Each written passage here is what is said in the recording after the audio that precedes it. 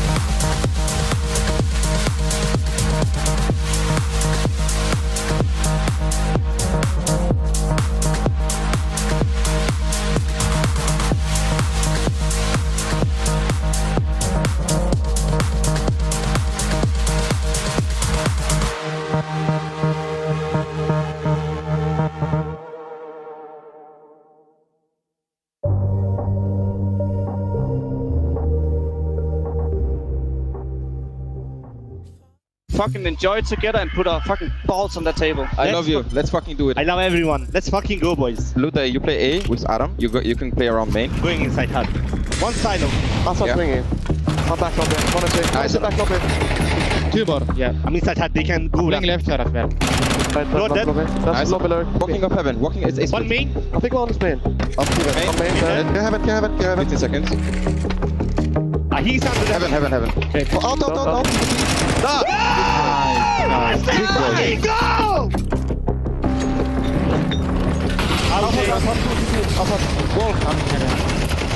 Afterwards. Wall.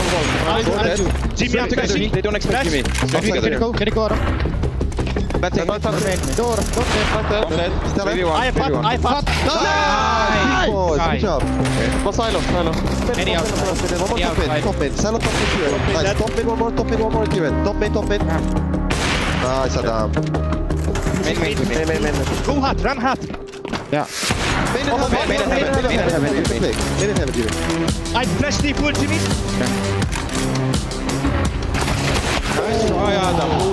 My bad. I'm smoke as if we're going main. We're gonna contact door. One more.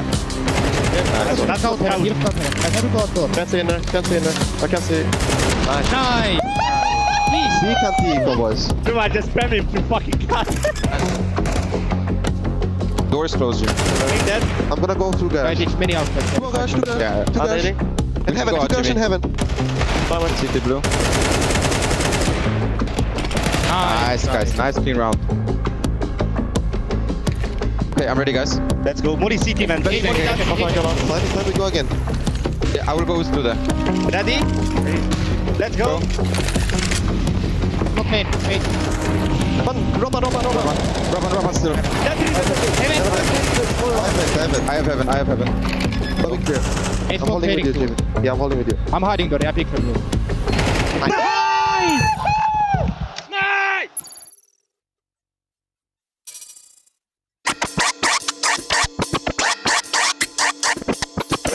Короче, пацаны, играем в такую прикольную игру, ну просто кринж. Ви поняли, блядь? Якось так треба ходити, стріляти, типа. Все мої ноги, а ось типа ти пригаєш. Робот, but you walk normal or what? You walk normal, yeah. Wait, full damage? Get smoked. Я вот так дивлюсь, ти поняв? Last long. Okay, but my game's fucking upside down. We still car. Sure. Zoom!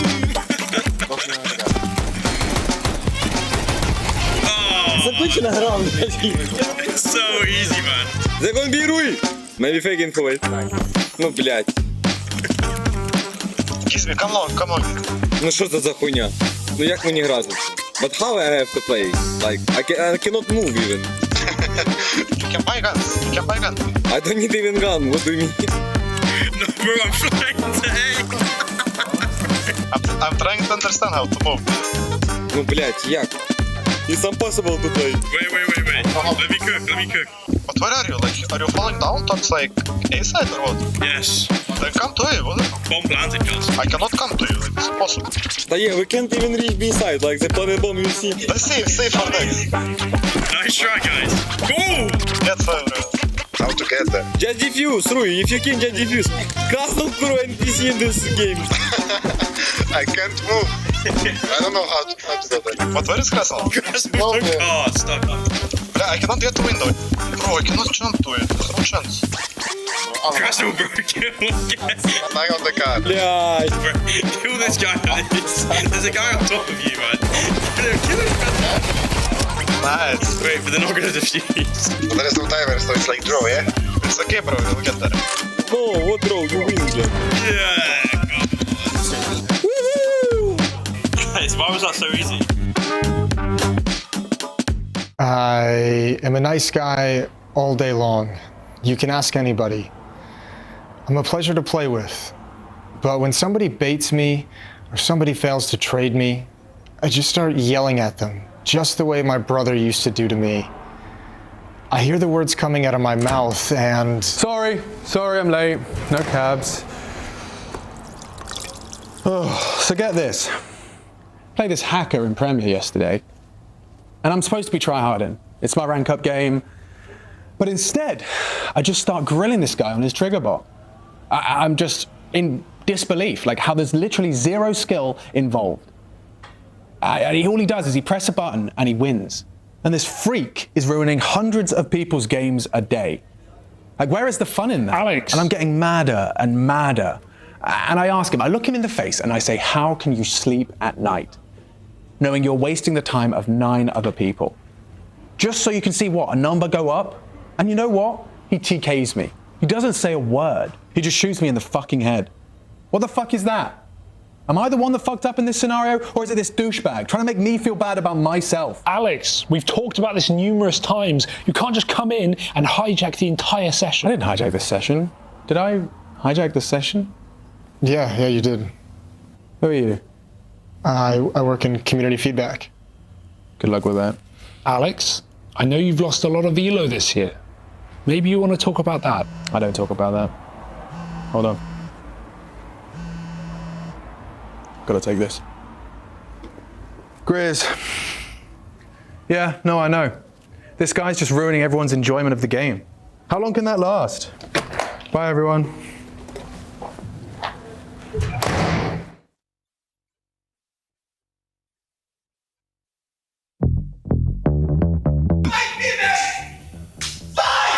That was just a noise. That wasn't even, that was nothing. What? That was a video? Oof, that's a tough one. It could be anyone. Sounds like a Brazilian team. Yes. Okay, I go with you. I don't know. Painting was there. We have no clue. Okay, we have 0 clue. Sounds like someone's getting them. It almost sounds German. I don't even know. We can go Tabson. We'll get big. Go Tabson. My guess is actually Apex. Oh, that's gotta be Apex, no? Seems like it. I'll just say it's Apex, and he's like giving a nice smack. If this is Apex already, I'm gonna be unhappy. Nice, man. Nice. Apex. No way. No way. You need to smile more! I'm telling you, fucking bot! Oh shit. Well, that was aggressive. Rude. Was that not just Apex again? Almost Apex again. I think that's Apex again. I think it's Apex again, yeah, run back. This is Apex again, though. No. This is either Nerds or Flamesy. You fucking butt! Smile more! Nerds. I would go with Nerds. What do you think? We go together. I'm on your side. You trust? Yeah, of course. Okay. That was fully. You need to smile more! I'm telling you, fucking bot! I honestly thought it could have been Nerds. He called G2 or something. Like, he's like, fucking bots, man. Okay, this one was easy. Oh, you're insane. What if you're in this? Nah, I won't be. We don't win rounds. What is this guy doing? He's playing like a vagina. That is controversial. Are you allowed to put this on? I think they're gonna bip it for sure. Oh. I think, is that Huxi? He has Danish accent, no? Yeah, it's easy. You know it? Wait, it's a Danish guy though. I'm actually pretty good at this, I think. I don't know why. Yeah, that's Huxley. I think so, yeah. Cadian? Very likely Cadian. Oh, it's so hard. Wait. Config, it's config. Config. Is it config? Yeah, it sounded Danish. Like a vagina. Yeah. Yes, it's config. If I'm wrong here, I cry. What is this guy doing? He's playing like a vagina. Is it Cadian? No, I think it was config. Fuck, it's a Danish guy though. Can I say fuck? Yeah, I think so. That's You said vagina in the beginning. You can say what you want. Oh, it's config. Config? Do you reckon that was versus us?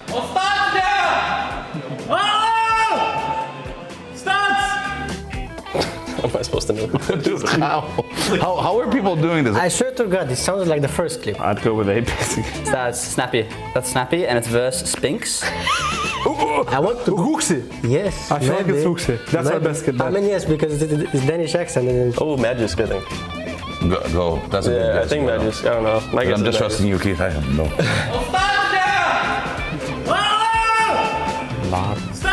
Madden. It's Madden on ends. Oh, it's Madden. Oh my goodness. Madden. No. No way. I would never guess that. Nah. What? No. Okay, this Who's is throwing us under the bus? What the fuck was that? What? I jinxed us when I said I'm pretty good at this. I griefed every single one since then, actually. That's gotta be Apex. I don't know anyone else. I just don't know what he's saying though. What did he say? I have no idea. I don't even know what language that is. I don't know. Frozen phases. I have no idea. I don't know. I go Sensu. Yeah, Sensu. I actually don't know. Can we not vote at all? Is that a thing? Wait, it was from Pain. Rebels, no? I think it was Rebels. There's no way anyone knew that. Wow, that's No one. insanely hard. Yeah, There's no way you're gonna get this.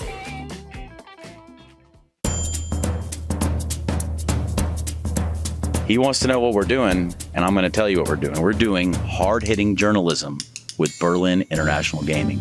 So anything that you can think to meme on the guys that are in there, we can put it on this paper. Remember, they're your teammates, so do your worst. I got one for JDC. Okay. I think he's wearing his sunglasses right here. So we can just ask him, is the sun shining in here? So maybe we can ask him if I can get my charger back, something for FORZE. Maybe we can just ask him if he fixed his hair before the media. Yeah. Because like it was like a unicorn or something. I have something else for JC. Damn. He never closes any door. So maybe we can ask him if he lives like in a barn. Yeah, barn or trains. Yeah, I have one for FORZE actually. Okay, what you got? He's a guy who takes his time in the bath, you know? Sometimes 40 minutes, 1 hour in the bathroom. So I would know what he does 1 hour in the bath. It's bathroom routine. Yeah. Went to the Adidas store today with him and he wanted some like special slippers, yeah, but he couldn't get them because like he has a big feet. Yeah. Like if we had to look at each other's feet here, nice shoes by the way, I'm just saying. You think he's got the biggest feet? We could ask, is it true what they say about guys with big feet? All right, let's get to it. Oh shit. JDC, important question for you. Is the sun shining in here? Is the sun shining in here? That question is very weird. Bit of a blunder there. All right, carry on, Pera. You're doing great. Okay, moving on. Process. This morning, your hair looks like a unicorn. How did you overcome? I did wash my hair.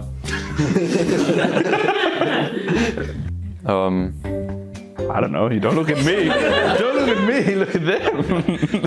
Right. But JDC, yes. Can you please return Citizen's phone charger? How do you know that? Oh, damn. That's okay. Yeah, fair enough. They have so much insights now. From where do they have the insights? That's your thing. Yeah, I don't know either. And finally, JDC, have you ever heard of closing the door behind you? This is all Surso's work, I swear to God. You little rat. He's a little rat. I love him though. Right, don't think you're just getting away with the unicorn process. When you spend 1 hour in the bathroom, what exactly are you doing? 1 hour. Apparently. I know who told you that. Finally, is it true what they say about guys with big feet? What size are those?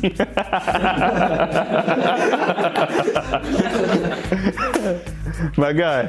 46 or 45.5. Depends on the shoe. Yeah. Did Adidas have some for you? Or yeah. Yeah? For these clown shoes? We've learned a lot about Big today. Maybe some things we didn't ask for. But this has been hard-hitting journalism. Jason Rogane podcast, check it out. The Jason Rogane Experience. Counter-Strike by day, Jason Rogane podcast by night. I rush the video all day. Yeah, great. Great to have you. First time on the podcast. I've been looking forward to this for a while.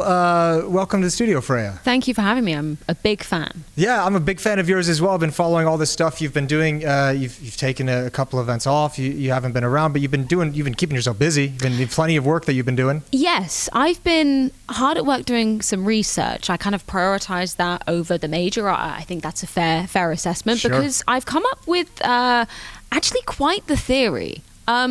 Many people will say that dyeing your hair is simply for vanity. And I'm here to prove exactly why that's the opposite. I think peroxide is actually power. And there's one man that epitomizes this. Russell Van Dolken, also known as Twist. You're quite a good friend of his, or were at one point in time. Yeah, right? I've worked with Twist a couple of times in the past. Yeah, we're friendly. He's a good dude, but yeah, he does have look, he's got a great head of hair, obviously, and he changes it quite frequently. And I guess why wouldn't you when you have that kind of hair? No, he's got some thick locks as well. Like he's got a lot to work with. Flows in the breeze. But I think he's actually clocked onto something that we're all missing. I think there is actually. Okay, let me just explain hydrogen peroxide as a concept, right? The chemical formula of hydrogen peroxide, which is what bleaches your hair, H2O2, but it's the O2, which is really important because that's Okay. purified oxygen. So it's not just the regular oxygen we're Sure. breathing every day. It's purified, which makes everything in your head more clear, makes you more attentive, more assertive, more noticeable Now, of other things going on, Is right? it the chemicals that are causing some of these changes you think of? Is it the actual like chemicals themselves, or is it the result of the dyeing of the hair? So I think people underrate how much hair is actually important to you, and maybe we can attest from this from two people from maybe different sides of the hair spectrum. Yeah, I think my hair offers me a lot of wisdom and knowledge. I think people say that's held in your hair. Sure. And I think by dyeing it, it actually increases your knowledge. Okay. Did you feel smarter when you had more hair?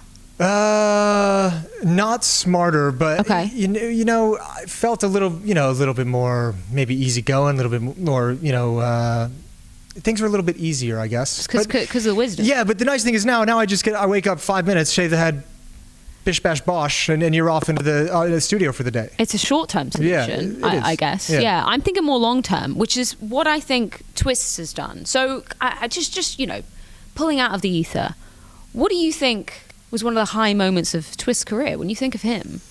You'd have to say, two that come to mind. You'd have to say the Intel Grand Slam would be one back in 2019. Which one? That was the other one. Is the other Grand Slam that also included the major. But I would say the liquid one has to be something special. That's the team he'd been on for quite some time. And this is the one. And notice what color his hair is. Yeah, it's a little bit bleached, isn't it? Bleached blonde. Yeah, he's got the natural roots coming in, but it's on top. Right. Is the bleach. Yeah, it's great.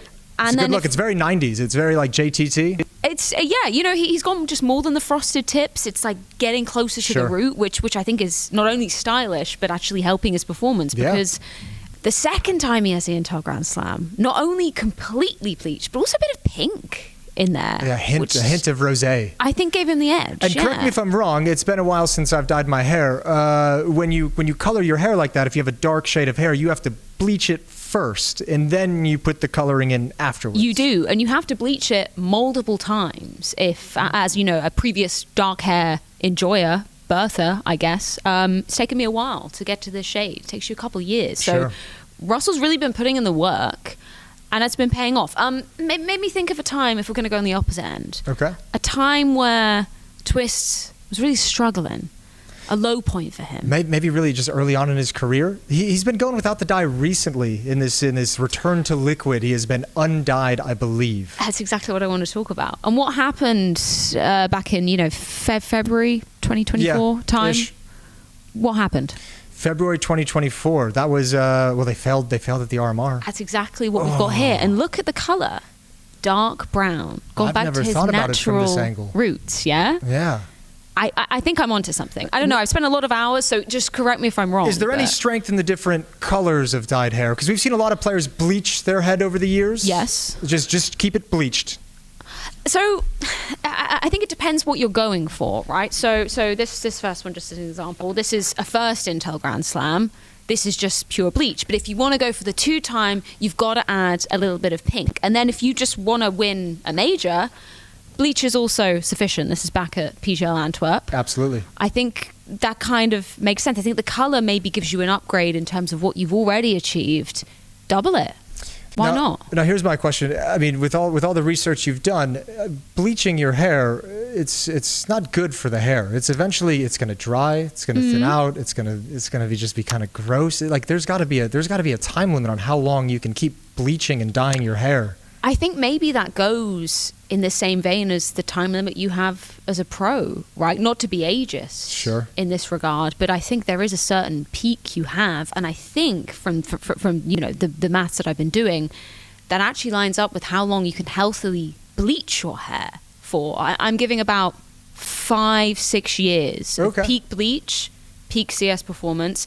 I'm not saying Twist is washed. I'm not saying that just yet, but maybe he's given his hair a bit of a rest, which means his own performance is, just Taking going a back rest. to restful levels. I'm not saying you're bad. I'm just saying it's not the peak. Is there any theory to this? There could be. It has some compelling research. You've come with a lot of supplemental, evidence of this situation, and yeah, at the moment, it's looking like that's very likely with his performance recently. So it was worth taking the major off for It's this, worth right? taking the major off. Yeah? Yeah. Sick. Counter-Strike by day, Jason Rogan podcast by night. All day. ESL Pro League Season 19 is brought to you in part by Intel, Acer Predator, Kadia, DHL, Monster Energy, the United States Air Force, 1xBet, White Market, and Gaming Malta.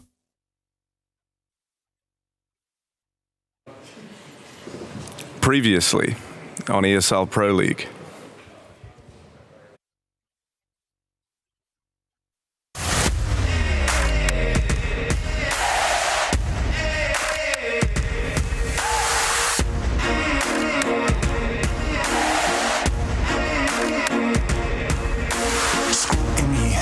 People twisting up the truth, this ain't new to me. Since the age of 22, I've been using it like it's fuel to level up, like it's champagne in my cup, like there's nothing interrupting my pursuit of dreams. There's a vision in my mind, it's consuming me. Take my confidence combined with opportunity, mix it up with unity, soon to be the greatest of my generation. Operation Victory. Fight or fly, we will stay through the perils we dare not to stray. Spark the match, light the flame. Out of luck, out of sight, dangerous, dynamite. Dynamite! Setting fire to the clouds at the speed of light. Going up, not coming down, screaming. Superman's kryptonite. Blowing up, dynamite. Dynamite! Setting fire to the clouds at the speed of light. Going up, not coming down, screaming. Superman's kryptonite. Blowing up, dynamite.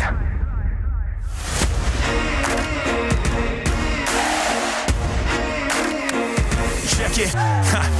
Troubled days, lonely nights, lot of tears, lot of fights. Big dreams met with bigger lies. It ain't what it seems from the outside. On my downfall they pray. Will I surrender or will I betray? Given the trauma that lives in my brain, or use it to fuel up the fire in my veins. I never complain, I boss up and do it. If there's a battle, I fight my way through it. If the wind blows, I thank God that he blew it. Cause what is a blessing depends how you view it. The fruits of my labor are in abundance. Indispensable, I'm not redundant. Incomprehensible the way I've done it. When the struggle pushes me out, I'll shove it. I'll rise above it. Fight or fly, we will stay through the perils we dare not to stray. Spark the match, light the flame. Out of luck, out of sight, dangerous, dynamite. Dynamite! Setting fire to the clouds at the speed of light. Going up, not coming down, screaming. Superman's kryptonite. Blowing up, dynamite. Dynamite! Setting fire to the clouds at the speed of light. Going up, not coming down, screaming. Superman's kryptonite. Blowing up, dynamite.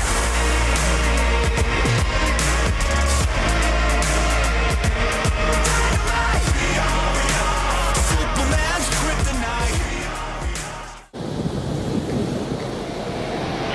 Hey, Chad.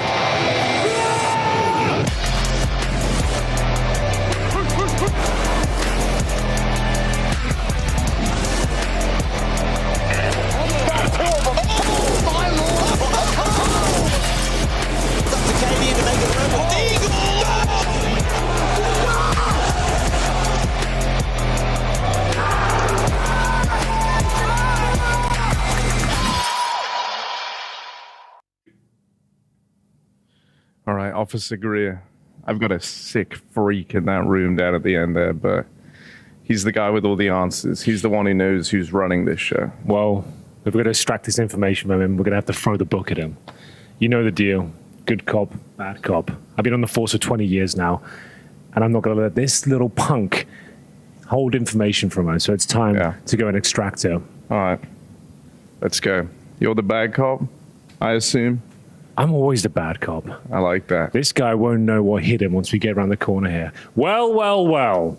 Mr. Byron, how are you doing, sir? I want my phone call. You've had me here all morning. I don't know anything. Tell us about Group C. Who are the leaders? Who is giving games away? Give me everything I need to know. I don't know nothing. I know nothing, Henry. Look, You seem like a good kid. I don't want to see it go down like this for you. Okay. Well, what do you want to know? Local organization, Mouse Sports.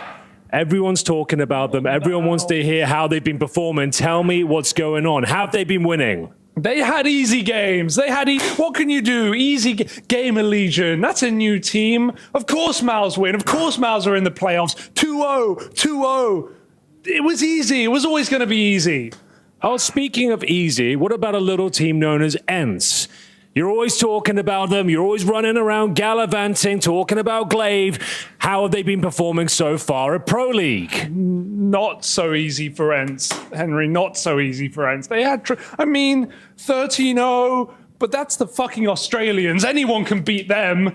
My eyes. Are you sure? They won a game. They won a game. I promise you. Will they get out of the group? Will they get out of the group? It doesn't look good, Henry. It doesn't look good. I can't lie to you. Oh, I'm sick of this dude. You do the talking. All right, look. Tell us who's at the bottom of the chain right now? Who's being affected in that regard? We don't need big game players every time. Why are you asking me? You know, the bottom of the group, the scum of the earth, they never win a game. It's the Australians, Harry. They come here. That's their Super Bowl. Just showing up, just getting on the plane. And let's be real, man. Furia blow right now. They got 13-0'd. Bad news, Kangaroos. Furia, last chance already. Come on, man.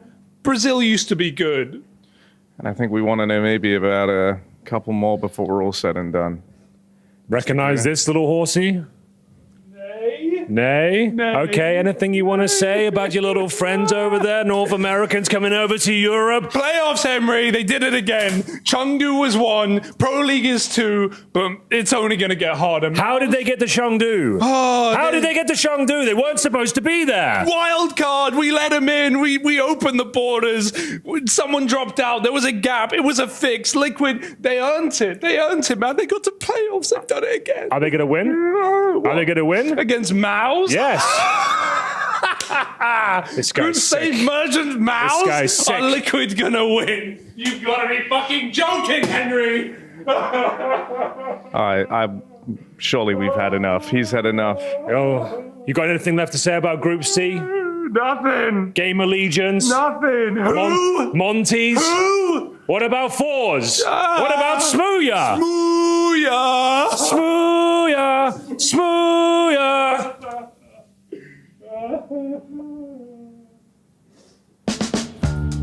Wow. Just wow. Pretty sick. What took it out of me, that interrogation? I'm surprised you even joined us here. Yeah, what are you doing I was here? expecting your day to be over after that, man. I wiped away the tears and I built myself back up for it. But yeah, that was an intense morning, I got to say. Henry plays a great bad cop. The light in the eyes. Did I intimidate you? I'm terrified. That's why I'm on the other side. Yeah. You might qualify for... I'm with the good cop over here. I am the good cop. Yeah, he tried to save you. He tried to help you What's out. underneath that shirt, though? No, I already took the suspenders off. They were really doing it for me. Yeah, the suspenders t-shirt combo is it's something. Oh, man. You know, no one really does it. What a morning. With good reason. Yeah. What a day. Hi, how you guys doing? Great. Slightly traumatized after that. Yeah, where do we go from dodged this? a bullet. Yeah, I mean, really, I thought I was going to go through that whole process as well, but they wanted to spare me. I think you might qualify for compensation. We should talk about it. Some human rights violation over there. Please. We'll talk about it. We'll figure something out. I'll talk to my lawyers. Jesus Christ, that was rough to watch. You guys are. You well, really actually, lay single hang on now. then. Let's not let your knowledge go to waste, because Hugo talked about Group C. Yes. Yeah, What's Group D. happening in Tell Group us D? everything you know about Come Group on D. now. Everything you know. Tell us everything you know. You guys have something to offer? Like, you think I'm a rat or something? Like, you guys want to make a deal? I think you're a mouse, not a rat, which is nicer. Yeah. I'll make a deal with you. You put me on a vitality game, I'll spill the beans. Okay. Deal. That's a deal? All right. That's a deal. That's a deal. You can just negotiate. I'm the good cop. I'm the great cop. You make the deal. You have the authority Arguably for the that. best cop. Deal. Nice, We'll nice. it. So yeah, we can talk about Group D. There's been 4 games and 8 maps played of Counter-Strike. That was pretty one-sided. Bish, bash, ball. 2-0s all across the board, honestly. Heroic won against NIP. The first map was kind of sick, I gotta say. Overtimes, all over the place. Second overtime, it was great. Big took a little bit of time to warm up against Boss. That was also an overtime in the first map. German Diesel probably. They went 4-8 in the first half, and then they come back, win the second map pretty easily. Who else am I missing? Oh, the Navi FlyQuest one. Now, that one was pretty much like a Zurich to Malta flight. An hour and a half, it was done. That's what it took them. I kind of watched that game on my flight here, and it was done. And then there's that one game that was Complexity versus Pera. Yeah. 2-0 as well. First map took 24 rounds, actually. Wow. A little bit of action, indeed. We didn't expect a very that. comprehensive round. Yeah. Well done. Well, this is great. Actually didn't know any of this. And there you have it. See? All you had to just give me the Vitality game, and then I'm just spilling the beans. And you commentated half the games, Exactly. Henry. Wow. Yeah, it's good to know. Results. Brain's still working. I'll always Thanks. be here if you need. All right, thank you so much. Touchdown. We do need a bit more from you, though, Maniac, because we've got Play of the Day. Bring the Matthew ratings back. Cadian, first up. Let's see what he had in store. Remember, guys, 1 to 10. 1 to 10. I am the first Out one who of put that 10, system together. How much do you like this? Oh, that's the clutch. That's the ancient clutch. 2. That's the craziness. It's got to have a third, Harry, surely. He will. Fake, no kit. Would he? Boom. Actually, it's pretty sick. I do think it qualifies for like a solid 8. 7, 8. It's 7.5, 7.5. I guess. I think, does the context add value? Why, it's in overtime, right? Second overtime, 1919. I think it adds value. 1v3. Yeah. All right. Maybe an 8. I think an 8. I think that's fair. Eight. All right. Eight. Enjoyed it. Rounds. Yeah, that's what you said. Settling on 8. All right. 8 it is. Straight up. That's what you 8. said, right, Harry? What we got said coming 8. up next? Did I hear Slend 1v3? Yes, that's exactly what I heard. That's the one. The man. Coming in from Team Endpoint, another future talent. Let's go. It seems to be the factory for Counter-Strike players over there. Yanker christened this. Oh, sorry. No, go on. No, that's about it. I was going to say Yanker christened this the battle for Budapest because it was no scope against Torshi, the 2 Hungarian Orps. Right. It was a cool 1v1. He also changed Endpoint's name to Start Point, which I thought was actually kind of banging. I think I like Yanker's commentary more than the actual round. It's getting better. Can we rate the commentary instead of the round? I mean, you mean the pun? It was great. Yeah. The pun is actually like 6 out of 10. What? 10 out of 10?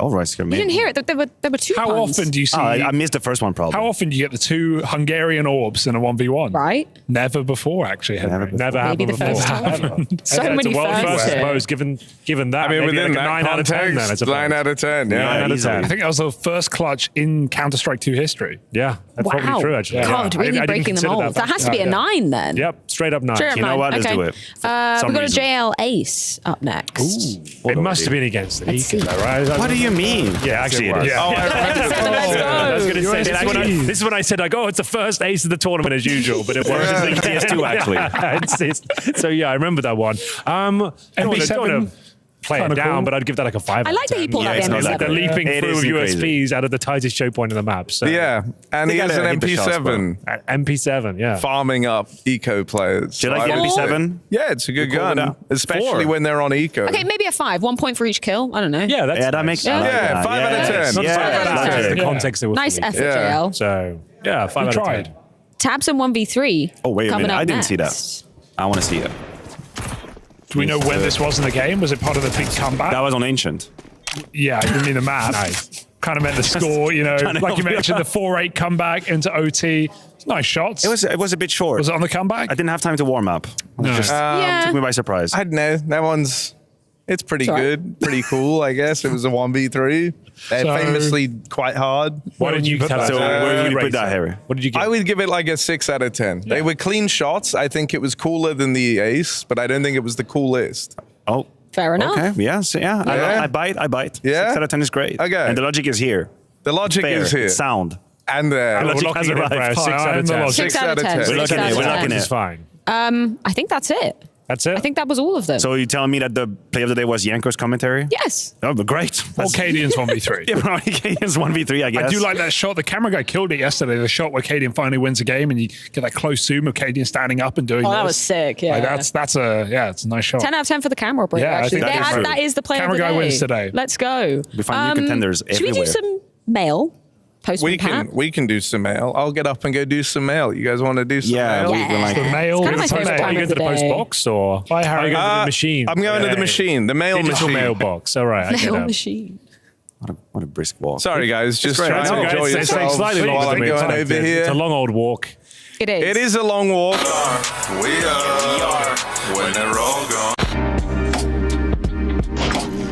Does your moisturizer suit your narrative? Oh no. Ooh. Oh, hey everyone. I'm just over here getting some mail ready, and I have my wonderful colleagues over at the desk. Colleagues and friends, I guess you could say. The peanut gallery. Some are some are others. Yeah, exactly. or- Thanks for the distinction now. Everybody's Well, you guys get to decide who's who in that. I'm having a little look at the mail. I'm seeing what we've had come in, because we actually had some today, which is kind of sick. Someone woke up early. First thing they thought was, let's send some mail to EPL Mailbag. as it should be. EFG.gg. We are like influencing. Well, I guess. the one that we got today, I don't know if it's anything we can help.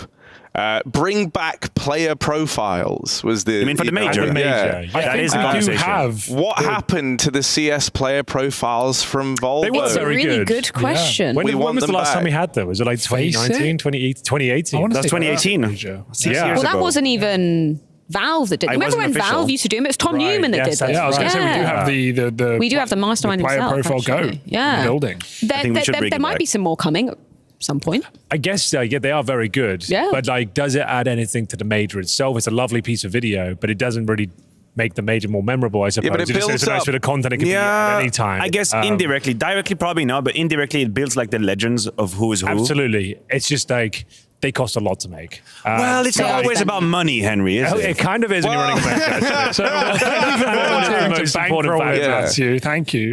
Yes, I know. My country famously succeeded on everything about money. Anywho, Here's back to you, another Henry. one. We got this one 10 minutes ago. Oh, wow. Which is not that long ago.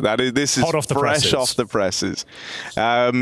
It's from There we go. Blazer. Yeah, is how I'm okay, going to cool. pronounce this. Right. There's some backwards like lettering in there, so I'm just going with it.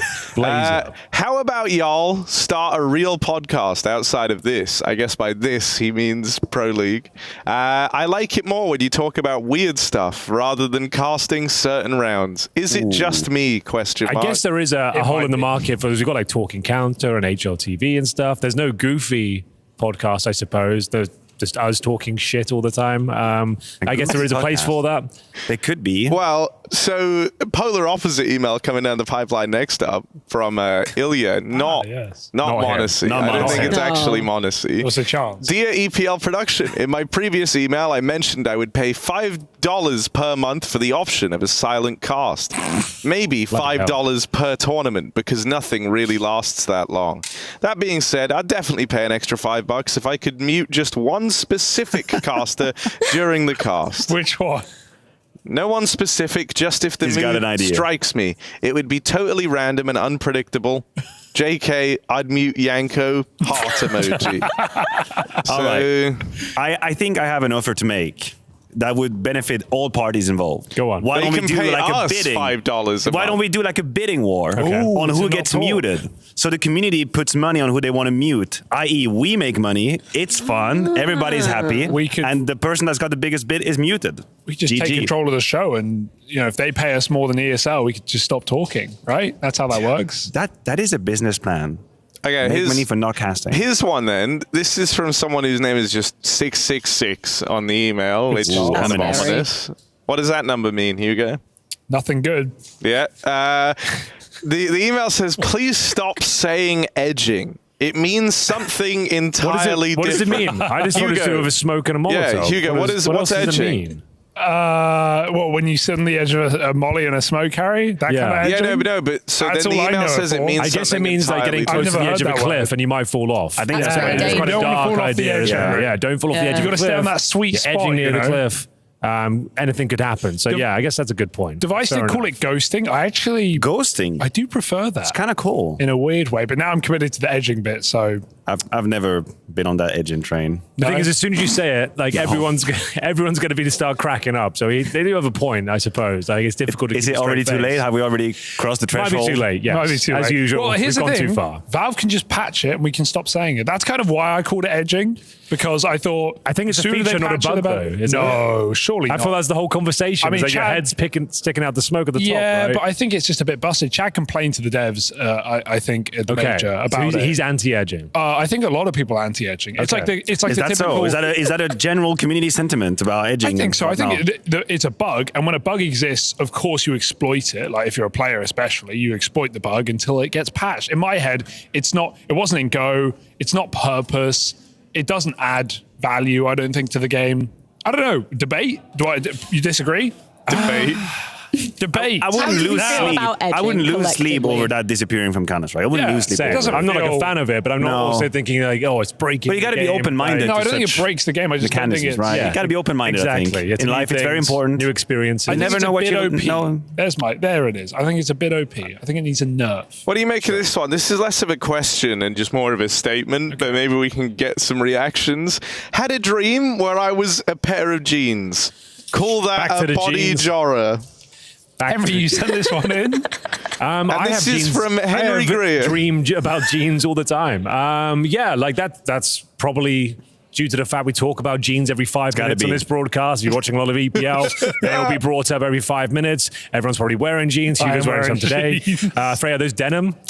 Yes, they are. Yeah. Okay, so Why they're not? kind of jeany in a way. I didn't do. I have jeans, but not today. Not today. Did you know there's a shop towards sells Slima called actually, and they is a shop. sell What's it called? just jeans. What's it called? Just jeans. Oh my God, I'm going. Yeah, right. I took a picture of it. That's as a well. second sponsored Take you by and the- Trace down there. Just man on the jeans. street, man in the jeans. I swear, my every pair of jeans they have in the store, put them all On on top of once. each other. Yeah, Oh, layer them that's all up. awesome. See how many- Biggest set them leg all on We the right. record. watch Henry die live on air as he overheats from the jeans. There'll be plenty more jeanery coming up Yeah, throughout top BPL, so don't jeanery. worry. We've got plenty of that coming down the pipeline. They call you the top jeans.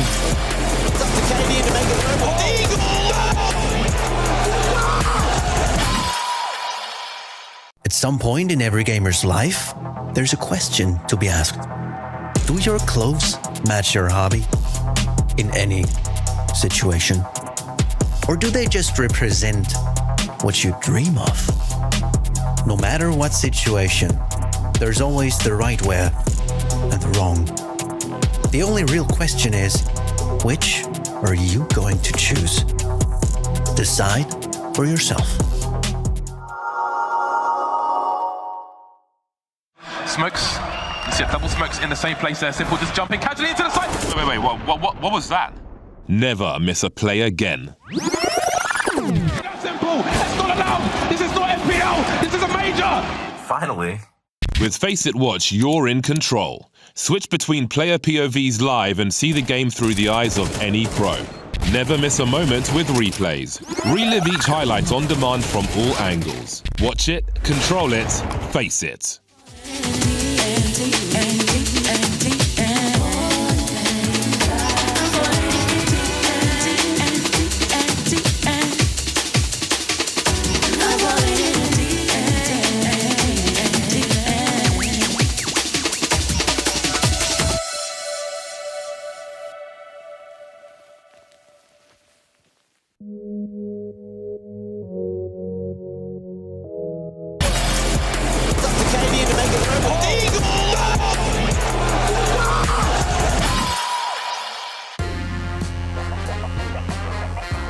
Hello everybody, welcome in to EPL B Stream here, of course. Myself, Scriv, and Naokai to walk you through the action. We've got a couple BO3s coming up ourselves, and of course 3 for the day in total. Looking forward to getting into it.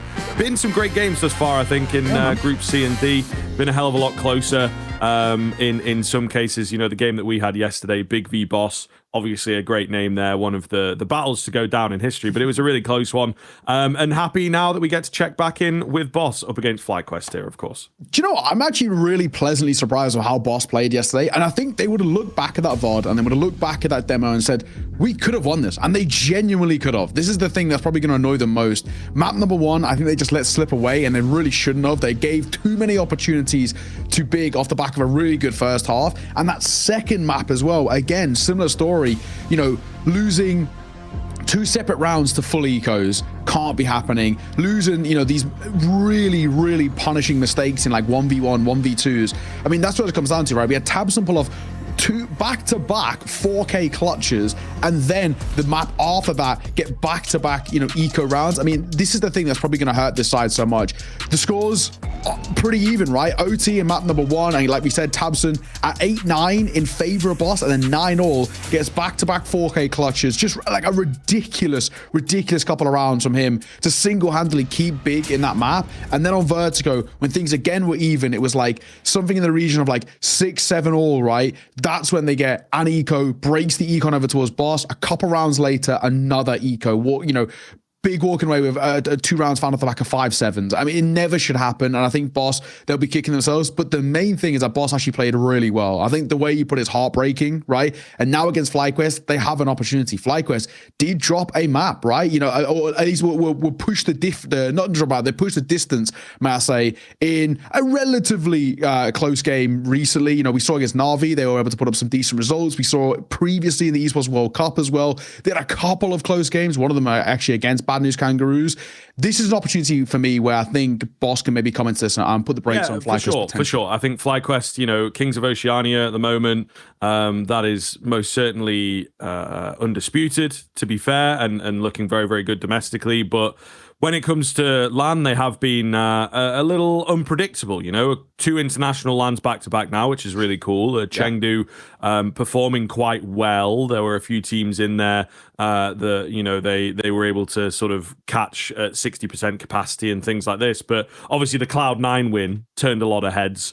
At the same time, as it's come out, as it's developed, it's a bit more obvious now that potentially Cloud9 didn't really want to be there, it has crumbled since, but still a pretty clean victory from them against Cloud9. So I think that FlyQuest, are building up decent experience. I, for one, I think, sure, you're saying Boss can bring the competition here. I think that FlyQuest are actually going to have a pretty simple time of this. I'm not going to lie to you. I think that they'll be very, very ready for this, and I think that this is a game for them to really prove themselves, that they are sort of, you've got these regions, these teams on the extremities, as it were. We're very European-centric at the moment. NA still figuring itself out, which is usually sort of the main competition, and I think that FlyQuest will come in looking to prove that they can actually compete against the sort of minor regions, quote unquote, as it were, and indeed take a clean victory. Yeah.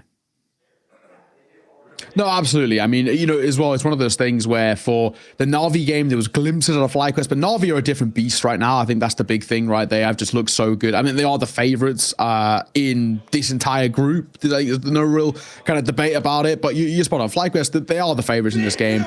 There isn't really too much of a debate about it. I do hope that Boss can bring that same level that they did against Big, but it is a question about whether they're, a little bit heartbroken off the back of it. There was a couple more we need to see as well. They were very reliant on Cryptic farming, and Cryptic did do a really good job. I mean, I'm going to give this guy a lot of credit. He was impeccable at times against Big. I mean, I think off the back of that series, we spoke about Tabson playing so well, but bar the result, absolutely the MVP of that game. I don't think there's too much of a debate about it, how well this guy played. Look, here's the results as well for him. 1.45 rating, 103 ADR, and a 1.8 impact across the series. It was no joke of a matchup for this guy. He absolutely loved life in the server. Big could not find a way to stop him. They could not find a way to break down how kind of well individually he was playing. And across the series, right, we did really get to showcase as a rifler how he likes to call around himself and play around himself in this sort of pack. So I want to see more of that today. When you go head to head, him versus Dexter, you actually could probably say off the back of yesterday's performance, he could actually take Dexter the distance in terms of the rifling side of things. The real issue for Boss is just maybe the depth. Darty, pretty poor game from him. Fang went a little bit missing at times. And, it did really feel like for Boss, they relied so heavily on Cryptic and Pone alone. And if those two don't pop off, then you're in a and we little did bit of see trouble. into that overtime, right? On Ancient, I think, it was Pone alone that went a little bit missing and didn't end up costing them, don't get me wrong, but they weren't able to rely on him in the same kind of way. So I think, you raise a very good point that they have a couple prongs, a couple icons within the team that really have to perform well. We do have the veto coming in here. FlyQuest picking into Inferno, for me, feels kind of surprising. They had a lot of options available to them, what with the fact that there's a hardcore permaban from Boss. They have some great maps at the moment on the FlyQuest side of things. Again, domestically, you have a map like Mirage. Indeed, Inferno is in there, but Vertigo was maybe the one that I was expecting to see. Not going to be the case here. So kind of a surprise in ways from FlyQuest. The Ancient coming out from Boss makes a lot of sense. Played it recently, played it to a very close level. Potentially should have won the game yesterday, so hoping to not fall to the same issues. And then Anubis is the decider. What do you make of it? The only thing I probably kind of, in a sense, is to disagree with is that Inferno, just in the sense that they've probably just seen that Boss can't play this map. You know, Boss are 0-5 on it, right? This is the big thing for me, and it's probably one of those things where it's like, we could have gone in towards our Vertigo with a 100% win rate in. However, I think there probably is a bit of mind games here where they're thinking, surely Boss are expecting this. Surely Boss are prepped specifically for the Vertigo. It's been FlyQuest's best map, 9 for 9, 100% win rate. They've looked so good on it. They've actually really been able to scout some decent teams on it too, right? You know, we saw them take down Virtus Pro, even before that, Envision, back at the RMRs. There's like, you know, it's good. Primarily a lot of domestic results, but it has been a very solid map. There's also a lot of tape. And I think for me, that's where FlyQuest have gone right. They're probably expecting Vertigo. They probably heavy prepped it too. And they do play it a little bit. However, we go to Inferno here, which are still pretty decent. I think they're like 5 from 6, FlyQuest. But Boss are bad on, and there is tape on how to beat Boss, because Boss have lost 5 times in a row on this map. And you know, some of these losses aren't even really close as well. Losses to Nouns 13-5, Party Astronauts 13-6, Liquid twice 13-9, 13-2. I mean, you start to see these results come through and realize this is actually very doable for FlyQuest's first map, and on paper should be an absolute walk in the park. It's just a question of, can they do that? We'll have to wait and see. Of course, the only loss they picked up was the Virtus Pro, but it wasn't overtime. And VP are one of the hardest teams to play on Inferno. So let's see how things play out here as we get underway in towards our first series of the day on the B streams. Boss taking on FlyQuest. Inferno is our canvas for this beautiful display at Counter-Strike. And what can Boss do? We still keep a keen eye on this side, because they definitely came into towards this tournament, in towards this groups. It's one of the lowest rated, and well, so far, they really impressed us yesterday. So I'm hoping this is a story of things to come. Party takes that first exchange. A little bit of damage traded, but ultimately nothing coming. It's a dry run out of the balcony. Cryptic, oh my lord. Starts off so explosively to find himself that double kill. But just the fact that he's able to stay alive means that they can trade things out and, yeah, deny even a bomb plant there. Boss, I wouldn't say they were necessarily ready for it, but a wild attempt from FlyQuest goes south. Yeah, try to pop through coming, and it does not work again, right?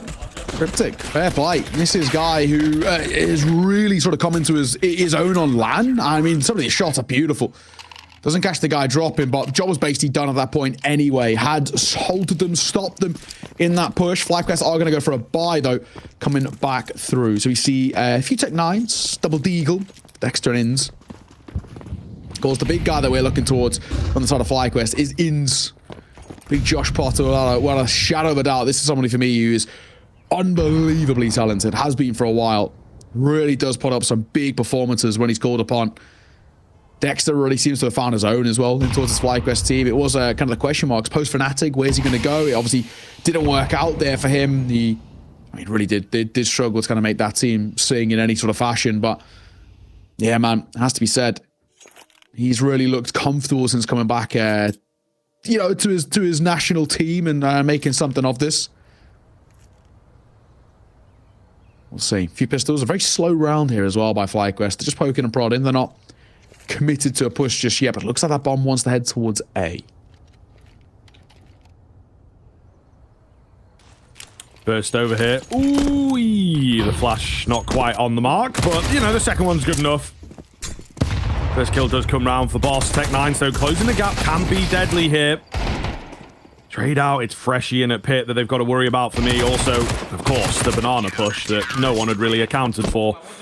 Boss will see off that force buy, making it look easy, denying another bomb plant. So really keen start here from the American side. Yeah, that's good, man. This is good. They're not taking too many casualties. They're making some of these rounds actually look very easy. I think one thing that really does cost them, that opening MP9 kill that comes through, the first flash obviously didn't hit, and they swung expecting it to pop, and it didn't. So that missed bit of util there from Alistair does actually basically immediately halt FlyQuest in that one. So force buy goes south. Right idea here by Pern alone. Do you want to overfight? Well, he doesn't care. takes the first with ease, sticking around as well as Darty. Gonna support with the MP9. Inns will make his way in towards apartment, but look at this from Fang. Gonna hear so much information. Knows Dexter's in through ramp. Has pushed already, and that's the bomb. Vex out of fall. Another will drop with him. The trade comes through, but it's only momentarily. Looking good. Looking very, very good. Boss, 3 in a row. No real sweat off the brow. I think they've lost 1 player in every round. No more than that. Really great here. We got the notes out.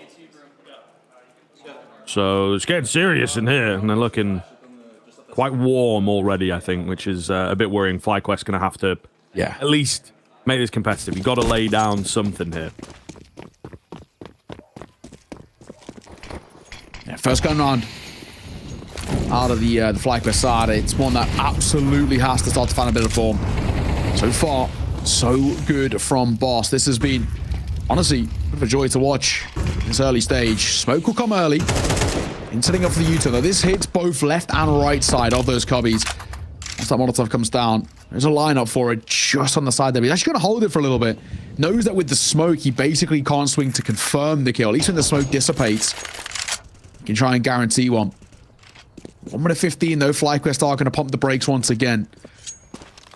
Real information gained, bar basically that there's somebody deep towards Banana. And another smoke to meet them will once again just halt these ideas towards B.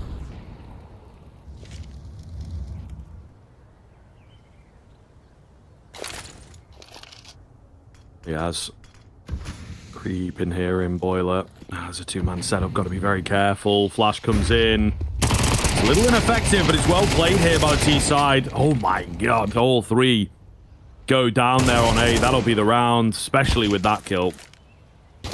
Darty probably just safe here. I mean, what else can you do? To be honest, FlyQuest have railed them at middle. That was so well played. Darty. Last man standing. The save call is basically all he's got in the locker. Gonna make a little move here. He's starting to be flanked upon. Might have just hit the net, but never gonna escape here. Dexter, we'll see him off. Great round on a FlyQuest. This is how FlyQuest should be playing in towards these gun rounds. They've got to come in, take confidence. And honestly, credit to them. They don't really rush things right at the start. They're waiting, biding their time for Boss to burn a lot of their util, and that's exactly what happens. It's a really solid round out from the Aussies. So first on the board. But of course, that was a bonus round for Boss, right? So we're not going to read too much into that one specifically. This is the one that's going to make kind of the most notable difference, right? We've got an AWP play for Pone alone. M4's across the board, bar Fang on the MP9. She'll be over towards that B site. Probably the best place for it. The big thing is, can Pone alone, can he get going once again? He had a really decent game at times against Big. Says FlyQuest don't have an AWP themselves. Alistair yet to get a kill, yet to pull one out, so he has the advantage at range. Pick up, Pone alone. Kicks off the round for Boss. Deep banana control coming in. FlyQuest not really got an answer to that first kill. Nades on the corner. Don't find anything. So where do we go from here? Very, very slow roll here. Boss trying to be careful with the rotational play, but keeping FlyQuest at bay. Not really seeing anything out from them. A slow contact into this B-bomb site. Oh, Pone alone. Maybe had a chance at that. A little panicked on it. Meanwhile, boost up at the back end of the site. Molly comes in. That'll force them out into the open. This could get problematic. Inns holding. Knows there's potentially a second. Pone alone goes down to the nade. Cryptic hidden away, but they are not planting that bomb just yet. He is holding for time. Got to try and stay alive. Flash comes over the top. He's not going to move. Really trying to sell that there ain't nobody in this smoke, but when it goes down, Inns, he knew what was up. FlyQuest just picking them apart. Yeah, and it has to be said, another thing, right, where just like that round prior on the bonus, now on the full buy, so clean from FlyQuest. Only the one casualty, played to perfection. They lose the initial fight as Vexite falls to the AWP, and then they very quickly gain control of that round and make it stick. yeah, super solid stuff, right? Really nice B-take coming through. In just had his number of cryptic back sight, and before you know it, everybody stepping up for a killer piece. Really good work. FlyQuest now have put a,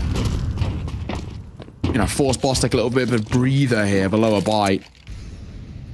5-stack, making their way through apartments. I do quite like this, actually. Just a bit of a train moving through the AAPs. Vexite, gonna be tested. Vexite loses the first. Oh my god, the pistols are causing problems. Causing a lot of problems. Smoke will come down aptly timed, but too little too late. Dexter, how is he still alive? He's not for much longer. It's 2v4. The full pistols might be about to steal. I don't believe it. Go B, lads. You've seen like 4 out of 5. Yeah, Worst case scenario, there's one lurking B side. Just get a bomb down at the very least.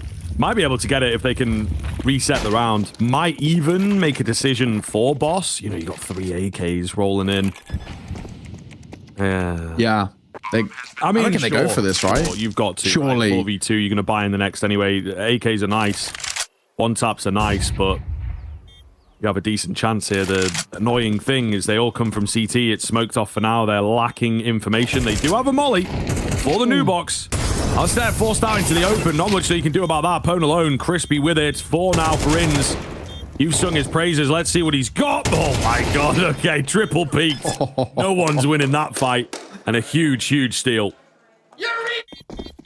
Do you know what? The thing that lets FlyQuest down there is actually, the first two, first guy, right? You die, is what it is. I think it was Vex Aaron right in saying first one to fall. Fair enough, he just gets caught off guard. He's maybe expecting somebody to drop out of Bauk, which, he was technically spot on with, but he gets overwhelmed. Fair enough. But then the next two, you've got Liaz and then you've got Dexter over-facing. When you're being kind of suffocated in that sort of second mid position like that, don't stick around. Don't give him the opportunities. It's just not worth it.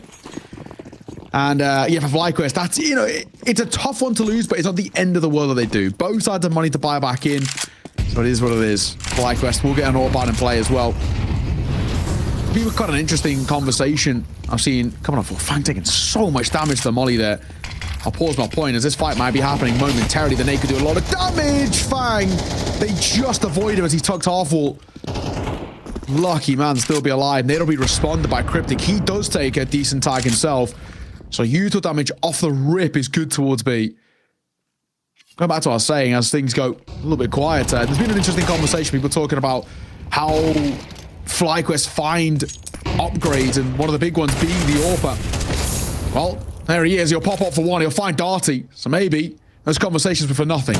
Yeah, it's perfectly timed. It all comes together nicely. Save for boss. So not much that I can add to the round in terms of commentary. It's over in after that one kill, to be honest. How about the conversation? Orpas. This has been a conversation that a lot of people have spoken about. I've seen it online. I've seen it, obviously, some of the Aussie boys. I know, shout out one time, my goats, the Aussie fans. We've got, obviously, I watched the Elfish podcast the other day. Great work. Definitely, if you're a fan of Aussie Counter-Strike, go and watch it. They had the whole gang on there as well. We had, of course, Geographically Challenged. Is that Modo was on there. Pilski, Geographically Challenged. Yeah, some of the boys were out doing ESL Challenge in Melbourne. Hotel room. I think they were out there. But no.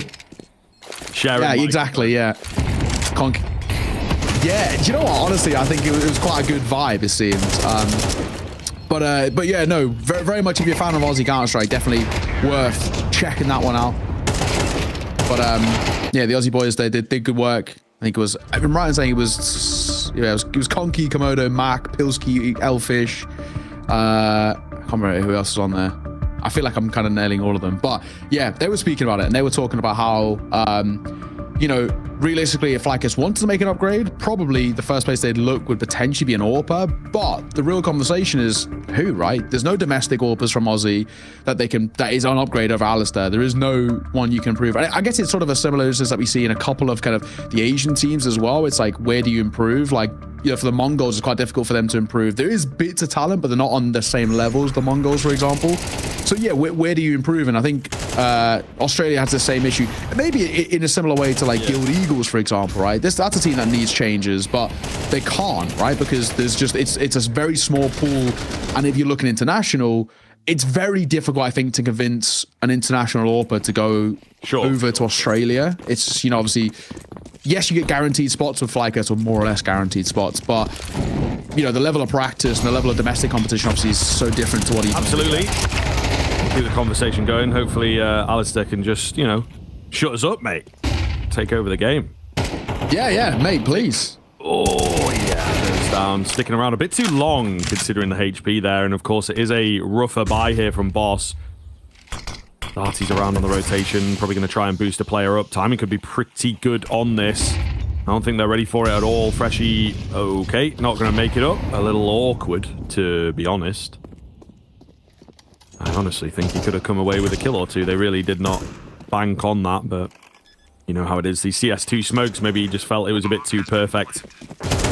Either way, they're going to move to save it. FlyQuest rolling up to 4, which is a really, really big deal here, folks. You know, they lost out to the Pistols. It could have been Boss taking over this first half, but FlyQuest have responded really well, not let it get to them.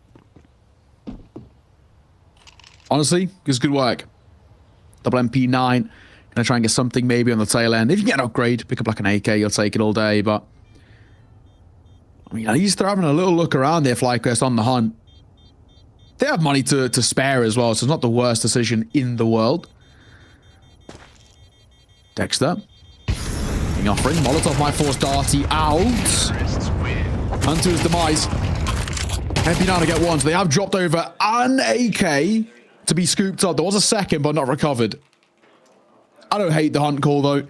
They know that, you know, for Boss, money's in a little bit of a precarious spot generally. It's worthwhile, right? Just try and see if you can put even more pressure on. And so far, FlyQuest are doing exactly that. A little bit of a slower start off the back of the pistol. And in credit to them, Boss's pistol was actually really good yesterday as well against Big. But since then, it's the gun rounds. And we spoke about this as a real conversation as to why Big did end up winning out the series. It's all well and good that Boss, you know, they can find these pistol rounds, they can find the force buys, but actually gun rounds at times do let them down. And it is sort of what we're seeing right now. Darty up close with a USPS, not expecting a lot. Shoulder spotted, look at a dink. Vexer to see him off, one around the corner. Freshie's barrel might have been spotted, but Vexer isn't trained on the angle. They're not looking this way. Freshie playing trigger discipline. This is beautiful. Spots one, double stack for 2. That is a lovely 180. Meanwhile, over on B is where FlyQuest are going to try and get that bomb down. Bang on the P250. Surely not much that he can do. Yeah, the flash blinds him up. Nade goes in here for the AK, but they are ready. I think it's become an instinct now. Maybe for a bit there was catching players off. You know, nade would go down, smoke gets blown, and they're a bit like, what the heck is happening? But as soon as you hear that nade hit the ground, like close to you, I think a lot more players are like, oh, someone's trying to burst through the smoke. You see them all spin around there, ready for a fight. Actually, will take his AK into the next. He's also got himself a kit and a smoke, you know. He's doing well. He's doing well in life, mate, to be fair. Decent loadout. Yeah. Oh, on a molly. There we go. He's farming. He's collecting. Maybe another kill. Oh, he might have been spotted there, actually. I feel like Inns got the right idea. Yeah, Inns is trained. He knows. I'm pretty sure he spotted the gun barrel, maybe. Might have been her jumping up. Inns now tagged, but still alive. Close that door, fella. Yeah, and he will. He'll just about get it down. And he will keep the AK alive. Good rounds on FlyQuest, though. Really, really solid Counter-Strike being played here. They're not feeling that much pressure, you can see. In the bulk of these gun rounds, only really one team in it. This is what you want to see. You know, this is now FlyQuest winning 5 out of the last 6 rounds coming through, right? The only one they lost, of course, being to that kind of full eco, pushing towards second mid. Bar that, it's been a very solid display. Gun rounds have only gone one way, and this is what we can see from the FlyQuest sides. This is how they can really beat the brakes off a couple of teams. So, Ozzy's playing some good Counter-Strike at the moment. Nade will chunk down Liaz, but he's not going to respect. He's going to continue going forward. Really big round here, of course. FlyQuest can get this one. They will split the half down the middle at the very least. Pretty good showing out from their T side thus far. I'll continue to say really well managed. Boss with 4 on A. Other than that, it's been a rather quiet one. Utility comes over the top towards B, keeping attention there, but Boss are not moving. The smokes will come down, and Fang gets cold feet. Still close enough to the action to help out. It's a simple brackets control move thus far now. I think they'll go back in for a double pump. And I think you're right. Smoke will come down from the CT side just to keep them at bay for now. And Fang gonna try and sneak his way forward and play around this. I do like the call. He might not check this as late. They are looking. They didn't clear it. He's full blind. Gonna get 2 for free. Dexter clears it, but only half, so he doesn't check the close corner. But it lets them down. It's a relay of misinformation that it was clear, and my God, it's falling apart. Down goes Alistair. Down goes Inns. And down goes the round in Boss's favor as FlyQuest left down to Liaz with it all to do. And he can't even get 1 for his troubles. Really good response on a Boss, and it all comes down to one little mishap, one little misplay, not clearing long cubby effectively. And they both fall, and that's basically the round chalked up there. Tough, very, very tough indeed. You know, if he wasn't blind, hears them come in, finds that first, you never know, second guy might have been in position to trade. I think that's ultimately what was happening. They were half expectant, but it's a bit difficult, isn't it? That first guy round can't really check the cubby. He should probably check the long corner. Obviously, they had that crossfire going anyway, so it would have been a difficult one to come out on top of, but the way that it panned out is pretty much impossible. Big nade damage to kick this one off as well, so Boss wanted to pick up where they left off before the freeze. Diaz has been a menace in the apartments. He's in and around that area once again, looking to do the same. Flash is good, but a little late, potentially. Vexite on the entries. Takes down the B defense. Great space for that bomb to go down. We'll keep our eyes on Liaz. It apparently seems he's been maybe annoying enough, maybe made a bit of noise over there because the rotators were glued to the spot. It's only Darty that started moving over, but the rest of the Boss squad were not moving at all, so hardcore save here. FlyQuest back in. Taking that lead and trying to see if they can guarantee it at the turn of the half. I mean, like we said, this has still been a really solid play all in all. Very few rounds being taken by Boss and the important ones. And if it wasn't for that strong start, this is actually an absolute massacre of a game so far, right? And this is the thing. I think Boss know it. They're under pressure. Things are being a little dicey for them. Liaz is still lurking around trying to find that ore, but sideswiped by Freshie. We get an upgrade of the AK-47. FlyQuest. They take a 6th. Couple of casualties, but it's not the end of the world. Final round of the half. Make it 7-5. They're sitting very happy. Even 6-all, I don't think they're too annoyed, in all fairness, FlyQuest, because they still know this game has primarily been, for the most part, theirs. I think the score is slightly misleading. Boss haven't given us too much yet to be too happy about. Open play for Alistair. A quiet game from him though, right? 2 and 5. Not had too many opportunities to make this AWP sink. On the other side, has had a couple of nice openers with that AWP, and especially playing through apartments. He's kind of shotgun to open it. He's getting proactive.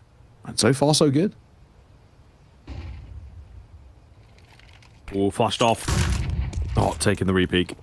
Playing things safe. They've actually bolstered up B, which I want to say is like the first time this half they've done that with rifles.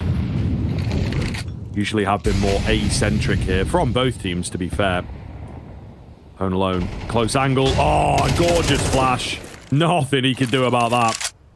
Absolutely ruined. Freshie at the back end of the hay cart, which is now a van. Will look to return one back, but not quite the same success. He's spotted out 2 or 3 here, so that'll call upon some rotation. Big find in from Darty. Actually down below, only good for the 1, and of course that Moto smoke keeps the rest of the A players out. Bomb going down, Molly, and a nade, and some spam to find a key frag. 2 versus 2, we're definitely on here. Vexite's low. Absolutely a possibility. Vexite found 3 kills in the round. Once again, FlyQuest is still asking a little bit more out of him. That's how dire the situation feels. Do they clear up in towards Graveyard? It feels like they will. He's Fang checking for it. Liaz is a known quantity on the swing. Fang tagged, and there's one. Pistol pulled out, but thankfully Vexite kept alive. 4 kills to his name, and the youngster closes the half well. A lead for FlyQuest. Can they add to it? We'll have to see after the break.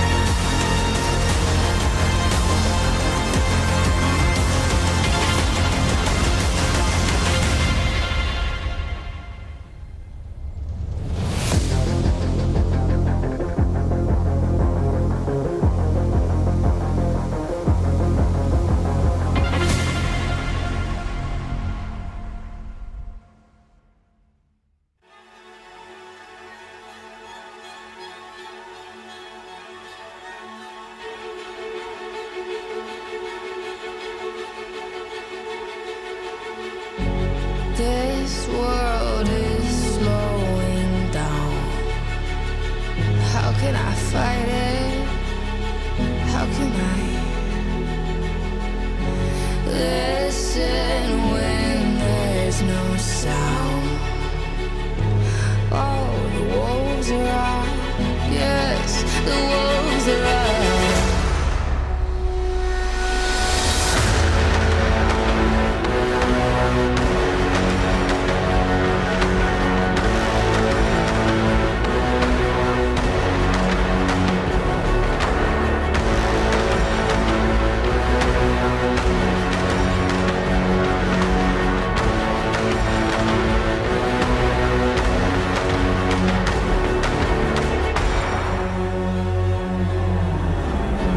Hold on to what you found. Days are deceiving. Oh. It's up to Canadian to make it run with the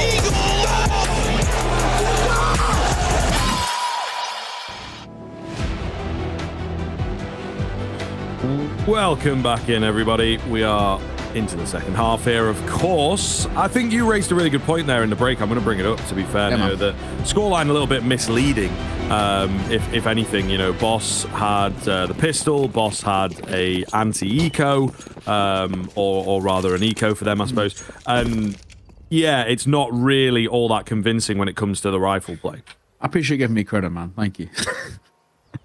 No worries, no worries. I mean, it's a good point. Yeah, do you know, the main thing is basically is that FlyQuest FORZE bought second round when they didn't get a bomb plant. So, you know, they lost that pretty convincingly, and before you know it, it fell apart.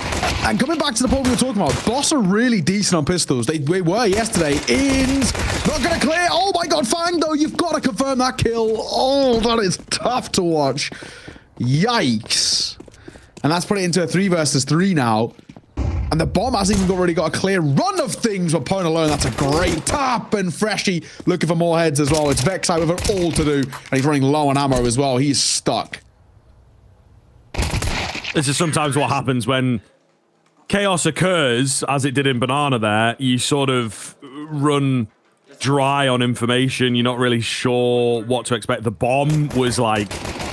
you were ahead of it to the A-bomb site. Just a really, really weird game state comes in there. And unfortunately for FlyQuest, despite a hiccup from Boss in Banana, they just didn't know what was going on and got bested. I think they were expecting, like, the A-bomb site vulnerable, open. The bomb will be going down any second now. We got to get there as soon as possible, but just not the way that it was. Boss there. What would seem like misplay, what would seem like being in the wrong spot and a bit of a mistake actually works in their favor. And another force here from FlyQuest. Yeah, man. This is the things that make you go, It's the thing that, like, you know, T-side, like, I can maybe give you a little bit of a leniency with. I really hate CT side force fires when you don't find the round. Because look at the bringing to the table, right? Upgraded pistols, barely even utility into the fray. It's like what's the point, right? They can have a full buy next round, and even if this one was thrown away, the worst possible thing that happens is you maybe feed a Mach 10 and give them some kill bonus. You know, whoop-de-doo, right? Who cares? It's one of those things, for me, I don't understand the decision behind it. I never have. I do definitely need, I would like to, like, you know, speak to a couple of IGLs who go for it, like, you know, understand why Dex is called for this, because why would you not rather have rifles? Yes, you give up the lead and it's a 7-all, but then surely you have a much higher percentage of taking it back on the gun round. And that's where you've done your best work. They've just seen that first half where their pistols and their force buys were poor, but their gun rounds were so good. So surely you want a gun round then as early as possible. But apparently not. Then again, if they win it, I can't really ask too many questions, right? I guess we'll have to wait and see. Freshy, he's gonna check and clear. Spotted by Alice. Alice gonna go try and get aggro here, and Alice overextends. Easy kill. Look at the time though. They're going so late towards B. Yeah, this could get... oh my god, very messy. The flashes are just super effective. Vexite, though, the first is troublesome. The second comes a bit easier. 2 versus 2 as the bomb gets planted. It's once again very, very chaotic.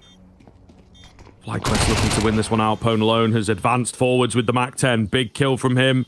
Great confident display. Leaves Ints alone. Oh, he doesn't quite finish off Pone alone, but maybe he's made it a bit easier. He's charging after him.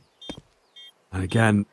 And Alone does a good job here. Great brain on him in this round. Finding that first on the post plant and setting up the second, just being the distraction. Darty makes it look easy. Yeah, you know, again, right? They've found a few kills, yes, but for FlyQuest, it's not good enough. It's not going to facilitate an investment here. So, yeah, I don't know. I'm still coming back to my point and saying it again, right? I still don't understand why teams go for this. You'd much rather they have M4s, FAMAS's, full belt to util of MP9s in this round here. And judging by how expensive they made it in that round there with pistols, maybe he could have got a couple of kills and yeah, who knows. But either way, it's going to be Boss taking a lead for free because FlyQuest have gifted it to them. And now FlyQuest having to once again play catch up the same way they had to do in that first half. Just come back to saying, right, slightly misleading these score lines, but 2 kills apiece already isn't terrible.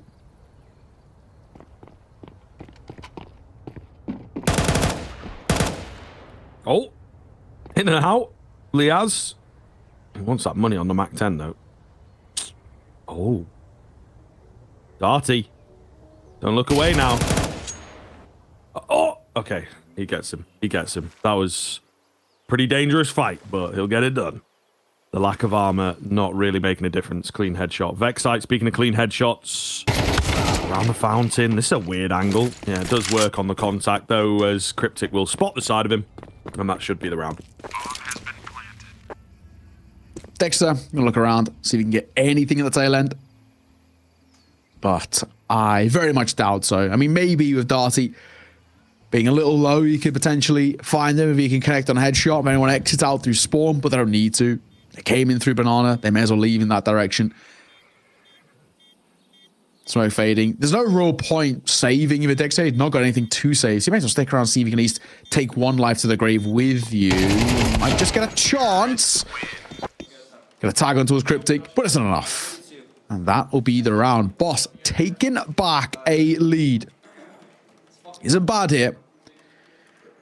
Hey, decent work, it has to be said. This is a side who at least aren't giving up, and we saw against Big, they were able to make some of these games pretty close, but like you mentioned in the first half, and we'll mention it again now, right? And coming in towards this half, gun rounds is where FlyQuest did all the work. So will that be the same story here on the CT side? Boss, they've really got to try and change the tempo a little bit on some of these gun rounds. Get into the fight, get into the fray. Might just boost going up. Fang will go on high. A lot of damage onto the molly. The Vex are going to get both. How is Fang not traded? Having a rough one out here. Fang has had a couple of moments in this game. Freshie leading the way, though. As said in the first half, he has been so difficult to deal with in the apartments area, and it seems to be a second home for him. We all know a player like that on Inferno, I'll tell you that much. But he's finding good success. Gonna have to contact in. Lack of utility here now. 1 smoke available. Does not leave them a lot of options at all. Orp holding at long. Alistair trying to get himself on the board. Good for that first. Spotting out a second and discipline to hold back. Not giving the advantage away. With only 2 remaining and a minute left. Yeah, they really do not have a chance. The advance forward from FlyQuest should see it off. Freshie dinked out. It's got to be a save angle, really. Even that will be tough. With only 40 seconds, he doesn't know where to look. But if he carries on that way, he should be able to get out of here with the 8. Yeah, he should be fine. Should be. They are starting to make a little creep move as that smoke will fade. There might be a chance in which the Orb tries to have a little look around. Alistair is going to do exactly that. Is in his nature, he's quite an aggressive Orper. Pistol pulled out. I'm sure they've at least relayed some information that this guy is tagged. I just don't think they might not realize how low he is. Is there any point hunting? Not really. I think if you're FlyQuest there, you've actually got more to lose going for the hunt than to gain. There will be a buy regardless for Boss in towards the next, even if that AK being saved or not. So I don't think it's really the worst thing in the world. But good thing is that it is saved, though. At the very least, it means that for Freshie, they have, for the most part, full rifles across the board. I think potentially, if they want their full belt to util, they might have to dip in towards the likes of a Mac 10 or Galil to facilitate the full belt. But bar that, they should have at least a couple more AKs in support. If not, 3 or so. And yeah, there we go, right? Mac 10 comes out, opponent alone can get the util. Galil out of a Fang for the same thing. FlyQuest, similar story, similar narrative as that first half, though gun rounds have only really gone one way. Still remains quite a misleading scoreline as it's tied 8-all. Vexite playing aggro, playing around that smoke, and he's gonna find the first. Fine gets caught, and no trade either. That's a big, big kill to find for FlyQuest. Just completely untraded, and so much information that there's no one else playing Banana just yet. Yeah, now they have the control to go in a bit deeper. As you see, the Molotov comes in. Flash round as well, but Cryptic still catches the kill. Dexter trying to force the issue. He loses his life. Alistair on an angle here. Freshie not testing just yet. Boss, I think, will be counting their lucky stars that they were given the opportunity to even things up. They'll go back round for some Banana control of their own. So a boost on the cards here. There is indeed, but no one on the receiving end of it. Smoke goes down. Slow roll back towards that B-bomb site. Very, very hard to call. I mean, even for us, are they looking A? Are they looking B? I think they themselves are just trying to send the feelers out and work with the info they're gathering.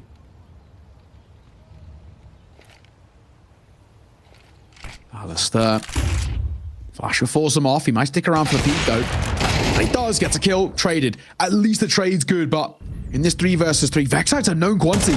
His gun barrel just peeking out, and Cryptic on the creep finds a way up on towards B. How he snuck past Vexite initially, I have no idea. It's that fountain angle. It's banned. Ban that fountain angle. We've seen it twice. I've not seen it all that often in my time in CS2. And twice now, it's been abused by contact. You know, they've just walked in, seen a barrel, and got an easy kill. So, yeah. No more fountain angle, guys. We gotta keep a little spot going. If you're the only one on B, I understand it's about surviving, etc. But both these teams trying to get away with really, really cheeky plays. Contact should not work that effectively.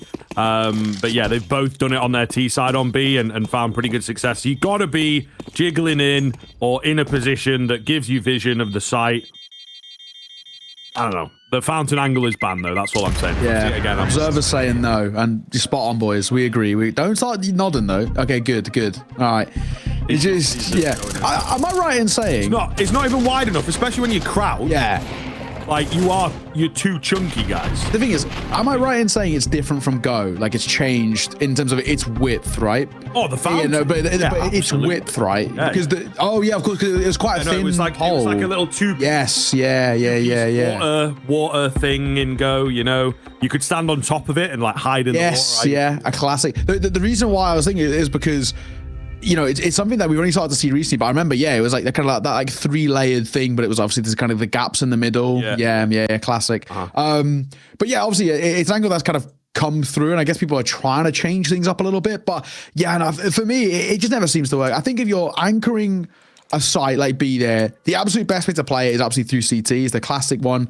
But maybe he's trying to be like, okay, well, they're going to expect me here. Yeah, or coffin, right? Because you want to give yourself the ability to fall away. That's the main thing. In a 3 versus 3, you want to give yourself the ability to, at the very most, buy time, but allow for rotations to come through. CT is so goated. You sit CT, smoke comes in, and then one of the boys flashes. It's beautiful. And, you know, you get a triple kill. Like, come on, man. If it ain't broke, it is don't classic fix for it. Exactly. Do not fix it. Exactly. Oh, I'm going to lose my head. Boss. Oh, take a round back and they're a lead up here. Opening kill there for Alistair. Like you say, you know, it has been a little quiet, Ali, but it's a good one to find. Finds it, falls away. Doesn't overplay. And the GOAT himself goes back to CT. Good position. Contact. Absolute favorite out of Boss, but the contact is less than adequate as Dexter finds a double. We are pulling out all the sneaky angles in this game, it would seem. That one a bit more successful. Plant pot in line with his head, you know, makes him very difficult to headshot and get that quick trade. But obviously not expected in the off angle. A great time to bring it out as well. You know, this is one of the things, again, that feeds into the nuance of high-level play. You've got to have those cheeky moments at the right time, and you can see there's just no way for Boss to recover it. 2 in towards Pit. Pone Alone actually going to fake things out, but no real reason for Inns to take the fight. Pone Alone still wins it on the creep up. Let's see what he's got. 3 so far, and ace overall going to be required. He's expecting at least something from the library, the moto angle. Quick little flash towards short. Buy him some time. One from there, one from long. That's usually how it goes. But both coming in from shorts, and they will get the better of him. It's close. It is close. It's a nice effort from Pone alone. Unfortunately, no support from the rest of the team means it is a FlyQuest W. Yeah, you know, honestly, Vexai absolutely playing incredibly right now as well. Having a great game for him, 18 to 13, but just the impact this guy is having is incredible thus far. Good work. That round starts off though as well with Alistair finding a kill deep down banana, boosted up half wall. Really important kill to find early, but it's Dexter's double here that does it all. It is normally a one-and-done angle, but the classic thing Boss love at the moment playing these contact plays. Just imagine a world where a standard long flash is thrown there. Dexter is going to get nothing in that round. And now for Boss, I do like that they're trying to be cheeky and try and change things up a little bit. But fellas, let's start dropping a bit of util, right? Let's start, you know, flashing yourself into some of these fights, because you're just giving FlyQuest opportunities. You can't rely on these guys to miss, because for the most part, they're not gonna. And either way, look what's left them with now, right? Double AK Galil and a Tech 9 Mac 10 buy, and the Tech 9 gonna get a kill. Oh, the trades are actually decent. Boss are getting good space. It's true. It is true. Something a bit more forward facing. We're seeing some key action within the first 30 seconds of a round, and it is something that you have to readjust to a little.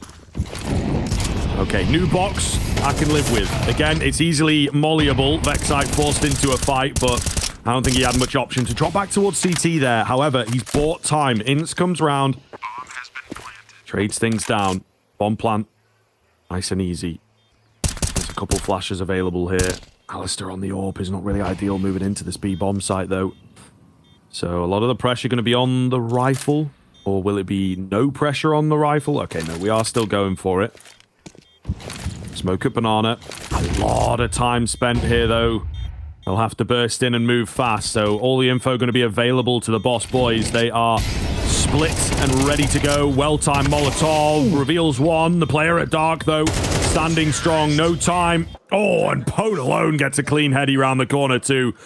Cool as a cucumber, double digits for the team. I don't know, just a small, very, very small thing. I don't actually know. I want to see now that Pone alone pick up the AWP at the end there, because he was fist bumping. You know, he gets the kill, he starts fist bumping around. Nah, he didn't. It's like, you know, small thing. Not the biggest worry in the world. And maybe they're not after it. T-Side AWPing Inferno is a little weird. It's a little weird. But yeah, timeout going to be called here by Boss. So Axed going to get on to the mic and see what he can do, of course. Decent experience as well, this guy. He was with, I think it was EGPA, I want to say off the top of my head, but don't quote me on that. He was one of the EG Academy teams. And do you know what? He seems to be quite a revered guy in the region in terms of what he's done. I think it was, oh, no. Yeah, it was EG Black. So I can't remember exactly which one that was off the top of my head. But yeah, honestly, a really decent kind of level of experience. He's been coaching for quite a while. So he gets on the mic trying to figure out how they can get kind of back into this. A FlyQuest as well. Good to see that they've got a coach too, right? They got Urcast in the server. We were speaking about earlier about Mongolian talents. He at one point was one. It was a period where they didn't have a coach, and it was a little weird. And alone, finds one. Let's get tagged.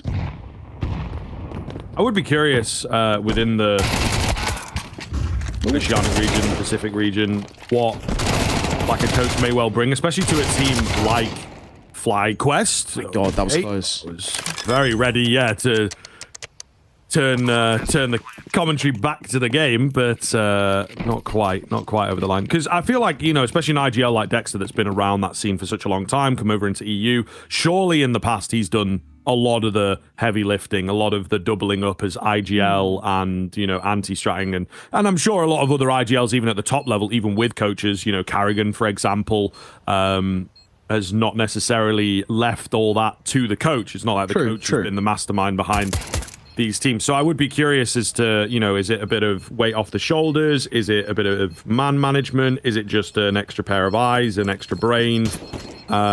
Or has Urcast come in and said, yo, I'm going to overhaul everything. You know, I'm going to watch you guys for a bit, and then we're going to redesign this team. So I would be very curious in a region like this. That again, you talk about AWPers, coaches surely have got to be very, very rare, especially at a decent level of experience. Yeah. I think Urcast is actually a fantastic pick. You know, for me, my assumption kind kind of having seen him in the past is that he comes in as one of those sort of anti-strat type kind of coaches. Obviously, his playing tenure he was around for a while, right? He even played on Greyhound way back when. I think this is like just coming tail end of COVID. It must be like 2019, 2020. He was playing on them for like a little bit. An NKT as well, I think, before he kind of decided to go into the coaching role. And yeah, I think for me, the assumption is that he does bring a lot of the counter-stratting. Fang. Dropped. Opponent alone. Now holding. She will flash, but not really too much of an issue just yet. And Alistair actually not playing with the AWP in terms of his fight here. It's just about dropping a Molotov, or it seems at the very least, and then trying to bait them into fights on side. They've got a mean little crossfire. You got Liaz playing on Baug. Got Inzal towards Long as well. And this nade could do a chunk here. Could do a hell of a lot, and it does. Cryptic and Darty take big tags as they start to creep up towards A. Beautiful setup here as well. Oh, Alice with a nice spot, but he crosses back over. At least there is a trade there, but yeah, it's... They get dodgy now. Liaz, they know that he's around. They know that he's alone in theory. Flash comes over. Totally ineffective. Total misread on where he's at. Big nade damage coming out as well. So this is not going to be easy. Flash over for Dexter to work with. Surely cleans up house, and he does indeed. Keeping things close. The Inferno, certainly not a breeze, but FlyQuest will stay hot on the heels. This is a good game of Counter-Strike at the moment. And the storyline's actually massively changed. That first half, that 7-5, we were saying for FlyQuest, actually bulk of the gun rounds, kind of, one-way traffic. It was all FlyQuest. Boss weren't really doing all too much. They won that one eco with the USPSs to sort of break up what was a really good streak out of the Aussies. Anything but on the C side. Boss are now really starting to bring their own, right? These gun rounds for them have been clean. They have started to showcase what they've got to work with. The only issue is that now they don't have a gun round. One Deagle, Glocks, and a double flash. It's going to be a pop towards A. They just want to try and prioritize a bomb plant. There's 3 players here ready to meet them. Alistair being a bit of trouble. Gets one, a second. Has the support as well. Him and Liaz are starting to clean up. He goes back in for a fight with the USPS, tapping away. So much damage dealt. And the Glocks put to bed this time. That low buy not being effective. 11 all. Getting the full rounds in regulation here in this opening map. And this is what we were saying earlier, right? Against Big Boss. There may be a side that I think a lot of people would have overlooked. No organization, recent changes and all the rest. But these guys do actually play pretty good Counter-Strike. Yeah, for sure. Absolutely. And it's something that you hope continues. You hope that they stick together. It is obviously tough. You gotta earn a living at the end of the day. Cool names and cool logos ain't gonna pay the bills, So stay winning, I suppose, is the way to do it. But ultimately, we're not quite sure how long the recent additions are going to be in here. Seems at the moment, from what I've read, from what I've seen, that they're sort of half standing, half testing the water. And maybe a tournament like this gives them belief in the team. Dexter, bot flashed in. Nobody spotted. Just drop a Molotov and an 8 setup as well, just to try and maximize the damage and also slow anybody down if they were there. Fang now starting to burn. He was holding, waiting at the possibility. And eventually, Amoli does catch up to him. He's pretty damn low now. This could be everything, right? This could be the round. If FlyQuest find this, it feels like they probably get a bit of a 2-for-1 special. It would break the econ out of Boss. There's the first. And he doesn't overplay his card. He dips away, and the spam from Vexite is good. This could be the most important round, that they might just be about to get it, as Vexite makes it a 3v5. He's sticking around for the fight, and I think he realizes the creep play is a potential last man dropped. And in probably the most important round of this map, FlyQuest find it flawlessly. And Boss have basically nothing left in reserves. And no bomb plant either. Oh, they're going to be left reeling. Just too telegraphed, isn't it, really? I think they worked Banana a little, but didn't really draw much attention or make FlyQuest work. Just a tit for tat in terms of the utility, and I think also FlyQuest getting used to the idea that Boss are not really executing B, not really going for B finishers. It's going to be a rush straight into the B bomb site here, though. Dexter ready for it. Double kill. Advantage there for Vexite with a molly. Oh, the flash. Super effective, but he's able to get away, and there's still support in on the site itself. I would get that smoke down. It's actually flashes that he's going for. Ince wants to take the fights, and you can see why. He'll finish it off all by himself. 3-piece for the 13-11. FlyQuest, it was hard. It was difficult. But Boss, again, you have to feel for this team. They come so close. They can't convert. They can't get it over the line. Probably the unluckiest team that we have had thus far in EPL. They will indeed not be expected to win out on the map of Inferno. We've got their pick coming up next. We'll see you there.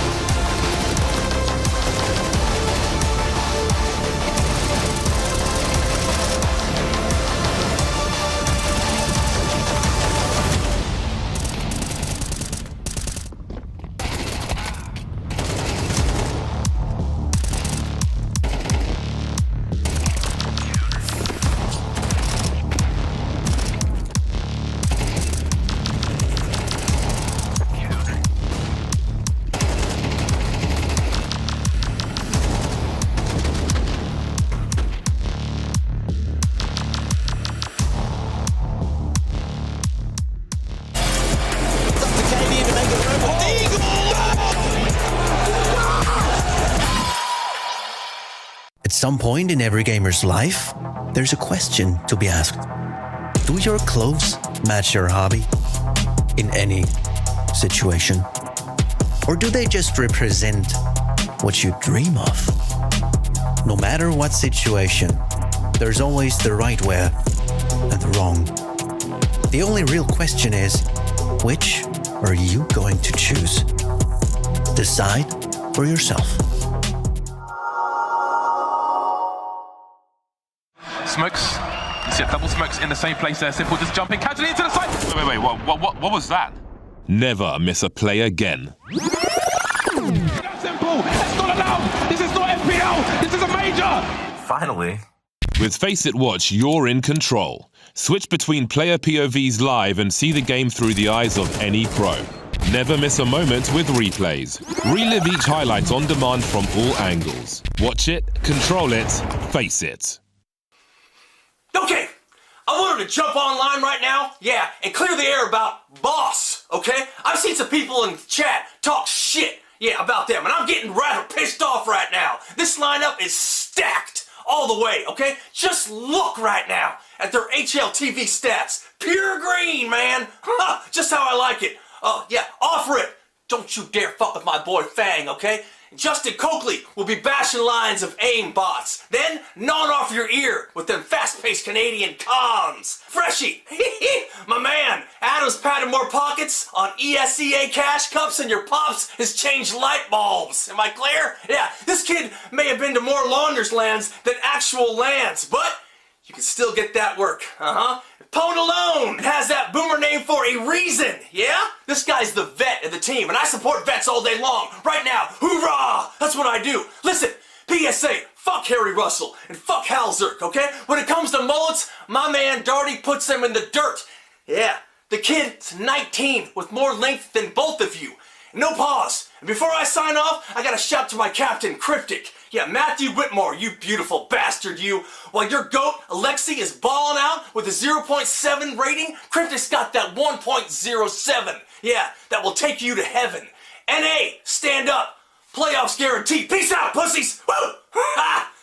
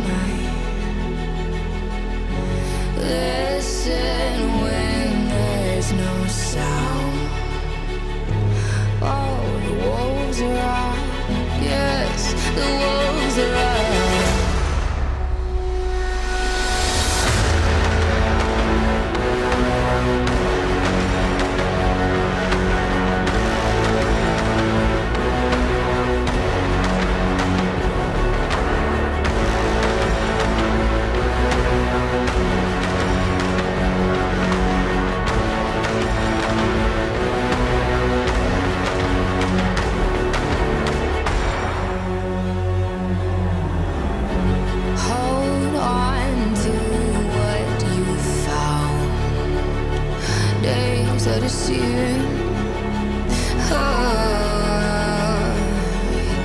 My head is spinning round. Oh, I hear you now. Yes, the wolves are out. Inside of our reality.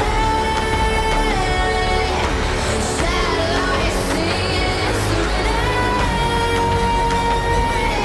Send out a signal, please remember me. Send out a signal, promise to me. It's up to KD to make it through.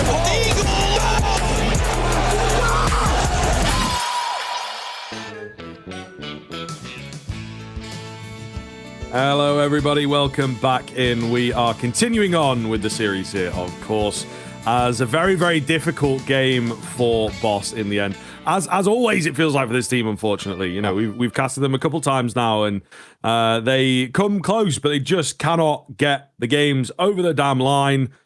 We do now move into their map pick, though. Ancient, it went to overtime against Big yesterday, 16-14, very, very close affair for them. They have good experience here. They should be feeling confident moving into this set. I got to say, I actually have a lot of commiseration to Boss because they did a really good job in that second half, making it kind of competitive when actually, you know, this is the conversation we had off the back of the first half, 7-5. We were saying, do you know what? Honestly, there actually hasn't been a lot to offer here from Boss. They actually don't win a lot of gun rounds. They were kind of propped up by the ecos that they won and the pistols that they won. But when it looks to the actual rifles, they're not actually bringing a lot to the table. Second half, completely different story. Just unfortunately, it wasn't good enough. And that tail end where their money gets broken, penultimate round, that's it. That's, you know, the straw that breaks the camel's back, as they like to say. Absolutely killed Boss at the tail end. So I think they had their moments and they really did come back in towards that game on the T side.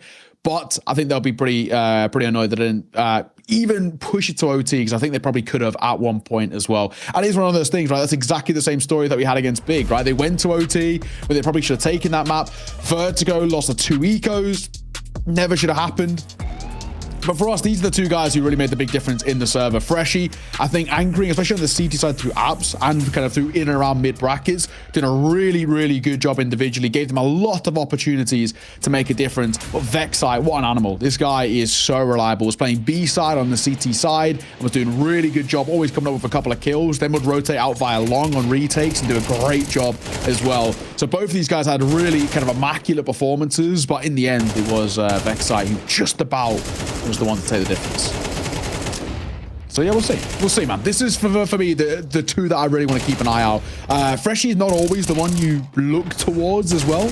Maybe on this side, he's not the main guy, especially off the back of yesterday. Cryptic was incredible. Pone alone was also a big difference maker as well. But both of them weren't as consistent in the fragging department, I guess we could say, off the back of that one. We saw Cryptic go not missing, but a little bit. You know, 12 and 19 by his standards isn't great. Pone alone was actually doing okay, 18 kills, but he did struggle to get that all out on CT side. Yeah, just absolutely. I think works. it's an interesting kind of battle between these two teams at the moment, and in terms of the consistency, like you say, I think that Boss may be struggling to get their pieces working in the exact parameters that they want. Pone alone does seem to be the most consistent factor. Meanwhile, on the other side of things, I don't know. I like the look of Vexite. I think he's great. We talked about talent and maybe a bit of a drought of it domestically, but he's really, really solid. 19 years of age, you know, and definitely taking over the game there. It's just kind of indeed a question for me of whether they can keep that going, and indeed if he can perform well. You know, really, really rough one like you mentioned there against Na'Vi yesterday.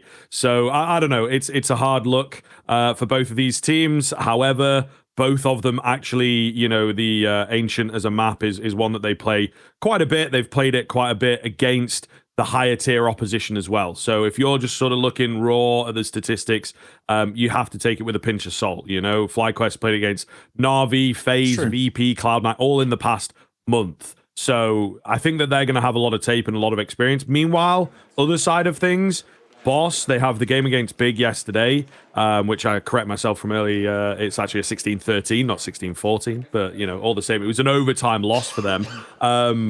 Beyond that, a lot of the results are domestic, unfortunately. So, you know, I do feel that FlyQuest, therefore, are actually going to have some really, really good experience here, some really great as we like to say, tape to work with. And I think that the Cloud9 victory in particular is going to give them a lot of confidence here. Yeah, I think you're spot on. That big result, the only real caveat I have to the point is just they should have won that. They were absolutely kicking themselves that they don't. Yeah, and also the fact that, right, you know, you're losing 2 4K clutches to Tabson in a row. I mean, oh man, I can't even imagine what the mental was looking like. Cryptic had an incredible performance on that map. I think he had 29 kills just heading in towards OT itself. So, I mean, ridiculous from this guy. Talk about kind of leading by example, but yeah, I think you're spot on, right? The bulk of the results coming out for Boss are domestic. We're talking teams like Mythic, Limitless, NRG, and I mean, you know, already kind of basically all three of them not going to delve too deep into. NRG have been woeful for a long time. Ever since they came back into the fray, they've been absolutely awful. Mythic, it's a bit of a stream team. Love Flom, but I'm not exactly going to revere him as kind of the best player in the server. And Limitless, kind of same for them. They do have some talent, Limitless, as well, in all fairness. I'll give them some credits. But yeah, for me, it's primarily domestic talent. It's primarily wins, which I think is a decent thing for them. This is a good map.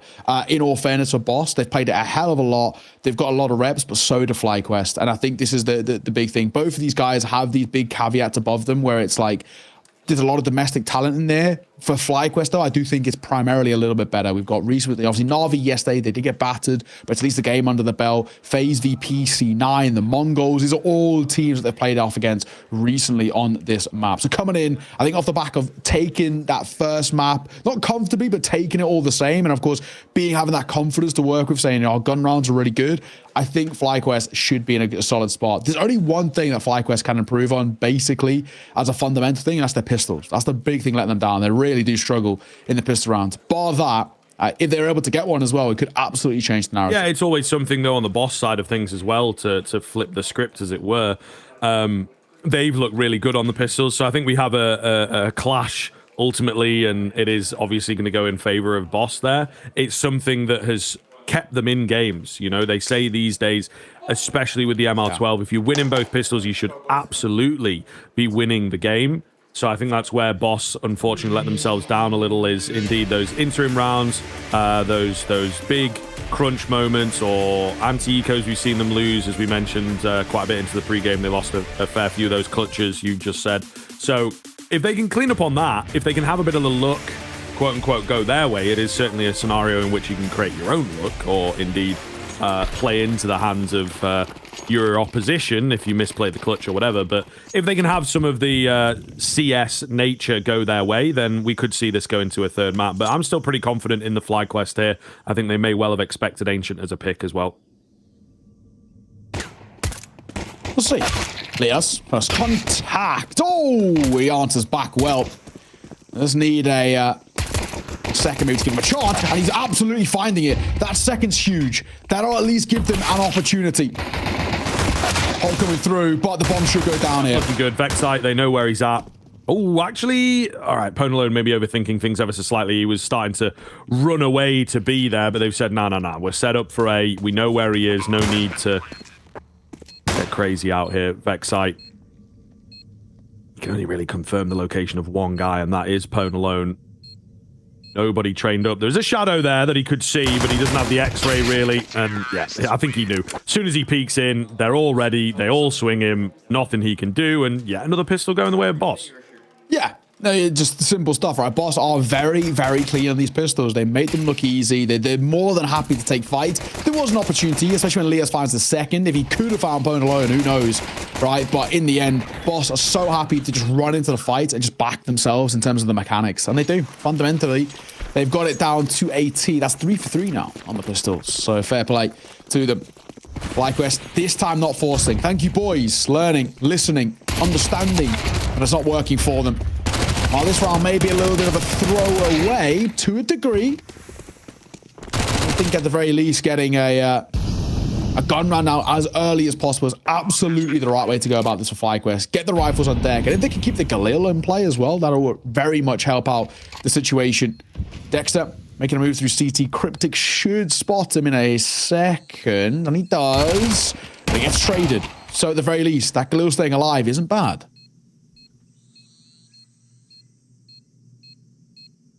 Ints will probably just try and hold I think he should be able to do that successfully. Maybe an attempt at some exits. Not going to get those exits, though. So, yes, a Galil makes it into the next round. Not quite sure. Oh, and a flash as well. Let's go. You know, again, cleaning up. These guys, they know how to save on the FlyQuest side. I'll give them that. Yeah.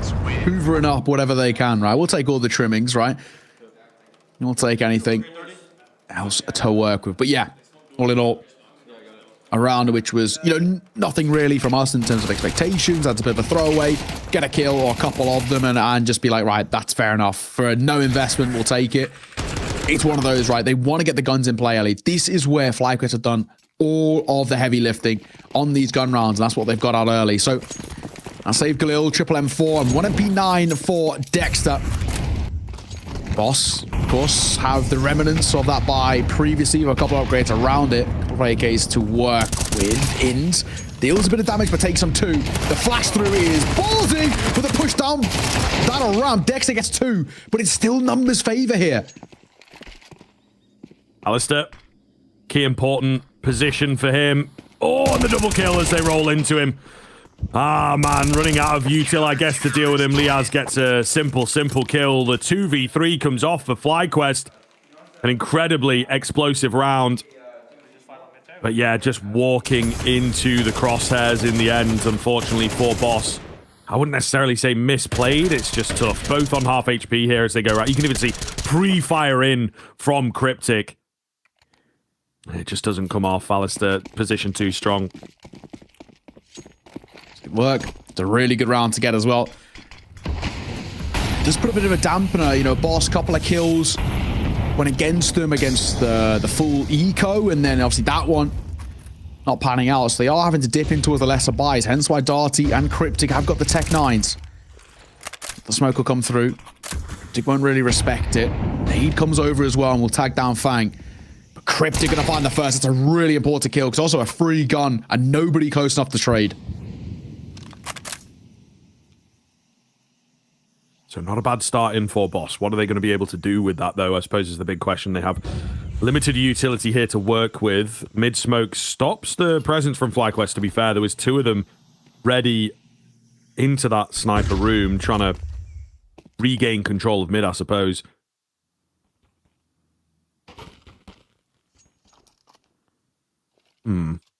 And now a heavy drop back. Okay, so a quiet round for Ancient, all things considered, especially after a first coming in. Ince is trying to look for a way through here. The narrow path. There's no opportunity that presents, and he has to drop back.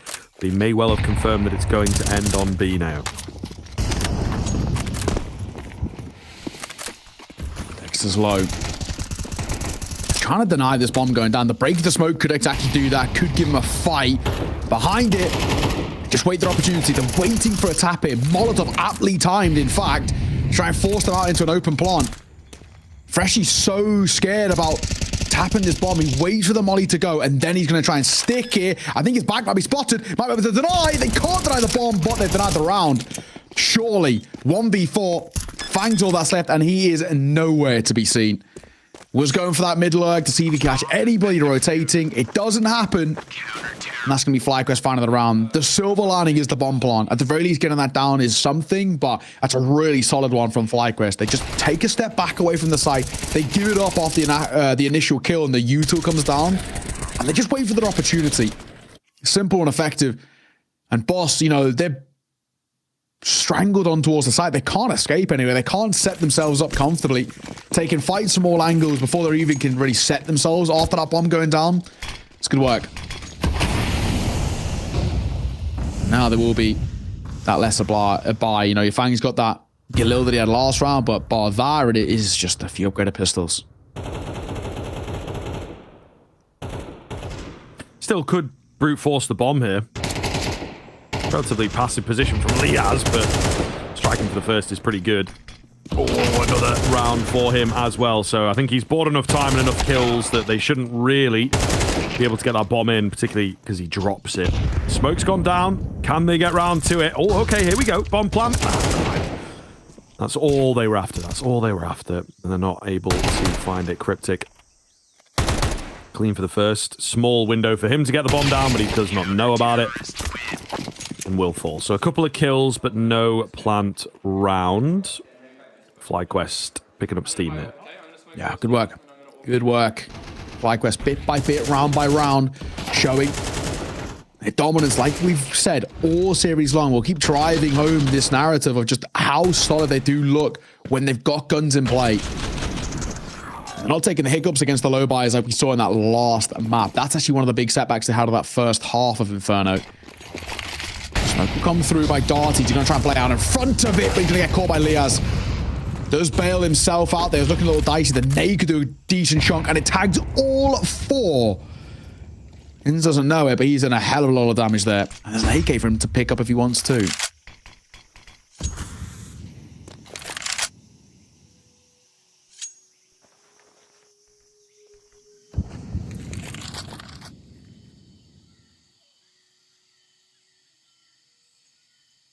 Contact round here to the B bomb site. Not much presenting. It's not forward-facing defense from FlyQuest. They'll take their one. They'll be happy with that. Smoke onto the site. Decent nade. Oh my god. That might be one of the best nades I've seen in a while. Dexter, edge of the smoke, will find two as well. Not looking good. Oh my. Dexter. He knows. He's seen that smoke before. He's seen that in a demo. He knows that round. And he has got a counter for it. That has to come down, I mean, credit to Dexter, but the util damage is immense in that round. Inter's first one, and then the second doors as well. Beautiful, beautiful stuff. So yeah, all in all, real nice work, real good stuff coming through from the FlyQuest side to take a 2-round lead here. And a pause is going to be called. Axter going to get into the conversation and try and find a way for the boys to kind of rally a little bit, but there won't be too much of a buy to work with here. So it's a pause called, but probably minimal expectations in terms of the investment here. We'll have to see, but all in all, right? Really, really good spot the FlyQuest have put themselves in. I don't want to kind of, sit here gloatingly and say I told you so, but this is all off the back of not forcing that second round. That's all I'm saying. Well, that third round, I guess, as they brought the guns in then. They now have the rifles in, and since then, it's only been the dubs. So, low buy out for Boss. Even half armor really is a luxury here with upgraded pistols at the very most. Perdalone with nothing, of course. He wants the AWP out and play next round. Excited, taking a fight. A bit overwhelmed here, but of course, it's up to the support of Inns and Dexter. These pistols put to bed very quickly, very easily, very comfortably. FlyQuest extend the lead to 3. And honestly, so far, so good. Very simple round. They're just taking fights. They're playing off the back of each other. But this is the one that matters most. Pernalone will have an AWP now.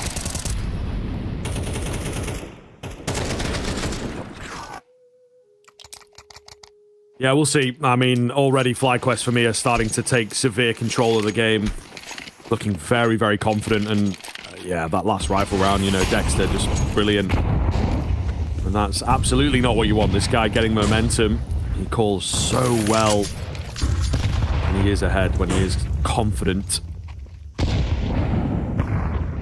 Mid presence. And indeed, lane presence as well. The bullets come close, but no damage traded onto those boss players yet.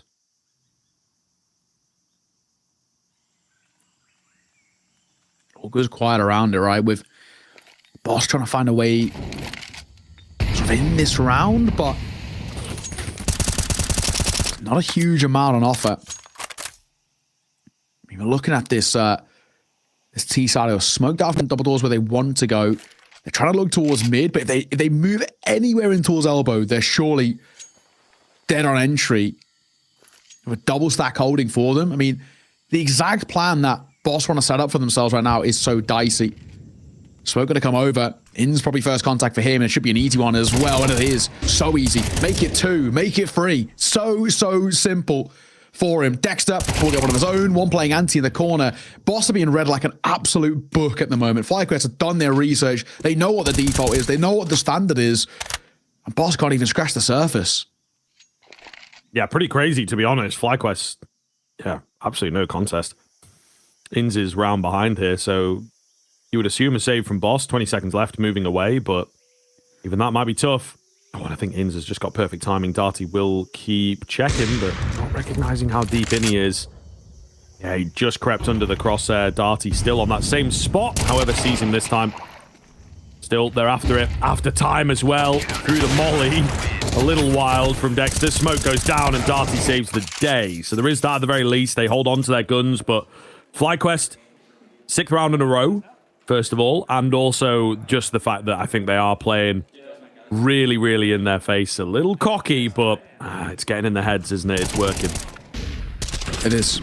Bit by bit, moment by moment, we're seeing them come alive and showcase really what they've got in the repertoire, and Boss are starting to get overwhelmed a little bit. This T side is looking lackluster, to say the least.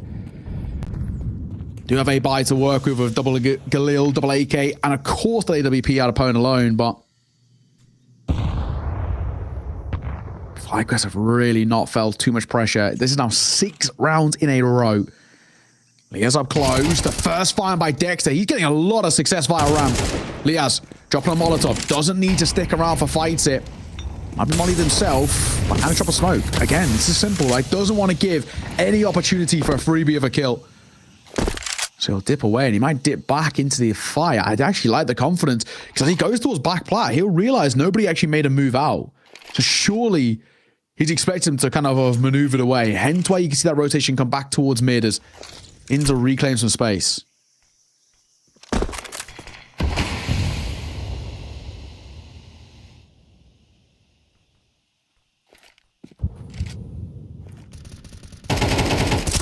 Spam down doesn't find anything. Alistair flashed off. Oh no! Fang was in the direct line of fire. That's so unfortunate. Looking good here. Vexite, they're distracted away from him. And a double spray down. It's just all too easy right now. Cryptic completely demolished. Boss unable to get anything going. Pistol looked great, but beyond that, this has been all about FlyQuest and, you know, really no contest. Just have a little double check here as well, actually. Obviously mentioned the in-the-row factor. We've got 1 defuse.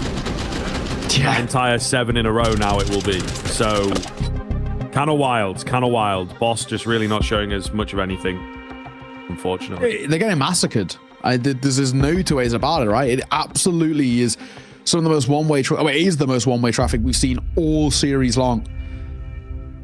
And, you know, Boss have actually had really decent moments throughout this tournament. And, you know, if they are to go in towards the last chance, it's not undeserving, but in a way, right? They've actually made, you know, so far from what we've seen, right? 3 out of 4 maps pretty close, but this one anything but. This is FlyQuest all over them. Inns 11 kills to his name. Dexter 10. He's getting so much success through ramp, by the way. Dexter time and time again swinging through that smoke and getting away with a kill and then falling away untraded. It's been given way too much of a luxury. Hang on though, they're going to change the tempo a little bit. Oh, Fang for 2. Pona Alone's flashes are sumptuous. And Fang, that is a great double star here. Alistair's got to hit a couple of miracle shots. There's one, looking for a second, but traded. 4v2, they do have a lot of cash here. Ooh, and donut unsmoked, so Dexter fancies his chances a little. You've got run of the mill at the moment on the FlyQuest side, so why not stick around? Try and take some guns away, importantly. Vexite with a big one at range there. I believe Cryptic was on the AWP. In fact, Dexter going to find another 4v2. Is on. Ollie towards CT, smoke on the bomb. There's a rotation around here from Fang, but he's got to be quick and he's got to get the line up. Oh, he does. That might just have done it. We'll see. Vexite, he moves into the smoke himself. Glock is out. No. Different angle. Knife is out. No. Fang can't find him. Vexite gets the ninja defuse. You've got to be joking. There's no way. Boss can't win. They just can't win. They're not allowed. Oh, Fang knifing everything bar Vexite. Oh man, that is. He did hit him. Yeah. He did hit him. We might catch on the replay. He got him with a slash, but just didn't have it. He ran past him, was like walking into the corner of the box. Yeah. It's like, well, he had the lineup, clean kill on the first guy, and then he's just kind of instincts. You know, this one was easy, and then the instincts took over. He dies as well to make matters worse. Real tough. It's so tough. So tough, man. you do have to feel for the team. Like, they're just struggling here on Ancient, but in general in this tournament, the world against them. Has been against them. Absolutely. You know? A lot of early damage being dealt, right, in towards this one. Darty and Cryptic are both super low. Fang is dead, but Vexite's also taking some damage too, so he's a little bit more vulnerable. Flash going to come over. Spam getting mighty close there by Vexite, and Alice's Orb could get some free real estate, and he does. The nade, just a little late there. Does tag up Cryptic, but only for 2 points of damage. As next, they're going to go back in towards Shelf. This is such a messy, it's such a hard fight as well. And he somehow gets away with basically 1.5. Oh, Vexite, huge find. Liaz in from behind. And I mean, if they weren't already struggling mentally, if they weren't already crumbling that previous round into that one, surely has just got to do it. You know, you feel a bit rough maybe to be on the winning end of this.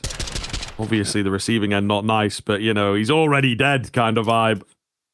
FlyQuest 9 in a row now and just making mincemeat out of Boss. It's been an absolute one-sided story. Fun around at the half as well at 9-2. And yeah, I mean, you got double AK Khalil, double Mac 10. They've got mid control at the very least, but don't really have, you don't feel too pleasant about the situation. Even if Boss get a third here, is it going to make a difference in the grand scheme? I don't know. The T-sides have been pretty lackluster. I'm not too sure what the C-sides are going to offer up here. Vexite going to drop a smoke. Dexter playing up close to try and support him. Notice spam angles. Let's get a little tag there. Cryptic is worryingly close to his death. Any sort of a spam should find him. But Vexite going to reload and fall away, so they might not expect Dexter up close.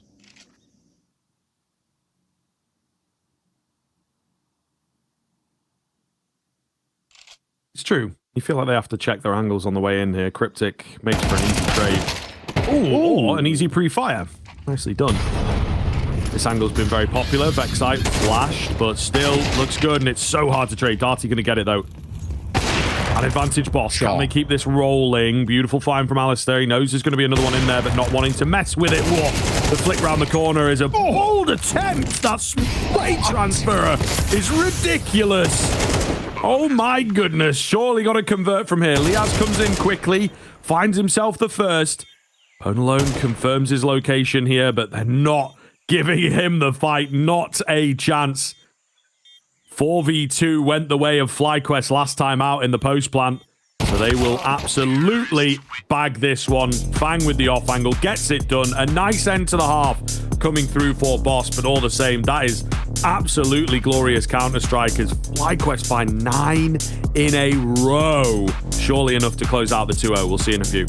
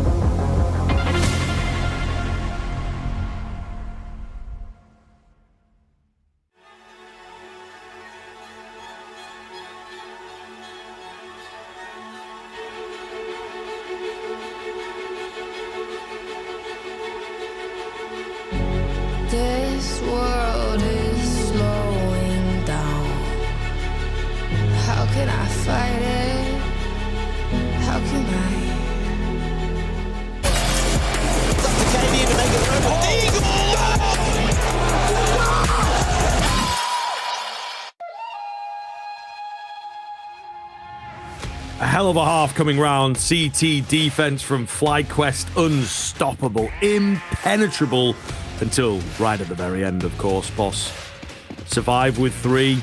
Not sure it'll be enough. Their pistol history is pretty good here, so maybe we can get that at the very least, and then we might be on, get a rifle round, but I don't know, FlyQuest just firmly in their heads.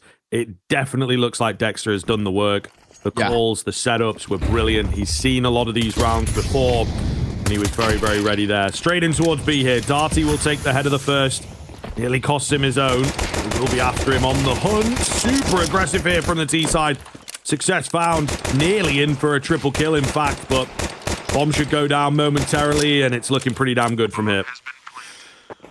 As we said, this is going to be the first one. The first pistol, I don't want to curse it, but it's looking likely in the 2v4 with how low Pone alone is and him being the only one left alive.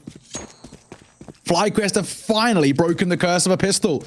And not only did they break it, but at probably the worst possible time for Boss. Double digits now for FlyQuest.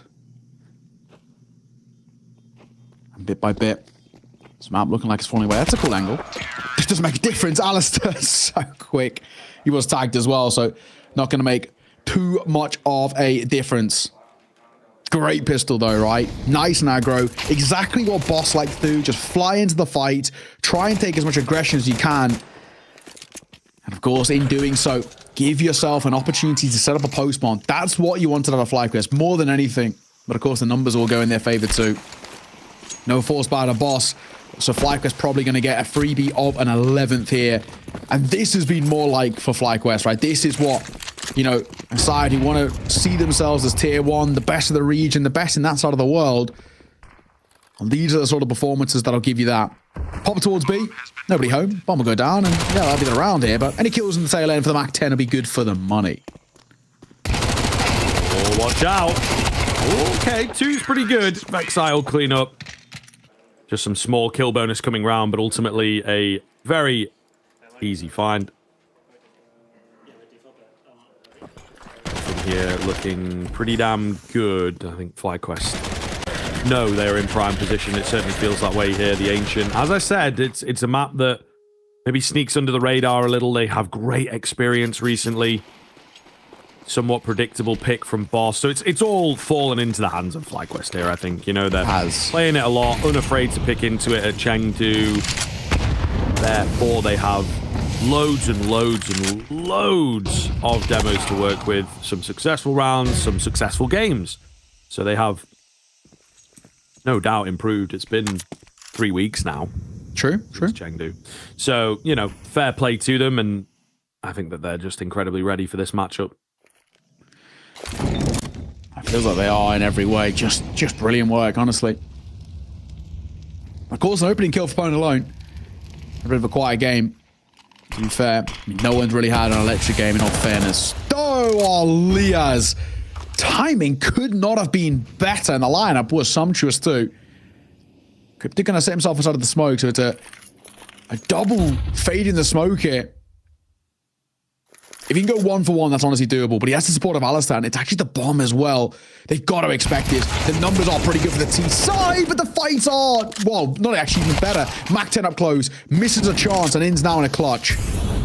Yeah, that was the big kill to bring them back into it, but Inns could definitely do this, man. Pone alone having a rough game. Fang low. I'm going to group up together and just try and trade off of each other. Of course, no kit available. He's not going to necessarily have confirmation of that, but I'm sure he's in a really good head state for a clutch like this. Fang retrieves a kit. That changes the game slightly. Planted out for him. I mean, going to get on it, but he takes him before he even gets anywhere near the bomb. Pone alone, slowly crouching in.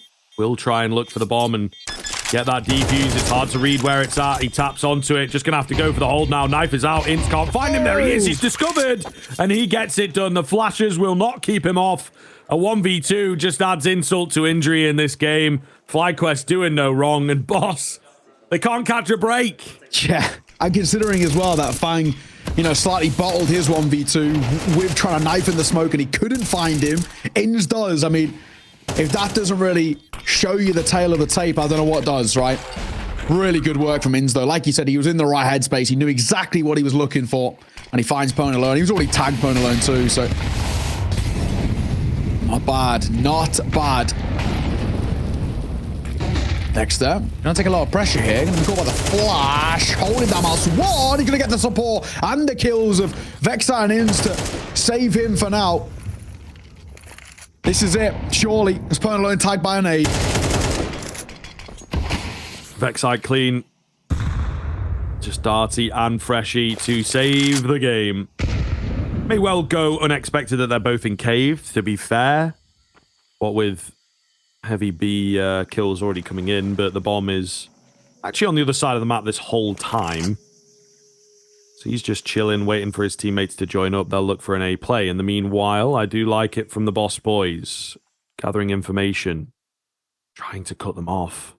Timing could be pretty good here, actually. Could be really good. Especially if, yeah, we've got nades changing hands and bomb changing hands. Alistair out, watching that backside. Takes the next. It's all going to be down to Freshy. 1 versus 4. Spotted out now. Surely not long for this world. Liaz takes him. 13-3 on Ancient there. Boss just unfortunately not able to stay in it. You know, it's been a very, very rough first 3 maps of the tournament. Really close. Chances to close them all out. And I think eventually their mental broke. On top of that, an incredible game of Counter-Strike coming in from the Aussies. Dexter just knew what the hell was going on. I mean, yeah, just on another plane of existence, really, with some of the setups there.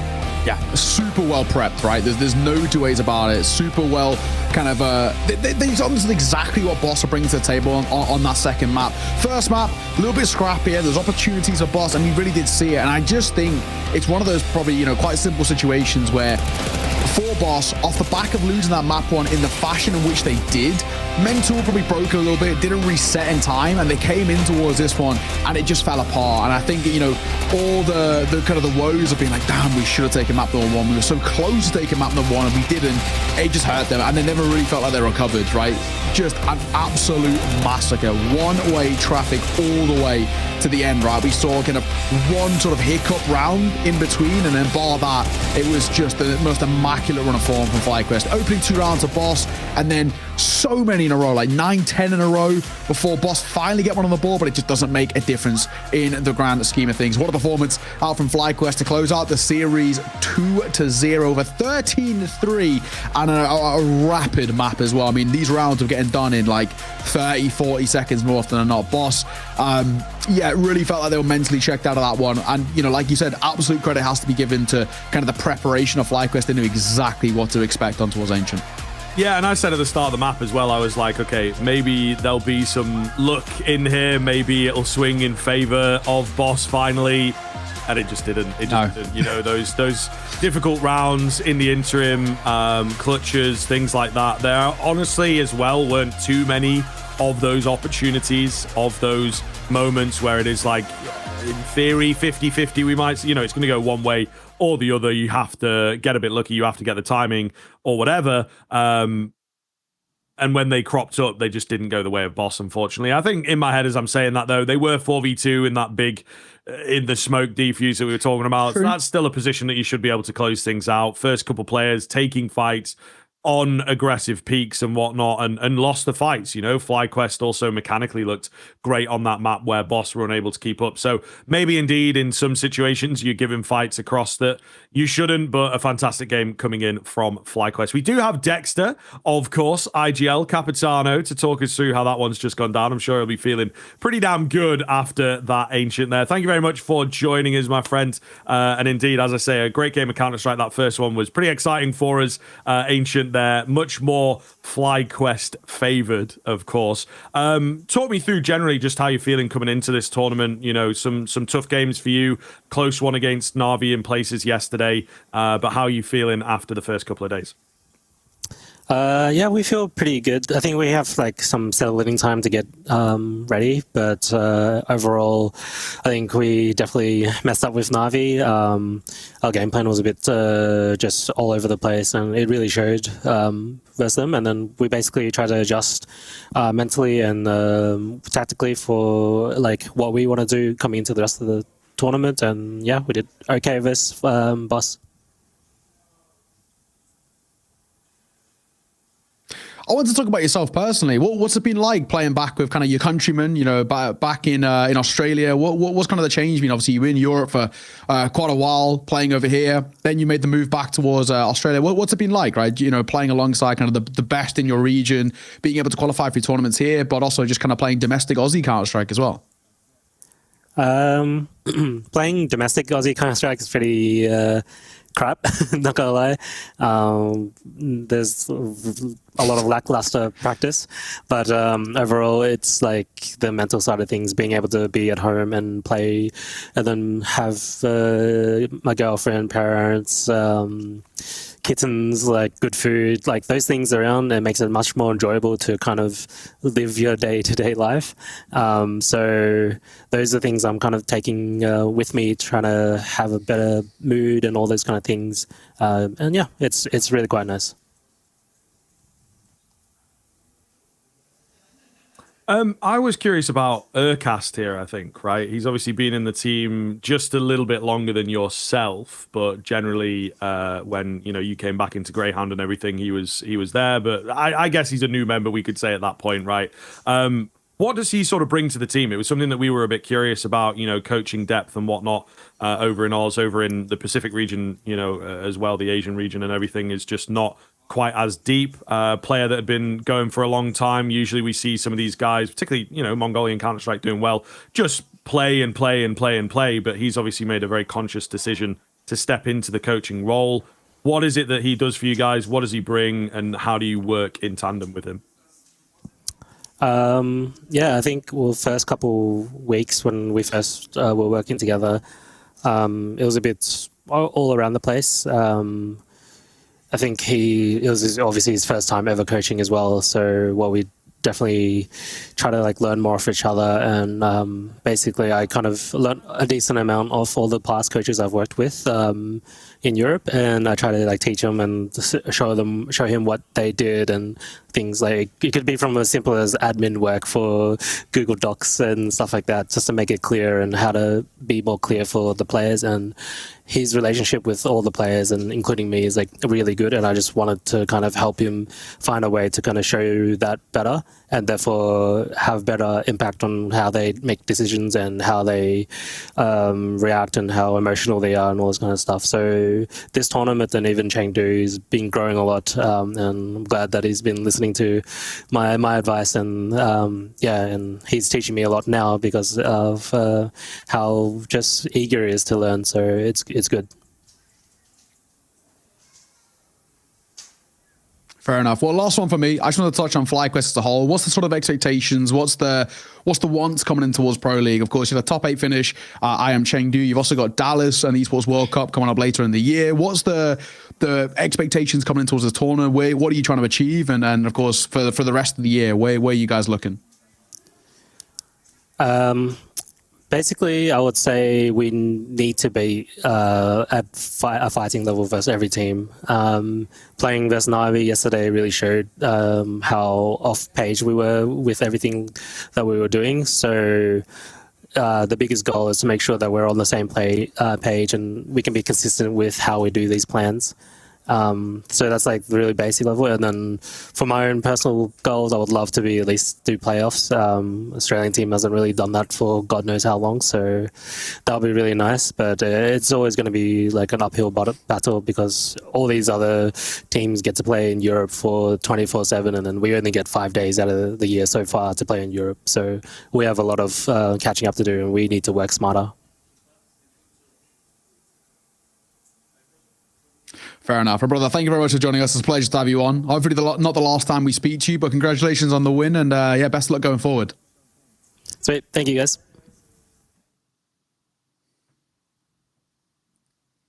Love it. Nice and easy. Good to speak to him as well. Good to kind of get the clarification about Urcast in terms of his role. Like you said, right, obviously new to the role. We weren't too sure what he was bringing or how he was bringing advantages to the team. It's good. You know, it seems like it's a nice kind of working relationship. And that's always a very positive thing when the IGL and the coach have that quite kind of synonymous mindset of how they want to approach the game. So yeah, really good to see. Really good win for FlyQuest as well. Obviously, you know, they said they weren't really on the ball against Na'Vi, but they absolutely were here against Boss. And our high MVP off the back of that shouldn't really be a question mark to anybody. Ins, man, what a player. That second map especially really stepped up in a big way. 1.54 rating, over 100 ADR, went 40 and 25. Had a monstrous display. I mean, on Ancient specifically, went 21 and 9 with a 2.10 rating. So yeah, ridiculous player.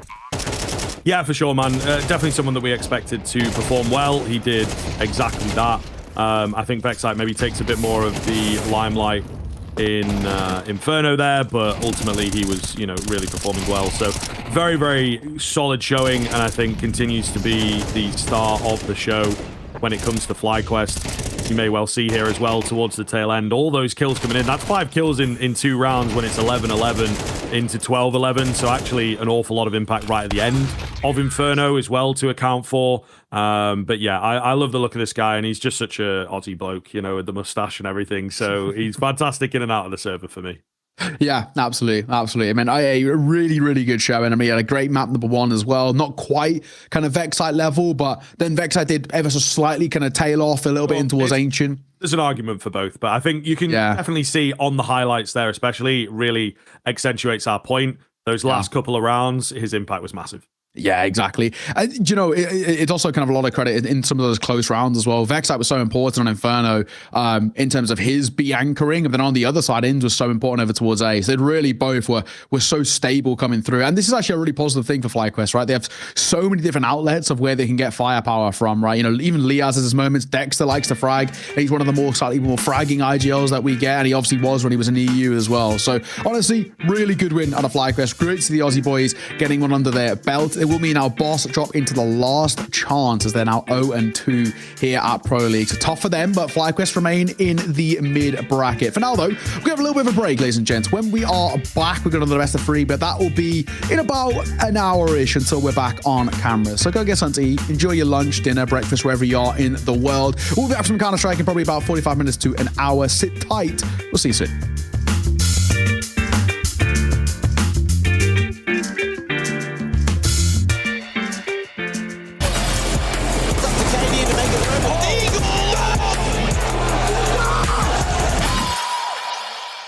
At some point in every gamer's life, there's a question to be asked. Do your clothes match your hobby? In any situation? Or do they just represent what you dream of? No matter what situation, there's always the right wear and the wrong. The only real question is, which are you going to choose? Decide for yourself. Smokes. You see double smokes in the same place there. Simple just jumping casually into the side. Wait, what was that? Never miss a play again. That's Simple. It's not allowed. This is not FPL. This is a major. Finally. With Faceit Watch, you're in control. Switch between player POVs live and see the game through the eyes of any pro. Never miss a moment with replays. Relive each highlight on demand from all angles. Watch it, control it, face it. Jason Rogame Podcast, check it out. The Jason Rogame Experience. Counter-Strike by day, Jason Rogame Podcast by night. All day. Chad, it's good to have you back. It's been a while. Hey, long time no see. Long time. It's so good to see you face to face. It felt like a very long time before. Yeah, just do me a favor. Put this just a fist away from your chin. Like that's this? Perfect. Just like that. Like that's that? great. Yeah. Okay. Sorry. What have you been up to since we last talked? You know, just the casting circuit, mate. You know, I've been on the road, just going from event to event, a bit like the old school days. You know how it is. Yeah, you know, I used to really enjoy that, but now I got my sauna, I've got my ice bath, I've got everything I can need here. There's really no point for me to leave. Yeah, the power of the routine, right? Yeah. Like it's something that I definitely miss with the type of lifestyle that I'm leading out there. But it's you know, you can have those heavy nights. I would love to get a sauna or ice bath in or whatever, but you're going from cast to cast, event to event. You know, it's a busy lifestyle, and look, sorry, I should have said it. Congratulations on the 4-figure Spotify deal.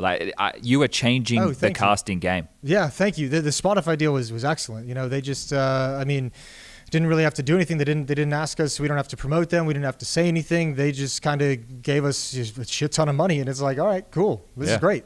Yeah, look, I can't believe that casting has gotten this big. It's insane, right? You've been involved in this for as long as I have, coming up through the ranks over the years, and to see you leading the charge with stuff like this, right? It's inspiring other generations to really step up to the plate. Yeah, well, I don't think what people understand is how important the casters are. Like in a lot of ways, we're even more important than the players themselves. And I mean, if you look around, there's really only like 10 elite casters and Counter-Strike, maybe 50 in the esports world that really kind of know how important, in the life that we lead. Yeah. There's only really like 50, 60 people that can even understand and comprehend what we do. But this is what makes our life really hard, man. I just can't get along with normal people, right? Like the way that we vibe, the casters in the green room, like having everybody there, right? At your new cafe, like having everybody there, man.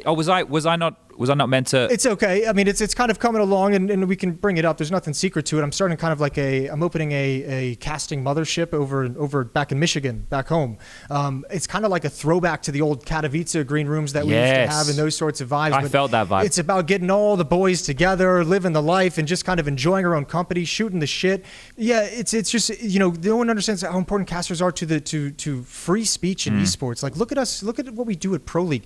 We're dropping fucks on the broadcast. Shits, damn, we're making dick jokes all over the place, and like that's the last bastion of free speech in gaming. Like, if you can't make a dick joke, what are we even doing here? Mate, people think that they're tuning in for the Counter-Strike. It's the same game for 20 years. It's the same thing. 5 players on each side of the server, planning a bomb, shooting each other in the head. We're the ones out in the flair, out in the flavor. And the people at home, they don't see that. And that's the thing. That's why you were saying, 40, 50, maybe at most of us. If that. I think if you boil it down to the elite of the elite, we're talking 10.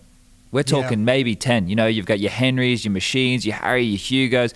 There's a couple of the old boys who have retired, and that's going to happen. That's going to happen. It's tough to stay with it. But the creme de la creme, I don't think. No, but look, you wouldn't be filling out arenas the way you're filling out arenas if it wasn't for what you're bringing. If it wasn't for the commentators kind of bringing the excitement. Are you doing any? I know that you did the 360 in the Madison Square Garden. I'm gonna do a couple here and there, but for the most part, I just I like to do my specials when they come along. Yeah. But other than that, I don't really need to hit the road. I got everything I need, here in the new studio and everything. So why would I do it? So I heard you're not doing events in Europe anymore, just in the States. The biggest thing, Chad, I can tell you is you have to, when you wake up in the morning, you have to look in the mirror and see that you're just a little bitch. And you have to look at yourself as a little bitch and tell yourself that you're going to conquer yourself. Get into the gym, get running, get training, get lifting. You still doing the kettlebells? Have some protein. What's that? The kettlebells? Yeah, the kettlebells. We have some over on our website as well for the casting mothership. We have some kettlebells. They're shaped like little simple heads that you can just kind of lift up and chuck around and lift them all over the place. Yeah. No, you ever thought about maybe like shaping them like grenades, like flashbangs or? Oh, that's actually nice. Yeah. I actually really like that. Getting a full range. Yeah. Smoke grenades, flashbangs. Yeah, no, we've just mostly done the player heads, but yeah, we could add some nades into the mix. That'd be very cool. Yeah, I might pick up a couple. I don't know. Do we cut stuff on this podcast or? Yeah, absolutely. So if Jamie, you want to edit this bit, Rushley, if you want to edit this bit out, we can cut it. But TRT, juicing up. TRT. We're getting a bit older. Yeah. You're a big man.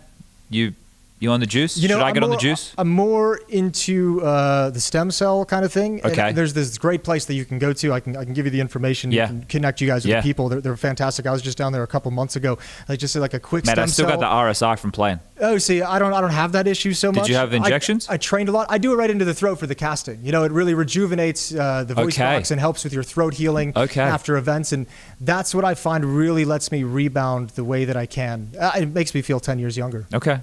No, I would love to get that number if I could after the show. Absolutely. That'd be great. I've been the wrist thing. It's really been bothering me. It's been bothering me. I can imagine it just kills you after a while. I mean, you still got a mate playing as well, right? He's got to be having some problems too at this point. JKS? Yeah, look, still taking him out in the servers, still parading him around, but I didn't really want to Yeah. Anyway. Okay. Yeah. We don't have to. No, it's fine. People just think that he's a star level Counter-Strike player. Sure. Nobody ever asked how he got to where he is today.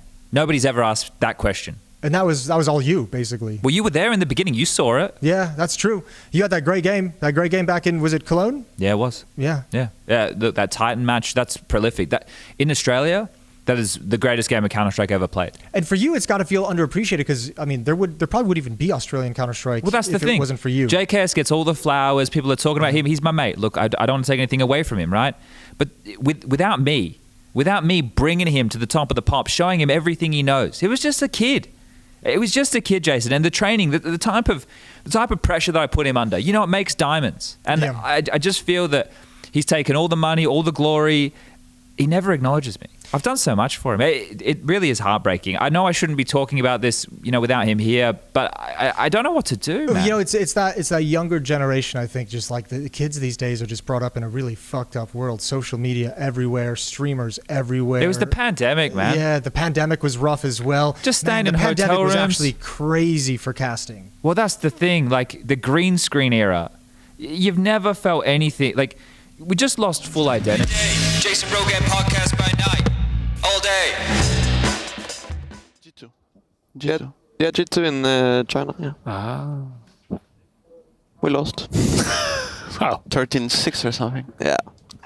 Nothing to talk about. We won the series, though. That's not the insight we want to give to the viewers. Seems like to me, boys, CT side of Ancient has become like a very active game plan now. It seems like the B lanes are kind of under a lot of scrutiny, a lot of CTs trying to smoke off those double doors, boost up towards ledge. Is that something you're doing pretty much every round these days, Brolan? Yeah, I think like there's some teams that play very aggressive, ones are playing more passive, and like if there's some teams that just smoke the B-doors all the time, just try totally like sending it with mollos and flashes and these things. Personally, maybe it's the right way to play it, but sometimes like some players sometimes playing a more passive role, and I mean it's just however you want, like prefer. I would say. Do you prefer the aggression, or do you prefer sitting back and acting that side? I think it's good to mix up. Yeah, mix things up, keep them guessing. Yeah, definitely. I think that on this map, it's a city side map that I feel like if you don't have a default, like the default is aggressive, that you're just not playing meta at this moment. Yeah, I think that as Brolan said, that it's the more comfortable way to play, it's the better way to play aggressive, but obviously there is rounds that you can play passive on this map, but I just think that the default leans more into, as you said, running down mid, running down B, taking street, taking middle, taking the fight, so... Oh, here we go, ladies and gentlemen, the third and final map. This one's at the playoffs. Na'Vi bouncing back after an underwhelming performance on Anubis. They are looking to get themselves ahead in this one because big, it has to be said, Hugo, they weren't expected to win this series, and it was a bit of a shocker they actually closed out that first map. Yeah, and well, they learned their lesson on Nuke at least. Na'Vi came in with fighting showing, but I think experience is a good word to use. It's not like Big have a lot of games played. This is their second most played map, so they're going to have things to fall back on. Gob's bringing the hype. They've already forgotten about Nuke. They've reset for a third, and they're going to need to. Bear in mind on Anubis, we saw Big with a very active CT side. I expect to see the same here as well. We got 7 guns, dual elites out in full force for Processing, Crimbo. A few flashes, couple of smokes to the CT side. Most notably, though, no kits. And we'll see what Na'Vi are up to. They got PT50s and smoke and Molotov themselves for JL. It's going to be a bit of a slow mid. Guys, I'm observing this round. No way. Sorry. Oh, we have a surprise attack. He didn't enjoy the cast of the last map. He had to do something actually, that's what he said. He goes, I don't want to be near those guys anymore. I'm going to go observe. Henry take over. There he is on camera. Harry, give us a wave before it starts, please. There it is. Oh, you're going to miss the kills, Harry. Get your fingers on the clicks. Yeah, focus. Come on, dude. Harry, give us a bit of a running commentary while you do this as well. Sure. Sure, man. So right now, Double down on the Bittenco, they're up here. Lexi starting to clear out cave. We'll be keeping a bit of an eye on Tabston. He's kind of running this setup right now with Process over towards B. Nice. Here it is then. First frag, Alexi B absolutely rails Process here. The bomb site was wide open, but JDC and Tabston fighting back. The captain looking to cause more damage here, and it looks like the bombs will be planted at the very least in this 4 versus 3. It's wonderful fighting back with that P250. JL finds him some footing, 2-on-2. Even playing field, Hugo. Yes, indeed. Wonderful down, but Pistol still reigns supreme on the side bit. Great position, able to isolate, and now Crimbo's got to come through this crossfire. They're trading peaks, they're trading attempts, and Crimbo's managed to sneak out, but he can't finish the job. Great work from Na'Vi and our observer, Harry, who hopefully will be sticking around for a couple of rounds at least. I'll try one more round. I think that was pretty painful for everyone involved. No, that was good. I'll try one more. I can drop the lines that Rush hates, like, we didn't quite catch that one. But, you know, I'm sure it was a great shot. Can we get that in the replay, please? Yeah, in the replay. Wonderful. Great shot, I think. Didn't see it myself. Full eco here from Navarrico. Yeah, this will be a bit of a non-starter. It does mean that going into the first gun round, presumably we're going to have 4 Galils and a Mag-10. They'd expect a pocket strat coming in from Navi early on. And speaking of which, you've got a 4-man stack in towards the smoke. I guess you're just flashing over, hoping for the best and seeing if you can find a couple of kills. They've done pretty well. There's the first. Should be it, though. Doesn't look like there'll be any further fragging going forward in round number 2. Crimbo, where are you? The other side of the map. Big chilling. 2-0 locked in. Unless. Pretty straightforward right now. Take it. Clean eco. That was pretty perfect. That was pretty perfect, right? Come on. Great observing. That's right. Told the story. It was not marvelous.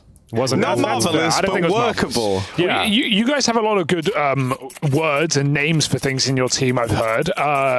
I want to know, what do you call, I'm collecting data, what do you call it when someone, especially on Ancient, you have a smoke and a molly in front of it and they're ghosting, device calls it ghosting between the molly and the smoke, you know, you're standing on the edge, edging, don't have a call for that. Never call? Nope. Just he's through the smoke? Yeah, I mean, if he does that, then I'm going to headshot him. Nice. Confident.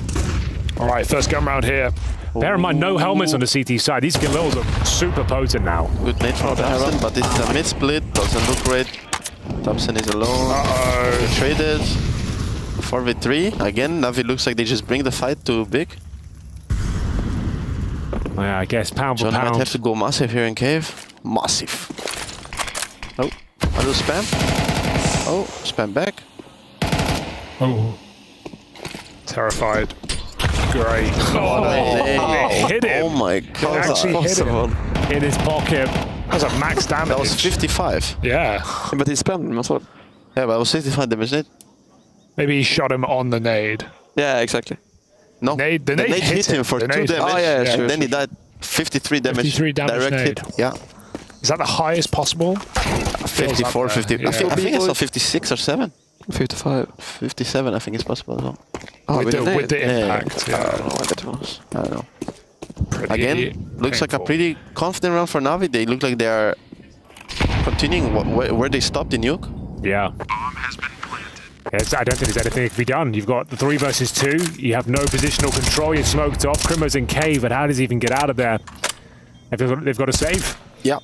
Looks gonna be like a save. I think that the big mid fight there was not as aggressive as you should be in these moments. I feel like they kind of let them be out, which I don't like as a mid player myself. So I think that they definitely have to look into dominating mid more in this half, because Navi are really good at splitting middle, and it's gonna be a problem for them. What is the most meta CT mid setup right now? Is it still insta smoking towards elbow at the start of every round, or you prefer the Molotovs? I think it's just about balance. I think they are both fine. Like if you use a smoke, you have a molly for mid round that this could be useful to block. If you use a double molly, you have 2 smokes then in middle probably. So just mixing it up and trying to work exactly. out how You just have to plan what you do after. If you want to jiggle peek with your molo, or you want to resmoke mid all the time, of course you can play it in so many ways. That's a sick nade by Jail. Yeah. So that's why. Yeah, go ahead. Oh no, you go ahead. You go. No, it wasn't that. Got nothing. I was just going to say as well. Astralis started doing that smoke that lands from T-spawn into here to block the CT Molotov. Like, is that like team dependent, or like you are working that out, like kind of trying to see if that's going to be a new meta thing? A few teams are throwing it every single time now. Like, is that like just to allow you to get the mid rush going on the T side if possible? Yeah, I mean, I don't know what you think, Ruder, but I don't think it's that big of a help. It changes so much. Yeah, I mean, I think just good pressure, maybe. Like, kind of keeps them guessing. If you're throwing it every round, that you think we could use this at some point. Yeah, maybe not every round, but like if you throw it one round, like the city's maybe gonna like think about it too much, like pretty much, like. yeah, some I feel pressure. like it's also going to just minimize damage off the molly, right? Like it's not you're not dependent on your teammate throwing the smoke. It's already there. The molly can't bloom ever. So yeah, I think it's cool. I think it's cool to any smoke that people add. It's always cool on Ancient, especially because it's a very default heavy map. Yeah. But looks like some good mid control here. They clear donut for themselves. Navi are setting themselves up for a clean B execute. Yeah. Bit is gonna lurk mid. M4 is on B. And molly. They still have a molly. John has to get at least one from cave here. Tapson is holding flash from banana. Oh, they're gonna molly him out. Oh, they're gonna molly entrance again. Important kill, one more. Okay. Still alive now. Searson. Oh, that's a bad peek. That's how it goes. Crimbo will try to save his weapon here, and that's gonna be a 4-0 start for Navi again. Starting off hot. You do kind of hate to see it. Kind of hate the observing too. Yeah, I didn't want to say that, but yeah. No, man, I'm going to be honest with you. I don't think I have a career. I don't think I have a career in this. No? I'm not good with numbers, man. There's too many numbers. Yeah, 10, yeah. 10 of them. Like, is Crimbo going to win this, guys? Ninja. Stay on him, Harry. Do not move. I'm staying on him. Do not move. He might be able to do something. What's JL holding, man? Back in T-spawn. Stop being... Oh, okay. I was about to say stop being a nerd, bro. Let Crimbo Nina. True. But no chance. Again, really solid round from Navi. They're playing really good, playing defaults out, like just like they did on Nuke, just now doing it on Ancient. Well, now we get to see us in AWP, right? This is where the game really begins. Yeah, I'm wondering if they're gonna pivot him towards A or mid, or if he wants to start B. But I don't think that they're really doing much on B at this moment. But let's see where he goes with his AWP. Go on, Sis, and we need something big here. If you're part of the pan. There's much. I don't know how they're playing to be honest at this map pick. Looks like they're gonna go for a 3-2 starts. 3B, 2 middle. Looks like a good call as well. They go 4 towards B here. They're doing the lurk smoke. Yep. Oh no, he's gonna go through. He's already through. Not a great start. Thompson is down mid alone. What is going on, really? Even if he tucks, they'll be able to clear him with a molly. Gets away from the boxes, so... Another good entry for Navi. They give away nothing. They're getting that mid control as well, knowing the cave is open. Already got the man has last advantage. smoke. Searson has to step up. Searson has a He's good got a kill here. This is the kill. Oh, they missed the molly somewhere. I think they missed the molly for pillar. There we go. Thompson almost getting caught there.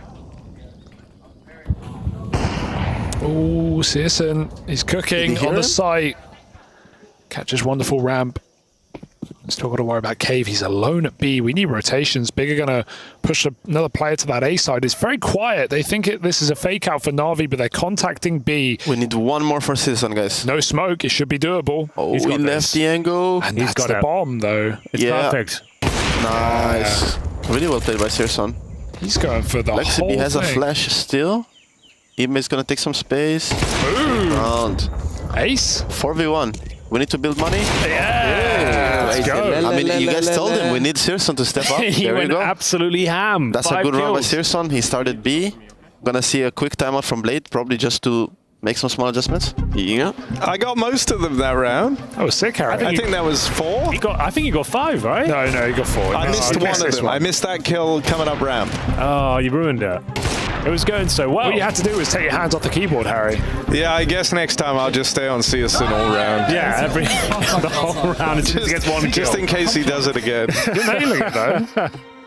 Proud of you. Bro, I don't know how Rush does this. His screen's in black and white for some reason. He's done that to you. Should I go set up his monitor settings? Yeah, you might need to. Yeah, actually, if we can get you around here, maybe I'm fine, Exertion. Alrighty. We're gonna see a deep smoke from Searson. Still, as I said in the beginning, I want to see them go down mid. I want to see them run up heaven. Help JDC fight street a bit more. Do all 5 of you know the insta smokes towards window? Oh, no, forgot. No, you're only a couple of you. So, like, I guess. Yeah, not necessarily all of us. It's only 2 people would mainly throw them. Okay, fair. Which is Torzy and Jimmy. See a block towards heaven from John. 3 mid start. It's pretty good right now. Good molly on B. Nice, we're getting up heaven. This is a good start to the round. That's a missed nade. Good spam by Tapson as well. But they might contact B instantly here on John. Good flash. Oh, Alexei B is up already. John is dead, I think. Oh, one. Only one though. They have full B side. Up long. Nice. Seriously, Cam, here it is. I like it. Nice. That's what we need from that guy, bro. Blind shot. This is his best map so far. Navi have no money as well. This is was a really key important round for Big. If they can stay 3 alive here, it will be a really nice economy build as well. 3v1 here. Ime, one smoke left. All the cities are on backline. Sears and Cam over the clutch. I love it. I respect it. Oh, switches the angle. Ime might have a little timing here. Bomb. Bomb beside the real aggressive mid. I think that's okay. Does he win it? No way. Searson is activated at this point. Yeah, he's looking very... Timing. Does he win it? Oh my god, and they're both middle. If he plants the bomb fast. Good molly. He has a smoke as well. Why is he taking? Oh, why is he spamming? They're going to spam back. No, they walk double ramp. Oh, big smoke. Really expected. They have to push it. Yeah. Oh, he didn't believe. Good trade. That's a good save, but it got pretty dirty right there. Pretty dicey. Yeah. But still, I feel like as soon as they were together, paired up, like as long as they push the smoke together on the same page, it should be absolutely fine. It basically is. It's 2 rounds in a row now for Big. And Searson stepping up. That's a huge shot towards Long to secure the round, essentially. Not the best played 2-on-1, but they get the job done. Bomb planted, and I think it's a half-buy situation for Na'Vi. Maybe the first tactical timeout. We'll have a look as to what they've got at their sleeve. Blade is looking at the dossier of information. And yeah, he just seems some sort of light investment with Tech9s. And maybe an A execution here. Hero AK dropped from Ime to Bit. Very interesting. It's just to keep the money low. I really like this call from them. Bit is gonna go full lockout mid. He's blind. Oh my god. That's a lot of damage. Oh yeah. No, he doesn't know. He heard the tick. But it will not help him. He's just gonna leave mid. Tapson's gonna leave mid now. Tapson was full white, no? Yeah. What can Bit do? But Bit is 28 HP. The guy with the jail has Kevlar, but it looks a bit rough. Grouping mid. Ooh, but they smoke deep mid. They might want to walk down now, and they have no idea he's heaven. They cannot know he's heaven, I think, right? Oh, he's clearing something. Oh my god. And because they're through the smoke, he doesn't realise. Now Searson need a masterclass. There's one. They're getting close, though. Let's go. Bit by bit. No scope. Oh, it's not enough. What a kill by Jail. Okay, wow, this is a Na'Vi round. Bit is holding a good angle, and he's dead. Is this still Harry observant? Yeah. Wow. Are you sure? Yeah. That was pretty good. I'm just making that was okay. I fucked up one of them, I'm not gonna lie. I liked it. I tried. You can't get them all, bro. Yeah, sometimes you're watching someone, you're like, yeah, they got this kill, surely, and I guess they just but it always starts with a surely, right? Yeah, surely, and then it's all ruined. And right now, Searson's giving us the goods. Nice dig from JL. Full reset now. But they're going late out of spawn. Biggest seem a bit discombobulated. Na'Vi again going into this heaven split. Wonder if he's gonna search cave. I really like this. John might be dead. He is dead. Difficult peak. Wonderful comes out on top. CT's now on the back foot in more ways than one. It's such an easy call now from Alexei. If he wants to just go B together. They have so much space, but looks like he's gonna take it slow, which is also fine. Na'Vi are playing some really good CS currently. Yeah, grouping up in towards cave and B ledge. You've got the bomb in towards Holly's pocket right now, going for a little bit of a spam. Waiting for CT reactions, but looks of things here. Smoked off towards Dono, which will dissipate now. CT's trying to coordinate themselves together, get some territory under their control. Nice little maneuver. Three players facing. Reaction here? Yeah, I think it has to be. Once you see the guy walk out donut, you know there's 1 or 2 at least in window. It's a common reaction. Oh no. That's a cave smoke, but he got blocked. Yeah. Searson gets Bit gets a kill on Searson on middle. We missed that one. Can't get them all. Can't get them all. Can't get them all. Can't get them all. You gotta get some. I'm just yapping. And that's a save. And that's a safe call from Big. I mean, Navi are just outplaying them in any way. What do you think, Luther? Yeah, I think so as well. I don't really know, to be honest. Yeah, you can't really keep up with the game with this observing, man. I get it. It's hard. We don't even see I'm more focusing on observing, to be honest. What's your opinion on it? Pretty good, actually. Pretty good. Yeah. Pretty good, actually. I'll take that, bro. Pretty good. 3 players to hold on to their weapons. Looks like it's fine, but Na'Vi starting to look quite comfortable in this third and final map. Bear in mind, this one's for the playoffs. Win this series, you're not straight to the quarterfinals, but you've guaranteed at least you won't be eliminated from the group stage. Yep. Nice place to be, as these guys know. Going to be playing the winner of Col Heroic, which is our next game as well on this stream. That is a spicy one. That would also be very interesting, yeah. Who've you got taking it? Heroic, my boy. Oh. Lexty. Yeah, he's a I don't know, hater. to be honest. Sell it to me. How is the Vita, to be honest, in that game? They... I don't know. Don't play Mirage. Heroic don't play Inferno. I think That's a pretty good veto. That's a pretty good veto from Like you Complexity. saw in the Copenhagen media as well, they're a really close game. All right, this is my last round, everyone. So the Let's have observing one gets more. way Let's have 2 better. more, Harry. Please, 2 more. No, Please, come on. And then a couple more after Please, that. man. Just 2 more. Peer pressure. Come on. These guys really want to see it. They're enjoying it. Everyone's loving the show. That's good. A forced by, like a full buy coming in from Big now. They have to start winning some rounds. We're gonna see again this 2-3 start. They are still trying to go down mid all the time. Tapsin is gonna make it down mid. Navi start with his B default once again, 4B. Oh, aggressive though. Oh, John gets out. He gets sees him. There's a kill. If he There's a stands kill. up, He you will stands up. see him. There's a kill. You see him? Nice. Yeah. Walking up banana, walking up banana. Survive. Tapsin is serious on his backline now. He has only a FAMAS though. He can make Crimbo should make some noise for him. He's peeking it. Oh no, that's not good. Did not realize how close they got. And they have full B side at 120, guys. Oh shit. That's a good shot by Crimbo. I don't even know he dinked him because he shot the glass. The molly! Or he could even have stopped the plant there. Do they have a kit? They do. It's on the back of JDC. Process, important kill. Nice. 2 kills from Process. Very winnable now. Alexi B is 10 HP. 2 guys cave, 2 guys city. Gonna swing long together. Good flashbang. Good flashbang. He main a 4v1 in Banana. Nice. No Clean round. 4 alive. Looked a bit messy, but that was good. Good ending. That was hard. That was a hard round to observe, man. Yeah, difficult to end it there, Harry, I would say. Oh, dude, Just one it's more. rough out here. Just one more, please. That's one good. more? Yeah, please, one more, bro. Okay, that one didn't really count. That but didn't then really count. Rush is getting really mad, man. I want to give him his seat back. Is he like just pacing behind you? No, he's sitting there with his arms crossed, looking at me. Oh dear. All right, yeah, one more rush and that's it. We promise. Let Harry just do this. He's got something special prepared for this round. All right, Big. Can they break in? 3 more in a row. That would be a decent half. Would be enough. Oh. Otherwise, Gonna be some mid pop. That's a good flash by Tapsin. Okay. he broke the smoke as well. Trades on B happening. What's going on? Insta A split. Let's go. Speed it up. In we go. A player is dead. Full ace. No smokes though. They have no smokes left. Oh, that's an important kill. 2v2.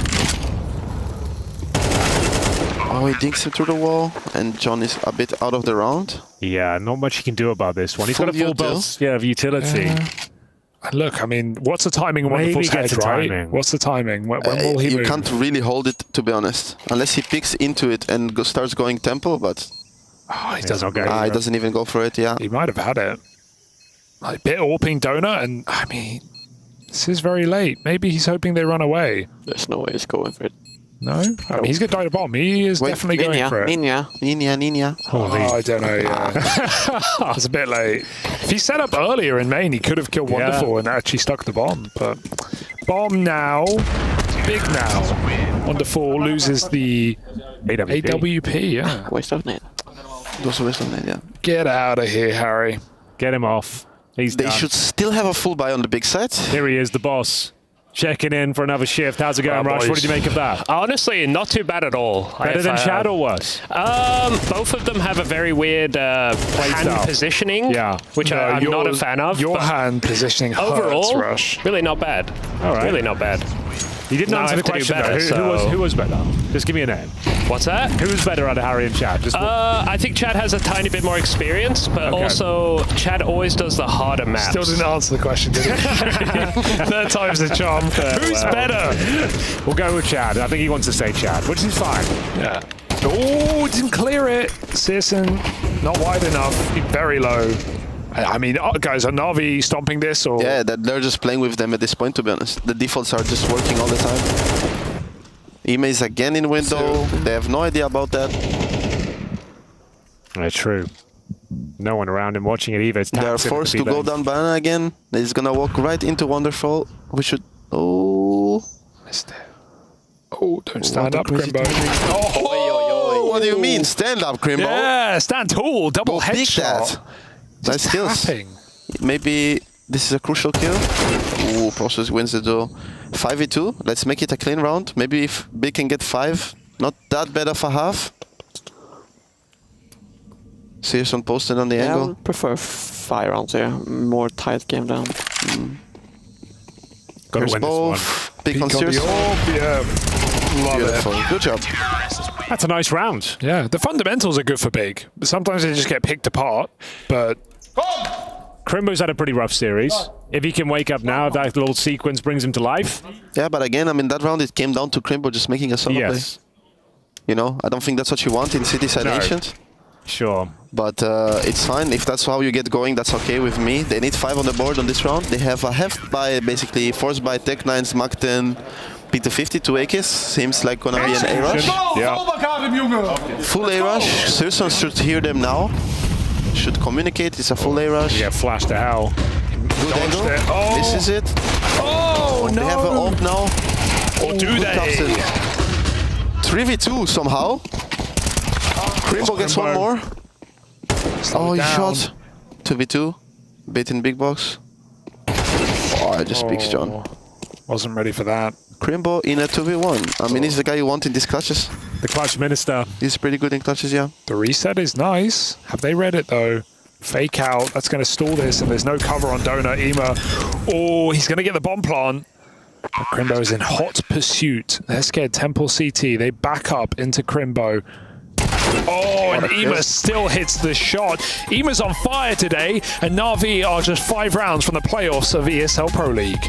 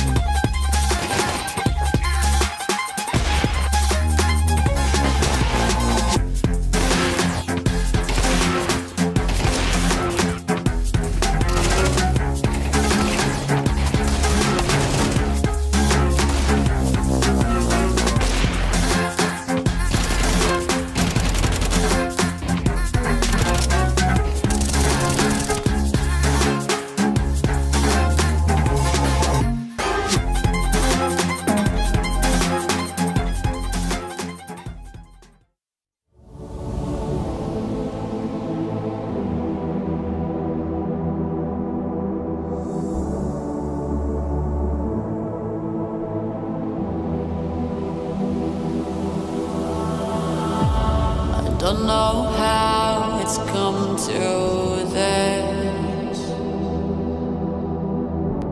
I don't know how I could resist. I took a vow to never sin, but I saw the darkness from within.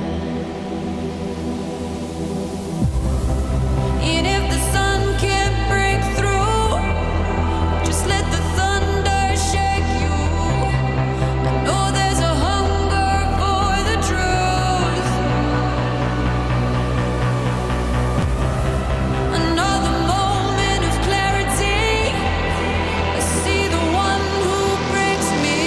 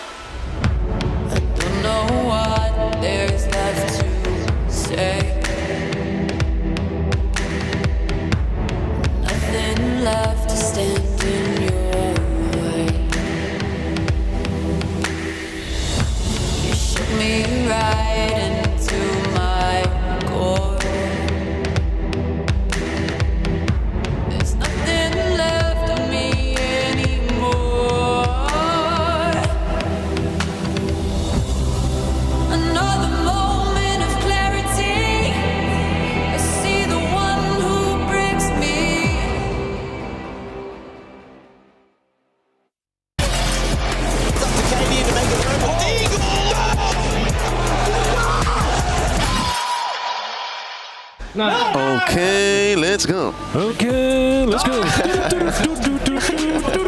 We're back, ladies and gentlemen. Na'Vi versus Big, third and final map. We're blessed in the booth today. We've got Xerxes and Brawlan bringing us the insights after this 3-map epic affair. The third map, Hugo, looking a bit better. It looks like we've got a game on our hands at the very least compared to Nuke. Yeah, still a bit of a Na'Vi show. 8 rounds on the T side of Ancient. Nothing to turn your nose up at. But let's see if Big have something cooked in the kitchen, hot off the press in this pistol round. Gonna be a full B execute, Big style. Oh, they got... Oh, never mind. 3 nades on...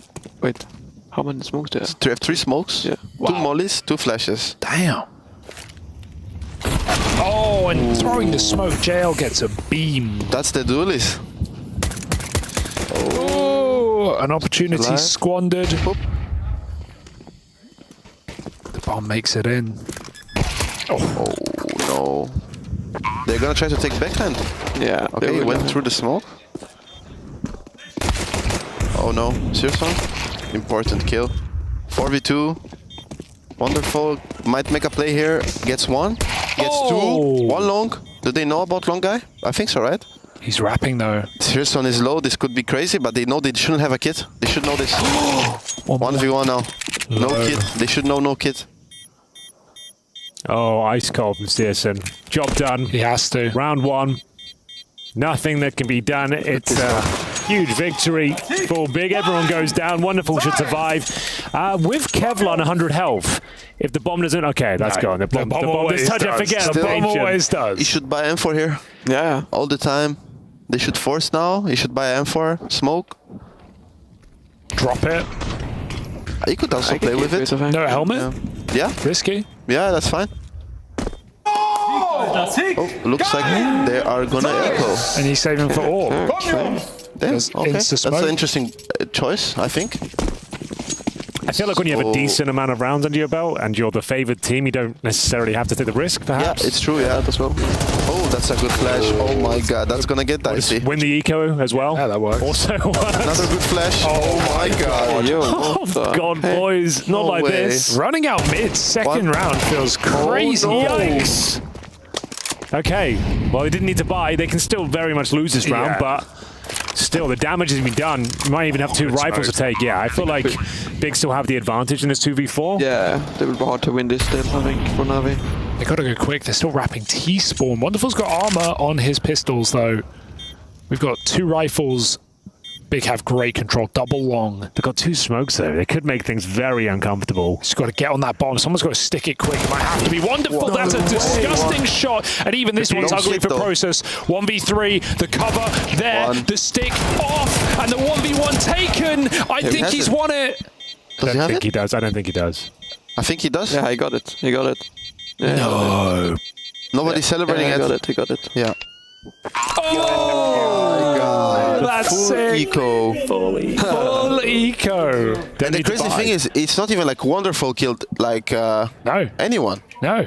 Did he? Or no, he didn't. He just threw and the he had flashes. the Kevlar. He's the guy that had the Kevlar. He lobbed the flashes mid, I think. That's crazy. The flashes on mid won them the round. 2 flashes. And then 1 more now. Oh my god. No, not like this. That's heartbreaking for Big. Running out mid, second round T side. Force or anti-eco, that's pretty ballsy. They could bounce back. Let's see another mid rush. They've run out mid. Okay, here we go. So fast paced right now. Got a break on the smoke bit. Actually, A-split. A-split Op is fast. here ready. Oh, kill by Wonderful. Oh, goodness. JL in default ready, go. No way, Gets JL. 2. No trade from JDC. Bomb down. Oh, and that's it. 4v1. Oh, it's full eco up next as well. 10-5. Get him. If he gets a couple of kills, that's 1. Keep them modest. Keep them weak. But that's gonna be. That feels like GG. Statement for Na'Vi. Oh dear. Oh dear. Oh dear. Major winners. Yeah. Looks like they're gonna take this one home as well. Yeah. Damn. It all comes down to the full eco victory. Because Big, they can't justify anything. They have to just take the full eco. They get, what, 2,400 into the next round. Has to be a full eco. Glocks and a deagle. Can't even afford the deagle, to be honest. 1500 for Karimbo, locked out. If they can get a bomb plant here, that would be a victory in its own right in this particular round. I would like us to also pay attention on City side to how the difference between Big and Navi on how they play. Yeah. Because I know Navi, of course, they run down mid a lot. Alexi is very active around Cave, and I think that it was lacking a bit for Big on their City. So we can see that go into fruition for sure. JDC alone at B, but Alexi's not jumping this one. Taking his sweet time. Wonderful AWP on A. They're hoping they can overrun with pistols, but there's also Bit in position with nades ready. This is going to be brutal. Wonderful shoots. Molly comes down. Bit can even nade on top. Big are about to be turned into a paste. It's going to move a bit now, but he has no reason to. Nade is still ready. Yeah. Boom. It's going to be a good nade. No. Oh. Well, the rifle's here. There's no prawn. Oh, there might be a prawn. No. No. Boom. Clean runs. Just what you want. All right, 2 rounds for playoffs here for Na'Vi. They've come in fighting form. Yeah, I think this is a...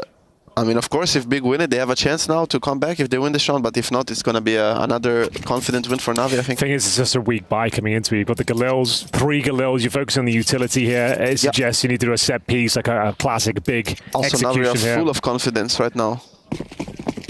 Yeah, true. Yeah, let's see how they will approach middle. Ime is going to start there alone, but he's still going to try to get out, which is nice. They start 3B. You see, even when he's alone, he's dominating mid, which is something we didn't see Big do even as 2 sometimes.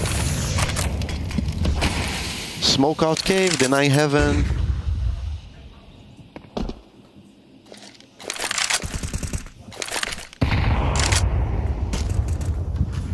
Alexi blocks him off the smoke, spam damage coming through, nothing connecting just yet. Bombs outside the B double doors. What? How did that not do any damage? Looked like a hit. Yeah, but I think it was behind the stone. Alexi's playing aggressive close cave. Together with JL. I really like this. They're being very proactive. Now. Oof. Ooh, insta ding coming in. JL might go for this trade now. He will get it. They have full mid now. They didn't take mid off this nades. They should know that they're still on B. I think IM should leave soon. So looking like Karimbo is going to set up the execution into But he B. doesn't see anything. But no, he has no idea. 2 here. They might go instant donut now. Wonderful hopes. No. No, they double smoke long and short and B. I guess they're going to try and go with that. Process has to lurk though. He's left to do nothing right now. There's no one even here. Na'Vi are full stacked on 8. They've got a 3-on-3. They'll take their chances. Maybe now take bomb. Yeah, you couldn't leave 25. You've got to go now though. Process must be calling. Yeah. They saw both. They hear both. They're gonna make this rotation. Na'Vi don't seem to be thinking about that. I think it's done. They've won the round. Very difficult to retake here with the AWP. Process committing to the fight here. He's got such a guaranteed spot for a kill there. They still aren't rotating it. It's round over. They'll find Karimbo. Default, yeah. So that's a kill for Imma, but they won't be going any further here. Would you knife that? Yeah. Every day. Shield. You would never knife that, brother. Shield, bro. Yeah, as I said, 11-6 now. Maybe Big can turn it around. I think it was still not a full confident round, so it's tough to get going still, in my opinion. But yeah, I think that they played a good mid round, and the kills came to them from Cave, both JN and Alexi B falling there. Is it enough though? It's the beginning of something. After winning the pistol, losing to that full eco, morale's going to be low, but that's a nice finish at the very least. 2 players survive, but the money's still pretty strong on the CT side. Na'Vi saved the AWP, the AK-47 and Imma. They can both drop a couple of weapons here. These are the duels towards the B lanes. As mentioned, there are 2 players pushing out of that cave. Yeah. Nice grenade from CSN to... I think even if they don't win this, if they don't win this round, it's still like... If they don't win this game, sorry, it's still some confidence just to get some rounds on the board against such a team like Na'Vi. They're, as you said, major champions. They're a great team, and it's a good first experience for Big, I think. So, yeah, they just need to step up and just play a bit better and try to learn the most they can out of this game, in my opinion, at least in their shoes. Yeah, Anubis, if you are just joining us, went in favor of Big. It was 13-9. Great showing from them, but they got absolutely dominated on Nuke. Never really got going, leading us to this third and final map of Ancient, where the first half wasn't a complete disaster, but losing to that full eco in the second round of the second half has put them in a bit of a downward spiral. They have now got themselves back on their feet. The Galils are still out, though, in the hands of Process and Tabson. Very important rounds coming up. Na'Vi just one away from series points as we get into round number 18 here. Cave Smoke being deployed by Crimbo, and maybe some mid-focus here from the ledge, try and get some early control, as it will be Process battling once again as he is fended off by the utility. Looks like gonna be some big aggression coming in. Oh, here we go. Is there ever? Nice kill from Alexi. BGL is gonna play now. Second kill. And they're down ramp. Now GL has a perfect position. And it's gonna be another round, guys. Oh, 5? No, not quite. Almost the perfect round. That was wonderful. Nasty. 3, 2, 1. Nasty. That was really good. Yeah, really good B aggression. Yeah. You can see Alexi B, he knew exactly what was coming next. He gets the first kill, he knows he's got that slight gap in the smoke to work with. The only way is he can get an angle, yeah. Exactly, they have to. Mows them down. That's a really well played and well coordinated round. Alexi B, this is the moment here, just waiting for that gap in the smoke. They have to come through. And then JL, they have no idea. They don't even consider this a possibility. Alexi B has done so much work in towards the B lanes. As you mentioned, wonderful, not going to miss a shot like that. That's the GG moment. Yeah, let's see if Big have anything left in their tank. Oh, so many pistols and a couple of AKs to kick things off. Always a difficult round to get there. Number 13, your mentality changes somewhat. You might not be as assertive in going for the initial kills as early on. Definitely. They need something. They need someone to make a hero play in this round. They need somebody to give them some entries. Flash. Go on, Crimbo. Ooh. One kill from Crimbo. Bit has to step up here. Gets traded by Searson instantly. Alexi going for the hero. From Alexi B. Oh. Searson is feeling it. At least that's a good sign for Big, I guess. Yeah, the fact he's performing so well. They need to close this round. Nice process, good lurk. Dinged. GG. They've got him. Oh, not GG. Oh, not GG. GG on the round, I should say. Yes. GR. Dude, why is he jumping? KW Yingling. No idea. No idea. Solid round from Big. Some nice shooting from Shershan. Shershan? Can't be serious. I mean, he's playing pretty good. 100 ADR. He's basically the only guy who's positive on their team. It's a good sign for him, I guess, coming into LAN. Maybe he will get some confidence. 12-7. I mean, it's not that far, especially not in CS2. Only 5 rounds needed to match the score and go to overtime. I believe Na'Vi should buy here. They will have 4 rifles. Do you prefer MR12, Roland, or you like MR15? I think MR15 is better, in my opinion. At least with the economy, I would say. It's just some matches it's way fast, I would say. Maybe you don't have a chance, for example, if you lose both pistols first weapon round. Like that nuke game we just saw. Yeah. It's going to spiral out of control. Well. Yeah, I think so. I think also, but maybe from a watching perspective, I enjoy watching MR12 more. Yeah, true. But MR15 is more competitive, maybe. Yeah. Sure. Yeah, that's totally fair. Like very late game comebacks. Yeah, I mean, you have so much more opportunities. You have to be the best team the whole game, 30 rounds, basically. But that's why now like. It's because it feels like comebacks are more, I don't want to say earned, but just like you said, like 12-7, like this is still very winnable for Big, but if it was MR15 for Big to win this, it would be even harder. They'd have to really prove it. Like you said, you're going to be the better team for a longer time. Absolutely. No flukes, less flukes, less easy wins. Well, here definitely we go. less stops. Exactly. Can Big hold on? They've got themselves back on their feet. AKs across the board this time. Shot on B. Crimbo is a good position here. He needs to choose a timing to activate himself. Put himself into A main. Looks like a pretty normal default. If you look at Na'Vi, they have no nades left except Jail on B, and that's it. Sisson needs to be careful with those jumps because the orb is on long. Activation from Crimbo there. He stays alive as well. Good nade. Pretty decent. Pretty nice. Mid control coming in now. They sent a fake, which doesn't make much sense for me. Jail gets important kill. They walk into the open B. It was looking so good. Tidy. Shearson might be able to trade the kill on Jail though. Knows. Bit sudden. Nope. Oh, got caught. Run. And that pulls players off a B. I think that they should throw some A nade. Oh no, Shearson is going too early. Yeah, that's not good. And 4v2. Let's see if we can do it to stay in the game somehow. I'm kind of believing. I think they can do this. Tabs it. Oh, they're not ready for it. Goes to the straight up planet, isolates his teammate. Maybe they can't do it. It looks like with GG, it's going to be Na'Vi confirming their place in the playoffs here at ESL Pro League Season 19. A great series, a great performance overall. But like you said, big with some signs of life here. I feel like the fact they took a map of a team like Na'Vi, they showed up as a team. Maybe didn't have Crimbo joining them this time, but still good notes and a pretty good series, I would say, in general. Yes, indeed. Nice to see Na'Vi lock it in and prove that playoffs, the back-to-back events is very attainable, and I think they are looking good enough to make a run. EMA having a great series as well. I think that was the standout for me, especially on Anubis, despite Big picking up the win. And again, thank you boys for joining us, Sersh and Brolin. Mouse, best of luck in the playoffs as well, and best of luck against Liquid, of course, your final game for quarterfinals or bust. So I'm sure we'll have you on maybe later, maybe next season. Who knows? Thank you very much. Thank you, boys. See you later. Thanks so much. Right, Hugo, what's next for us? I forgive and forget it, then you cry, crocodile tears. So high, I know your love was a nice try.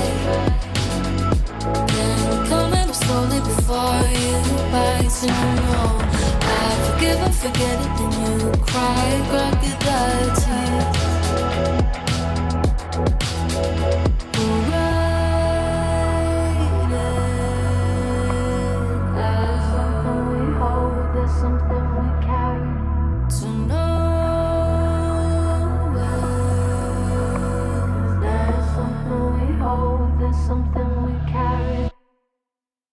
So high, I know your love was a nice try. Then coming up slowly before you bites, and you know I forgive and forget it, then you cry, crocodile tears. So high, I know your love was a nice try. Then coming up slowly before you bites, and you know I forgive and forget it, then you cry, crocodile tears.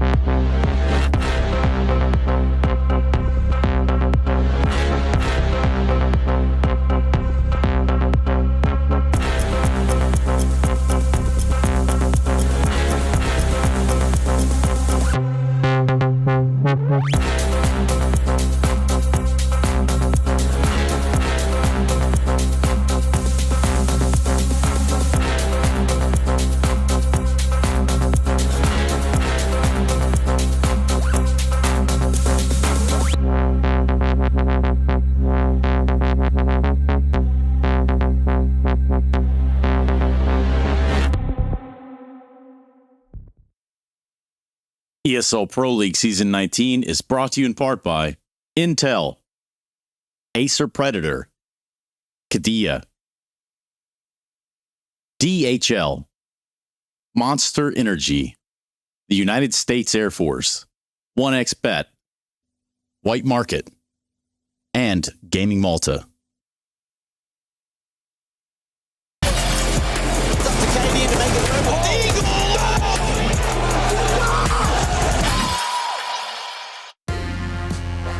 Hello, everybody. Welcome back in. An extended break there, of course. So thank you very much if you've been hanging around the whole time. We had a little bit of A-stream action going on. You know how it goes. But it's me and Neo back on the mics here. Pera up against NIP.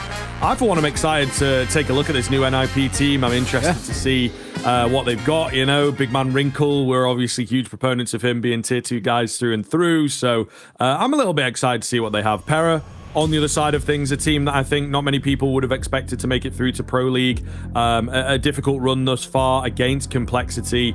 They brought one of the maps a bit close, but ultimately not giving us anything super exciting to look at just yet. Yeah, I think you're right. You know, for me with this NIP team, I think there is a lot to offer on paper, right? They've brought in a couple of really decent additions. Obviously, the big loss for them is just not having Rez here, right? If Rez in this team, they really actually could be quite an interesting little lineup, which potentially could actually make a run here. I think, you know, no discredit to ex-Kaspersky, the antivirus, you know, Kaspersky, yeah, technically, maybe that's the way. It just reminds me of the antivirus. But yeah, man, I think you know, it has to be said for me, the real thing with this is just a case of, you know, you're losing such an important component of your team. Bringing in an academy guy, not done terribly, but, you know, the expectations are pretty tempered for them. Here's the Pera squad for you. And, of course, how they did off the back of yesterday's match. Kia Cardell had an incredible display, it has to be said, against Complexity. However, they still did lose 2-0. So, all well and good, he had a decent game. Poya was okay as well. Then it quite significantly drops off. And this is the thing. Kia Cardell, we weren't really too sure what he was going to bring to the table. He hasn't had he hasn't had a huge amount of team experience, generally speaking, but he comes from a region which is right at the moment, Romania, which is producing a lot of good talent, and he seems to be a new one on the block who's doing decently. Yeah, for sure. There's an awful lot in this team, to be fair. He comes from the Gucci Academy side of things. We spoke about him being maybe a little bit older for a quote-unquote academy sort of system. So maybe there's a bit more maturity there at this point. Bibu, I think, is kind of an FPL star. So, you know, there's some interesting individuals coming in here. Not a lot of team experience necessarily. I think Bibu, to be fair, he's played on a fair few that are listed within his own right, within his own region. But when it comes to the more Central European kind of Counter-Strike, these guys are a bit fresher. They're a bit newer. Combined alongside them, we have more experienced names like Aaron, like a DGL, who've been around a little longer. So, I don't know. They had Corey behind them as well yesterday. So, also a guy that a lot of people will know from the Hungarian scene. So hopefully Pera can deliver a little bit more. NIP, obviously, as you have mentioned, in a difficult spot themselves with Rez not being here. Even then, with Rez in, sure, could have been a great team on paper, but getting the team going under Alex, who, you know, for a long time played with the same 4 players, you know, so I think him bedding in new guys, that's something that he's not really had to do for a while. So the NIP project, it's interesting. We want them to do well. An organization that obviously has been up and down, but ultimately has a place in every Counter-Strike fan's hearts. So we do want them to do well, but Pera here could potentially give them a strong competition, I feel. Yeah, and you know, with this NIP team, they've been in flux, right? Let's not kind of beat around the bush here. 3 wins out of the last 10. It's just not the NIP that we do kind of know and love anymore, right? And, you know, some of these losses are pretty damning. You know, best of 1 loss to a Polish team, which I can't even begin to pronounce. So I don't even want to offend them by trying. You know, and then some of the wins they're picking up, you know, wins over God's Reign. I'm not going to read too heavily in towards that as well, right? Win over Metasport, fair enough, but taking to a third map. And Metasport have been in in a real slump, like a really, really poor slump, basically since their start of the year where they were on like a real high, and then a win over Bless, the Ukrainian side. So I think for me, it's been dicey. A lot of losses to teams that they shouldn't be losing to. Sampi is one that's most notable. I think that was in Thunderpick. Lost to Aurora, Bet Boom, OG, and Heroic, of course, yesterday. This NIP team are all over the place. They're making changes. They're making the right decisions to start to get back into international Counter-Strike, but it's still very much early doors for this team. We'll have to see what happens going forward, but there's a lot of pieces that I like. Wrinkle, an incredible talent, somebody that I've covered a couple of times at the RMRs, for example, on the Bay, really talented AWPer, was way too good for that scene and for that team as well, deserved the shot playing at kind of top level Counter-Strike, and thankfully he has. And Max as well, an Academy side player who was way too good for the Academy, should have been moved up considerably earlier, and finally gets his chance to play up there. And actually, speaking of Academy guys, I think Blue Phoenix has actually come up and actually stepped up and filled a gap here, which was absolutely needed. Now, I'm not too 100% sure if he's going to be a permanent part of this team. I know for a while he was just a stand-in, but he's actually done pretty well. I'm actually quite impressed with him. He's a role player, does his job very good in terms of some of those more supporting positions when he needs to be. So in a worst case scenario, if they don't have any ideas of who else to bring in, I don't mind keeping Blue Phoenix. Yeah, I mean, it's fair enough. I think sort of what you're getting at is the fact that we're looking at 60% capacity at the moment. Maybe you could argue like 70%, okay, if you want to be pedantic, because indeed we're not quite sure whether Blue Phoenix will be sticking around or not. I think it would be cool, you know, again, they're on a rebuild. They obviously have this path with Young Ninjas. At one point they were really using the Young Ninjas, if you remember. So, you know, they've always liked the idea of the Academy and getting them in. Wrinkle's the one that turns a lot of heads. I think that's the talent that a lot of people have felt was a good pickup. But Maxter, if you can hit similar sort of numbers, if you can translate that, you know, his Young Ninjas days recently have been really, really good, actually. So we'll see. I don't know that Maxter turns as many heads. And then X Kaspersky coming in for Rez. Yeah, he's only just recently this month been added to Young Ninjas, for goodness sake. So it's a very, very quick move. He's only 17 years of age. The two to point out here, though, of course, Kia Kardao we've already seen a little bit of with the Pera stats overall. A fantastic game out from him. Wasn't enough to take it over the line. You highlighted very well. We'll not rehash too much, but he looked great. Rest of the team, there wasn't much support behind him. You know, DGL maybe held his own, but beyond that, there wasn't an awful lot. On the NIP side of things, though, it is Maxter who maybe looks a bit more comfortable here. Again, it's something you come into the Young Ninjas. You are, I think, doing that with maybe not the promise, but with the here we go. Yeah, this is the big round. This is the big one from Wrinkle, really making himself known. That's why. That is why. I think he's so brave, so confident and mechanically gifted. It is just a case, you know, Bait as a team were very just send it in there, play around the individuals, not much depth, not much strategy to that team, to be honest with you. And it worked in places, but coming into NIP, they're obviously going to expect a lot bigger of him. And then I really don't know how the dynamic was in that Bait team. You know, are we all talking? Is it under one player? Is there a little bit of your own personality getting into the mixture a bit too much? You know, I think there's a lot of those types of questions that we'll have to answer about Wrinkle in the coming months.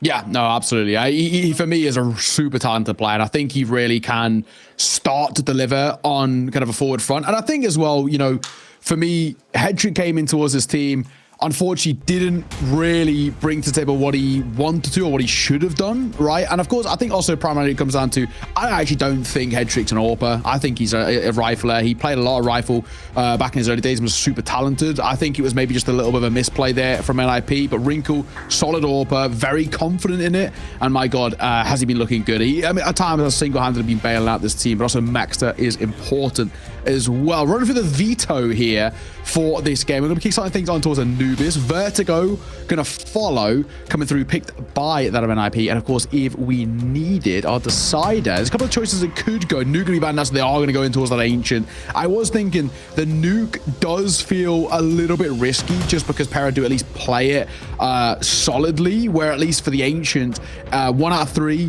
for Pera in the last 3 months, you know, they don't even play it that much, and then they don't really win when they do play it. So, I mean, all in all, across the rung of things, the only real thing that stops this veto being so heavily favored to NIP is actually just that Anubis, a map in which NIP have played twice. Granted, both wins, in all fairness, but one of them towards God's Reign. Again, like I said, no offense to the God's Reign guys, but I'm not going to take any of that into account. It's a kind of a sort of a non-existent matchup.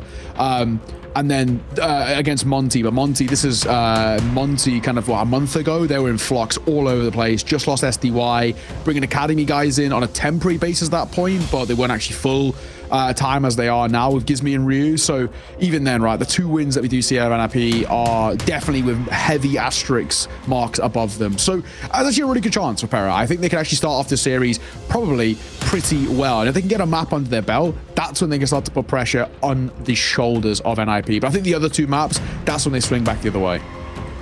Yeah, we'll see. We'll see. I do like the idea of Pera indeed picking up a map and making this a decent showing. Well, Anubis at the moment we are seeing plays a little back and forth, really. Interesting to note here is we've had the information come through. Pera is starting on the T side of Vertigo, so we'll circle back to that. Yeah. That's kind of caught my eye slightly. I think as well with that T side of Vertigo, is that a thing about them trying to facilitate themselves, right? Trying to be like, right, realistically, we do our best work when we're setting the tempo. There was actually moments where they looked really uncomfortable on that CT side against Complexity. You can see them being pulled apart, and I think obviously a lot of credit has to go to the way in which Complexity played that. I think that was a series which they had Pera's number for the most part, but yeah, I think Pera may be trying to play to their strengths a little bit. Vertigo is one of those maps which maybe facilitates it a little bit, but we'll come back to that conversation a little bit later. We are going to be heading in towards Anubis as our first map on the board, and we do have to look and see what is on offer. NIP start on that T side, Pera on the CT side. Quick out from NIP as well, not wasting any time getting into the fray here. Super fast. Oh my goodness, they're going to go all the way around the world as well. 2 ready and waiting for them, but still not really confident to take these fights. It's a lot of damage done, you know. Keen find on the way out. Oh no, there's a team kill in there, and what the hell has just happened on B? They absolutely mow them down. That'll be all she wrote for the pistol. Yeah, nicely done. Kiyokado, Bibu combining really, really effectively. Super easy stuff, it has to be said. Kiyokado, of course, the guy close on the cams just there. Nice couple of shots from him. And Bibu backside. Interestingly enough as well, Bibu, I wasn't saying, the pistol playing a different position because he's normally, traditionally, he's the A anchor. So, interesting to see him. I don't know if that's a change up from yesterday or whether it was just for the pistol. It seems like actually with him going back towards A now, it was just for the pistol. Bit of steps being heard there over towards main. Nade will come through, but it's all a ruse as they will double back. Here's Kaspersky making a move through mid, and he actually is given a decent amount of space here. Nade bank spot. Won't do too much damage. Nobody up close. Actually, I don't know if that was meant to go through the door for Aaron, but it doesn't. It wouldn't have made a real difference. There's no one on that side of the door at that point. There is now. Ready to go here, DGL. Got to be careful. It is a dangerous, dangerous angle at the back there, but he gets overwhelmed quickly. Aaron has taken a dink down to 4 HP. Bibu maybe gonna get overwhelmed. Playing it well, though. In and around the corner. Aaron stands strong. They lose the 1. The M4 recovered. And Pera move up to 2 swiftly. Nice. Easy. Pretty simple. All things considered, no complaints at all. I think for Pera, just make sure those sort of rounds don't have any sort of long-term effect in terms of, maybe too many casualties or anything of the rest. So, simple and effective. But yeah, we do need to see now what the response can look like for NIP. In towards a 4-buy. We want to see these guns come in towards play and set that tempo like we spoke of. It's the benefit of the T side. You don't get too many of them, but T side, Anubis is probably as good as it gets, really. Spamming in towards mid. Well spotted by the youngster. So continues sort of playing around this position. Looks like the bomb wants to head towards A. And there's a double stack for Pera to meet them.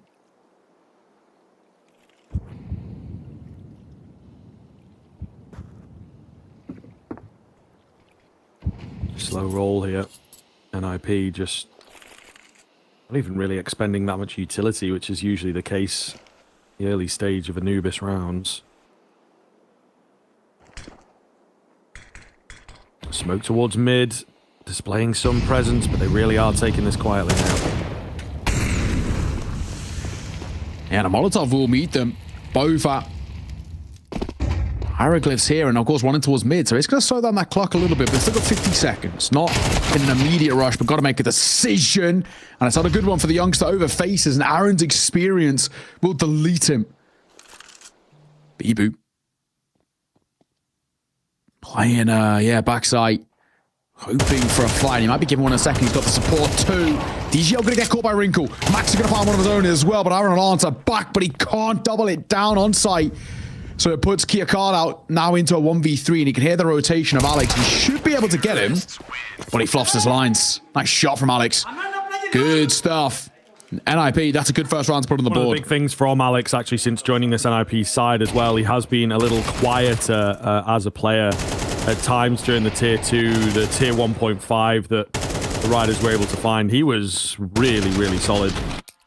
Really great for that team. So he's definitely taken a hit since moving. If that's something that he can improve upon quickly here, I think it'll pay dividends for this NIP new look roster. Taking a chance on him for sure. You know, Movistar Riders were a team that bounced around quite a bit. Sometimes they were really great, sometimes less so. Aaron going to open us up here, though, with one of those saved weapons.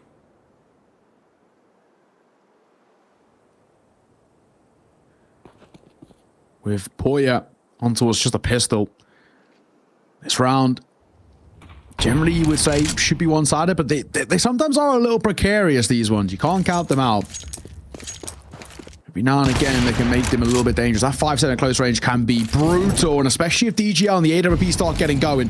You know, we spoke a lot about Kia Cardo coming in towards this game, but DGL is probably the main port of firepower. When he gets going, so difficult to take down. As Aaron's up close, will be caught. Maxter is going to get one of his own, and Poya's pistol pushed away. Alex close to the action here. They need to get a return frag quickly, especially if they can do it before the regroup happens. It's a quick A main flank. I do like this idea from NIP here. DGL with that up. Does manage to find one. Oh my god, Wrinkle fearless to bring it down. Okay, not ready for them to come in from A main though. Alex gets plucked out of the air, and Kia Cardao, the second man in, will get a huge, huge round here for Pera. Beautiful stuff. Beautiful stuff. I mean, Wrinkle gave it a good go. Not to be. Numbers made the difference. DGL started it, and well, Poya and Kia Cardo will close it. You said that 5-7 can be a little precarious, and that was exactly the case. Wonderful work. Bit by bit, we see Pera themselves start to showcase what they've got in the locker. This is a side that you can't sleep on. Actually, a lot of good moments against Complexity. Really were able to showcase their talent, their ability as a side. You know, sometimes you can come in towards these sort of games and maybe overlook some of the tier 2 teams or the sides who don't get as much LAN experience, but I don't think you can in Pera's case. They have got a lot of individual talent. Pera going to call for a timeout. Conversation to be had. Of course, Corey jumping on the mic. Player turned coach for this one event. I don't think we'll see him remain as a coach. I think, you know, he's a very, very solid player. His time and experience on, you know, Sangal, whenever played Rare Atom in Asia for a little bit, alongside FORZE, was a very rogue signing. I think even he would admit that, but not going to say no to the opportunity. Of course, last time out, I think we saw him was probably at the Rare Atom at Blast, I want to say. Blast Showdown, but don't quote me on it. Either way, though, I'm sure we'll see him back in the server at some point. Maybe like 25 years of age, so he's got plenty of time. And IP, AK, and a few upgraded pistols is all they've got to work with. Not a force buy, though, so at the very least, they should have money next round for the full investment. And once again, going to test A. They've at the very least got a decent space towards A with the bomb plant, so that's a positive sign.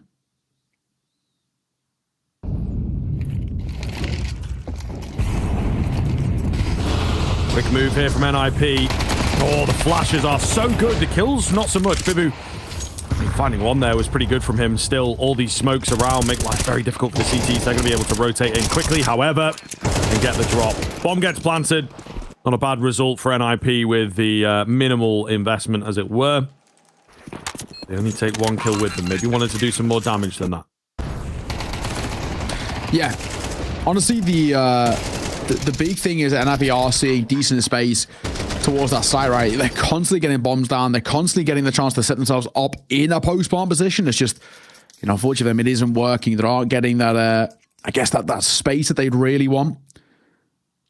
But I still think, all in all, they can't be too annoyed with that, right? They're coming in with a lowish buy. walking away with a bomb plan and now the ability to buy in here. So they're fine. He's in the corner. Cardao, swing and a miss. Wrinkle, so quick. Lovely shot. That's what we want to see more of. We need Wrinkle getting into the game. As we said in that pre-show, the head turner for this squad, Bibu, so blind. They give him time to correct, but Maxter's still going to win out the fight. My God, his head is in that monitor. I don't know if you've caught that on the player cam. The A-bomb site, meanwhile, going to be left completely open here. I don't think Pera will be able to do anything about this now. Yeah, I think you're probably right. I'm going to go down. I think you probably just save it. You know, Poya's taking damage and Kor's got an AK-47. I don't think it's worth the risk of losing this for nothing. So yeah, keep hold of what you got. And yeah, well, that'll be that, right? Pretty simple, pretty easy. All in all, NIP still need a lot more for us to be convinced, but this is decent. We are seeing these moments, these instances where potentially they can start to climb back into this bit by bit, moment by moment. I still think Pera in more than a comfortable spot, though. I don't think they're under any pressure at the moment. None of that themselves. Save, reinvesting towards the next, drop rifles over towards Bibu and Kiakardao. I think probably the only thing that I might want to see a little bit more happen is potentially a little bit more of an active A defense. It's without a doubt, A is their biggest weakness right now. There's no two ways about it.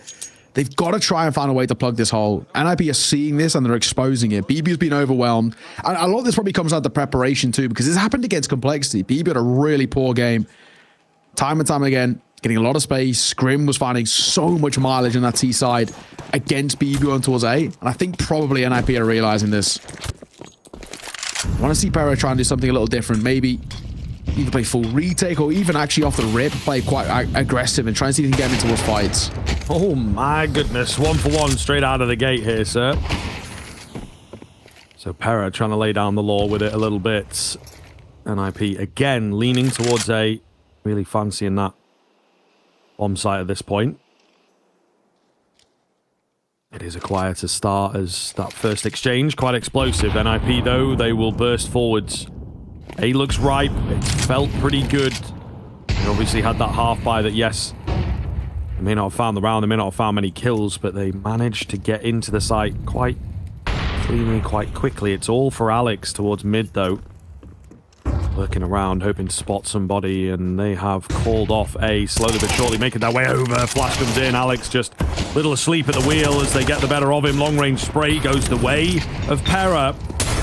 Now maybe the round does too. Bomb plant again will be successful here. Wrinkle and Blue Phoenix to do it all. Not easy. This is not easy. Gonna try and make a little move as they come through. Wrinkle tagged. At the very least, I think he's got having the AWP is the perfect thing for the situation. And he's dropped a bit of util to maybe give Blue Phoenix a favorable fight in this post plant. In comes the flash. Will blind up two, but Kiakarda's backside. This is dicey. Down goes Wrinkle. Swing and a miss from Blue Phoenix. Kiakarda, 3 kills in total. Really good round from him. Couldn't even been AWP collected and he will get it. So they get all the benefits out of that one.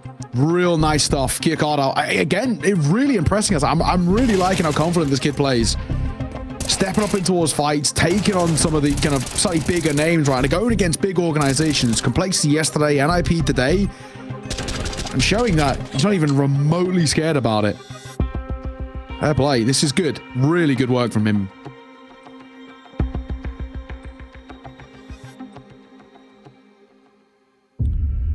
Yeah. What's called timeout, and of course for this exist. I mean, for him, it's it's not the easiest of conversations. They haven't really found all too much. He's got a pretty tough job as well, right? You can't really have that big of a game plan when this is probably not the team that you go with going forward. It's just kind of for now, right? So it is very tough for him. You got to feel for him. He's got to try and make do with what he's got, but also still try and get a respectable performance. The heroic game was good yesterday. There was really decent moments. It was a pretty close series overall. In the end, it was a 2-0 though. And fundamentally, that's all that matters. It's not about how many rounds you get, it's just about who wins. It's true. It's true. You speak the truth, my man. So we'll see here. NIP have to bounce back. They've had some decent moments, relatively well put together, but it's Pera who continue to convert and look pretty good when the pressure is on. You know, obviously their pick, so feeling good about them, but NIP not really competing all that much T-side of Anubis, etc. You know how it goes by now. Get a card out. Hidden away at dark, it looks to be more of a B lean this time from NIP. Yeah, bomb more committed, I guess, is the only thing. They're going to poke and prod. If they do go B there, they could be in a lot of trouble. Very interesting that Pera are so happy to leave A so on demand, despite the kind of unsuccessful attempts they've had in terms of, you know, keeping hold of it and losing it quite constantly. Good fight, though. Alex will find the first. Kiyokawa caught. It's an important kill. But he's met with a smoke.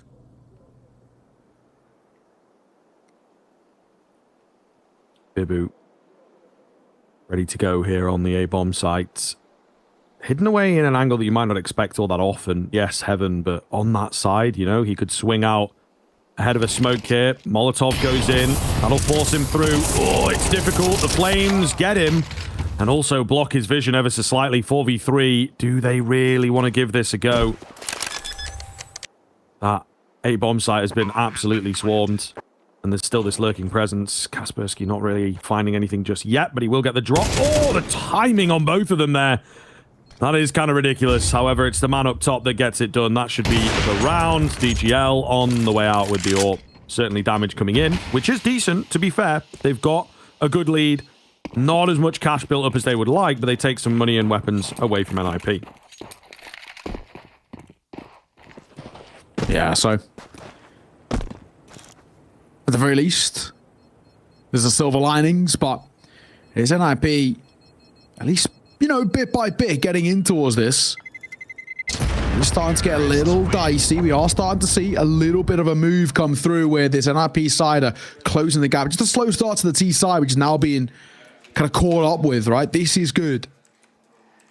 Good play from, especially coming through mid there as well. Just making sure they don't get that wrap back through water. Good kind of readjustment. It's Alex who starts things off as well.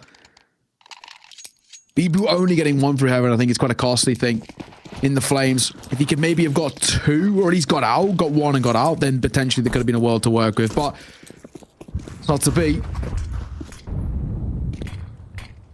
Now we're at 5-3. Pera, do you have a buy, but it will require MP9 on the hands of Bibu. And utility a little limited across Pera here, right? You're seeing most of them have 2 or less bits of util left already. Oh my goodness, Poya gets a nasty surprise. It's Kaspersky in with 2 though, on the double entry. NIP in a pretty good spot here. Aaron trying to spam away through the smoke, and 1 bullet does land, but it's not really enough to scare us just yet. I'm going to go down. Smoke dissipating here towards dark. The AWP was trained, but he slightly pulls off towards the end there. It's a panicked shot anyway. Bibu getting a good catch with the timing. Looking for a bit more. He's going to get it. MP9. Oh my god, mowing through them. Aaron's also chimed in. Wrinkle's got it all to do. He finds the first up close. But the pace is picked up exponentially. And the pressure mounting. But he stands as strong as he can. The AWP can only do so much. However, DGL will finish it off. And a big, big wrestle back there from Pera. It's close on the defuse, but I'm pretty sure he has just about got it. 6th round coming in. Yeah, nice. Good stuff. I mean, at the tail end as well, it's quite a chaotic one, but they actually play it quite passively once the site is lost. They just slow things down a bit. I think the Pera is actually well done, right? The worst thing you can do in that situation is the second is that kind of chaotic fight coming in and the barrage of utility is actually to rush, right? Fly into the fight and give them opportunities to be overwhelmed. It's not the case. The DGL, good stuff from at the tail end, but all in all, great work. And a Pera just keeping this lead in their favor, keeping this a sort of control, I guess you could say, over the game we've got at the moment. NIP, of course, are going to more than happily try and utilize this pause themselves. Interestingly enough as well, they got Alex sitting in this second seat rather than, of course, you usually have your in-game leader in the middle. But I guess he wants to try and maybe micromanage the youngster a little bit, which I think is probably fair enough. He's had, you'd assume, little to no time to really practice with this team. Of course, the res news was kind of dropped quite abruptly. It was like midway through last week. And with some sort of virus or something.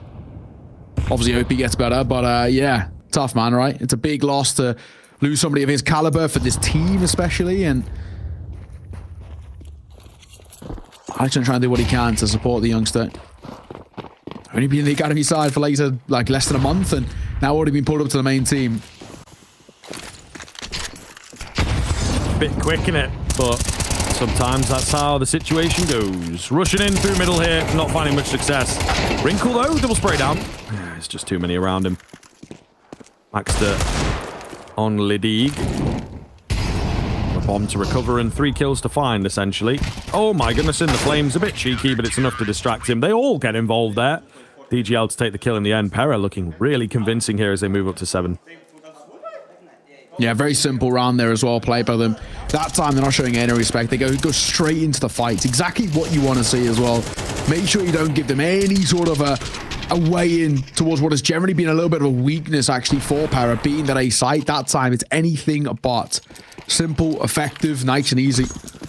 So, 4-round lead, penultimate round on the board as well, and there really has not been a lot to offer. The NRP side. They go a little bit quick, it seemed. And they pump the brakes. I don't want to give too much of a fight, but Kiakado, nice opener. Good work from him. Really nice and easy to put that pistol to bed. And of course, for NIP, grouping in the smoke here. They've only got Glocks, so we're not expecting a hell of a lot.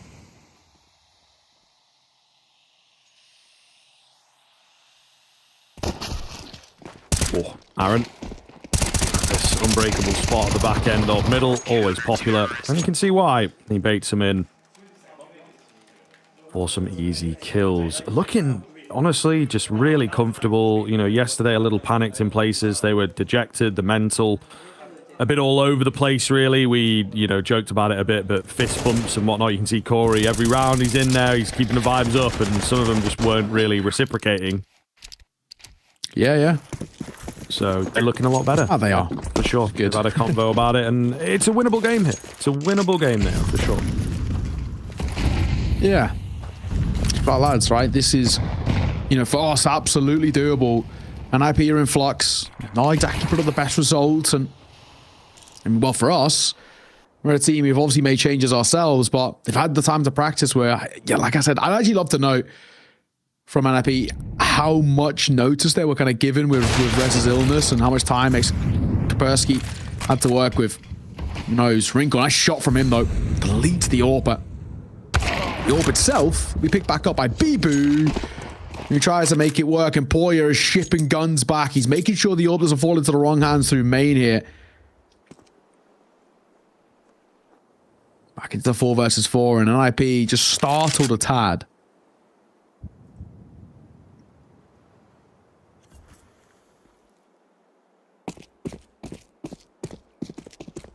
No one around, of course, for NIP to meet here.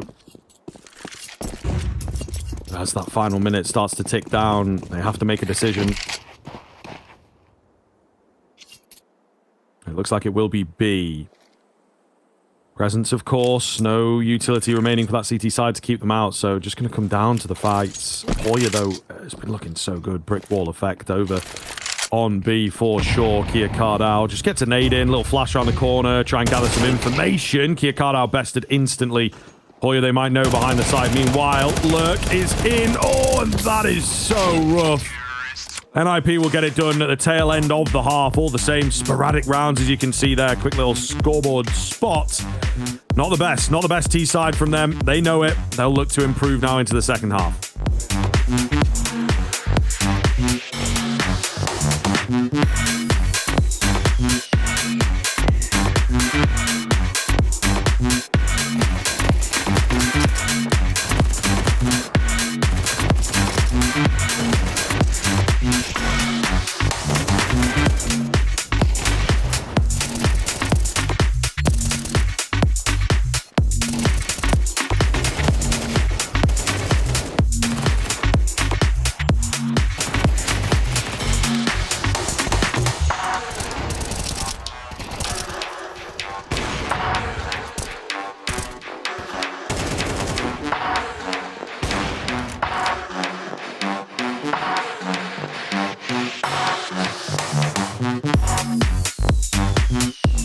how do you guys rate your chances of getting through 4 teams from the group, make it to the playoffs?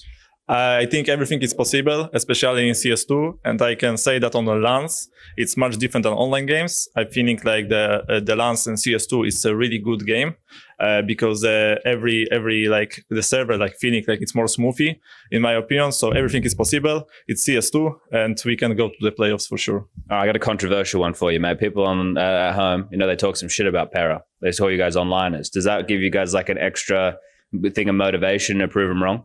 It depends. For example, when I'm playing online games and people saying about this stuff, it's really hard to play it, especially for me. Like sometimes I have I'm taking it seriously because whatever we're going to do in the online games, people will not notice it. Because whatever you're gonna do, if you're gonna play good or not, they will say that you are cheating. So basically, on the online games, I don't have that motivation like to show them on the LAN because they only look at the LANs right now. So this is the way that we need to show here. Not online, it's only on LANs to show it now. So we are here to prove it something. Yeah, I remember watching you guys during the IMI. You were getting loud, you were making a bit of noise. You felt like you had something to prove. So another opportunity not that far away with a new roster. Anything you want to say to the people at home? Thank you for the support, and I love you, mom and dad. I love you, and keep watching us, and we're not gonna disappoint you. Wonderful. Thank you very much. Thank you very much.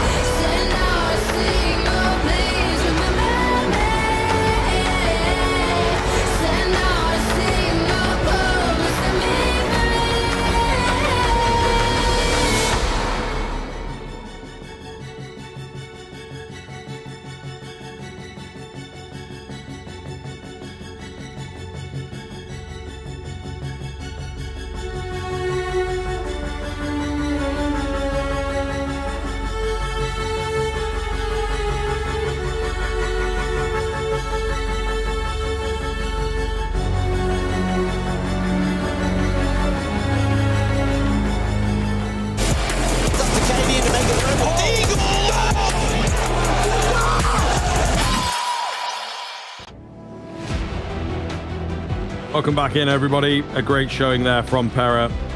Absolutely. They are flying on this map, I think it is safe to say. Look, it's a good map for them. Yeah. Don't get me wrong, but the NIPT side not giving us an awful lot of anything. A few sporadic rounds here or there, albeit with the rifles. So that is something to consider.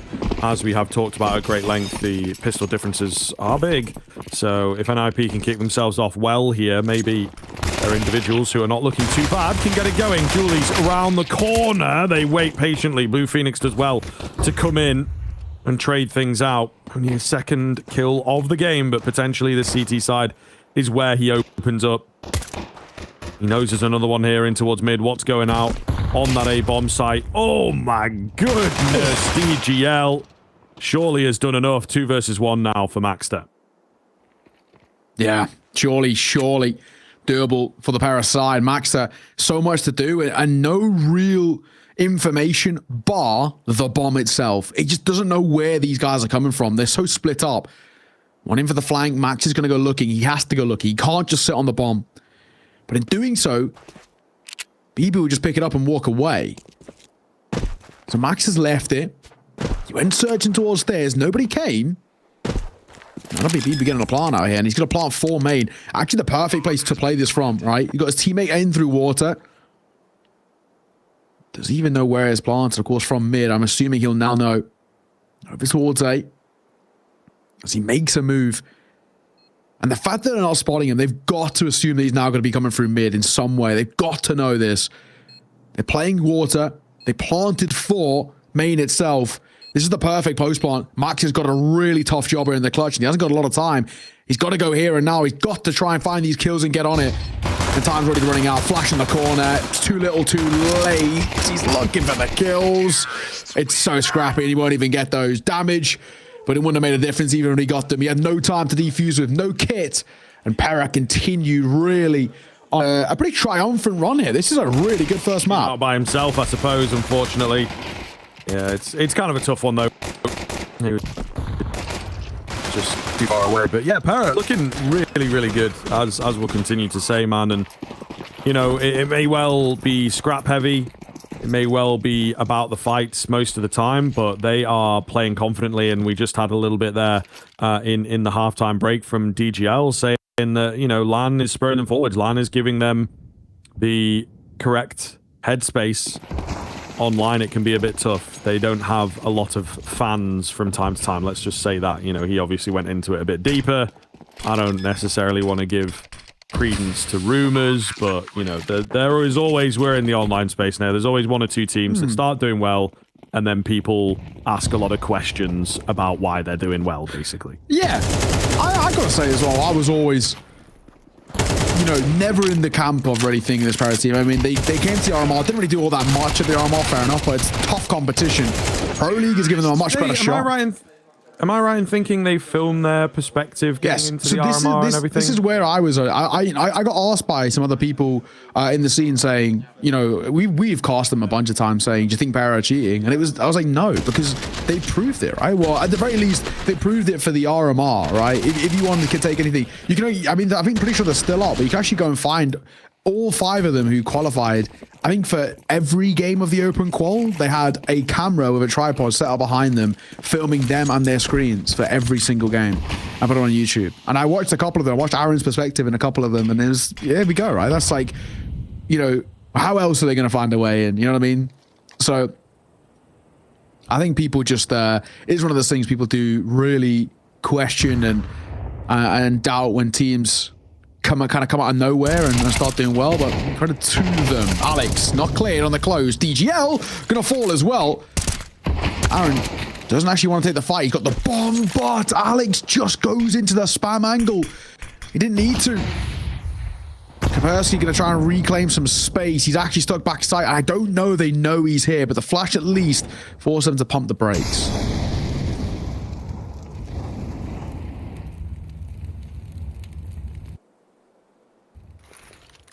Hidden away. They've surely got to check a few angles. Yeah, Molly goes in, second time of asking. He does well under pressure. Kept them in this with that kill. England Blue Phoenix late to the party. Bomb picked up, taking its time to get planted. So at the very least, these rotators will have plenty of time to close the gap before the bomb goes down. Kia Cardao, it's aggressive from him. Nade goes in. I don't think Bibu quite respects how close they are. Fate coming in and just splitting the difference. It's a bit tough there. He was left in a difficult situation. NIP, big round. Yeah, honestly, really needed. It felt like, honestly, losing that, and they might have already started to get kind of mentally a little bit checked out. That would have been really putting them on the back foot. They've got a mountain to climb to get back into this game. There's no two ways about it, but that's the sort of round that could potentially really bring things back to a doable affair. You know, Blue Phoenix, he's had a really poor game. There's no two ways about it, but it's a good round out of him individually. Absolutely needed. We haven't really seen too many opportunities across the board. It's been pretty dire, pretty dicey at times for Pera. Not for Pera, for NIP, may I say. Very easy for Pera. But, yeah, that could potentially be the start. NIP, we just need to see consistency. There's no two ways about it. Consecutive rounds on the board. The only way they're going to find themselves back in. But, you know, smiles all around. You look across the kind of the cameras of Pera. They're feeling pretty good. We have a little tech issue. Hopefully only a brief one. I'm going to assume on the NIP side. But I say that, I don't see a referee towards either. So for now, who knows? Who knows what it is? Well, the tactical pause, what would you call it? Graphic? Not really a ticker. It's not like a lower third. You know, pop up. Anyway, it's gone. So when that disappears now, you know we're about ready to get in game. Yeah, exactly. I've only been here a week or two now, but I think I've figured that one out. Orb shot misses. DGL actually going to take some early damage. Aid as well. It's tiny chips. It's nothing substantial, but it's nice for Nip to have that slim advantage. Phoenix popped out. Nobody around this corner, so it's towards A main. Got some decent space to work with. Bit of a janky buy as well for Pera. You know, you've got a Glow and a Mac 10 in play, but then a double AK Orb set up. So especially if maybe the likes of the Mac 10 or the Glil were to fall, they could actually be tempted to save and just go back for the next. Off the sea, smoke missed. Pretty sure the smoke didn't make it over. Yeah, it's stuck up there. Right, it's meant to go right where Maxter is. Second time I'm asking, one will come through, but an extra one did miss, so that does force them. Yeah, there it is. Yeah, forces them to kind of pump the brakes a little bit. You actually eased through that a little bit too high, caught the lip and didn't bounce down. Dangerous swing out from Wrinkle, nearly loses his life. He's back in for a bit more, though. He ain't afraid. Did talk about this guy being brave and the HP. It makes the difference there. Hoya kicks off 5v4. Good catch coming out from Kia Kardau as well. Pera back on track. With the rotations quite fast. Maxter, first one in. Oh, nearly 2 for him. Robbed a bit. And Alex can't track that player. Another dink. You got to be joking.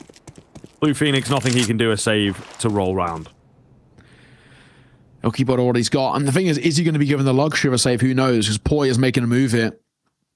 Push him out. This has been such a good performance from Pera. There's very little we can say negatively to them. And Poya, who came in towards that fight with like 45 points of HP or something, wins it out. Takes a tag, but just rips off Blue Phoenix's head.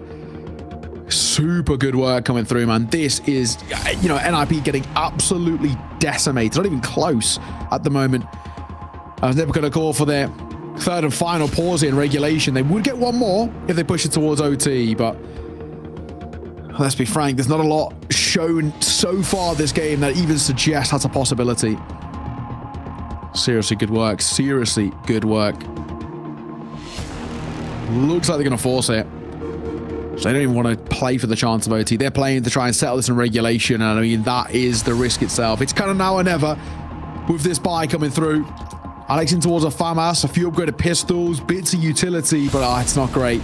He's got Alex and Max at double FAMAS. Double Deagle coming out for Kaspersky, and Wrinkle and Blue Phoenix will get himself an MP9.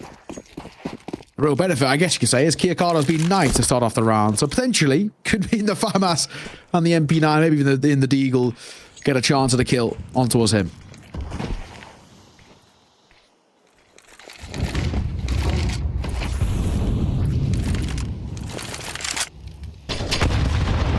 Double nade. Ooh, it's close. Kaspersky tries to use the gap on the smoke. No one behind it. Rough fight here for NIP. Molly coming down. Doesn't find anyone just yet. Again, Pera taking their time, getting some early util out, trying to lower some HP bars. DGL. Raw. Posted. This will allow as well. Rifles start moving their way forward. Everybody swings, he can delete them at range, but the rifles can get up and close and personal. That's what they're going to do. They are running a little low on util both sides. You got Smoke Molly Flash over towards NIP. And then a bit of a belt on Bibu. Molly Flash with EGL and Kia Kardau. They're making a move though. Double stack pushing through under carpet. Bibu's just missed opportunity. Hasn't spotted them.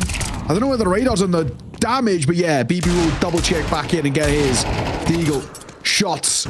We'll find one from Wrinkle.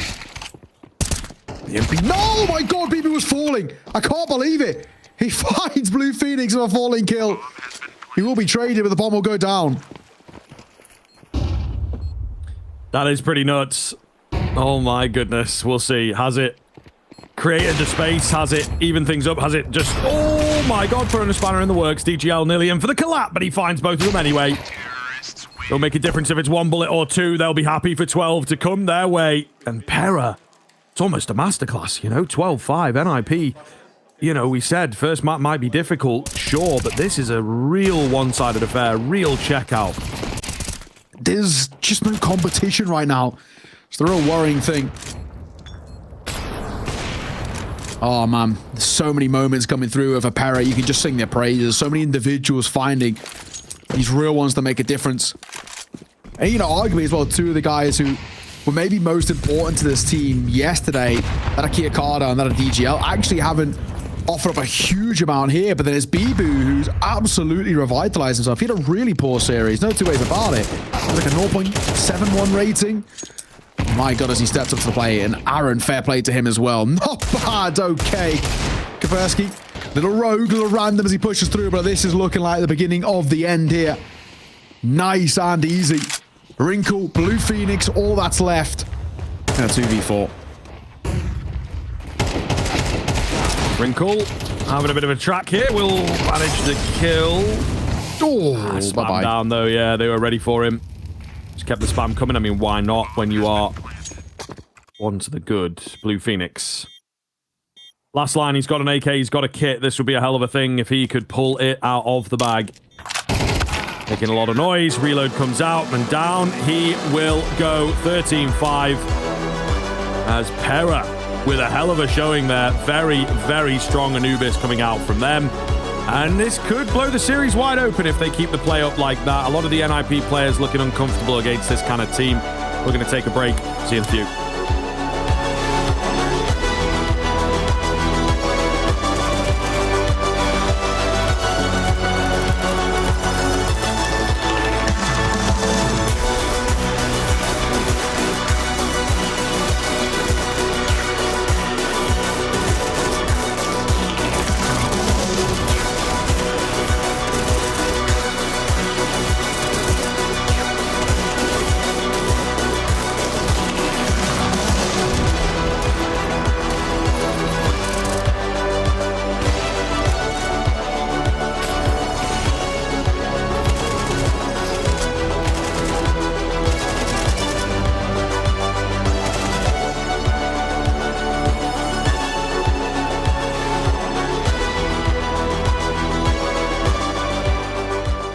At some point in every gamer's life, there's a question to be asked. Do your clothes match your hobby? In any situation? Or do they just represent what you dream of? No matter what situation, there's always the right wear and the wrong. The only real question is, which are you going to choose? Decide for yourself. Smokes. You see double smokes in the same place there. Simple just jumping casually into the side. Wait, what was that? Never miss a play again. Simple! That's not allowed! This is not FPL! This is a major! Finally. With Face It Watch, you're in control. Switch between player POVs live and see the game through the eyes of any pro. Never miss a moment with replays. Relive each highlight on demand from all angles. Watch it, control it, face it. Oh, Trace, that's a wonderful pin. Don't tell me. Clone 2016 limited edition? It looks so soft. Your compliment was sufficient, Hugo. Hey, Harry. Nice pin. How the hell are you? Chad has mistaken me for this dickhead Harry, which seems logical because he also works for ESL and I cast with him regularly. Harry and I also go to the same barber, although I have a slightly better haircut. Chad, congratulations, man. I saw the reports. Titan game went well. Thanks, yeah, man. great stuff. ESCA tonight? No can do. Got an 830 res with the pros, man. Trying out a new crosshair, though. I'll swing it over.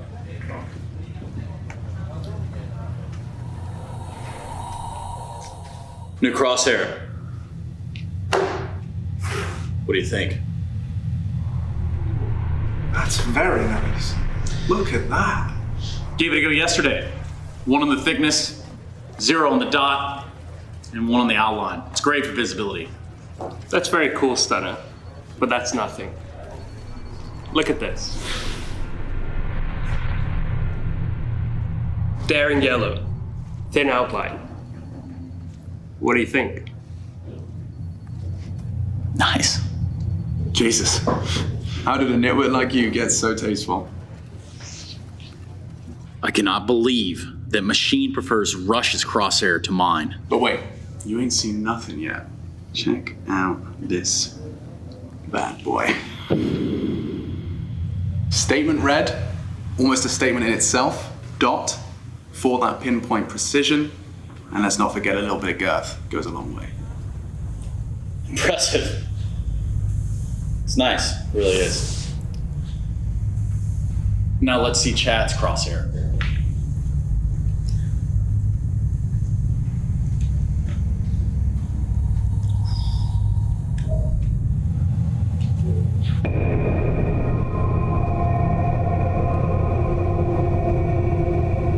Look at that subtle neon coloring.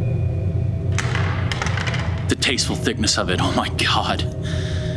The gap is perfect. Something wrong? Stunner? You're sweating.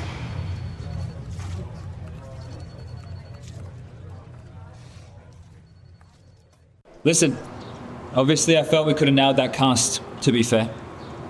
But a lot of circumstances did, we didn't, and normally I'm not focusing on individual performances because we can all have a shit cast.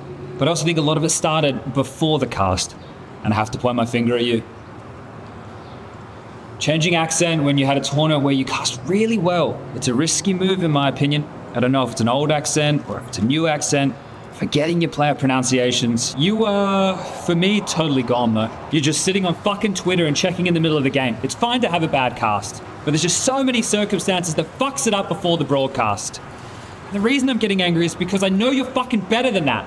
You've always shown such reliability, but we fucking need you. And I don't want all this overcompensating. If we're boring because of BP or Spirit. We don't need stupid fucking accents. I don't know when to take it up because we also have 3 weeks of broadcast, but I feel it's fucking necessary. We need to fucking show up and be there. And if there's issues, talk to us. If there's issues with your audio setup, people can help you set it up. But it's a fucking risky, changing your accent. There's no way.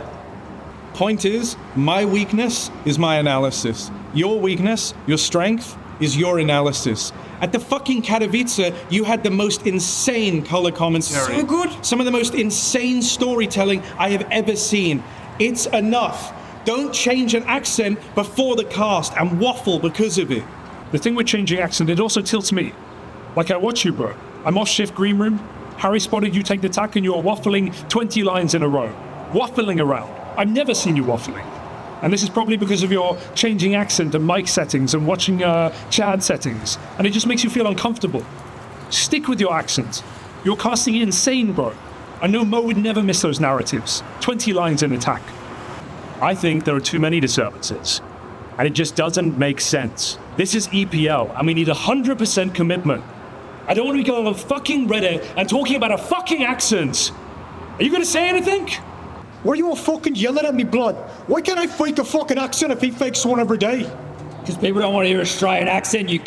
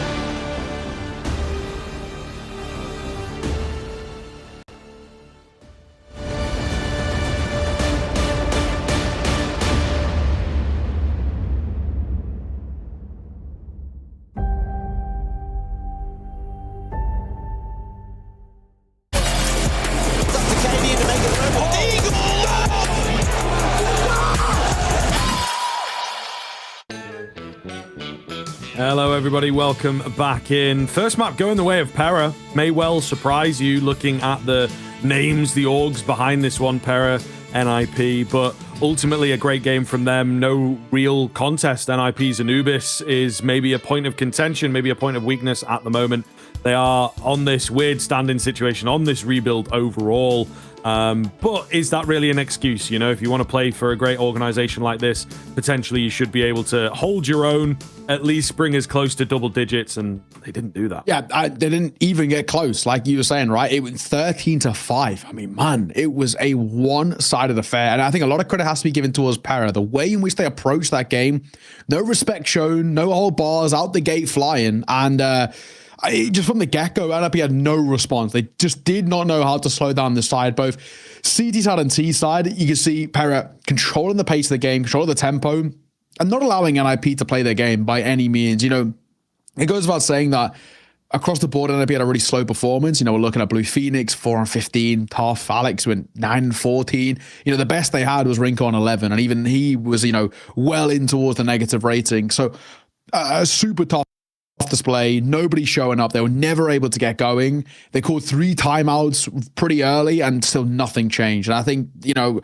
so much credit has to be given towards Pera. We have a little bit of a graphic for you to show some stats at the tail end. It was 2 guys for us who were, you know, very, very impressive coming out from Pera. I mean, really, without a shadow of a doubt, stepping up to the plate, Bibu and Aaron. And interestingly enough as well, especially Bibu, really poor game against Complexity on that map specifically. Really struggled to get going, but a completely different performance, a resurgence, so to say. 18 kills apiece, 100 ADR plus across both of them, and a 1.49, 1.73 rating respectively. That is pretty damn good. Yeah, for sure, man. You know, really, really looking great. Aaron, as you said, I think has been a standout player for this team, just in the sense that he takes so much responsibility as the leader and still performs pretty well. But yeah, it was Bibu yesterday. We maybe mentioned it, looking dejected certain players, but he was really at the forefront of that. Maybe because he was just closer to the camera, so it was easier to read his emotions. But he didn't look fantastic, you know, and it was rough. In and out of the server, he wasn't having a great time. He's coming today, revitalized, I believe his country's flag on his back, you know, all that sort of stuff I did catch. So obviously they've done a bit of talking. They've done a bit of, we can do this. We got to prove ourselves. NIP are a beatable team in this current state, and they have just proven that quite heavily. So I'm interested now. I'm very interested to see what Pera can put down. Vertigo is a really, really rough map for this team. Let's not pull any punches with it, but I don't know. They're a team that, for me, I think in this LAN environment, looking to prove themselves, as DGL have said. One of the losses, you know, is up against Complexity yesterday, so maybe a change in environment, a change in mentality, importantly, may well, I mean, spur this team forward. We'll see. And then I'm just thinking, like, they've won the first map there. They seem to be a very mentally driven team right now. So the world is their oyster. Anything, maybe not anything, but most things are going to be possible. The only worrying thing about Vertigo is that so far this year, for 2024, they're 0-6, right? They just cannot seem to win this map. And it's not even against kind of the greatest of sides. We're talking kind of espionage, who actually, in all fairness, are now on a bit of a resurgence, you know, now known as Sashi. They're actually looking pretty damn good.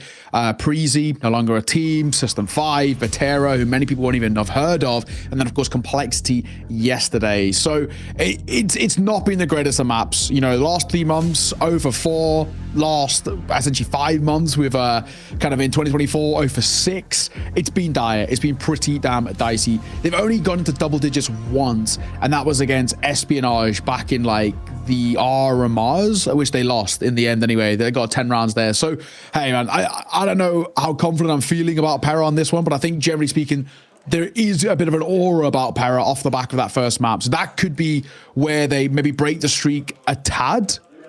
We'll have to see. I'm not going to speak too highly about it because I've covered them already. It's been a little dicey at times when I've watched them. Even yesterday, they didn't really look that comfortable. They kind of got caught off guard a lot of times by Complexity. So I think for NIP, at the very least, there'll be a bit of a sigh of relief thinking, okay, they haven't looked that great in this map. This is maybe our chance to get back into it. We'll see, though. We'll have to see as we get everybody in the server and get ready to get going. I mean, at the moment, this is a big, big opportunity for NIP. They themselves only played this match 3 times in the last few months, as you saw on that graphic. The last 2 were losses. One was the OG, one was the Heroic. Last time I actually saw them get a win was at the ESL Challenger Jönköping quals. And in all fairness, they got a 13-0 over Metasport, so it wasn't too bad at all. We'll be heading on the way, though, in just a second in towards this Vertigo. We do have to ask questions about what NIP are feeling in terms of a mental state. This is a side for me who didn't offer us a hell of a lot off the back of map number 1. It goes without saying, you know, only 2 players even got into double digits. That are Maxter, that are Wrinkle, but even then it was, what, 10, 11 kills respectively for the both of them. I'm worried, dude. I don't know about you. Yeah, for sure. I mean, it definitely is a bit of a scary look. I don't know. They looked good yesterday against Heroic on this very map, so I think they'll be a bit unlucky there. They'll be a bit upset with the way that that's gone down, but they should still feel pretty good. They picked into it there as well, so I think that this is the map that potentially they have been working on. They have built a base upon. Alex and Movistar Riders were a pretty good team on this map for quite some time. You know, Ancient, maybe another one as well that they were pretty confident with. So perhaps that's a part of it. Yeah, and then Wrinkle, highlight play for him. Against Heroic, you would say Pera, lesser opponent than Heroic. So in theory, we should see them perform well. But Pera, just going to be a scary team. I think that there is a lot of inexperience for some of the NIP players just in general, and Pera are a team that are relentless and just keep the pressure on, keep the fragging going. That's what they're after. I think that some of the youngsters into the NIP team here, although yes, standing basis, might be expecting like more structured Counter-Strike, but not going to get that from Pera. However, first head rolls, Aaron goes down and no real... Nice shot. Really nice shot. Alex finds one Blue Phoenix, needs one of his own. He's only got the heads to the spot on the headshot angle. Now this is the barrel in. Kia Kardao gets one, but traded immediately as Wrinkle shows his pistol prowess. Needs more. Absolutely, because he starts to be overwhelmed a little bit. He's getting so close, but he can't find the kills. But the pistol of DGL can. Oh my god. 1v3 for Maxter. This is insane. Maxter, the flick around. He started off explosively here as well. The bomb not down just yet. Plank going to come in, and Maxter looking for the opportunity to find an isolated frag. Doesn't come though. They're not giving him the peaks, and there comes the drive-by from DGL. 3-piece from him, and a big round overall from Pera. Oh man, it's got to be said, right? That had an opportunity for NIP, and I think they just let it slip.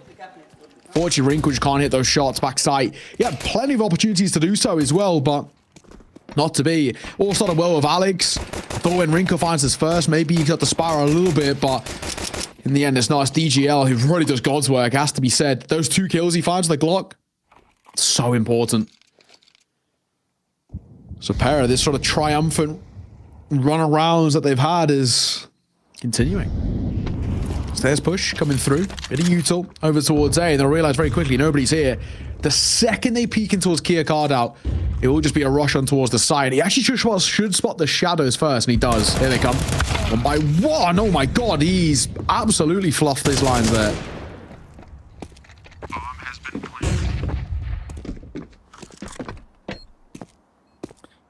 DGL holding the line here.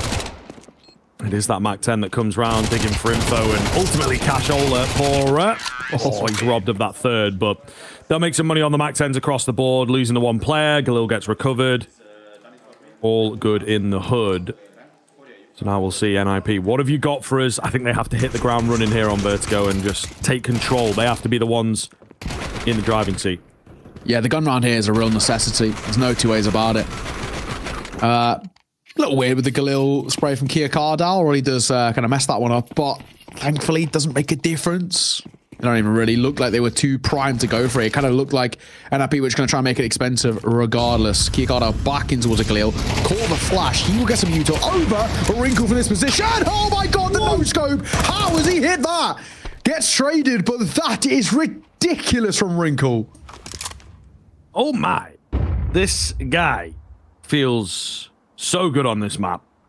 So good. That's his second highlight clip. Maybe not quite as deep as a 4K, but still, he's just spamming left click there. You know what I mean? Like, that is an instant shot on the no-scope. Alex will get a smoke down. We've calmed down a bit after that. DGL contacting in, very, very confident to move. Oh, Alex spots DGL, and that gives him a good idea that maybe the bomb is headed over here as well. So he's got good positioning, and you never know. Okay, no, Bibu is going to go for that default plant. I was going to say, he might go for the more open and get spammed, but no chances taken. Flank coming in. Where the heck is everybody? The T side are asking. DGL dealt with. Not ready on the timing. Kia Cardao got to get this trade. Cannot do it. Blue Phoenix. There he goes. 2K for him. Now it is just Bibu 1 versus 3. Off angle taken to start. Gets the second as well. Quick headshot required for the third here. Can't get it. 6 HP. And there's just nothing he can do. NIP, skin of the teeth, but they will pick up their first round. And of course, the first rifle. So this is exactly what we needed to see. Yeah, it's true, right? That is the main thing, is that their first rifle was successful, but my God, it's so expensive. So even then, they're going to have to dip into some slightly lesser buys, right? Around this, where at least Pera are going to be able to reinvest in. Bibu, great effort. It has to be said for him too. Into the 1v1, and he gets so close. Another world in which that one does work, but not to be. Pause can be called first by Pera. Corey, get on the mic, speaks to DGL here. I don't think they're in too much of a worrying spot in all fairness, but they want to make sure that they can respond well in kind. Orb going to come out. So Aaron will drop it over towards DGL. Going to try and make something work a little bit. But, you know, all in all, I think there's still no real pressure. This is a round in which you probably make the argument that they should come in with the better guns. This is Pera. And yeah, I mean, NIP, yeah, Alex having to dip in towards out of an MP9. They do have 4 rifles, though, alongside it. And, of course, thankfully, the bulk of the util. Pera out that AWP. When DGL gets going, he can be so scary. I guess the worry is as well, half armor on a couple of the NIP players means the Galil and the MAC-10, even they become all the more prevalent.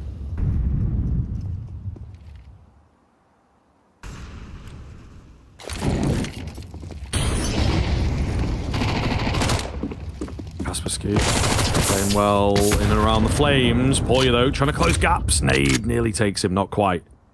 Still, it's an entry that Pera have found.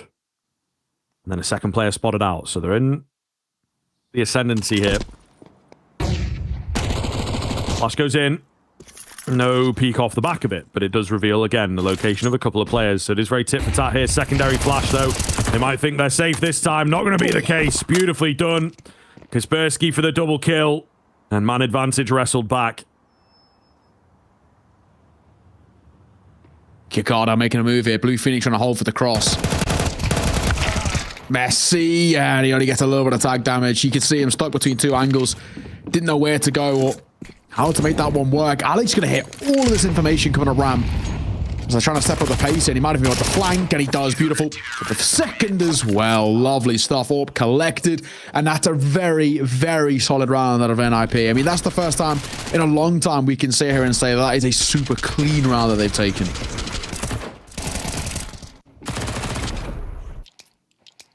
Yeah. Solid find. And immediately straight out of the gate, maybe having more ideas, looking far more prepared for this map overall. Yeah. Just a little touchdown play like that. We really did not see anything to that sort of caliber. You know, first flash goes in. They're cool. They're not peeking that, right? Whether that's part of the plan or whether it's just because the feel wasn't quite there. Second flash, though, is brilliant. You know, baiting them into a false sense of security. The util. Of course, the opening kill as Bibu gets caught already. Looking for more. Poya gonna fall as well. These pistols not putting up too much of a fight here, it seems. Very simple round for NIP. Making this one, yeah, look pretty easy. There's not a huge amount on offer, it has to be said. Either way, though, Aaron seen off, and we're not going to read too heavily in towards this one regardless. All in all, do want to see what Pera look like on their kind of full buy response. They've got to make it emphatic themselves. It's all well and good this pistol not being too uncomfortable for NIP, but the rifles is where Pera did a lot of the God's work on towards that first map. And where for NIP, we're still We haven't seen enough to be confident about them on this map just yet.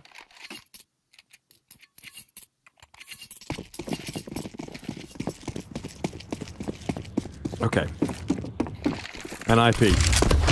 Winning position now. Pera picking up the pace, trying to find the first, but doesn't come off for the solo move of Bibu. Meanwhile, up ramp, again going to move a bit faster. Pera not really wasting any time getting players into decent spots. Poya hidden away, may not be expected at all. Player given position away. Kaspersky goes for some spam, but no bullets landing, and Poya will be lucky that they do not.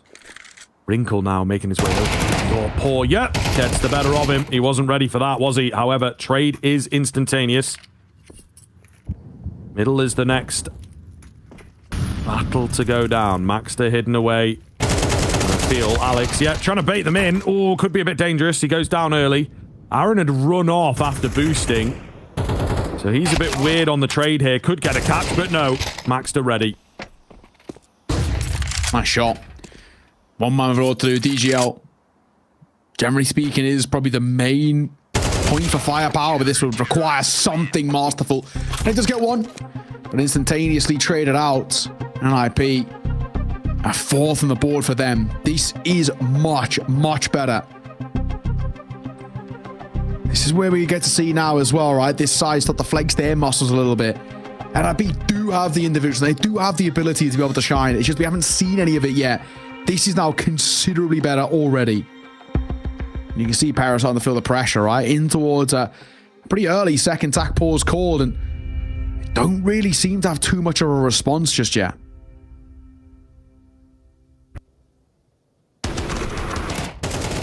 Corey. Little conversation there with Aaron to hopefully try and change the tone of this game. Thus far, though, not a huge amount being offered up by Pera on the guns. Credit to NIP off the back of what was potentially looking a little bit shaky off the back of a 13-5 and a bit of a decimation there. They look considerably better now.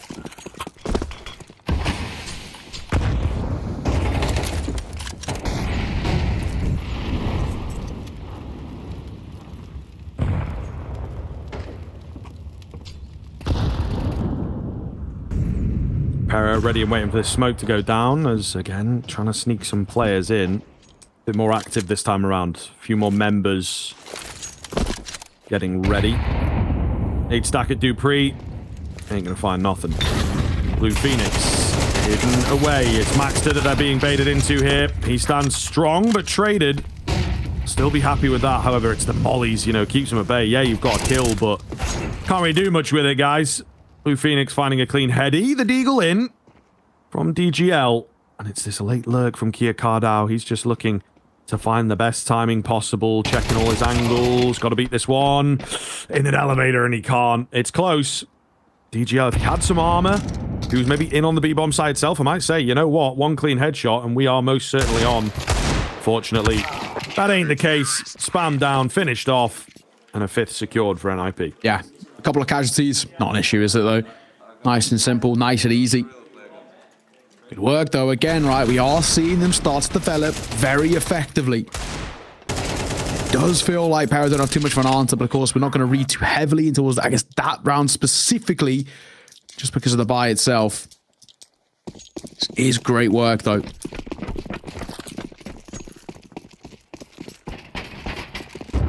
What have you got, Pera? Back into the guns. DGL, back on the orb. All of the positives that we want to see out for the side, but we haven't seen anything too positive for the last few rounds. Now's maybe a chance. Wrinkle full blind. Poya in the gap. Gonna find one. Gets traded. It's arguably the most important as Wrinkle gets caught. Aaron's crept in, though. This seems to have been watched for, seems to have been thought of. Kaspersky played so well here out on A. Absolutely fantastic game that he is having. The rest of the Pera team, again, lagging behind a little, left to pick up the pieces, but looking great for them, unfortunately. The AWP still in action is the only thing that maybe could turn some heads. Kaspersky sticking around on the aggressive angle. Got to find success from Gap. Staying. He's staying. Oh, he's going to drop back on. Good timing there. He well has spotted a shadow out. Smoke goes down, and if feels happy to play safe. Sitting back as well, taking a little bit of damage. Time ticking, 40 seconds. Pera got to make a move. A re-smoke coming down, aptly timed it. Another youngster. Got to really limit their options. The Molotov comes through. They are running out of ideas. You can already see for Pera. They just don't know where to find success in towards this round, where to find gaps to work with. 20 seconds. As they're now starting to make a move. Alex on the edge of that smoke. No one's sure, but they don't clear Alex. Gets away with one. Will be a trade though. 2 versus 2. Bomb gonna try and go down, but they're gonna sneak through. Kiakard out call. Surely no time. Surely. They basically got to try and find a fight here, but he's got no time to plant, so he can't even fake it out, and he might just fall after as well. Ah, DGL does die after time. Bad to worse for the Pera side. It's so far an absolute no-show in Vertigo. This is a map, like we said, 0-6 in 2024, and I think now everyone kind of understands why. They, at the moment, fundamentally, just don't seem to know how to play it.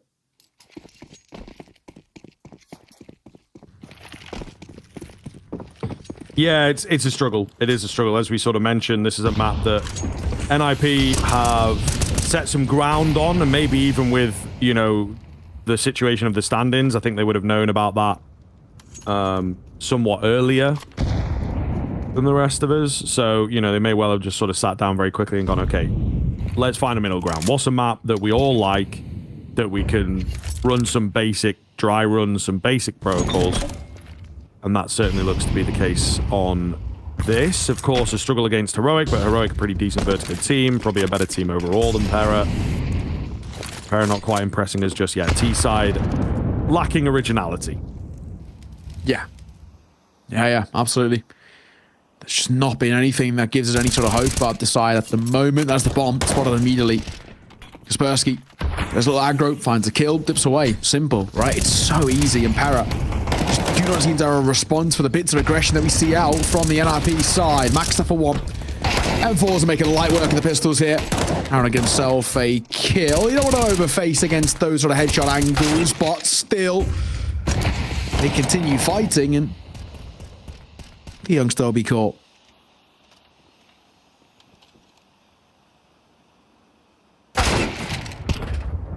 Oh.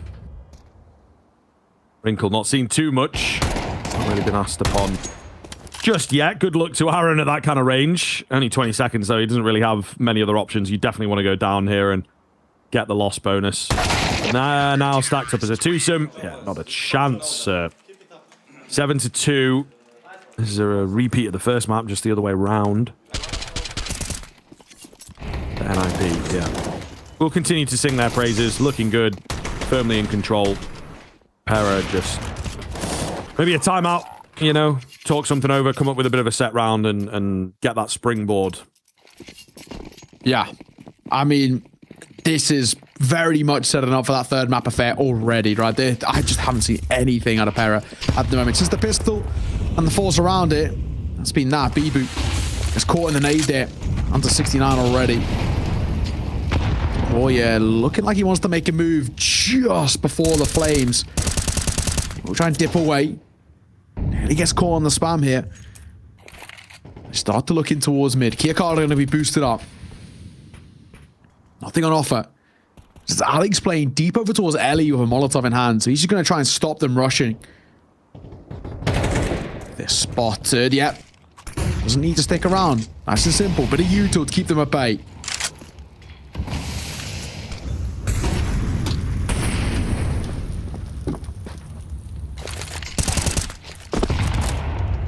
Oh, big fight comes round for Blue Phoenix there. However, they are in decent positions here on the T side. A little deeper in than usual. Oh, it's close for Kiakard now. Patience pays off here for Maxter. In towards back 9. Flash comes over the top. Bit awkward. Nades there for some damage.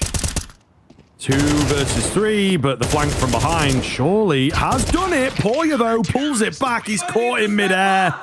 The comms not quite clean enough to describe where that final player was at. And then IP bail themselves out, but certainly the closest that Pera have come. Credit to Maxter as well, right? He just doesn't peek in that initial fight, and he lets the flank come through and do all the work. And Kaspersky does exactly that. Real simple stuff. Pause gonna be called. Third and final by Pera as they are 8-2 down. This is really tough to watch. There's nothing on offer for Pera. Like we said, right, first 2 rounds to them, you know, okay, great. And since then, one-way traffic. NIP having a whale of a time in the server. I don't really know what you do if you're Pera. It just seems like they fundamentally don't have these defaults down to a T. They don't have the understanding.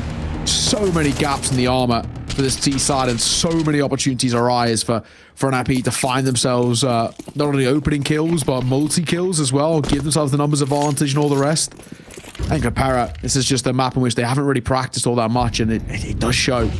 Nickel making a move here. He's get caught, tunnel visioned in. These Blue Phoenix will respond. Oh, wild spray Great down. flash. It is. It just doesn't result in very much, unfortunately. NIP playing so well here.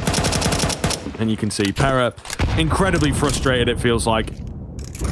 Just the way that these rounds continue to pan out. Couple Galils left to do it all.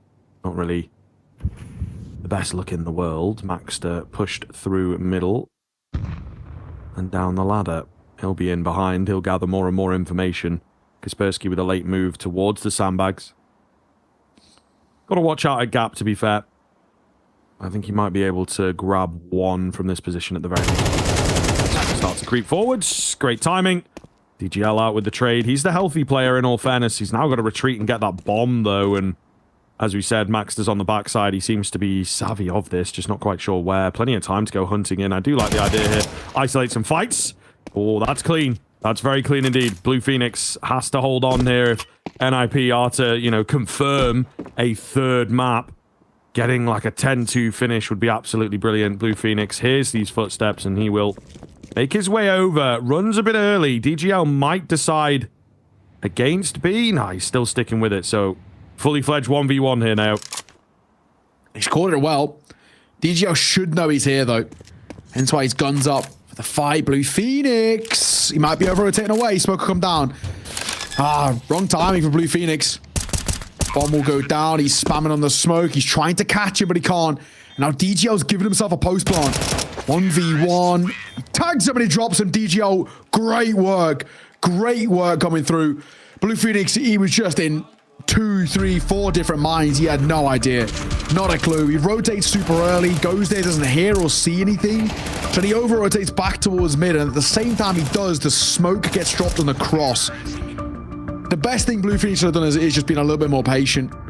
Even in a worst case scenario, he planted back over towards kind of the A side. We give him the old fake running away through elevator and the rest. Just allow him to, right? Play full retake, but yeah, this kind of dipping and diving, there's 2 mines that he had about himself that, yeah, really gave DGL all the advantages there. So well done, Pera. Get a much needed round of the board. That's their first round in 9 played. Is just absolutely ridiculous.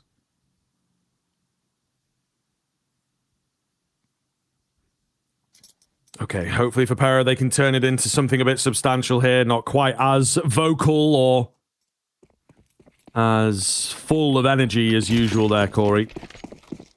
I think they've kind of been realistic about this one. You know, let's give it our best try. We know that the map is weak. We know that we haven't done all the work, all the due diligence on it, but maybe they could pull something off here. We'll see. Nade for nade.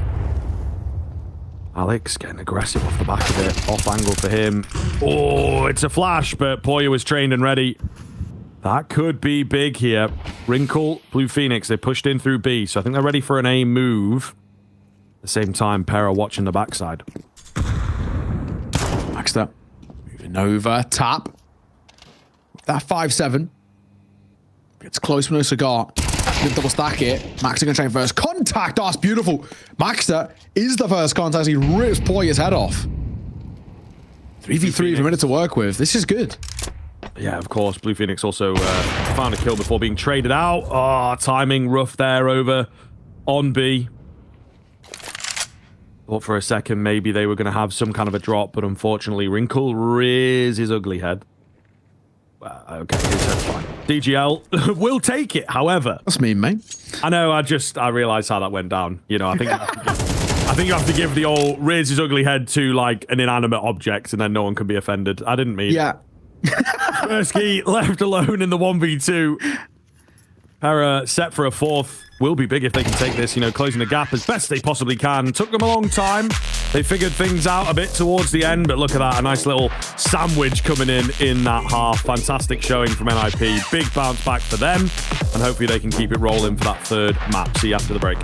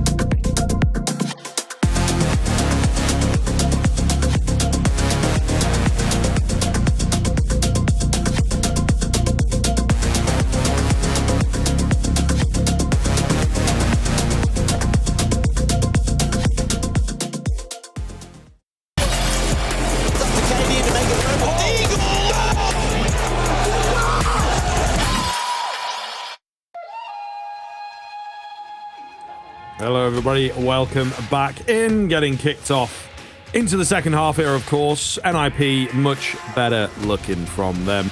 Pera without the pistol, it would be a dire showing. Managed to break the bank at the end, but ultimately we got 8 in a row out from NIP's CT side. Looking to see if they can continue where they left off. But Pera, pistol history looks pretty decent for me now, so we'll have to find out. I don't know. I'm here for a gap close from this team. Yeah, and if they do, honestly, potentially something to work with here. You can't outspot a backside. Beautiful from Wrinkle, but he can't make it a second. A bit janky on the taps off of that. The pistol of the Glock trying to get into the fight now, and dinks and finds are being made. Oh, and Maxter doubling down in rapid fashion. Never mind, you were talking about closing the gap. Anything but, as the NIP are going to extend it. That's monstrous. Oh my god, Maxter. So nice. Alex will get taken down. But yeah, a very, very effective pistol here from NIP. We'll see. Ara might be able to mount the impossible, but I doubt it. Takes a couple with him. The round earned, rightfully so, by NIP. Yeah, as I was saying, just bursting straight in. Clearly something that they have worked on. It's not super deep, but the smoke and the flash come like instantly, and then the peaks are ahead of it. Really, really well coordinated, adding in that nuance. But you can see, right, the smoke starts coming over the top there, but Wrinkle's already going. Maybe indeed subconsciously, when you hear utility, it just kind of makes sense for it to be like, oh, they're going to wait for that to land before they start pushing, you know. So you have to kind of fight those instincts, and it's easier said than done, as you saw. Oh, well, this round, we're not expecting a hell of a lot. Oh, I looked like he sort of fell asleep for half a second there. And he will be caught. Your card out. We're going to meet Blue Phoenix in a minute, but he's about to be sandwiched in here towards this gap. I think side is clear. Do they clear close left? They do it effectively. So we will get one, but it's not going to make a massive difference. That's another site open. A bomb to go down in just a second. Spursky flanking, finding a double. Simple, super easy. And the third as well spotted out as Wrinkle will drop him. And IP up to 10, 3 rounds away from pushing this to a map 3 in a very kind of weird and wacky series thus far. Map 1, super one-sided. Map 2, exactly the same, but just in reverse. Yeah, kind of great to see in a sense. Obviously, we're here for the competition, and it's nice to see NIP as well finding themselves a clean game. And a game where pieces that we've talked about look good. Wrinkle a little quiet, actually, but maybe not being required too much on the T side, you could argue. Kaspersky, in particular, is just so confident, man. You know, he's in there with the Mac 10, straight onto the Deagle. 3 versus 3, though. It's not like they've overwhelmed with this ramp push. Aaron sticking around, a dangerous angle for him to be in, and he knows it. Walking into the Lion's Den. Wrinkle does get finished. A late peek out from Blue Phoenix will see him off. 2 versus 2. Not out of the woods just yet, I suppose, for either side, but it is NIP that are ultimately looking to shut this game out. Oh, there's a flank chance to make a move here. Key card out. If he continued moving his way forward, he actually gets a good gap. But he doubles back. Bomb still dropped and not collected just yet. Now it will. Kiyakardo is the win factor in this round. He's got to get at least one. And probably go get one untraded for as much time as he can. Well, how about that? Does get his. Is traded. Smoke will come down towards CT and a plant coming through. As Blue Phoenix now thrust into a clutch. 16-8 versus 8-11. And it's Blue Phoenix who messes it up. Oh, he had the chance. And he just decides to fight. And it's the wrong decision. Had a bit of util as well to work with ops against it. Sticks around for the gunfight and it does not work. Good clutch from Bibu. Keeping Pera in this map, but still a long old road to recovery. Oh, yeah, absolutely, man. And the fact that only one survives brings you crashing back down to reality. And you can see it's a big win. We know that, but like the energy and the reaction isn't quite there. You know, they're like, okay, well, nice, but job's not finished. Like, there's way more to go before we can start celebrating, before we can really start getting into it. Buy's actually not all that bad. Obviously, a drop across from Bibu does help the situation. No AWP, maybe. They'd really like that on the CT side of things, especially DGL top fragging, so you want him with his best weapon, but not going to get it at this stage. Buy back in from the T side, meanwhile, looks pretty damn good. Wrinkle. Train, don't do it here. The card out, don't do it. DGL, first one in. Oh, the AWP shot actually misses. 1-for-1 out towards mid. Flash is good there from the CT side. 4v4, and NIP call off the push. I don't blame them, to be perfectly honest. Now things have got to take a little bit of a breather. In this 4 versus 4, they're not under any kind of time pressure to make a move. But they do need to try and figure out a gap, and that's what Persky's going to try and do himself. He's got no util to help himself out, so he's got to play all of this in contact. He's getting decent space here. And he can actually just park up. Kind of beckon the ramp players over to try and support him. The big one is just Aaron towards sandbags. They don't have the utility to clear him. Wrinkle. He's not even looking. Somebody surely has got to take a look. There's one. Quick trade, though, and a very good trade at that from Blue Phoenix. Still keep them pushing forward. Oh, yeah. Doesn't quite know where to look. Good for one. Can't get his crosshair across. 2v2 here. Kia Kardao has got that kit available. They're pushing in to try and get some kills. Kaspersky caught in between a rock and a hard place. Bibu spins around and he did get that kill. Oh my God, you're joking. Bibu. Where the hell has that just come from? Pulled it out of his backside. Absolutely. Quite literally, I suppose, in a sense. My God, a big couple of rounds coming in from Mr. Bibu. And at probably the most important time. I mean, look what it's done to the econ out of NIP. They're really not going to have a lot. But yeah, this is huge. That 180 is absolutely ridiculous. Really is. No bomb plant. No buy. NIP. Going to have to allow Pera ever so slightly within reaching distance now. From what felt like a surefire, I think they will go map 3. Maybe there's a little bit more of a conversation to be had. DGL. That orb now posted. All the pistols away on the other side. He is going to be tested. He's got to hit this first one at the very least, and he does. That's good. That's all that matters. They need to come through. Just don't give too many fights to the pistols to allow them to get guns. That's all that matters. Oh, Kaspersky. God, fair play. Oh, never mind. They are going to give it a check, but still, he could have got good timing there. Really. True. 5v3, Aaron in behind. Set up and ready on the B-bomb site at the very least. If not, the flank going to do the work. Oh, Alex just comes off of that angle at the worst time. However, Wrinkle does get 2. Kia Kardao trying to track them here. Misses out on the bomb. Him and Bibu going in together. Oy, this could get weird. Bombs hightailing it out of there. Maxter hidden in the corner. I don't like the look of this. I do not like the look of this. One bit. Bomb rotating back to help out.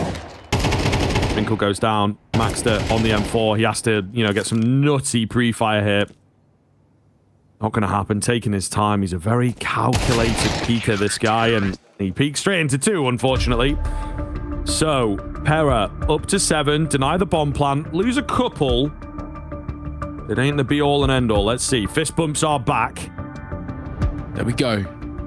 It's a good sign for Pera, isn't it? When the fist bumps come out. That's when we're like, okay, they're starting to feel it. They get a bit of confidence going. It's a bit of a different kind of way of doing it, because a lot of teams, obviously, round ends, players be fist bumping each other, right? Left, right. Or depends on which side you're on. Some guys get to do both ways. That's super cool. Some of them not so much. But this way of, the coach coming in, I don't know.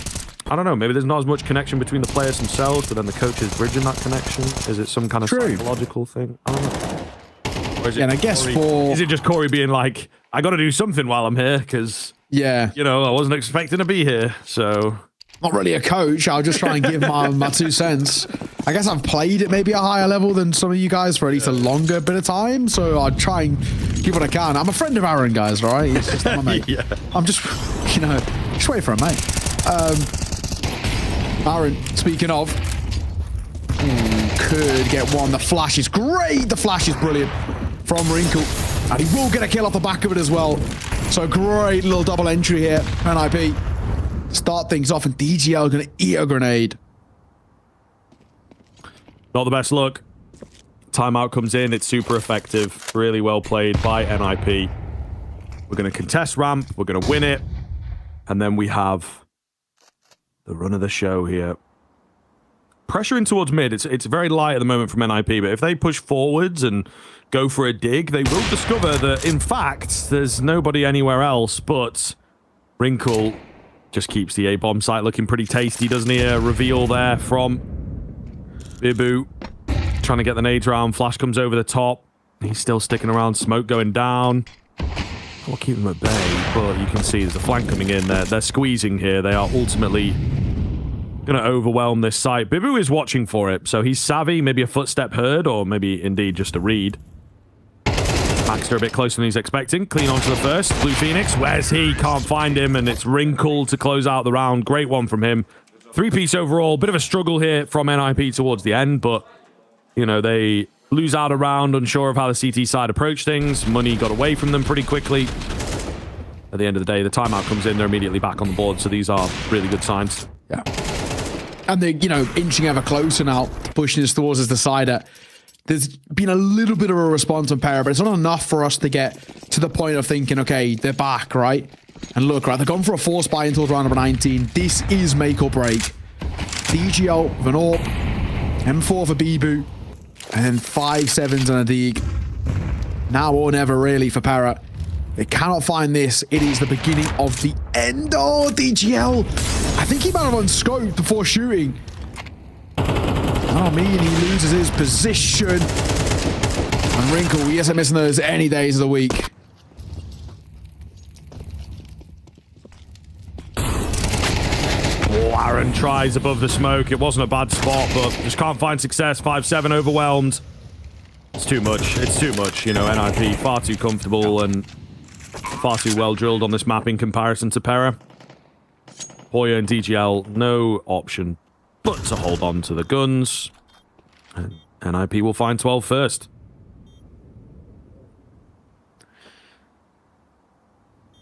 At least the AWP and the AK stay alive. That's a nice thing. It'll give them something, right? I mean, to at least buy a round, but I just don't know what they can get into play. It'd be a similar type of buy, right? DGL, gonna get Wrinkle. It's okay for him personally. He's done an okay DGL, an okay game with DGL, but yeah, I think as things go, this one was kind of feeling like map number 3 a very, very long time ago. Map point. What has been a much, much better position, much better showing from NIP, really dictating the pace of this game considerably better.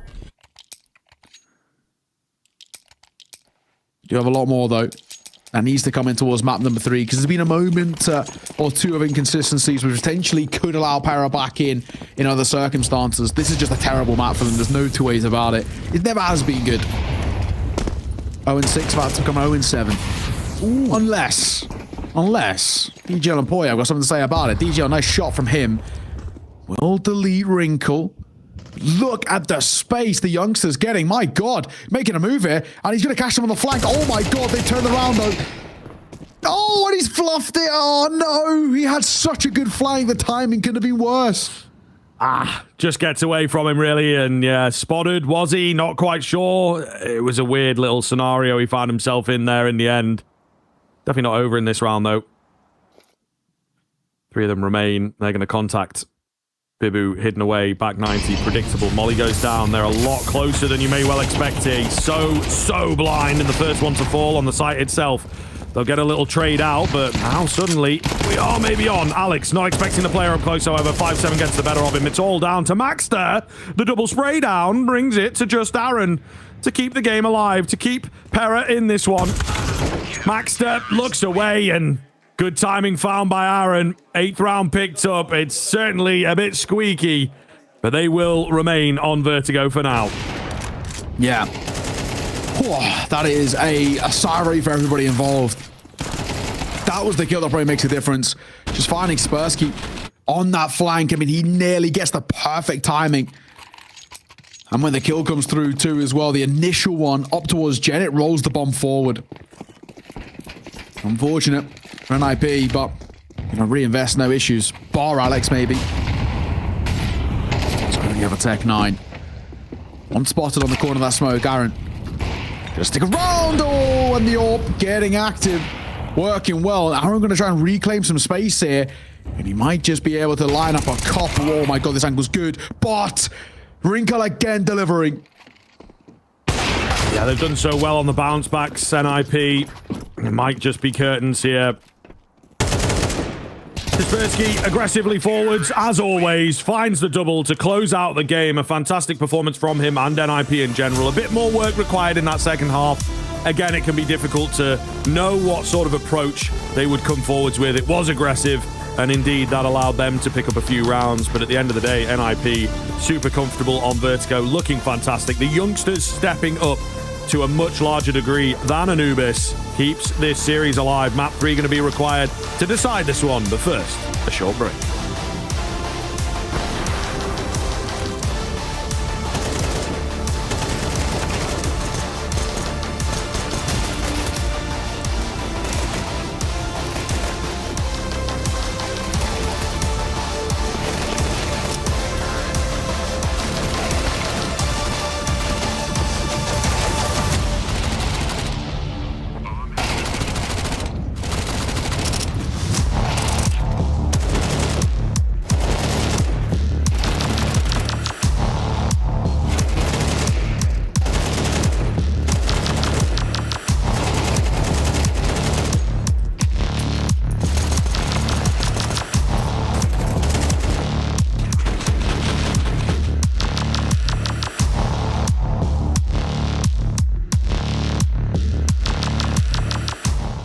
Do you want to take us through the gentleman that you have playing for you this next week? Maybe tell us a bit about him.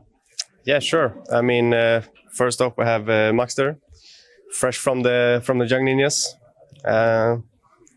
He's a full-time signing. He is, yes.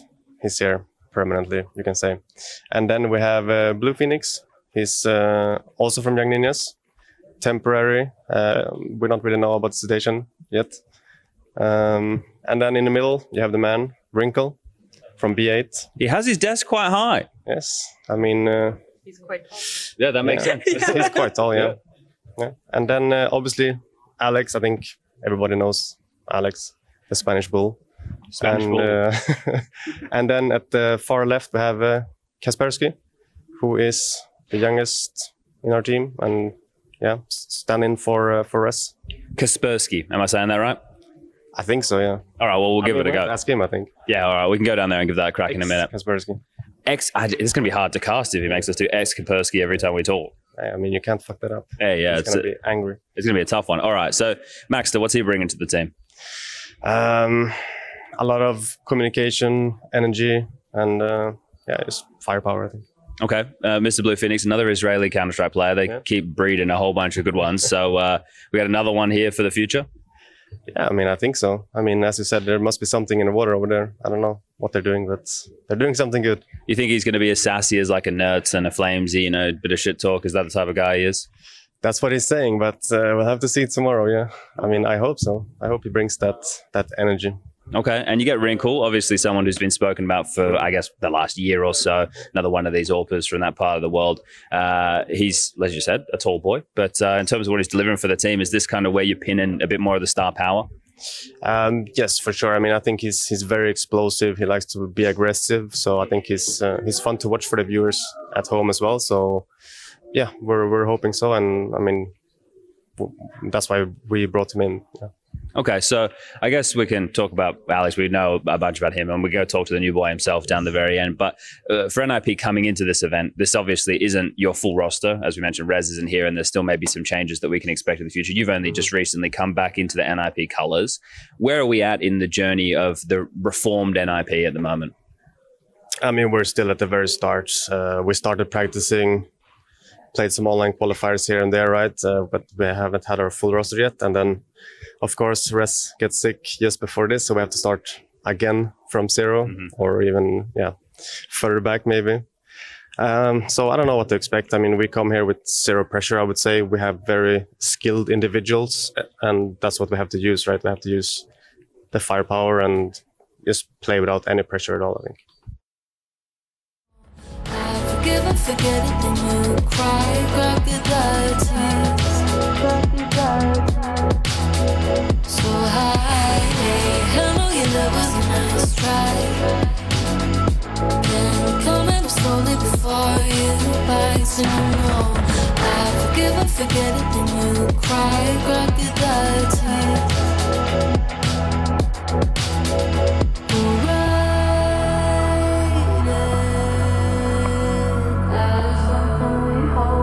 Something we carry to nowhere.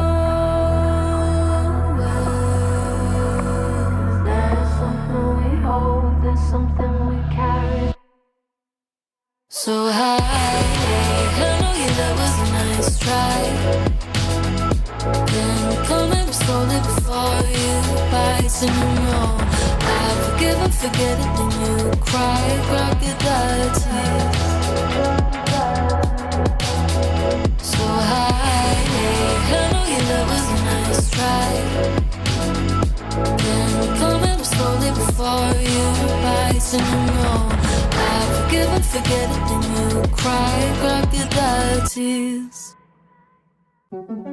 Sneaking through the back door of my heart, would you close it for? I can't tell what you're looking for, and I could lie and say you ain't my type, but it feels right, I know right, and it looks like you just might make me wanna say, damn, baby, whoa, you're in full control.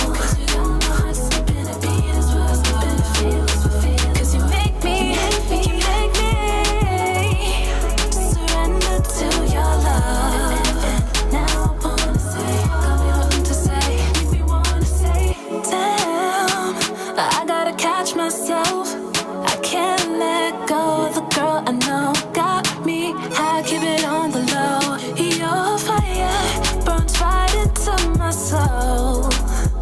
Like a light, turn me on the moon. You're all I need, all I wanna know. So, what you want, really, really want. Got me so weak, keep your loving strong. Never ever thought I'd be the one to fall so deep at all, so deep in love. What you want, really, really want. Got me so weak, keep your loving strong. Never ever thought I'd be the one to fall at all, baby. And you make me wanna say, damn, baby, whoa, you're in full control. Cause you make me surrender to your love. Now I wanna say,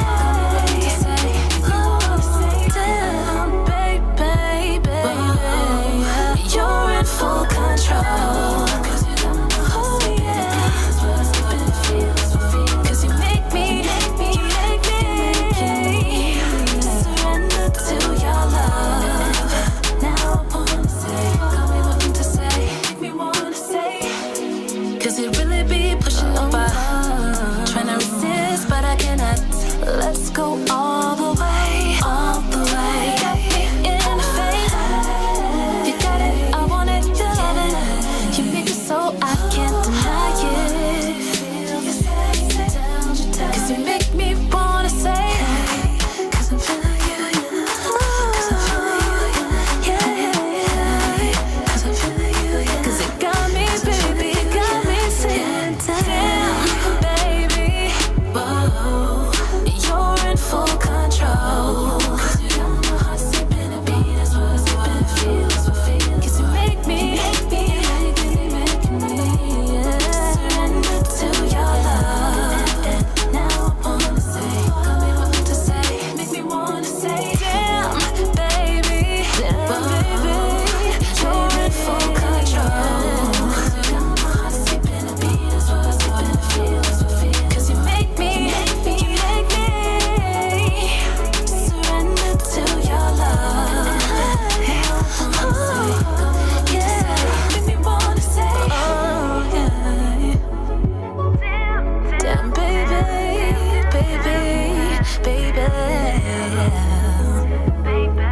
cause you make me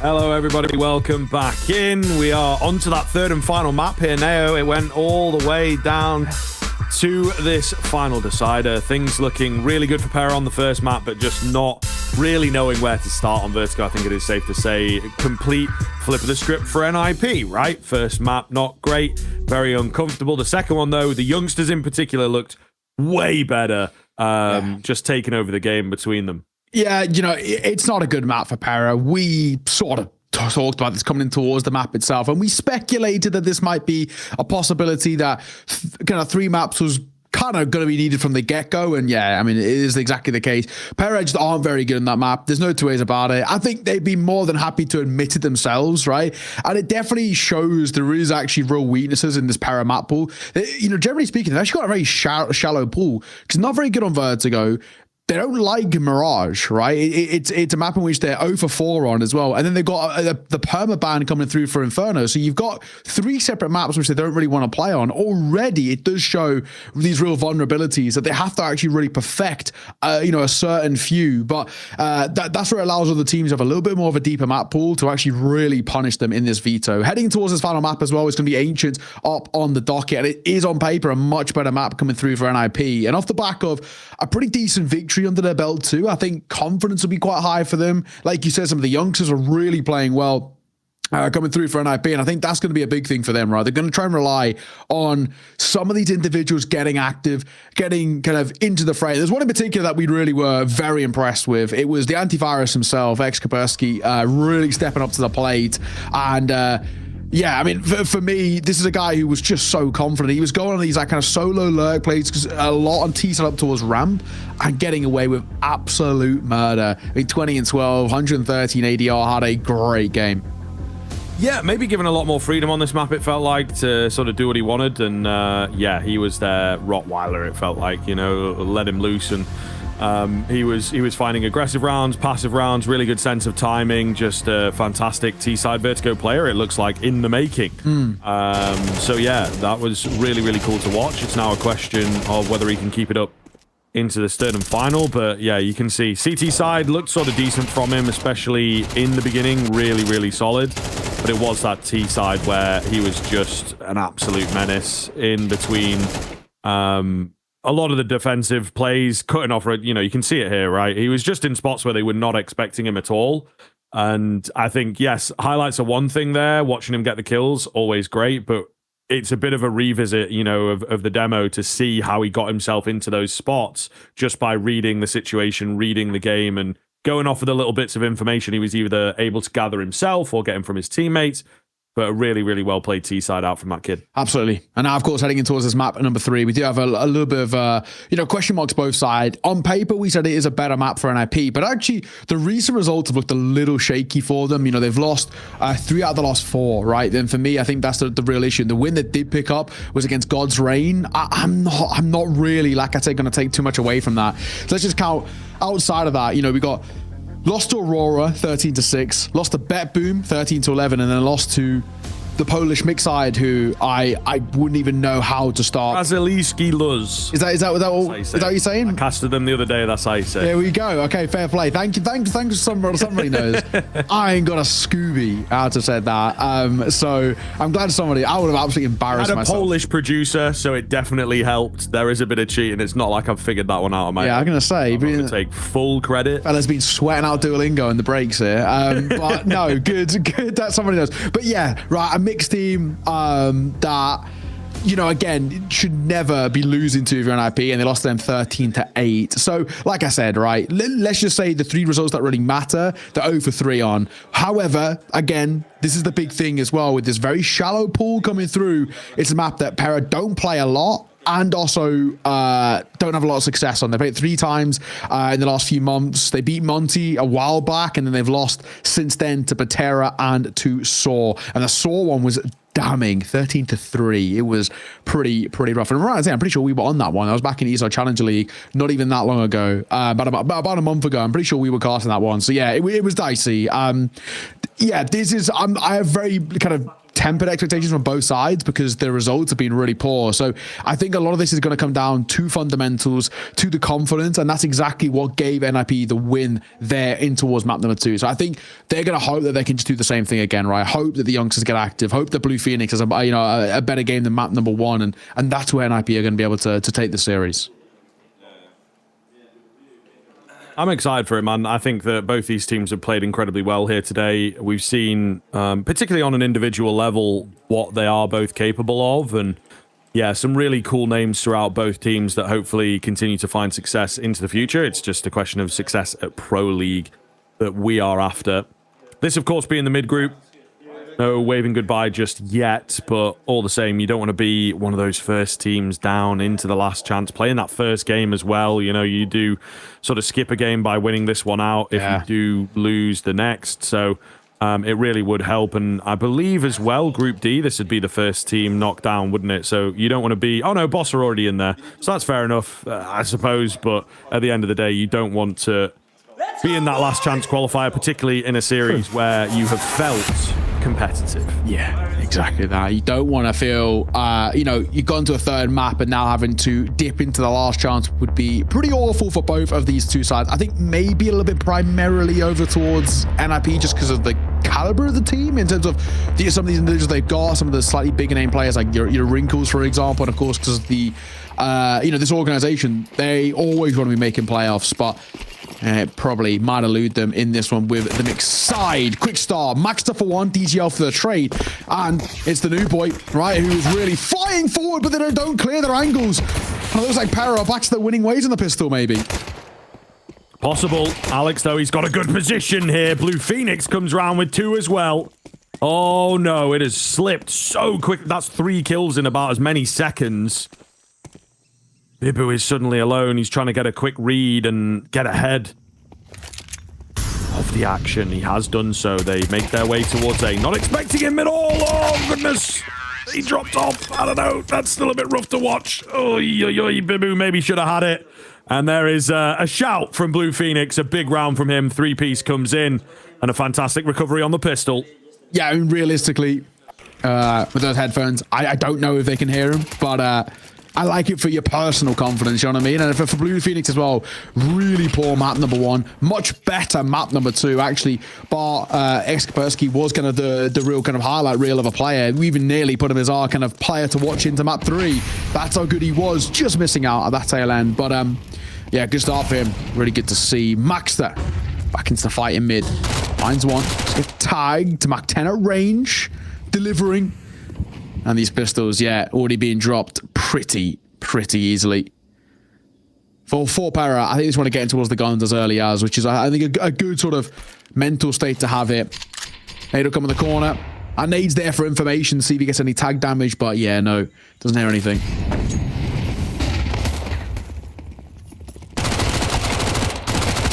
Looking good on the Mach 10. Money being made. That's what we like to see. Bibu gets a dink, but no follow-up, unfortunately, for him. Flawless round for NIP. This is a big start, strong start.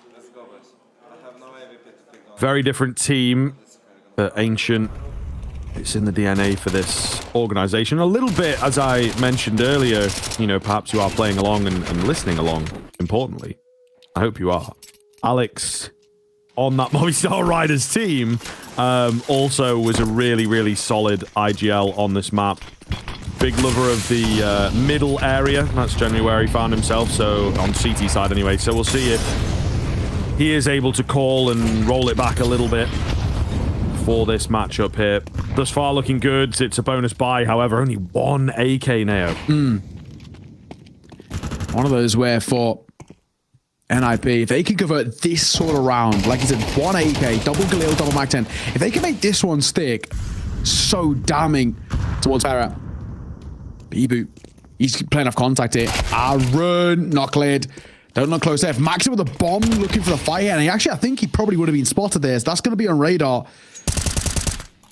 Oh my god, and Max takes some tag damage too as he tries to cross back. I'm hoping for Pera. This is the sort of round though, if NIP were able to convert this would absolutely put them in such a strong spot. Yeah, I mean, it's true. I feel like this is too cheeky of a bonus for me. Maybe it is just the fact that, like, no one went down and it feels like an overspend, but, like, you know. All the thing is, as well, you maybe have to treat this in energy as a bit more of a half buy kind of round, if that makes sense. Like, rush in, do something aggressive, or a set round, or something like that. But they're just playing it like a normal round, and Pera feel pretty confident with the weaponry that they have. Alex bested from behind. The AWP picking up 1 in the interim here as well, so it is just Mr. Wrinkle. New kid on the block, apparently tall. We'll see what kind of advantage that gives him here. Oh, not able to find the AWP. So Pera in with the first. But yeah, I don't know, man. They've always left a little bit of taste in my mouth, those like bonus buy type things. I sort of get why you do it. Like, is it worth reinvesting? Probably not. But I think you have to do something a bit different with them, not just, yeah, like a regular default. Yeah, so that's the thing. I think in terms of the investment, that's like for me, that's absolutely the right decision. There's no point reinvesting when no one's died. However, you can't play a default. That's the thing. You've got to, especially on the T side, I think you've got to play a little bit quicker, which granted Pera might have been expecting, but it's the best way to make it expensive. Just trying to overwhelm, for example, like an A site, right, which is generally only anchored by one, maybe a second playing through Donut, is generally how CT sides like to set this one up. Try and overwhelm.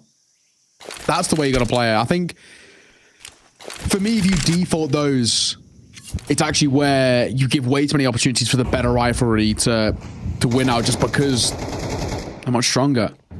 You've got to be a little funky, a little weird with it. And they aren't. So, yeah, it's very, very simple, actually, for Pera to get back into it. Double pump execute coming through. The second flash is a beaut. Took them a long time to clear close left, but thankfully, Maxter will get a double in time. Rinko gonna get caught. Bomb will go down. It's nice. It is nice, Aaron, though. A big find might just get them back in. You have to look at Kaspersky's position here. Could be huge, could be late, right? They could all be dead by the time he gets into a spot to help out. Somewhat weary of a flank. DGL's a little late to the party, but ultimately looking good for Bibu and Aaron. They'll find one, tap onto the bomb, try and draw them out here. Planted for A main, but not for Donut, mind you. Could still be on that bomb, not necessarily a confirmation that he was off it. The trade's coming back round. It's Maxter. Right time, right place for the double kill. Third in for NIP. A big, big win for them. Oh, man, Pera so damn close. They were bested. Maxter's patience, Maxter's baiting, it has to be said, pays off. Yeah. No, he's spot on. He just waits for his opportunity, waits for his chance, and he'll get it. 3-1. Timeout called by Pera. As Aaron getting vocal here to try and figure out what's next to kind of find themselves back into this. And they desperately need to. They cannot allow for NIP to come out the gates flying in a similar fashion to the way in which they did on Vertigo. That's where things will slowly but surely kind of dwindle away for this side. Got to keep it competitive. They've got to keep it in this early to kind of mid part of the game. Got to keep it strong. It's close at times, but Maxter, really well done from him. Really well played. He had very little time on the clock as well, so he knows that he has to be absolutely perfect there, and he is. Open play for Wrinkle. Double Galil, Mac 10 and an AK-47, but it's a low buy on the other side, so even though it's a slightly lesser buy for NIP, it shouldn't be too much of an issue.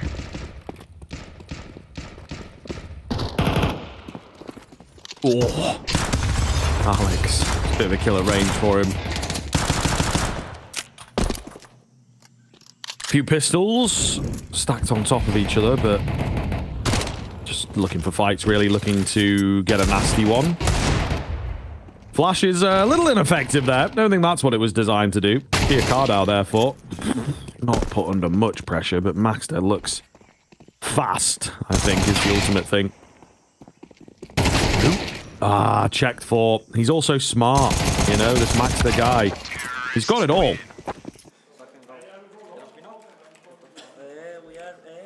Simply done. Pistols put to bed. Back in, going to come through for this Pera side. I don't think NIP really need to change up anything at the moment. It's been pretty good. But from the gun rounds against the low buy rounds, not really feeling huge amounts of pressure. We haven't seen Pera in the clutch situations at least show their cards just yet, but this is a much more conclusive buy. DGL will reinvest towards the AWP. One player for me has been missing a little bit. Kia card out. He's so important. Previously, DGL's AWP will find that first. Trade comes through, but Poyo will answer, and the spam of Aaron very close. AWP chimes in. Maybe we're back on. Bombs all being planted. That is problematic. Slow encroachment coming round here. DGL trained and ready. Blue Phoenix, the only one left then, and his position revealed, so the Cave Boys will move forwards to take him down. B bomb site, not quite as successful as A. For NIP, maybe something to consider. Fist bumps are back. Corey getting vocal here. Also, you know, the comedy that we like around Corey. He's wearing like one of the sleeves. Yeah. He's left-handed, but he's wearing one of the sleeves. He's ready to go. He's like, guys, just in case. Tap me in. I'm here. Well, he could tag himself in, right? Tag me in, coach. That's what they say. He's the yeah. So surely what he says goes.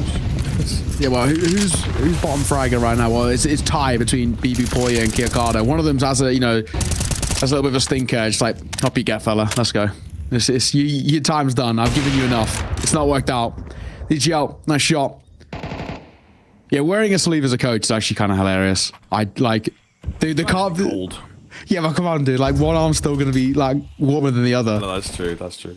Tennis elbow. I have tennis elbow. It's been apparently rebranded to Gamer's elbow, the same sort of strain. So, all right, he might have that for a bit of support. Again, though, he's not playing. So, okay, yeah. Why surely is it's not? Surely it's not getting inflamed. I don't know. Also, surely you wear like an actual like proper elbow support rather than just like a sleeve. Yeah. It's true. Yeah. Gamer's elbow does kind of make a bit of. Oh, hang on. I'll come back to this conversation a little bit because there's a bit of a flank play. Oh my god, he's landing the bodies and he only gets target 2. At the very least, the Blue Phoenix has good enough, and the third is just escaping him. But the clock, surely. Oh, the nade. The nade will do it. Good luck, DGL. Down he goes, Blue Phoenix. Oh, there was a moment where that was looking a little rough, but thankfully it's been clawed back in their favor. And the last Malaki card out, I honestly think he probably saves here. And yeah, unfortunately, that will be all she wrote in this one. Her save calls come through. We're all gamers, but I think I wouldn't really go around gloating about having gamer's elbow. I'd rather much call it tennis elbow. Pretend I'm active. But I'm just saying. I got a homie who's a physio. Oh yeah, is that what you're saying? Yeah, that like. I think it'll always be tennis elbow, just how it's an RSI, isn't it? You know what I mean? So yeah, it's like it's same sort of logic as your wrist and all that sort of stuff. But yeah, I don't know because I have it a bit in my left elbow since I've been like doing weights and stuff. Oh yeah, I don't quite know the gamer angle. Is it the mouse going around everywhere, or is it the fact that like I'm chilling with my left hand. I'm right-handed, right? So mouse is in the right, and that arm's totally fine. But like I've got my elbow on the armrest, and then I'm WASDering all the time. So it's like the tendons don't have enough room to move. I do that, and I don't have it. So maybe it might have been. Well, come on now, we can't just. No, me and you. The sample size nice and small. Yeah. How does it come about as a gamer? Obviously, tennis it makes sense because you hit goddamn tennis ball and there's resistance all of a sudden out of nowhere. I know some baseball pitchers get it as well, depending on like I know they have like actually like relatively short careers. I'm right in saying because of like the way they throw a ball, it like does a lot of damage to the elbow, like the tendons and whatnot. This is a real throwback moment, and many of you won't get it, especially because this game involves no UK CS. But Tennis Elbow did claim a real great of UK CS. Jamie G is a real talent. He played an OG Academy for a little bit before I think having to take a step away due to injury. It's unfortunate. Youngster of Kaspersky going to get caught there by Aaron. Just waiting for that push. That flash is beautiful. That flash is sumptuous coming through. And Wrinkle can only get one. Alex left all alone in a matter of moments. Oh no. Oh, he nearly got his aim reset there. Nearly got his aim reset, but he will get bested by Bibu. Still, take some guns away. It's the best of a bad situation, but Pera with a nice steal. It's always good to get rounds like that. Hopefully it will allow them to close the gap and put up a better defense here on this CT side. Yeah, really solid. Just, again, ready to fight. That is absolutely their MO. NIP will have to buy back in. The Econ's actually all over the place. They managed to get some AKs in play, but yeah, this is a real mess. They had some very rich players and some very poor players, so they have to even that out, unfortunately. Double AK, and then the pistols, like I said, they're trying to reset the economy here, which I actually don't hate for Nip because they have rounds to work with to be able to do so. Look at the space Kaspersky's got here. My God. And alongside Alex, they are wrapping all the way through. This is crazy information they've got early. But then again, they can't actually even comfortably plant site. Kiakard is double back. Alex will get the kill. That's for free. And a Molotov will come back. Deep donut. Flash behind it too. They will play out in front of it. So the bomb's still going to struggle to get down comfortably here. Now it should be able to, and they just about get that plant out without taking any damage before Aaron catches one. 4v4 kits available. I like it for Pera. Big opportunity here, but Maxter messes it up. You can see him throwing his head back. How have I messed that? Oh no, that's going to make a difference. He was one of the AKs as well, so the weaponry much, much weaker here for the remaining three. Up top, MP9 chimes in. Surely traded out, but they're set up well. He will get taken. Alex trades off of it. Needs one more. Not going to happen. Tech9, quick headshot. No time. Doesn't land, but the time, of course, indeed. They were able to draw them in, and everybody forgot about the time, as they always do. Aaron even goes down to the bomb. NIP with a half buy of their own. Yeah, good work. You know, like we said, they had to come in towards, well, they didn't have to, but it's a good thing that they did come in towards that game and actually that round, they kind of reset the econ, because it was all over the place. Yeah, some players who, if they'd ecoed, then would have been able to kind of buy AWPs and drop one, but then other players who barely could have got to Galil's themselves. The econ was all over the place. That's reset it. And yes, they may come over a double Galil on a Mach 10 in this one, but at the very least, they're now all on the same page. Double AK as well to work with for Rinko and Alex. Alex having a great game too, right? 12 and 5. Really plays individually, doing quite well. Rinko up close, a bit of a quiet game, but especially by his standards. And it might not get any better. He's in a lot of trouble here and already taking a lot of damage to the MP9. Persky spamming away. He's going to run out of ammo, you know. Yeah. Oh my god. Oh my god. Guys. Holy hell. I mean, he gets one with the Glock. Still should have been traded in. You know, he's just created so much space for the Nip guys to get in towards B. It looked like a pretty good setup. They were 4 men ready to go. But yeah, messing it up slightly there in Cave, and Force Buy does not find success this time around. NIP up to 7, threatening a really scary scoreline once again. Key card out. For him, got half armor. It's not the worst thing in the world to keep hold of, but this sort of Force Buy out for Pera, not doing anything, and Nip are making this look pretty easy now.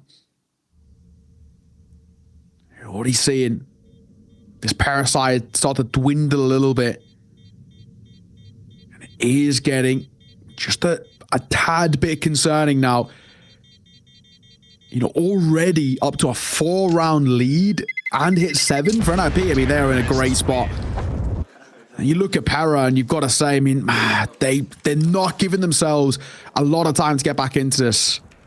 Alex really rallying the troops, especially the youngster. He's actually having a fairly decent game. He'd get a couple of opportunities. A real messy one there, but all in all, he got his, right? That's all that matters.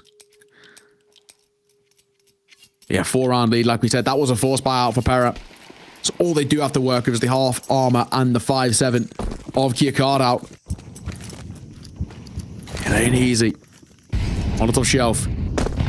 Primarily gambling through A here, leaving just Aaron over towards B.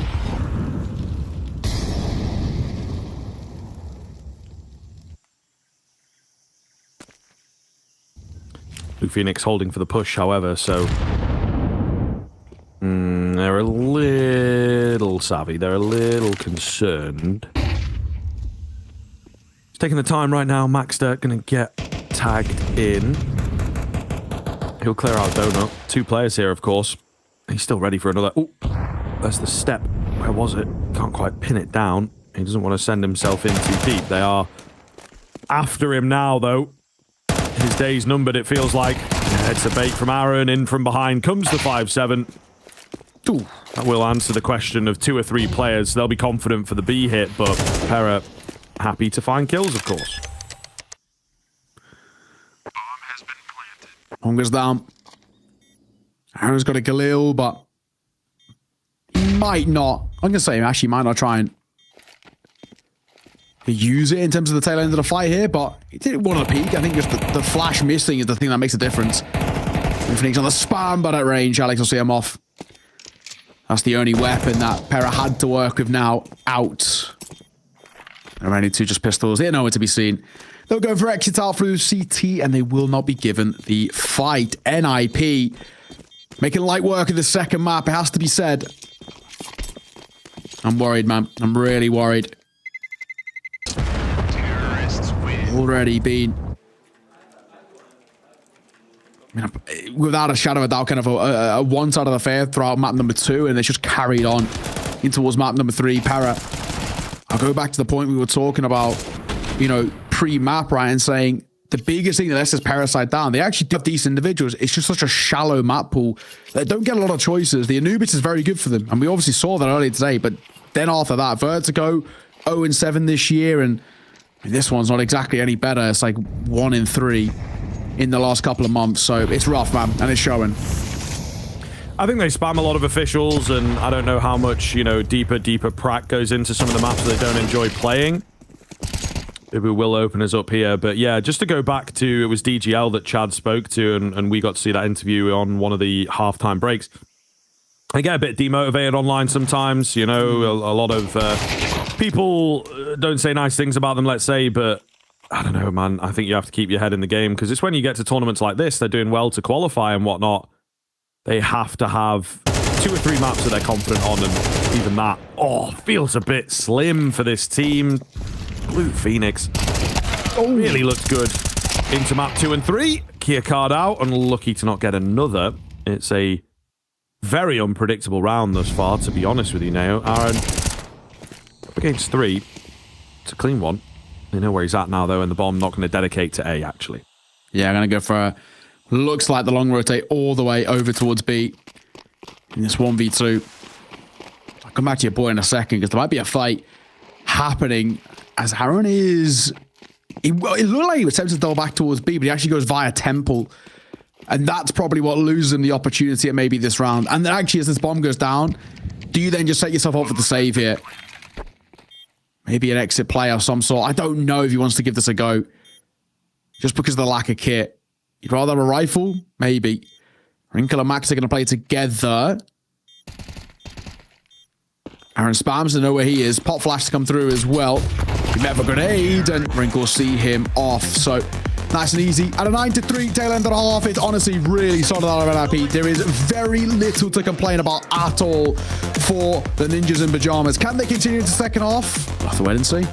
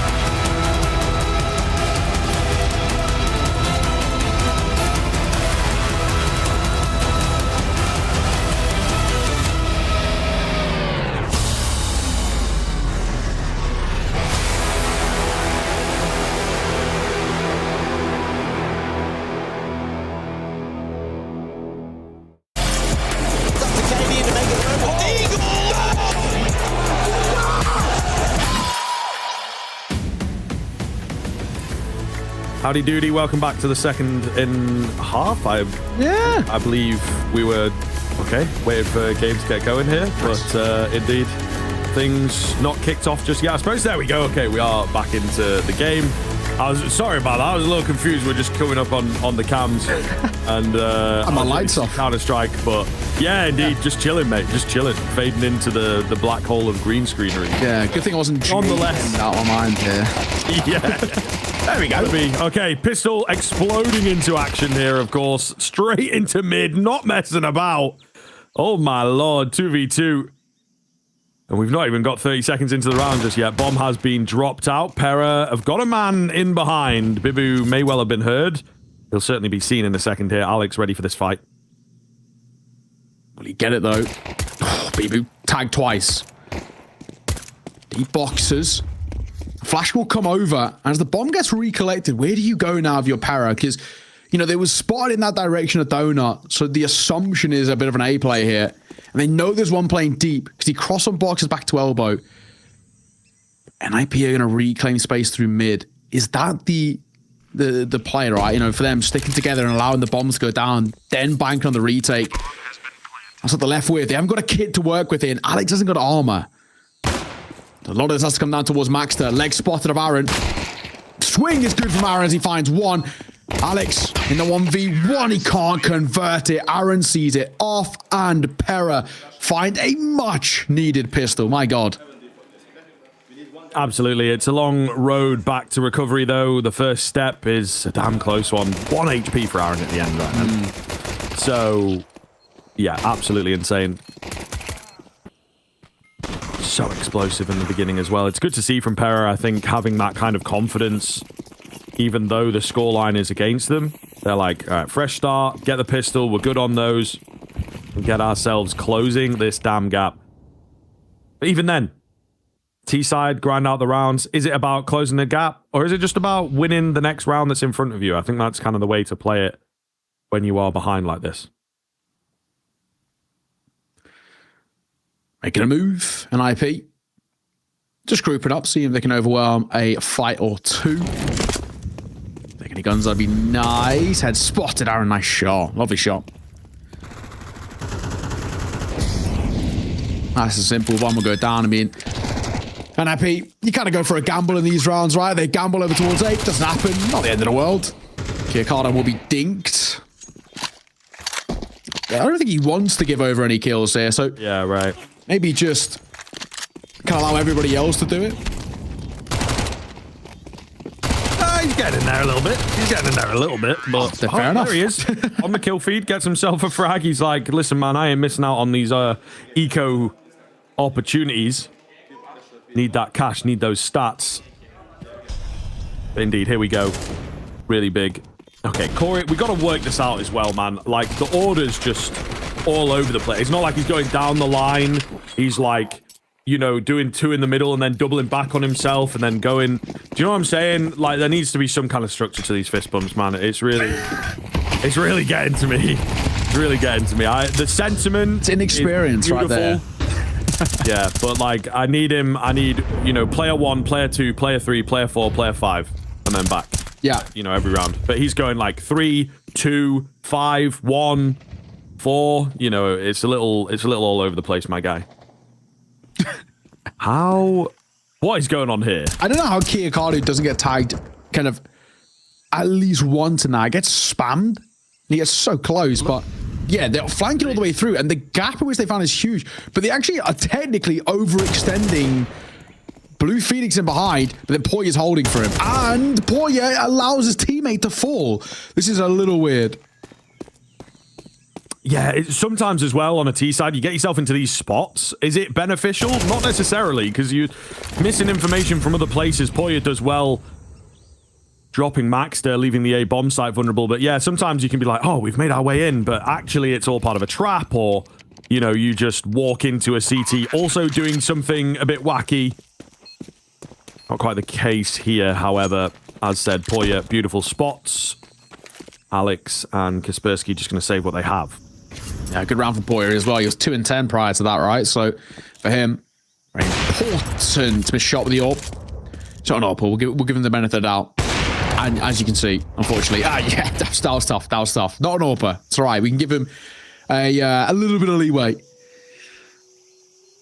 Pera, though, going to make this a 3-round game. And, I mean, a game is what we have on our hands here. This is a decent start, right? To their T side.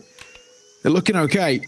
And an AWP collected. Before you have to drop over towards DGL next round. I mean, hey, this is not a bad spot to find yourselves in. And with NIP not really having any money, or at least good enough money to conclusively fall by, this is giving opportunities to come through. Decent spot, man. Decent spot. One save them 4. I don't know whether they're going to be tempted to force around it. They might actually eco or slightly half buy with kind of 5-7s and then fully reinvest next. And yeah, that is going to be the case. Alex will keep hold of the bulk of his money. Might have enough for an AWP in towards the next round. Or I guess the hope is trying to steal it away from DGL's arms.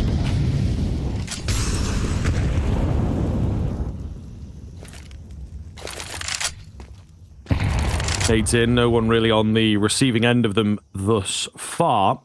Alex up on the boots, could be deadly. Ooh, they line up a bit. Oh. Ah, indeed. That's not ideal. Still, 5v4. I don't really care if I'm NIP where it comes from. Kia Cardar left a bit low. It's a rough look. It's a rough look, but we'll see. The M4 bouncing around actually moves towards A quite quickly. It's something that a lot of players do in a situation like this. Be super, super dynamic. Well, now, though, in towards the B bomb site comes the hit.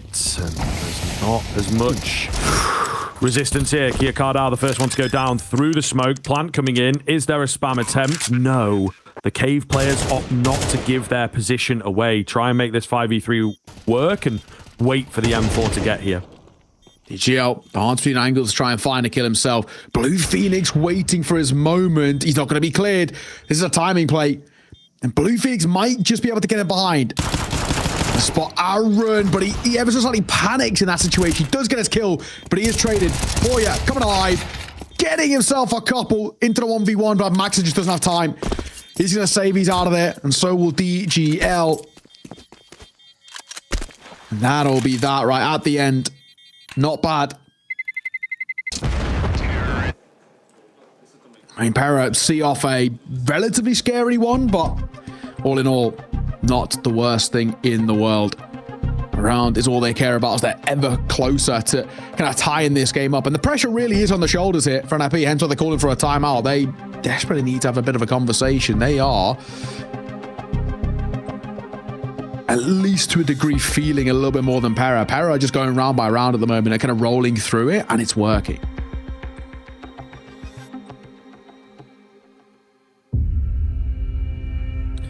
It's true.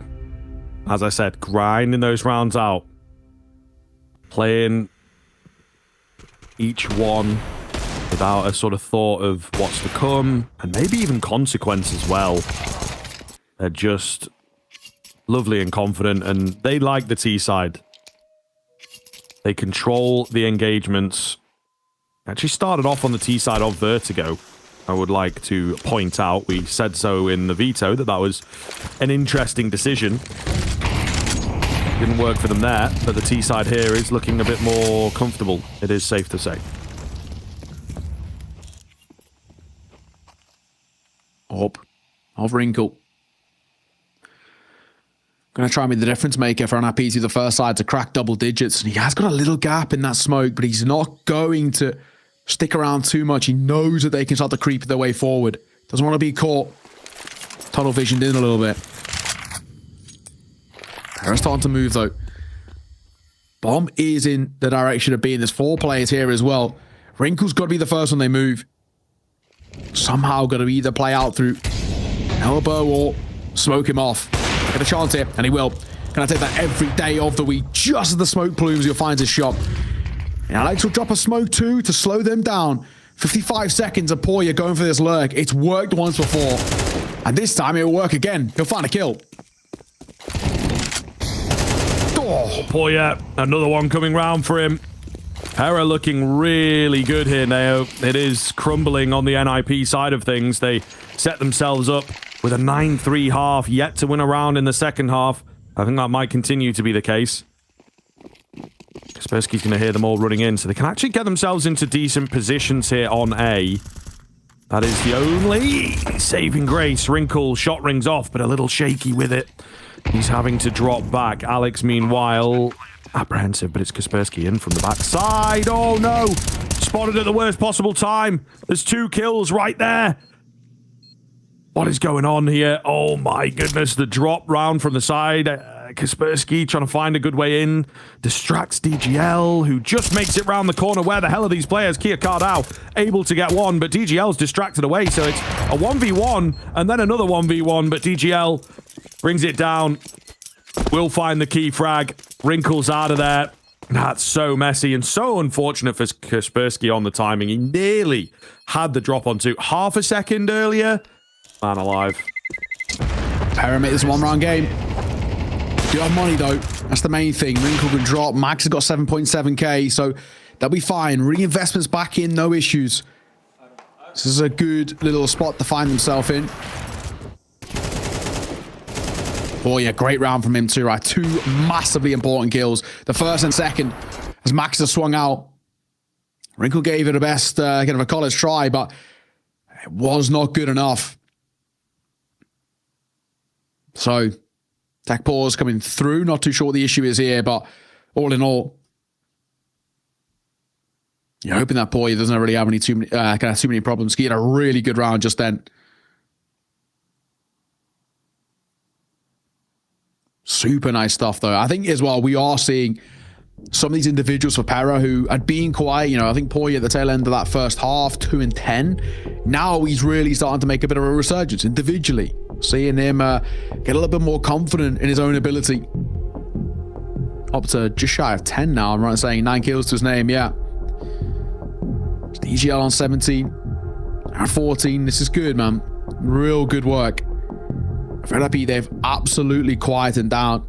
You know, the main man who was so good in towards map number 2 of Kaspersky, he's, you know, 6 kills to his name. It's a tough showing. Tough showing for the youngster. Pera within 1 of tying this up, but like we said, plenty of money for FlyQuest to work with so they can buy back in. That's a great start. Wrinkle, great find. This is where it gets difficult, isn't it, when you are right on the edge. Bibu contacting behind the smoke here. Trying to find this opener. Whoa, the flick is quick. And that's the burst they were looking for. Nade finishes him off, so advantage still in favor. And I think he's sort of dropped a molly. There's a kill that goes the way of Nip once again. Aaron and Poya going to have to do a lot of the heavy lifting here. Poya looked great in the previous round. Aaron looking good all game long. Flashes towards ramp. Nothing spotted. Nade goes down. Decent damage? Yes. No one in at that CT angle just yet. They're playing it patiently. Poya goes and Wrinkle backs his man. NIP, just as the lead was going to slip away, will respond.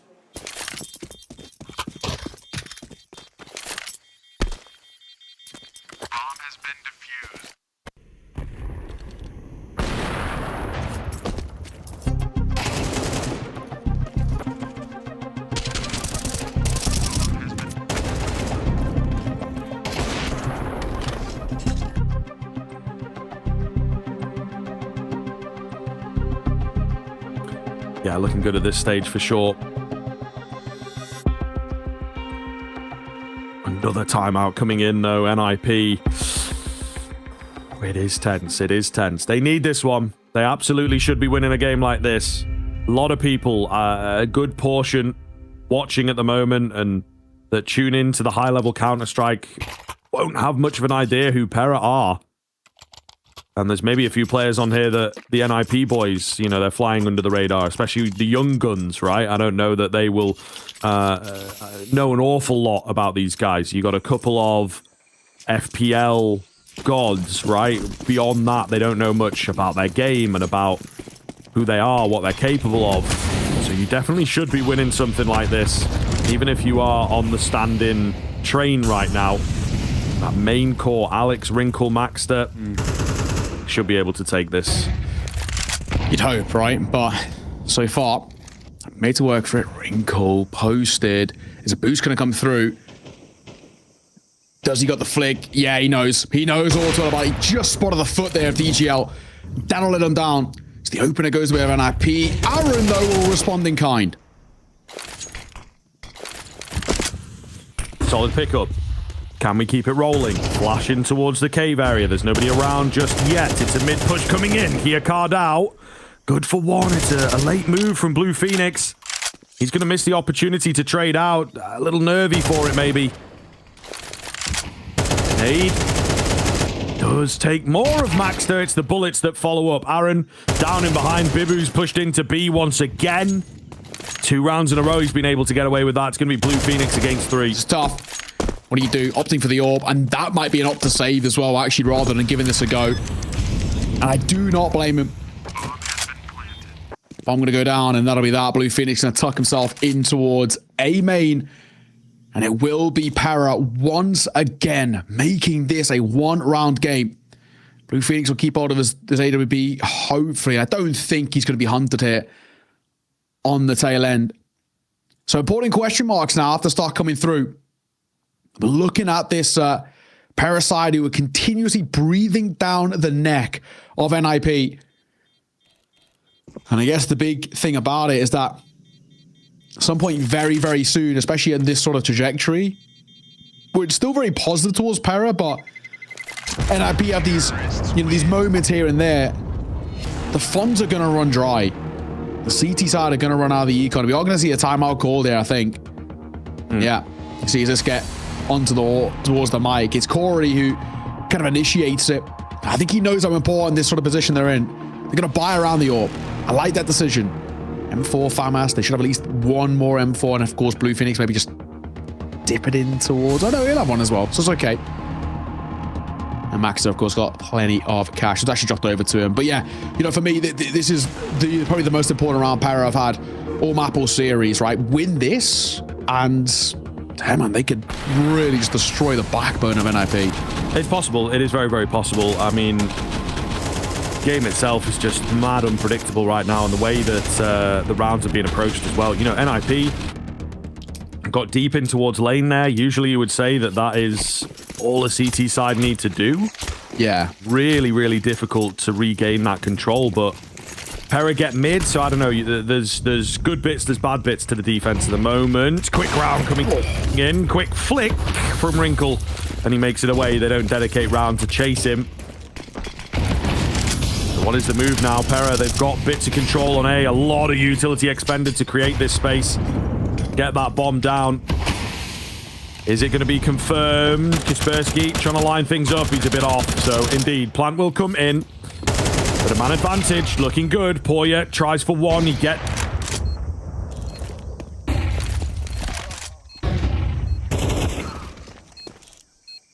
And surely not going to be able to drop this from here. We'll see. First comes round. They're playing it a bit tentatively. However, they were waiting for Wrinkle to flank him out. And then IP. Patience pays off in the retake. Really, really well played there. Yeah, good work. Just making sure that the numbers are utilized effectively. Wrinkle, brilliant from him. Just a timing play, and he waits for it, and he delivers. Simple. All you can ask from him. It's a great flick for the first. And that felt like probably one of the most important rounds, like you said, for Pera, and losing it. Oh, it's gotta hurt, man. That was their opportunity. That was their chance. Now you've got NIP 2 rounds ahead and 2 rounds away from the map and the series. And yeah, knocking Pera down to the last chance. A lot of util dumped towards elbow. At least Kiakata will get his molly on towards Shelf. Wrinkle does ignore it, and he nearly gets caught. Jumping around to try and escape, but he will have the support of the youngster, but Bibu rips his head off, and Max are going to get both. What a trade, what a response. They're flying towards A, which they'll get, but this is a tough spot for Pera. With that many bodies out from NIP, they absolutely should be finding an advantage there. There was not enough in response from Pera. DGL quickly evens it up before that bomb gets planted. But they're still going to go. They are indeed. Flash over the top, reveal of 1 or 2 there. DGL ready to go on this AWP. Are they capable of besting him. Leg lands, but he can reset and go back in. Oh my god, how is he still alive? The shot eventually misses. 2 versus 2, straight into the double peak. It's Wrinkle all alone, no time to go for it, and he will back off. He loves holding that AWP, man. He loves playing from behind in these retakes. A lot of saves on his own from Wrinkle, I have to note. Pera not necessarily abusing that, but it is something that has worked in their favor for a couple of these T rounds. Yeah, game on. Game on here. My god, good response. And now we're going to see a pause come through. Just going to get back on the mic. The final timeout for NIP now as well. No more in regulation for either side. Of course, you get one more if it does go towards overtime. I don't think either side want that though, right? They want to try and close it here and now. This is such a good game coming through. We are seeing both these two sides really flex their muscles a little bit. NIP, just the advantage for them, but it's still always been Pera. Absolutely just breathing down their necks. Marathon of a series. Neither side giving up on inch here. Max said, I thought that double was enough. I really did think it, but Blue Phoenix gets caught on the cross, and then the fight's just isolated as they're trying to get back in towards that site. 11-10. NIP in with a bye. Lose this. Not only the Pera tie up the game, but they can actually probably make a push towards 12 before NIP can rebuy back in. So this is, again, for them, so important. Wrinkle. On that off once again. A difficult fight, but Aaron wins it out. The lesser weaponry maybe of Kaspersky letting him down a bit there. Hard to say. Either way, it's an advantage for Pera straight out of the gate. All timeouts used. This is really all to play for now. The tension picking up. Alex gets ahead of the molly. They might not expect him. He does get traded at the very least. Oh, Poya. Big one from him on the spam. Blue Phoenix and Maxter. What can they get done? Bomb is not dedicating in just yet. Maxter nearly pulls it back from the brink. Blue Phoenix, he has to do the same here. 2 for him. All that is required. They're going to work their way round into B, but taking their time on it, making him panic, double guess himself, and that's exactly what happens. You know, relatively speaking, he's quite an experienced Blue Phoenix. First instance playing on a kind of a team of this caliber, coming from the academy. You don't really blame him. Molotov will come down. He's too late. Bomb will go down. So aware of a flank. And the Molotov in towards CT. So aptly timed. Drops a smoke to try and get out. But on the cross it is caught. Oh my god, this game is not giving up an inch. Smiles all round as Corey's a happy chappy. And the fist bumps will come through. 11 all. NIP, I thought they were going to close this with ease. And Pera had other ideas. We are still going.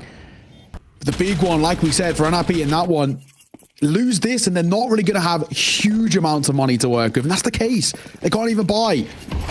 Few upgraded pistols. Bits of half armor, but Wrinkle wants an AWP. He knows he can't go for it. And already Max are down and out. Yeah, it's a conscious decision to play for overtime, obviously. Yeah. So that's something that not a lot of teams are doing these days, to be honest with you. A lot of them would send it in this round and go for the secure of number 12. Force buy, and then another force buy is the worst case scenario, but these guys are bringing it all the way down to the wire. So that, to me, maybe speaks to the fact that they're going to go for something kind of freaky into this very final round of regulation.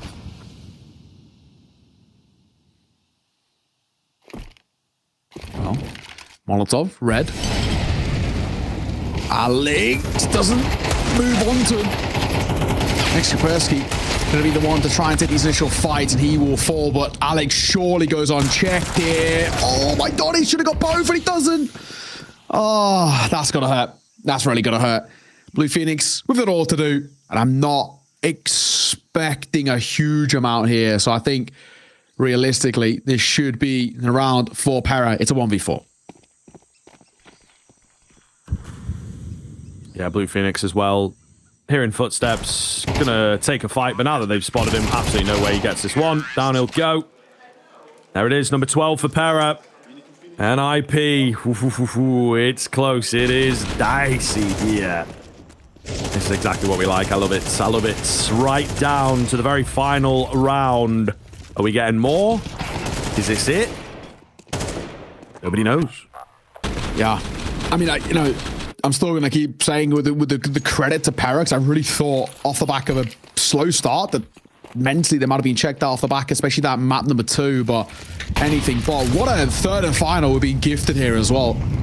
Neither side budging at all. Neither side giving up an inch. Aaron going to eat a bit of nade damage early. EGL going to break that smoke and try and get his AWP active. He's had a great series, right? And a great map specifically. 21 kills to his name. As Poya starts to make a move, but so does Alex. Pop Flash comes round. He does avoid it. He's now trying to hightail it so he's not overextended. That's well played from the IGL. Maxter's taking a lot of damage there in at mid. Oh my god. Aid. No, it doesn't bounce. Oh, he was banking it, you know. Yeah, that'd have been a smart play. Still, Poya's got a lot of deep control. Really scaring them on A, containing them on the site, and starving info, you know? Yeah, they're thinking A. They're thinking A. Maybe? Oh, little unsure. The bomb is bouncing around there. Meanwhile, Aaron capitalizes on a somewhat indecisive Pera for the time being. Oh, that smoke is not great, you know. I'm not sure if he's going to try and work around it. It looks like he goes a bit instinctive, but yeah, it's really not good. Massive gaps around the edge, and of course it makes the spam all the easier. Killer piece, 4v2. Bomb plant coming in, hinging on the back of a dodgy smoke. Kiakardao and Poya, can they keep it alive? Not looking likely. Poya alone to do it all. They've got a kit. Probably get that player on the bomb, get him body blocked. Poya's got a sneaky little flash that he's been working on. No one there. Second time of asking. Will work. Oh, the double kill, but he's traded out. And they will take us to overtime here now. Yeah, more rounds needed in regulation. Just a small thing at the tail end there. You know, we were talking about in that sort of clutch situation about Poya. I think there's something wrong with his in-ears. He's constantly changing them and moving them around mid-round. You know, he was trying to join up there with Kiakardao. Not too sure what the issue is, but we had a tech pause for it earlier. And another one there, and he kind of gets stuck himself in towards Donut because he's adjusting something with his headphones or his in-ears or something. It just cost him a little bit of space because Kiakardao gets isolated, spammed through that smoke on an island. He kind of had to try and make a play, and it doesn't work. And happy stay alive. Oh, yeah, in trouble here. Oh, Alex, you've got to get at least one there, and he doesn't. Somehow, DGL 4 points of HP is still alive. Oh, corner. Kaspersky with a lovely even up. Aaron much further ahead than the rest of the team, so there's not really all that much that comes off here. 1 for 1, ultimately. Down to the neutral game. Wrinkle pushing in. Ooh, spots a hand. E for the frag. Does not find it.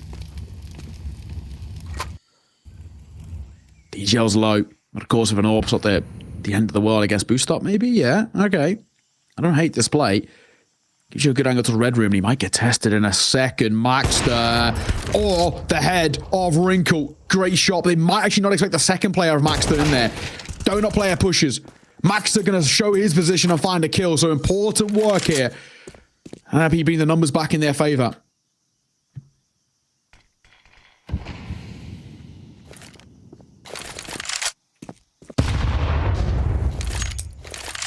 Kaspersky eats a little bit of an aid, but not too much. Bibu, he broke open B a couple rounds in a row at the start of this T half. Looking to do it again, but dealt with instantly. NIP, there's the 13th. Looking good. They eco round, a half-buy round, I suppose, but still a safe round. Committing to the idea of overtime, thus far paying off. You know, 2 really, really pressure-filled rounds back-to-back. So, all in all, this is where NIP can, you know, mentally reset themselves after getting us to this OT and realizing, okay, this is our opportunity to answer back, you know. Yeah, once again, technical issues. So it's something with his in-ears, I'm sure of it. Yeah, he's I don't know whether the sound is not quite working or something, but yeah, some issue. Might be getting a new pair of some sort. But he was fidgeting around with it a lot in regulation. He kind of kept taking them out and readjusting it. I think it's actually the right side in ear that seems to be the issue. So yeah, he is going to get them changed out. New pair going to come through. Which is good, at the very least. Because they're brand new. Nobody would have warned them. It's a positive sign. It's good hygiene. It's good hygiene. Always have your own in-ears, fellas. I don't know though, man. I don't know if it's a sound issue. I don't know if it's just, you know, a comfort thing. We've been over this, you know. I've got open back headphones, so, and for the broadcast, can't really wear them because the sound bleeds. I did in-ears for a little bit. Now I'm using like some closed back headphones, and the in-ears, man, I can just never get them to sit right, you know. My right ear in particular just is not having it. You know, I don't know if it's small or like just a weird shape. You know, it's square instead of round. I don't know. But I sympathize with the in-ear issues over here. Yeah, I have a feeling they've swapped around a little bit, haven't they? So I do have a feeling it's just a case of like comfort for him. Fortunately. Yeah, maybe. Yeah, I think you're right. I think you are. Well, headphones are back on, so maybe you're back underway. That's fine. Actually, you know, in all fairness, Empoyer's actually really had a really good resurgence. At the halfway point in regulation was 2-10. Since then, 17-15. So what a good response out of this guy. You know, it's very easy to kind of mentally check out when you have a bad half, and it's been anything but, right? It's been a really good showing. I just remember, you know, it was a 9-3 out from NIP, and Pera, of course, put up a 9-3 of their own. So fair enough. I mean, even maybe could have made arguments that they probably should have been able to close that one out at the tail end of the regulation, but good response from NIP when it mattered most. Of course, they do find the first round. DGL good shot. Like for a second, but in the flames will be traded. Oh, a little messy here, but they'll keep things trading. Oh, it's Blue Phoenix. Probably been hurt there. Yeah, that landed right under him, but he still gets the kill now. How? Has he gotten away as well? They don't, you know, spam onto him or anything like that. So that's how we get the man advantage. A clean nade, a bit of info to work with, and Blue Phoenix does not phase him. Wrinkle, easy pickup onto Poya. Kia Kardao remains the last. Yeah, tough 1v3 here for him. Bomb on his back at the very least, but flashing a molly is all he's got to work with, and he's shoulder spotted. Blue Phoenix, very smart. Drops the smoke. One of those things is, yeah, if you want to play into this, fair enough, but it's such a risk. Blue Phoenix still holding as he just doubles back, especially off the back of that molly fading. He knows there could be a timing play coming through. Kia Kardau's doing really well here. Timing has been excellent. He has no information though about what this setup is. He's looking around. Nobody's showing. Nobody offering. And Blue Phoenix is playing from CT, waiting for a peek like that. Good find. Good fight. And well played from the Academy start. That's 2 for 2 now for NFP in towards OT. That's a really strong way to start it.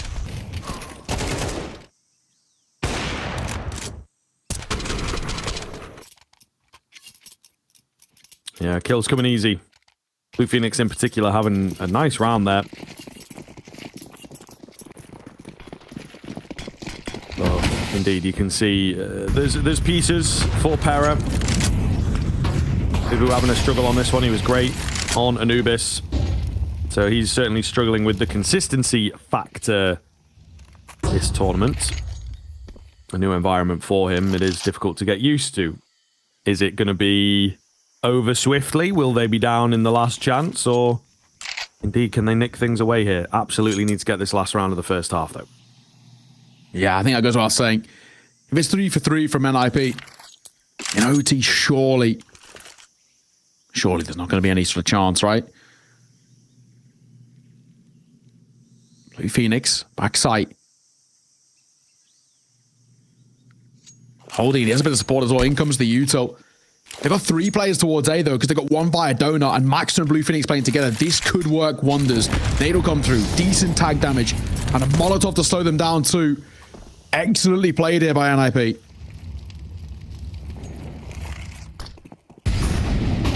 Oh, big nade comes in. Bibu will find the entry. But it looks good for NIP if they can keep this line of defense going. Wrinkle hidden away in Donut. He's left a bit low. Some more the players in towards default, but a nade comes in. And that works out for Pera. Aaron on the flank. It's beautiful. Max still left alone to do it all. 2-piece comes round. They've got to be careful, but he walks into the crosshair of the AWP. And Pera keep the dream alive with that 13th. Absolutely. Like we said, if it is 3 for 3, I don't think it's too much of a conversation, but having that, just that 1 on the board should be enough to at least give them some confidence. Say, right, if we can start off well, we can tie it up 14 all. Who knows? Anybody's game. Still remains the case, right? These two sides are absolutely inseparable. As even as it can be. As we swap over, Pera now moving on towards the CT side and IP on the T side. So a chance. And again, though, NIP on their T sides where they put on 9 rounds. As he's saying for Pera, so the fact that they got 2 already on the CT is good. Nice shot. Kaspersky, great work for the first. Panakia Card has an important frag. Alex dealt with quickly as well, so still back and forth here. It's Wrinkle on the AWP and Poy around the corner who has to find success. Oh my god. 1 HP for Maxter, 2 HP for Blue Phoenix. Unreal how close he comes to those kills and doesn't get them. Wow, that's mental. But now they do have to play things a bit differently, you know? They're going to fall over. And the bomb? Yeah, nice catch from the Observer, actually. What the heck is it doing all the way back there? So they're not really sending it just yet. There goes Blue Phoenix. I don't even know if that bullet hit him. I think maybe just, you know, the speed of the air next to him was enough to cut him down. 2 versus 2 now. So low. NIP.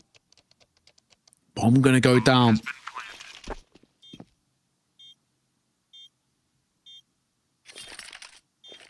Max that. Oh, 1 point of HP. Smoke is so aptly timed. So all of this comes down to Aaron. It has to be Aaron to find a kill here. And the AWP just posted. Bibu gonna try and fade the smoke, but he's core. So well played from the 2 youngsters. The Academy graduate and the new boy for the Academy side. Really stepping up in that 2 versus 2. Smoke couldn't have come down at a better time. And it gives Max an opportunity as well, just to, I say, a few more angles. Hold over towards that cave, and before you know it, the round found. Very back and forth, that one, but in the end, NIP, with little time to spare, get that bomb down and set themselves up nicely, despite the HP disadvantage they were at. Massive, as they find map and series point. Wrinkle. Oh my god, gonna eat the nades. Pera looking good on the response here thus far. Flash round was effective, but the peak not quite timed. Another deep smoke. It's not really gonna make too much of a difference as they are already ahead of it. NIP tentative as they do not want to mess this opportunity up. Molly is good. DGL still close, gagging for a fight. Kaspersky waiting for something to come his way, but it's all a question of patience here. That's not a shadow. Or is it? I don't know. A little tough to read. Either way, DGL was ready for the fight and he gets it quickly. Can they return? Not looking too likely. Alex just holding. Does not want to give them any more kills. Yeah, 1 did cross, but Wrinkle was full blind and tucked. 45 seconds. And IP looking to close this, but they got the numbers as advantage. And with Alex and Wrinkle both tagged, it's not easy. Herd here making a move through mid. They were tempted to go towards Donut, and they'll double back now via Red Room. DJ on the swing. Bibu, 1 more missed shot from Wrinkle. That should be the round. And it's Pera to find 14 flawlessly. We may not be done just yet. It looked like NIP. It was game, set, and match with that previous 2v2 clutch. Pera, other ideas. And off the back of that, we will see a pause called. Exist back on towards the mic once fourth.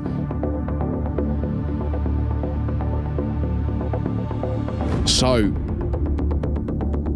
15 to 14. And it's NIP.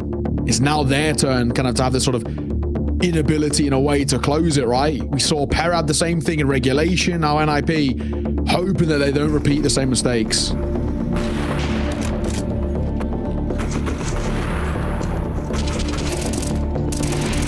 Lovely round out from Pera. To be honest, really well played between them. It's great to see. Game super competitive at the very least. You know, it wasn't supposed to be a breeze here. We did say throughout that NIP were beatable, but this map felt pretty good for NIP. They didn't really deliver in that way. After the first half, though, you figured they should be able to do enough. Pera with the insane comeback. NIP with a pretty insane choice to play for the overtime. Once they've got here, they've looked decent, but it ain't over just yet, you know. A really, really, really, really tense beginning into this final round, potentially. Or is it indeed just the extension of more? DGL posted. Contact play so far via A main. I'm going to drop Molotov. It won't have any effect on Kaspersky. He's just holding for a rotation, which at the moment's not being given.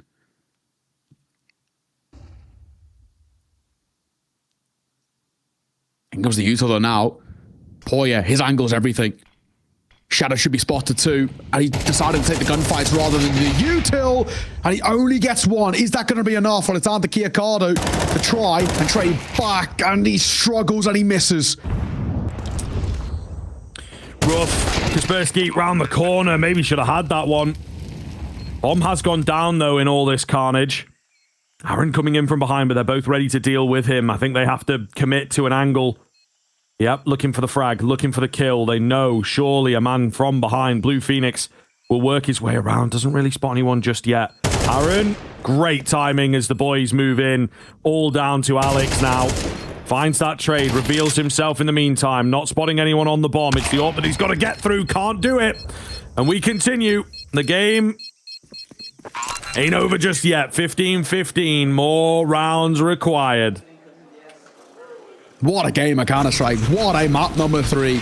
We had, you know, 2 massacres to start off the series. And then now look where we find ourselves. You know, we're looking at double OT on a map 3 decider. And especially off the back of kind of a 9-3 first half. Obviously, yeah, the 9-3 was then responded. But when you go down to such a deficit, the response that we've kind of seen come through with fair play. And then, you know, for Pera, this is twice now they've had to fight from behind. Once in that first half, and the second time in OT, Poya for the first. Wrinkle tries to get a little aggro, and he gets caught. Oh, nice pickup on the AWP. Looking good here, Pera. Continuing things. CT side maybe looks a bit better put together. Can NIP find anything out from there? T side, Poya says no as he's pushed in behind, confirming that they are not A. Potentially mid. Maybe B. He's going to look in towards mid and try and pinch them in. The timing should be pretty good here. DGL will distract away. And in comes the M4 from behind. Lovely stuff. Lead snatched here by the CTs. Oh my. This game still got so much to deliver. The fist bumps have been upgraded to the DAPs.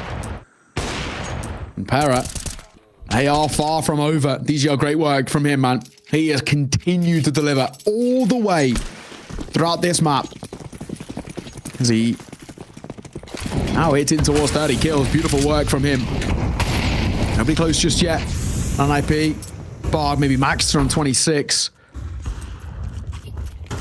NIP's T side. So far, not so good in these OT. Smoke, that's perfect timing. Poya should get a chance here. The flash, avoided by Poya, but he can't line them up. He's so close. Still, the numbers are good for Pera. Just about. However, it has been brought down to a 2 versus 2. I don't know though, man. Like you say, that damage that's being done here is pretty insane. Do they attempt the bomb plant? It's difficult. They're waiting for someone to walk into the crosshair. DGL doing the same. Bomb going to go down.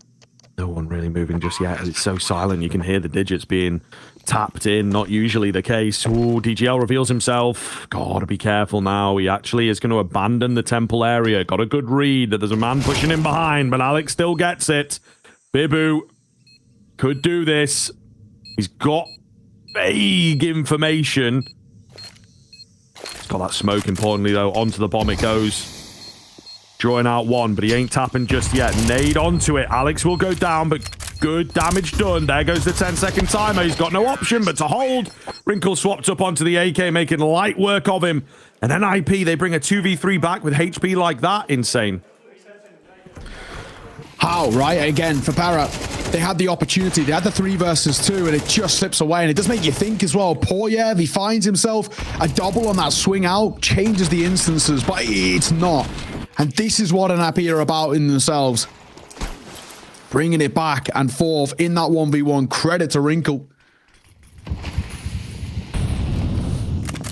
Man alive, what a game we're being gifted with here. In the corner, Aaron trying to situate forward, and he does. Yeah, I'm gonna say I thought Kaspersky would have spotted him just as that smoke plumed a little bit, but he does. That's a freebie for NIP. Poya on a massive flank, and he'll find Blue Phoenix. Huge, absolutely huge. Keeping the game alive, keeping things as close as, damn it, it's DGL that gets caught. Pera getting restless. You can see it as well. Bibu moving forwards. He wants to fight. Oh, no. He's in on the position. They're going to come his way. But again, taking their time. Ready and waiting, trying to get some numbers stacked up. Get everyone confirmed for B. 2 here to deal with. This angle can be make or break. And it is absolute make for NIP. Still got one more to deal with. Kia Cardao in on the site itself. Flash goes down. Wins out another fight. That is big. Alex, though, playing well. Moves in. It's all down to Poya. In the 2 versus 1. Molotov softens up Alex. Gotta get that defuse in, potentially. Not looking too good here for Poya. Smoke gonna go down. Gives him more vision. He's got to know there's one default. Where's that second man at? Gets a pre-fire in, but Alex with the instant trade finds 17 for NIP. Yeah, do you know what though? I'm so interested to find out what it is. I don't know if we ever will, but again, right, we are seeing him touching the headphones. It's got to be a comfort thing, right? It's got to be a comfort thing. Like falling out a little bit. It feels like, you know what I mean? He was like in the clutch. Yeah. Maybe don't fit his ears. It's what I'm telling you, man. There's no way, like, if it was an audio problem, they would have. Exactly. It can be fixed. You know, and I'm pretty sure they've got brand new workarounds, you know, and all this kind of stuff. I think it's got to be a comfort thing, right? But that's also why then when you go to LAN, you get your own. You know, your own. I'm assuming engineers are maybe provided by ESL. They were kind of just flush out the packet there. So yeah, you're gonna got to bring your own. They got to be molded and all the rest. Wrinkle got up, and my assumption is toilet break. I think. Do you know what? That might also be fair. Yeah. I don't blame him. It's been, we have been confirmed by Prod. Yeah, toilet break. I don't blame him. It's been a long series. It's been a long game. We are in the trenches deep here, off the back of it. So fair enough. I don't really in these situations. You kind of forget. I did read an article, and I think there's also like a sort of an old wives' tale that they say like you need to play better Counter-Strike, like that. Kind of on edge. I don't know about that one, mate. Apparently, it's what they say. Why? Well, because there was like a study, flight or something. There's a study saying you play sports better if you I don't know the exact word, and it's just I gotta get out of here. It's to win. Exactly. Yeah. So I think it is like probably keeping your body like super alert, being like right. You know, let me not piss myself. Yeah, So- I don't want to pee in front of everybody. yeah. Did see a new thing. This is deep OT tech pause discussions. I saw a new thing. This designer brand is it was like 850 euros, I think it was, for jeans that are literally called piss stain jeans. Oh yeah. The people. I know you're a fashion guy. Yeah, you're a fashion guy, dude. There's a level. There's a level, yeah, dude. I can't lie. Toddlers, they're dripped on a budget and they don't even realize. Exactly. There's some nice ones out there. There's like the distressed jeans at the moment. There's like miscolored that look like they've sort of got paint on them or whatever. It's kind of a cool vibe. Stressed. They're a little more. No, don't go like that. It means like they're because denim, it gets all a bit torn when it's been worn and maybe like holes. Is it pre-torn? Sort of, yeah. Wasn't ripped jeans like that wasn't that kind of 2016? They're not like ripped. Okay. When you get that sort of in the middle, maybe if you've worn these jeans for a long time, a lot of the time you get it around the groin area where it's like there's a lot of friction. Yeah, where it's like the fabric, the cotton's coming apart a little bit, and it gets sort of white where it was blue on top. Yeah, so you've got that. It's not holes. It's not pure, it's something in between. That kind of looks cool. You get it a lot around the hem as well, but PP jeans, I don't know, man. I'm not really here for that, to be honest. Yeah. Especially for a lot of money. You can do that for free. Yeah, exactly. Want to do it? Wrinkle tried not to do it for free there as he just dipped away. But we're back underway. Oh my god, Pera found 2 kills immediately. What is happening in this game? Mental. Absolutely mental. The timeout and then the rush. It is a classic. NIP, though, did not get the memo about that. Caught off firmly by this. Looking very, very good for Pera. Again, so close towards the tail end here. Bomb planted. You don't really be saving in overtime, especially after you've won. Oh, we'll see here. We'll see. A keen find from Blue Phoenix. 4 more to go. Still not looking great. There's a flank round from Poya. They're just buying time for that at the end of the day. DGL misses a shot. They're not going to be ready for the flank. They're losing fights anyway. Blue Phoenix got to do it all. And yeah, especially now. Just wait. It's a good read. Maybe he heard a step. Maybe just an idea that he was waiting for a flank. All the same, it doesn't make a difference. Kill comes round. Pera even things back up.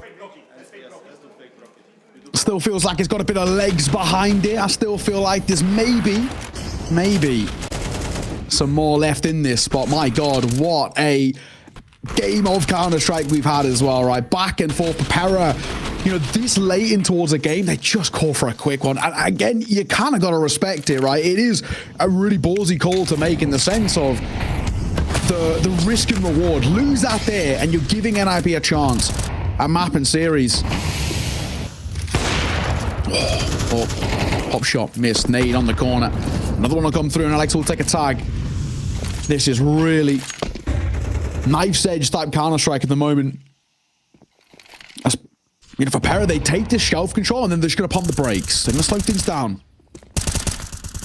Kaspersky, he's had a bit of a slow map. I think it goes without saying. But a couple of these moments in OT are being so important.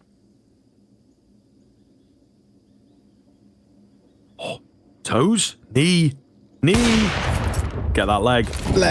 Ollie down. Well, it's a part of the leg. Skates.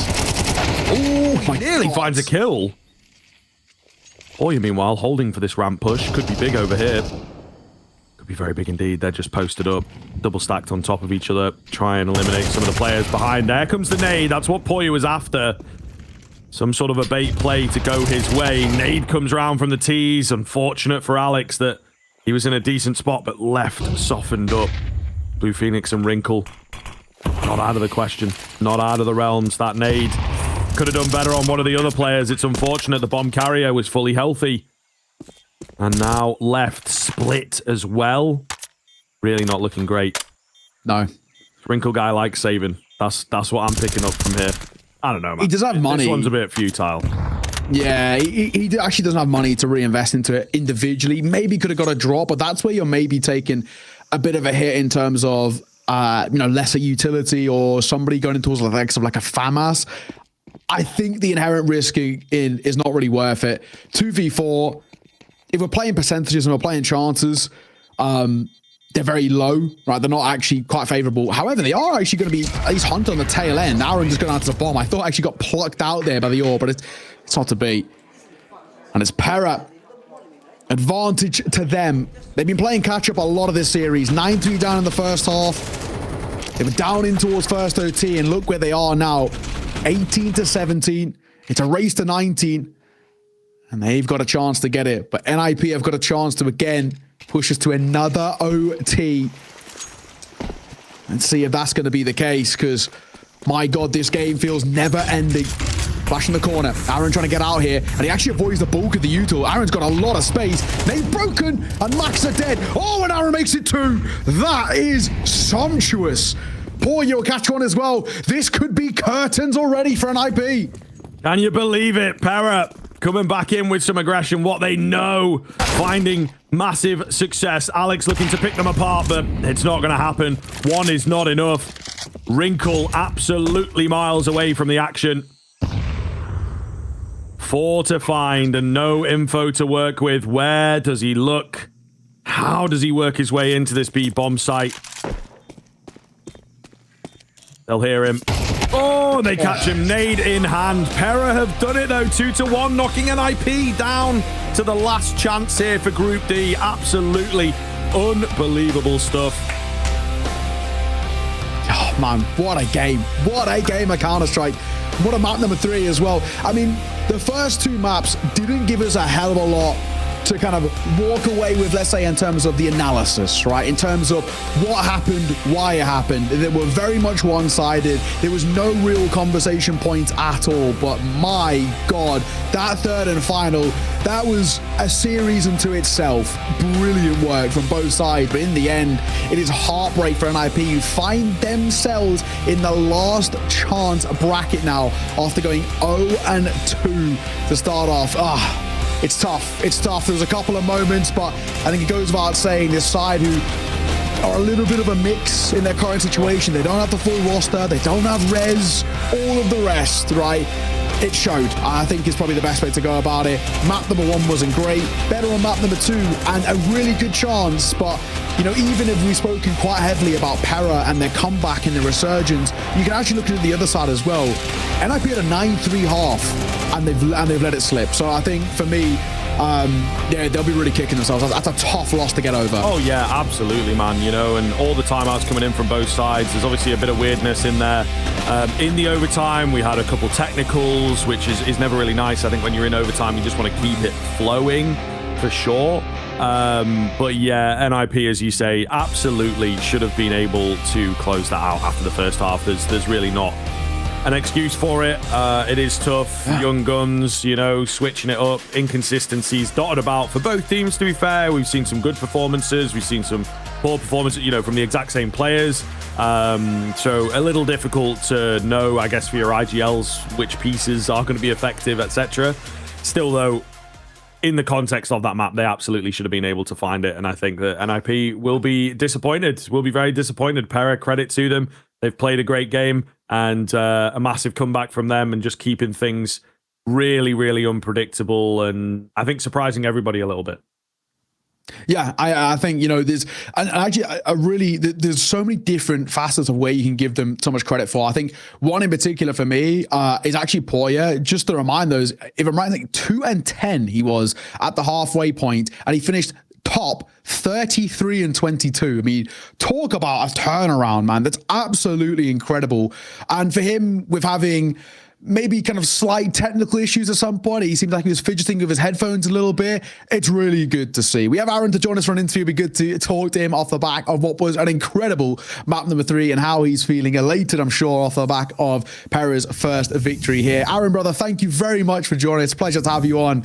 Let's just get a vibe check, man. How are you feeling? What a map number 3. Brother, thank you for inviting me. I'm feeling very great. It was a tough match. It didn't show what we are capable of, but of course, I need to be happy. And we fought until the last minute, so I'm pretty proud of the boys, and I love them. I love them, truly. Brilliant. Love to hear it. Yeah, a great game for us to watch for sure. And indeed, congrats on that as well. I gotta pass it on. But I feel for you coming into this tournament, right? We had a little bit of a mini interview as a piece of content with DGL that he did with Sponge, and he sort of said, you know, sometimes the online games, it can be difficult to stay motivated. How do you feel in the camp at the moment playing on LAN? You know, is this somewhere that you guys want to be all the time? Do you find it a little uncomfortable? You know, I don't quite know what the deal is, whether you guys have met up beforehand. Obviously, there's a couple players in there that you'll know from your history, but a few that are a bit newer. Like, talk me through sort of how playing here in Malta is changing the game for you guys. Yeah, sure. So basically, this team is not that experienced on LAN, of course. But I would say everyone who's playing Counter-Strike and he wants to reach something, that this is their dream, to play on Pro League, play on RMR. These stuffs are either uncomfortable or comfortable. I don't care. Like, it's not a matter. Like, you need to play. It's not the same like on online, of course, how Digo said as well. But this is a dream for everyone, and I pretty enjoy this, especially Pro League, because I think it's a pretty nice event. And yeah, I'm happy that we can show that we are capable of winning games. Even we almost beat Complexity. I think it was a really close game. Now, who's saying bad things about us can like think maybe they was wrong. Love it, brother. Love it. I got one little small one for you. What was going on with Poya's ear like headphones? He was constantly adjusting them. What was going on there? I have to know, because we asked it throughout the game a couple of times. I need to talk to him because I didn't understand either what's happening. He didn't hear anything. He didn't hear anything. But I was like, you did double entry. How did you do double entry when you don't hear anything? And I was like, okay, bro, this guy is just going out without sound. And this guy said to me, meanwhile we was playing, like, give me info, because I don't hear anything. So I was like, okay, I don't know how we're gonna win this, but somehow we did it. So yeah, it's pretty cool. Oh, incredible. Yeah, incredible, man. Well, brother, thank you very much for joining us. It's a pleasure to have you on. Congratulations as well. Win here at Pro League is awesome to see. Thank you for joining us. Hopefully not the last time we speak to you, but a pleasure, mate. And good luck in your next game For too. sure, not the last. Thank you, guys. See you later. Have a good trip. Love it. Yeah. Oh, man.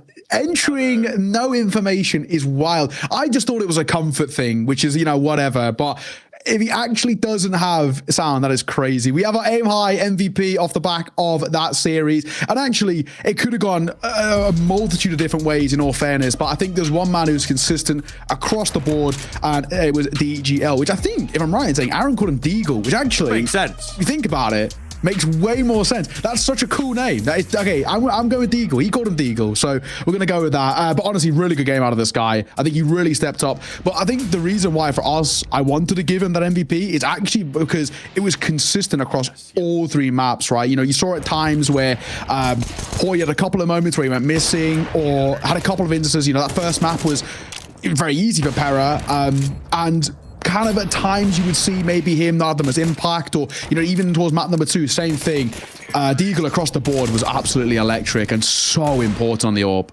Yeah, absolutely, man. And, you know, we'll see some highlights out from Vertigo as well. He was, I think, the only player that went positive on Vertigo. So, you know, still performing well despite poorer showing over there. Yeah, you can just kind of see here, like, on that T side, he's probably the only one putting up numbers, to be honest with you. And it did continue. So, yeah, I think we're pretty happy with what we've seen from Deagle, I guess, if we're going with that. We'll see. We'll have to get a bit more out from him in future, because again, that little interview with Chad, he said, I'm here with DGL, no correction. So, you know, maybe it's tough during the interview. I don't correct people. I guess, but people say my name wrong all the time. That's true. More people say my name wrong than right. Yeah, you know what I mean? And I never correct them. Yeah. I just let it go because I can't be bothered, right? Yeah, that's fair. You know, after a while, you just CBA. So whatever, mate. Yeah. Name don't matter. Flags is what matters, you know. Yeah, even that third map as well. We spoke about Poya. Really great from him. 2 and 10 at halfway, and then takes it back to 33 and 22. But Deagle also had 33 kills himself. He was no slouch. And I think the main thing was not only that, yes, he found 32 kills, the numbers are great, but he actually really found a way to completely limit Wrinkle. Wrinkle couldn't get going. He went negative in towards that third map. And across it really looked uncomfortable. Every time he picked up the orb, he was getting little to no impact. He wasn't finding the usual success that Wrinkle does. And that's no easy feat. Wrinkle's a serious player, man. We've seen how important he is for NIP. So for me, a lot of credit has to go towards Deagle for that. I think he was so important coming off the back of it. So yeah, both of them could have been MVPs. They both had exactly the same amount of kills at tail end of the series, but it's about consistency for us, and that's what we always love. Ladies and gents, I know it feels like we've been here an eternity, but there is actually one more best of 3. This is not the day done here. That was a long series, but more Counter-Strike on your screens, and you do not want to miss it. We're going to throw the mic on over to Lucy and B-Dog, and we're going to take a break. We'll see you bright and early tomorrow morning, well, morning-ish, 12:30, gamer morning, tomorrow for when we are back for our final game. For now, though, FORZE taking on GamerLegion, Lucy and B-Dog, enjoy this one. At some point in every gamer's life, there's a question to be asked. Do your clothes match your hobby in any situation? Or do they just represent what you dream of? No matter what situation, there's always the right way and the wrong. The only real question is, which are you going to choose? Decide for yourself. Smokes. You see double smokes in the same place there. Simple just jumping casually into the side. Wait, what was that? Never miss a play again. That's simple. That's not allowed. This is not FPL. This is a major. Finally. With Faceit Watch, you're in control. Switch between player POVs live and see the game through the eyes of any pro. Never miss a moment with replays. Relive each highlight on demand from all angles. Watch it, control it, face it. Okay, guys, we all here? Yeah. Everybody put headset on? Yeah. Okay, we're starting CT now. Not planting now? Smoke's up. Okay, close in the smoke, wait a bit. Wait for fate. One banana, one side. That guy shoot the cave. Yes, cave. Last banana. Nice! Very nice. 6 bullets left. We should buy, guys. I'm smoking. I will smoke. Banana rush. Banana. This side of it. Long. It's a long. One more long. Oh, blame. Glaive, you have an M4 on backline if you want.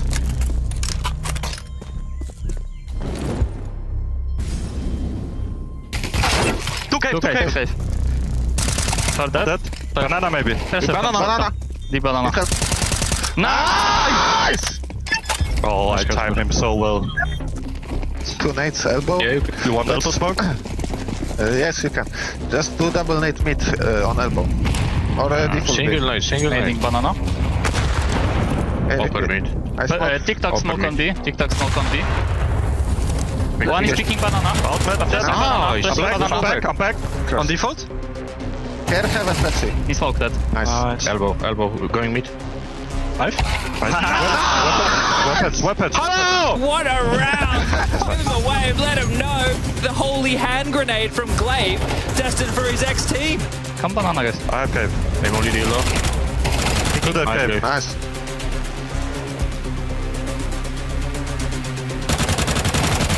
I knew famous. It's fucking my weapon. Grenade.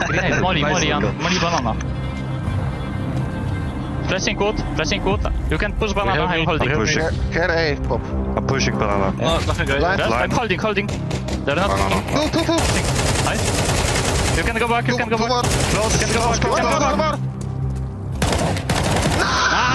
Glaive! Quad kill for Glaive. He'll take it any day of the week. He's got the KD of his dreams right now. Donut two guys. A also. Hold window them. Yeah. Got A also. A out. Kill him. Blocking them. I'm going down. Wait, freeze, Joker. Yes. I'm waiting temple. Planting.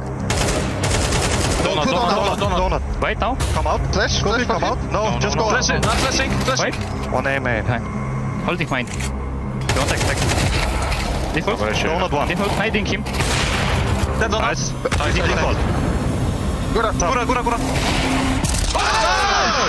Nice. Nice, Joker! Let's go. Levici! Let's go. At some point in every gamer's life, there's a quest.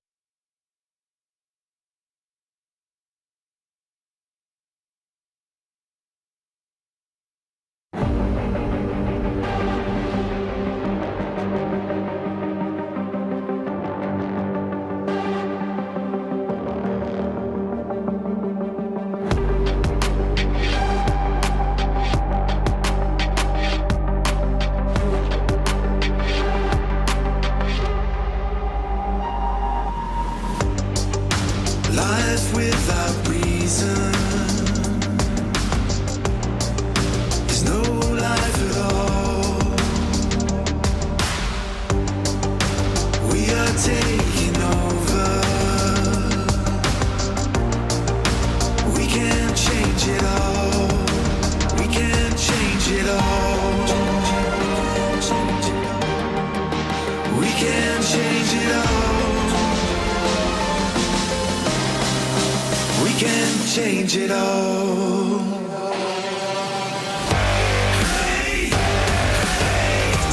We can change it all. We can change it all.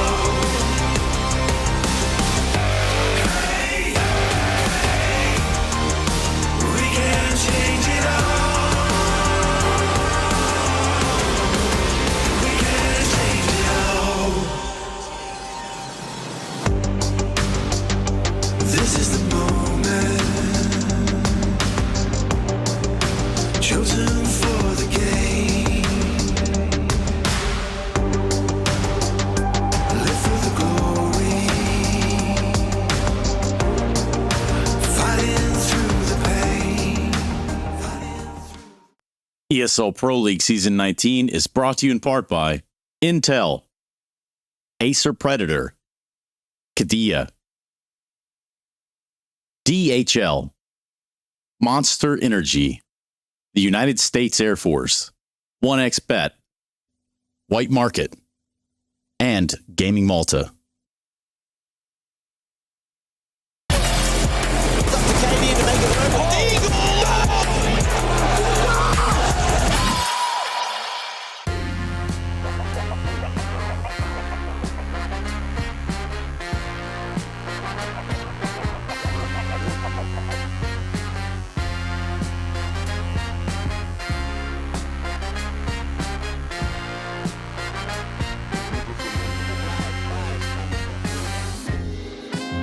Yeah, look, I didn't think that Pera NIP game was ever going to bloody end. Oh my god. But here we are, you're right. GamerLegion obviously took down Ents pretty decisively, struggled against Mouse, and that lands them here coming in against a FORZE team that came fresh off the bat at 13-0 in Furia. And if anything, that just improves Art's legacy on and on and on. And obviously GamerLegion rocking the New Jerseys as well. Kind of fresh fit. Don't know if I'm the biggest fan of it, but, you know. Yeah, I think that it's a better New Jersey than Navi's. That might be controversial. I don't love the new... I actually really like the Navi jersey. You know, the whole thing is black and gold, right? So, I don't know. It's a deviation from it that I don't know if I love. But anyway, that's not what we're here for. We're here for GamerLegion and FORZE. And yeah, it's been a crazy journey for this FORZE squad. I'm shocked that they're here, but a 13-0 against Furia. Yeah. And honestly, they look good against Monty as well. So this is a team that's actually working pretty good. Yeah, they're actually looking incredibly well. I mean, take a look at this. This was the ratings of all the players from yesterday. We highlighted sort of Tanir and Nickelback. Obviously, Celta was kind of our like MVP for Nuke, especially. These guys are just popping off, and it's been incredible just to kind of see the development of this team, especially when you take a look at the context. Obviously, you're going to be familiar with it, guys. It's our third day casting FORZE in a row here on the B stream, and it's, look, 2 stand-ins with Nickelback and Smooya, of course, and Smooya's been playing quite well. Xiaofi gave a really good interview yesterday where he basically said, we had no expectations, but we now feel really confident. 13-0 against Furia is a statement and a half. And as you mentioned already, close maps against Monte. This team's firing on all cylinders. Yeah, and it's wild because what do you say? 3 to 4 days of boot camp and preparation before this? Like, that's unbelievable to have only had that much time cooking and to be delivering such a gourmet meal. And similar to how FlyQuest disbanded Cloud9, maybe FORZE have disbanded Furia. It's a statement victory for them. It's a team that comes in with little expectations, I suppose, and that takes off a lot of pressure, I feel, and it's definitely allowed them to unleash themselves. It's actually kind of weird because how well they've been doing, I actually get some expectation now. Like, I feel like they're really going to take the fight to GamerLegion, who have, of course, gone through changes themselves. We see them on the player cams here. Snacks remains, Volt remains, Isaac remains, but you've got Andu and Slend. Andu, of course, from Estonian teams such as Cinch, that was with Cons, Fates, and Slend, who actually came through Mouse Academy. That was a nice little storyline yesterday where it was Slend and Snacks that have previously played under like Mao's banners in main team and academy organization respectively, and then came together to kind of go up against Mao's. Couldn't stand a test of time against them, but against FORZE, they'll be looking at this and thinking that they're definitely the favorites. I first got introduced to Andu at ESL Challenger Atlanta, where he was standing in because I think Volt couldn't get his visa in time or something along those lines. And honestly, I was really impressed by what I saw from him. So it feels like a good fit for this team. And yeah, it's exciting to see where they go from here. We can take a look at the kind of stats for them because, as you mentioned, they had a great start against ENCE. Not so great against Mouse. It was kind of like flipped the other way around. On some level, we expected that, given that Mal's are pretty much the favorite in this group. But you can really see the difference there. Slend and Isaac having fantastic games, actually. Yeah, what a terrific beard from Snacks as well. It's the beardlessness on everyone else. I know. I think it just kind of adds to it, right? I think the interesting thing for me, the conversation about this new GamerLegion is this really defines roles in the team. And what I mean by that is Volt, he was already starting to step up and kind of be the star player roles. He was starting to take over a little bit. Him and Kios were sharing a couple of them. But now this is going to primarily push him into those star player roles. And for Slend, he comes in as an AWPer that's had tier 2 experience. He was on endpoint for a little bit as well, which was kind of cool, and he performed really well there. And so you kind of get this call up to GamerLegion. You expect big things for him. I think this team, GamerLegion, actually, you can draw a lot of parallels to NIP in terms of it's a development project, it's one for the future, and you got to just kind of see how it plays out. But I think the individuals on this team are definitely expected to perform at a higher level than that of an NIP. Yeah, well, I mean, NIP here, I think we can give them a little bit of the benefit of the doubt because they don't have res, obviously. But you expect GamerLegion to be doing pretty well, but still a lot of question marks for these two new players. And yeah, Slend's a cool addition, Acor definitely felt like, he could have those big games where he would take over it, but I guess with Slend, they're looking for that development, as you mentioned, and Snacks can try and shape these players into what he needs. So yeah, it's an interesting matchup, and I feel that when we kind of look at the two, I would have been saying, and this is the thing with FORZE this whole time, I felt that FORZE is this team that wasn't going to have the team synergy and the kind of communications, and that's where I would normally have given GamerLegion a massive edge, in this situation. But what we've seen from FORZE has been the dire opposite. And that's been crazy to me. They've really looked solid. And I actually think GamerLegion might have their work cut out for them. That ENCE game looked easy. But I think the FORZE are going to be a bit more difficult, funnily enough. Yeah, I actually agree with you because I think when you take a look at GamerLegion, obviously you're integrating 2 players into your team, but that still means you're going to have structure. That means that the new guys are also going to be trying to remember what they need to do. What's the protocols for this situation? If they take this area of map control, how do we respond? There's going to be a lot that's not going to kind of be flow state for this team immediately, whereas FORZE can play without pressure and they should be playing their own game. When it comes to the veto, I think this gets interesting. FORZE are first pick nuke every single time we've seen them play, and I don't expect that to change here, especially when GamerLegion got their asses handed to them by Maus 13-1 on this map yesterday. Yeah, they'll be very happy to go into that. They looked really good against Furia as well, and probably could have won the first series they played too. So yeah, they'll pick into that. Ancient for GamerLegion, it checks out, right? Because often Overpass has been the pick, but FORZE have shown they're very good on Overpass, so Ancient a nice alternative.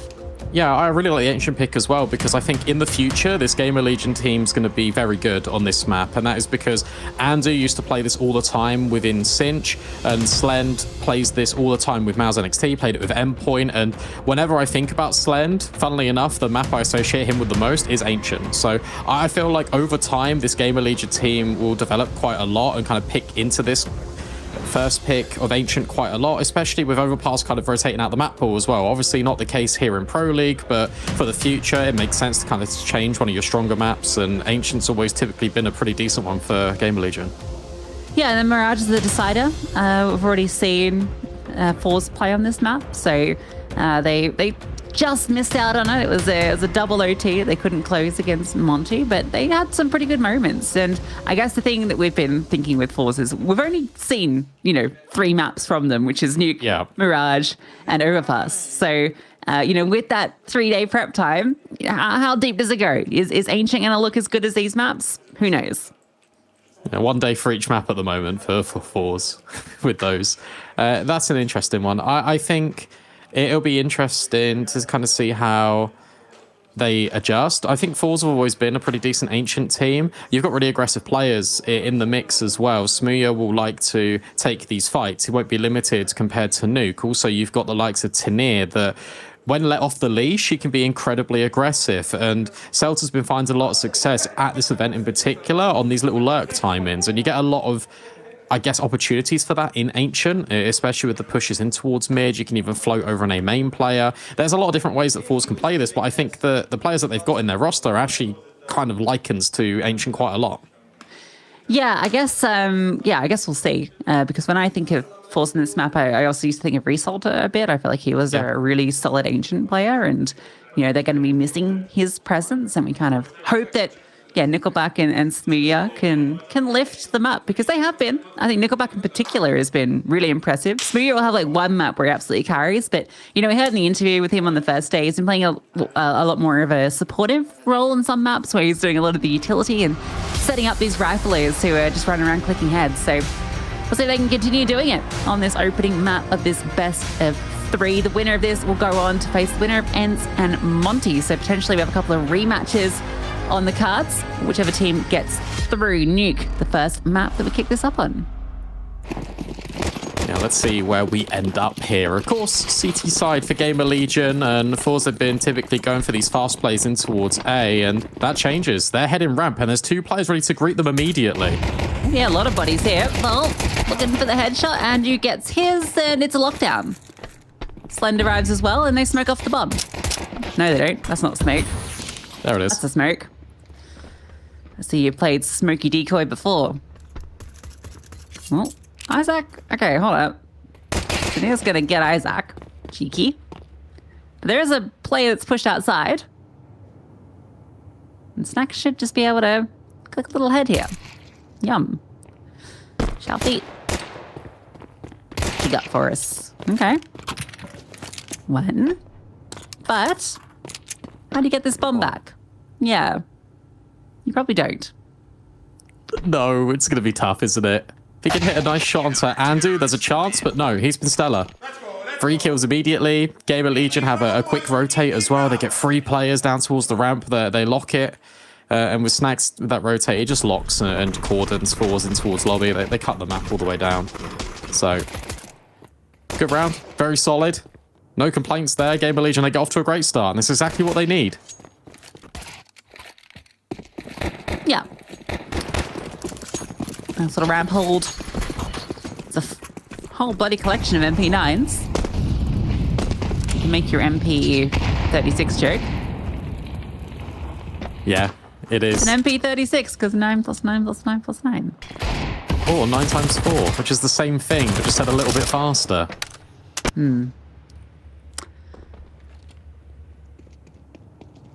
Shelfie's got the deagle, so does Smooya. Now, I personally have a pet peeve against these second round deagles. Okay. I think that they're a terrible thing to do. I know people always say there's always no money for a deagle, but like, you look at the next round buy for Smooya. Like, you can't get it utility.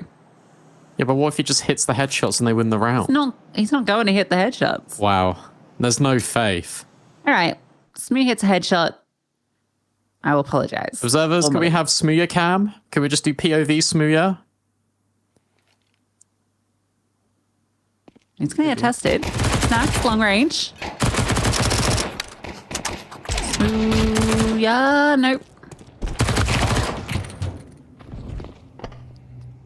There's still chances. One of those Thanks, guys. Eagles got nothing. Come on, Smooya.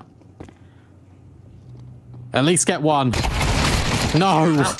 What a waste of $1,400. Now you got $37.50. Enjoy your lack of utility.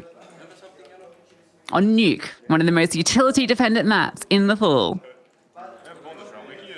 God damn it, Smooya. NT. A lot of money being made, I think, from the MP36s as well. Everyone grabbing a kill with them. So that's $3,000 distributed across all the players. There is that util in question. Limited, completely spot on. But the AK gets dealt with. Doesn't matter if Smooya's got an AK or a Deagle. His fate ends up the same. Snacks has just destroyed him outside. Yeah, I guess it doesn't matter about the util. Snacks has gotten cheeky too. Tanier's aware. He's going to phase the smoke and get him. So we'll trade. Isaac's going to descend to the depths of Nuke. He's low HP though. And actually, I will say, despite lack of util, because GamerLegion are rocking so many MP9s, they kind of can just aim map it on the T side. Yeah, but if you take a look at where Slend is, it's just such a horror angle for a FAMAS. He'll get the info, but I mean, good luck, mate, honestly. FORZE will cross, and that means they're going to go down and greet Isaac, but as you mentioned, 15 HP, it feels a little bit troublesome. Need another rotation here, but instead... Okay, never mind, not instead. Volt is here, and he's ready. He's going to take the contact. Feel like it should be Isaac, but instead it's Volt, and he mows down two of them immediately. Isaac chimes in with another. GamerLegion on the bonus. Only lose Snacks. Yeah, right, you take that. 3 AKs. Beautiful upgrade. Mincemeat. In secret. Good stuff from Volt, getting the double. They're going to be loaded now after that second round as well with all the MP9 kills. This could not have been a better start for GamerLegion. And now you can keep all your MP9s and farm up even more money because you know that FORZE are going to be on a bad buy. Well, I think they've already kept one because they upgraded to AKs. Actually, yeah, they don't have any. Oh, but they could have. Got the techies. 45. That's 9 times 5. Shout out high school one time. You're going fast. Real fast. It's Andy. On door duty. Denied. Underage. Can't enter the club. Sent to the grave instead. Nice quad kill from Andy. Salter on his little lurk is going to get nothing. Andy hasn't died. Volt hasn't died. Neither Slend. Where are your kills for? It feels like they've been really trying to force this outside play. And to be fair to them, they've got down secret a number of times, but unable to really progress much further. I think that's the furthest they've got to. But Andu's angle is just fantastic because he can pick and choose when to kind of swing on all these fights. Only really exposed from one door at a time, even swapping to the USP right at the very end. 4-0. And if I'm not wrong, I think this is the first time where we've seen FORZE go down quite a deficit, especially on Nuke on T side. They've always been able to grab a pistol or maybe the second round conversion. This time they're already fighting back. A little bit of a buffer GamerLegion have already established.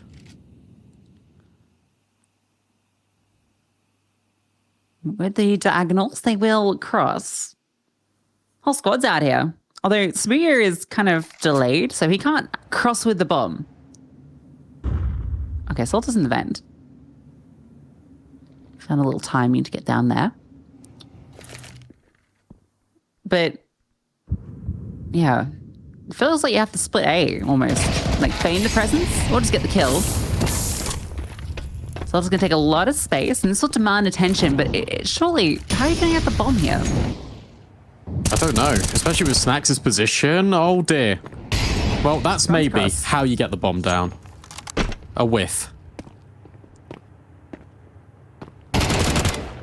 Slem with the scent. Instead finds Tanir. Up close ramp. Potentially his next victim. Celta. Oh. Can't trade at the moment. Now Celta will activate and he finds 2 of his own. Puts it back into even steading. Important fight here, and one that Isaac wins out. And now it's all up to Smooya. He's been great in clutches all Pro League long, but this one is going to be a bit tricky. Another one for the highlight reel that he's been building up across this event. Takes a moment, palms sweaty. Now cool, calm, and collected. There's a molly. Kit's in play. Smooya gets a scent of Volt. Molly forward, spots up the first, can't hit the spray. And it's looking Jova. Flashbang over the top. Volt's diffusing. Smooya can't see him. Diffused from under his nose. No clutch today. Yeah, nice molly from Volt. All right, Sled, shouting at him as well. Let him know. Yeah, great molly from Volt because it just pushes Smooya over to the right-hand side. He can't actually peek in towards the doorway whatsoever. And whilst it was already being covered by GamerLegion, I feel like Smooya's always going to play by the double door just to get an angle on the bomb. So well done. FORZE will take a pause. Say that 10 times fast. Don't do it. 5-0 for GamerLegion. FORZE will take a pause. FORZE will take a pause. FORZE will take a pause. FORZE will take a pause. That's that hard. That's why I said don't do it, because I realised it actually wasn't that difficult. I think the key fight here is, while Slen does remarkable work, it's this one right here, Isaac finding Celta, because that denies all the space out of ramp for FORZE, and they are restricted to that bomb site. And then Smooya's got to clear just an additional angle. It makes the afterplant so tricky for him to navigate. All right, Slen's got the AWP. I haven't really had to say his name too much. Oh, Smooya, there he is on the board. A shot. Very nice. And they're going to walk into the vent. Oh, cheeky like. 3 of them just scuttle on down. And that HG blowing is kind of a misdirection. You now feel that they're not down. Now you're going to find out that they're definitely down. And Dude needs this fight. That's huge. That's one part of your luck. Tanir is still outside, but the whole CT squad is up on top. How'd you go about this one then? There's a smoke, there's a couple of flashies you can work with here. Everyone's kind of coming in from ramp. Snax thinking about going down the vent, but timer's already nearly halfway gone. This retake needs to speed up or it's never going to get going at all. Yeah, I don't think it's ever getting going at all. It's not in a position to really do anything about it. So FORZE get on the board and it comes off a nice tap from Smooya and then just walking down the vent. So that's one way to get it done. Terrorists win. What wild timing that was. You highlighted it, but the fact that everyone gets down the vent and then that smoke just completely wipes and no one's there. The art of deception. And Celta loves a little vent dive. He's already tried to do it a few times in this half. He'll keep doing it. He loves that play. Gets tricky with it. Smooya remains on the AK. Slend obviously saved that AWP. Plenty of money here for GamerLegion to keep reinvesting. FORZE have got to do it the hard way in order to break the bank. Well, fast out of Shelfie and fast to his demise. Isaac not getting caught this time around. Okay, no, he is caught. I cursed him to death as soon as I say it.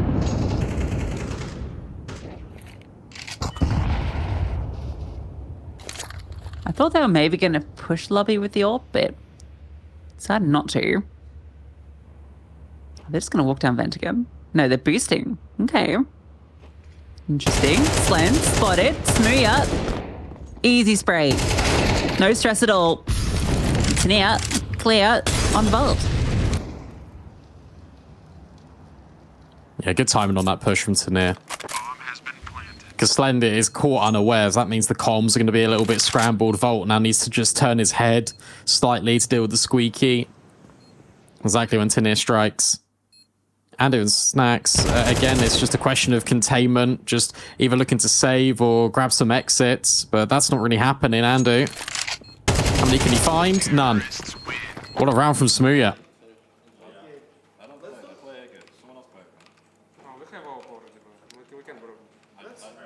Yeah, it feels like both these last 2 rounds have just basically been them getting a little cheeky pick and then exploiting it just immediately. So, good stuff. Isaac's been caught twice now, kind of fighting from CT vent area and in front of that squeaky door.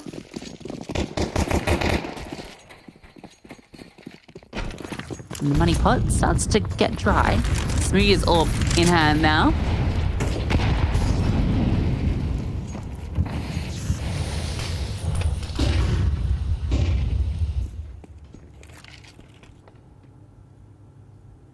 Yeah, he wanted to fight ramp, but no one's really giving him anything. Maybe instead it will be Slend on Celta. Does that molly push him in? No, it pushes him out from the fight. And that audio would have been given over as well. A much more measured round here. Out of FORZE, they go back. But it's Smooya that gets dealt with. Volt with another, a 5-on-3, and Slend has to evacuate. Yeah, nice shot from Slend. To the jumping Smooya. 3-on-5. Smooya walks in, finds a kill, but Volt quick with the double. Celta can kill him right here. After time, murdered him. Boom.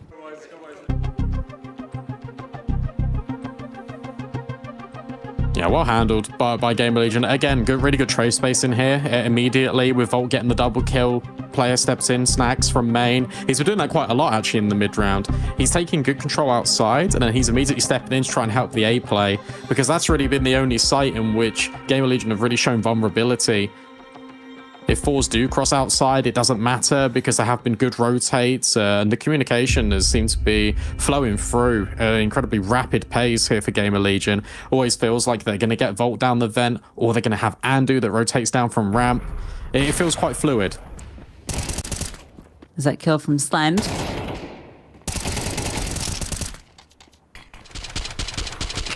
Volt, massive round, triple kill from him. GamerLegion stem the bleeding.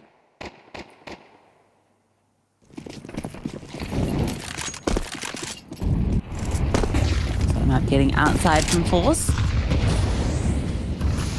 Snacks has gotten up pretty aggressive. We saw him in this position before where he got punished. That was with the MP9. Now he's got the AK in hand. He's hearing them. Those footsteps. First kill's his. And that Molotov is perfectly timed to separate the potential for his swing. Nickelback still catches him through that smoke. Smooya's waiting to see if this peek comes. Andu, 1 for 1. There's that peek.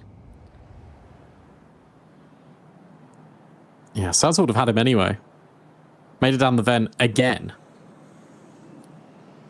However, information for GamerLegion would be Smooya's killed Andu. There's a chance that there could have been another play towards Reds, that they can be on this bomb site. Celta might come back up the vent here, and it would be really well timed because GamerLegion is still trying to deal with outside. So as I'm speaking about it, Volt repositions himself deep outside, goes for the heaven wrap. And Celta starts to clear B at the same time. 40 seconds left. Where do you go here if you're FORZE? Window broken. Celta's got room to move. Yeah, this is weird, isn't it? It's cat and mouse. Isaac, he's downstairs. Celta's going to come back up the ramp. I guess he clears it and now they go down B. Surely. You're running out of time. Yeah, you've really got to go. Isaac going to be loud about it. Yeah, Isaac is going to be in the perfect position. I don't think they can get backside through a plant, so it'll have to be in the open. Oh, the molly is perfect. He swings. Smooya hits. But Volt can still end it. No, planted safe. Oh, he finds both. Volt sprays them down. There's a no-scope in the mix. And GamerLegion beat the clock. Yeah, that's unfortunate for Isaac. Really good molly by FORZE, but him actually just sitting in the molly and opens the double doors gives room for Volt to walk his way in towards single. And FORZE aren't ready. They just take way too long to clear all of this space with Celta. And to be fair to them, it's not their fault. It's just they've got so much to clear. And GamerLegion are seemingly moving around the other exterior, so you never spot anyone. Like ghosts just completely disappear. There's another one for the CT side. Fast A-pop about to ensue. Xiaofi lining up the util. Right, flashes on the way. Tanea's got the map 10. Isaac in a good position. Behind the vent, gets the first nickelback. Oh, what? Just hits him in the side of the head as he comes through. The Volt's still here, and he's electric. Can't get the... He's going to slink away. It's a 1v2 to contemplate. Yeah, bro's trying to be a rock star. And he knows that there was a player up heaven. And there was an immediate trade that he just grabbed on the A-bomb site. So he expects reinforcements to be there. Just going to hedge his bets. Head down towards the lower site. This is completely the right call. And if he gets a wriggle on, he can plant the bomb and then take his plant anywhere. But Slen's already here, upgrading himself to an AK and denies the bomb yet again.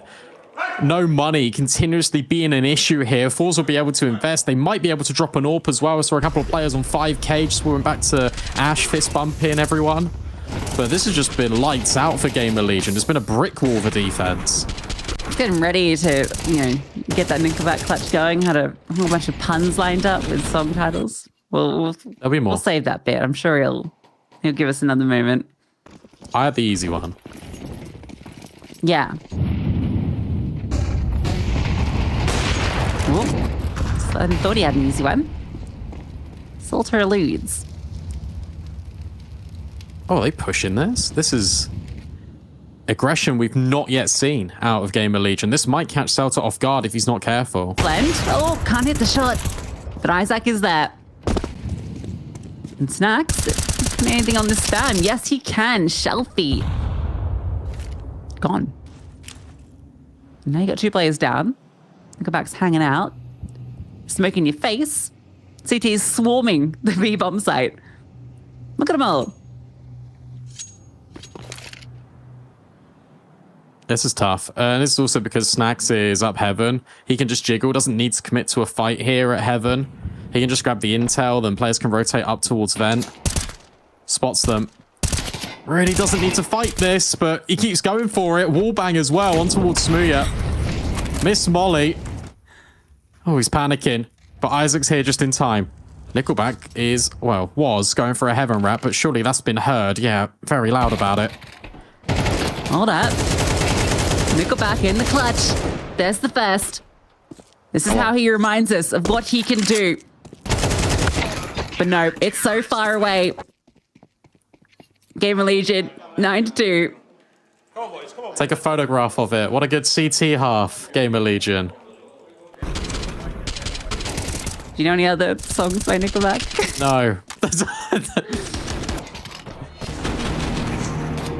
I wanted to say All-Star, but I realized that's Smash Mouth. Similar tier Also band. getting smashed in the mouth. Haha. Yeah, that's also, I guess, I can see the mental connection because. Slen's got an auto. Hell yeah, let's go. Come on. Reese was whipping those out in Melbourne on the weekend. Occasionally. So, I respect it. It's actually a good gun. You know what we call it in Australia? Oh, actually, first, can you do the noise of what the auto sniper sounds like when it shoots? It's like. No? No? Not quite. Okay. It goes duck, duck, duck, duck, duck. So we call it a duck, duck. Wow, that's original and inventive. Shout out Australia. I thought you'd call it like cad. Well, because you're upside down. What? Okay, sure.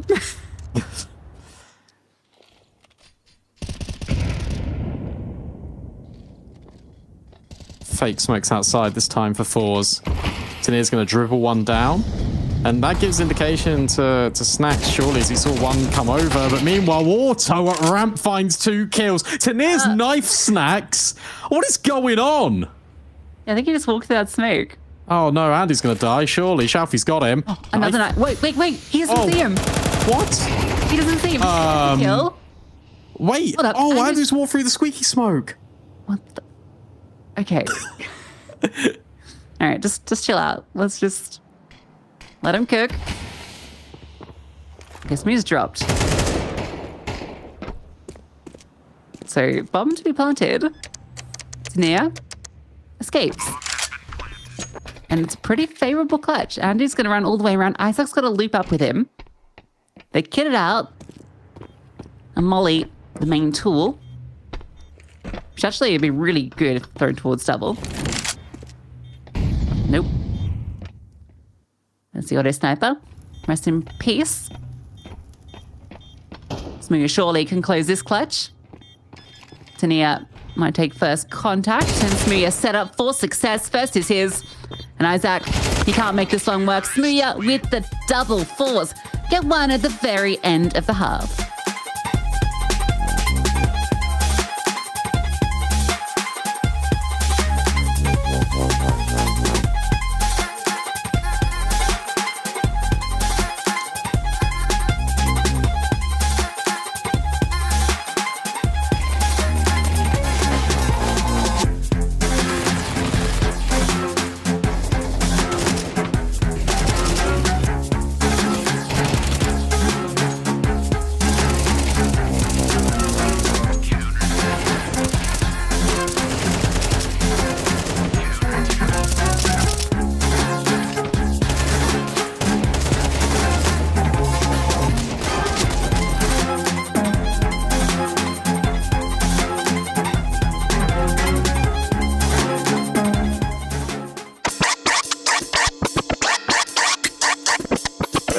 Короче, пацаны, играем в такую прикольную игру, ну просто кринж. Вы поняли, блядь? Я якось так треба ходити, стріляти, типа. Все мої ноги, а ось так типа ти пригаєш. Bro, but you walk normal or what? You walk normal, yeah. Ooh! Wait, full damage? Get smoked. Я вот так дивлюсь, ти поняв? Last long. Okay, but my game's fucking upside down. We still car. Short. Zoom!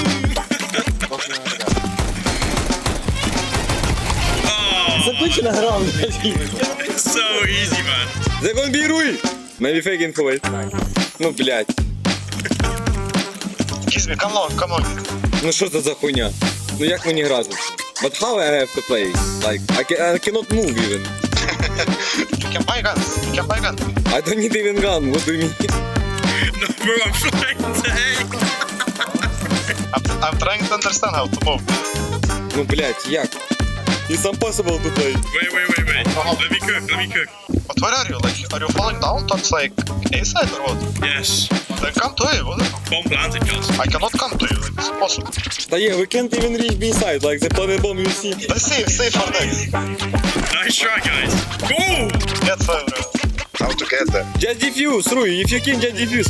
Castle Pro NPC in this game. I can't move. I don't know how to do that. But where is Castle? Castle stuck up. Yeah, I cannot get the window. Bro, I cannot jump to it. There's no chance. Castle, bro, Hang on the car. Yeah. Bro, kill this guy, please. There's a guy on top of you, man. Kill him, man. Nice. Wait, but they're not gonna defuse. But there is no timer, so it's like draw, yeah? It's okay, bro, we'll get there. No, what draw? You win, Jack.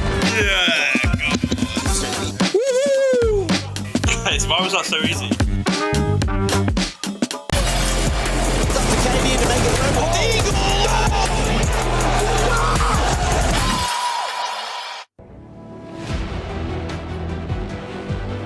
Well, one at the very end there for FORZE with a knife kill thrown in by Tanir, but ultimately 3 rounds on the T side is not what we're used to out of this team. GamerLegion have rectified their mistakes against Mouse yesterday, and they're in pole position to take FORZE's map pick. Yeah, and you know, Auto Sniper got 2 kills. So And they lost. So, you know, Slend did nothing wrong.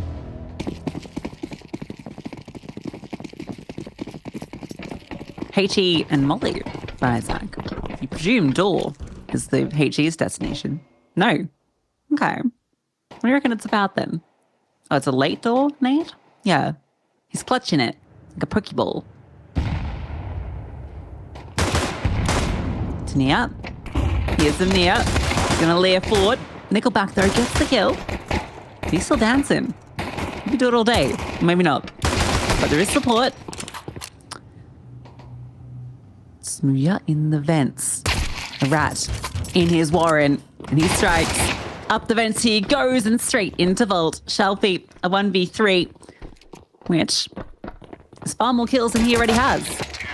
And he won't get any more. That's not very nice. It's true. But it's still hurtful to hear. Yeah, NT. I really like the disengage there for GamerLegion because they get the kills initially up ramp. They draw all the rotates away. Once Snacks kind of confirms with his position that Smooya's rotated down, GamerLegion just immediately barrel through Squeaky. Just guarantee these kills. Good hold from Isaac on the flank. Yeah, 10-3. Has to be a force for FORZE.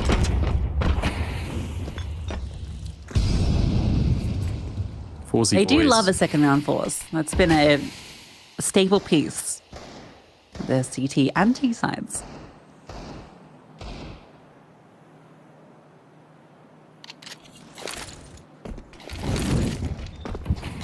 Looks like just a main wrap, right? Flash deep outside. Yeah, smoke on Unbreakable. Straight in the site they go. Nickelback full blind, but so too is Snacks. At least Andu is there to trade. But players in heaven and Slem Dealing with Hut means that the plant should be established pretty quick. Yeah, that kills everything. Delta, whoa, knife out. And life snuffed out. Come on, Shelfie. Oh no. Well. Lock in, Smooya. They're coming for you. He's hearing him. Gets a whiff of it. Unlucky. I feel like they're going to do that to Smooya deliberately. To try and Yeah. him. Yeah. He's not. He's famously cool, calm, and collected, right? Doesn't. Yeah, true. He is. Nothing Yeah. gets to him. Nothing gets to him. As I would. Order off a duck's back.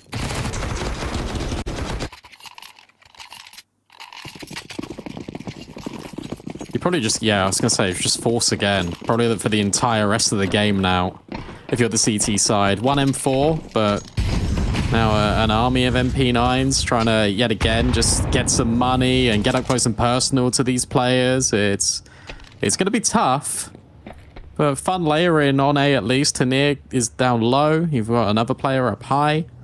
And Smee is already in secret. So good control, to be honest, being established here by FORZE. Yeah, it's a smooth show for this episode. Nickelback provides him with the M4. He has an armorless MP9.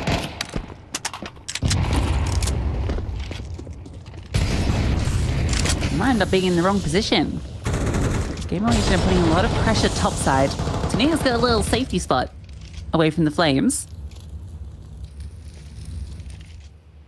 Is there a second barrage coming?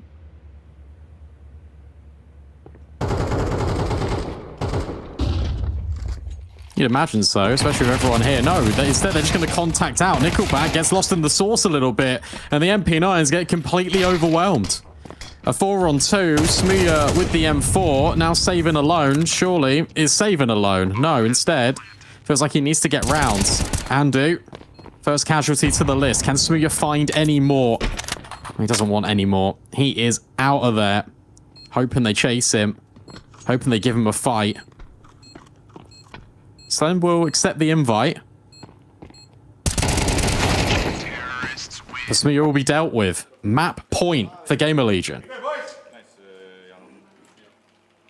Slend has some words. Yeah, I'll be honest, out of all the players to get vocal on GamerLegion and like scream and like shit talk, I didn't expect it to be Slen. Yeah, I mean, it's a big gap to fill, Kios, right? Like that's True, the guy that he's got some lungs on him.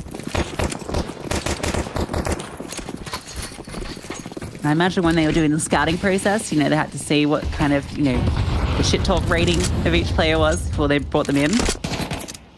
Ash was like the Strictly Come Dancing little paddle holding up a scoreboard. Yeah. Too many slurs, you're not allowed. Smooth up. Cooking. He's in trouble. A lot of trouble. Nice nade. Just clears the smoke and guarantees the kill. If Ash had a paddle, we'd be holding up a 10 right now, because that's how well GamerLegion have been doing. In fact, they've done better, because they're on 12. I'm probably about to lock in this round.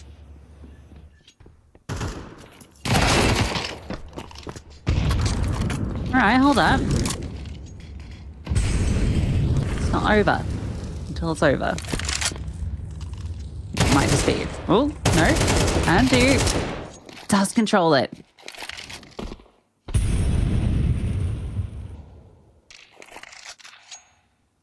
And the whole squad can just saunter on down. Both the FORZE players are on top side.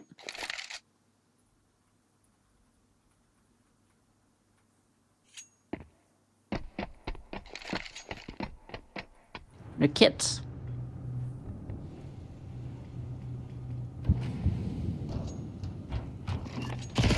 That can confirm it. Celta alone gets one back. All right, hold up. Maybe there's still something to be said. Bomb to be planted. Can't be denied. This will be something special from Celta. Door blown. Almost takes him down with it. Well, hold up. He spotted one. Maybe, just maybe. But Isaac's above him. I don't think he's going to anticipate this at all. Can't adjust. Isaac close it out for GamerLegion. 13-3. Don't even need to break a sweat.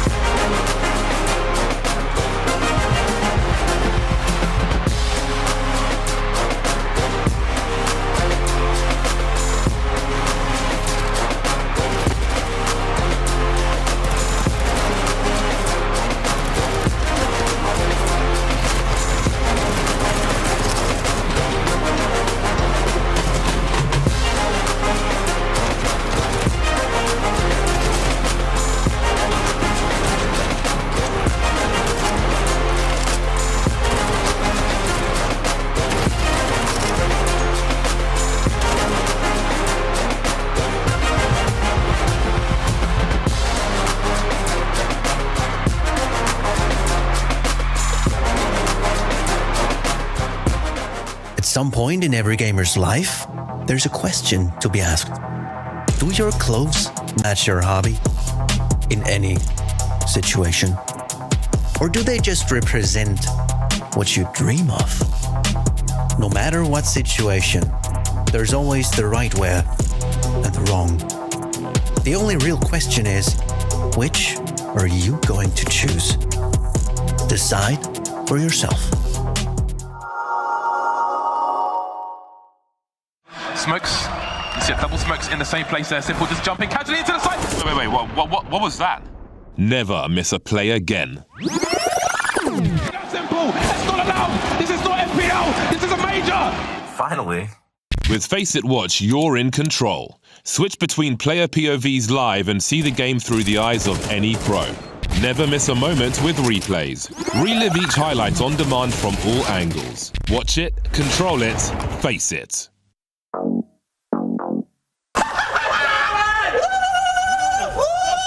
I mean, that's the easy one, right?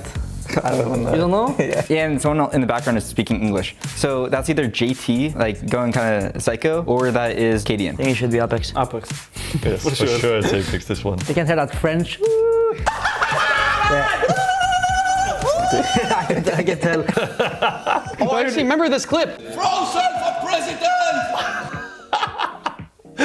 What? It was device. Wait. What did he say? Frozen for president. That sounded like all of Meister. Okay, so Frozen, right? So FaZe. French one. Yeah. One more replay, please. Frozen for president! It really sounds like device.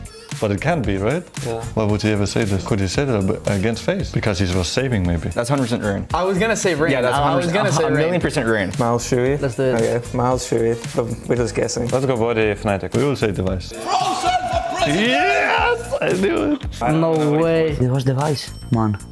It sounds like French guy. What? Is that Device? Yeah.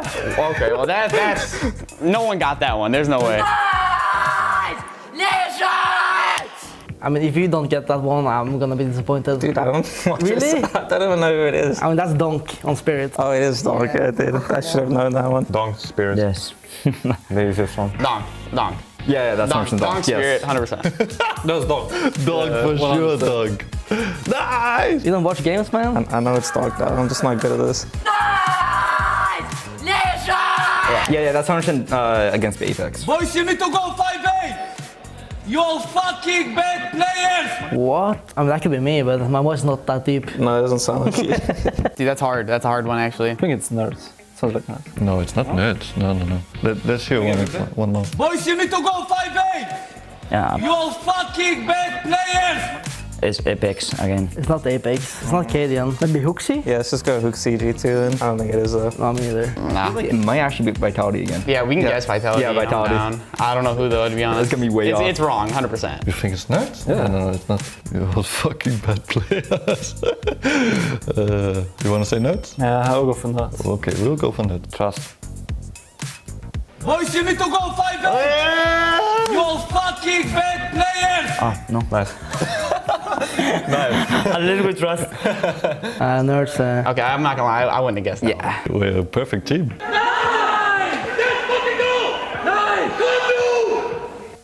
I have no clue. No clue. Oh, this is hard. That could be anyone. That could be anyone. Can be everyone. I don't know. I swear that's Sonic in the background. As So a what, coach. what are you thinking then? So probably Falcon? Yeah, I think it's Falcon. Yeah, I'll go with Falcons, I'm down. What's the last word he's shouting? Komunu. There's a Danish guy. Could it be Falcons? I have no clue. They can gamble. Let's say Hooksy. I think that's Hooksy. Usually yelling Danish. I saw yesterday on the stream. I'm down to go Falcons. I mean, the let's fucking go sounds like snappy, but the last word doesn't. No. Let's just say snappy. Right, man. What the fuck? Oopsie. Heard that Danish. 8 out of 10? Dude, we are awful. Holy shit. Cut it out.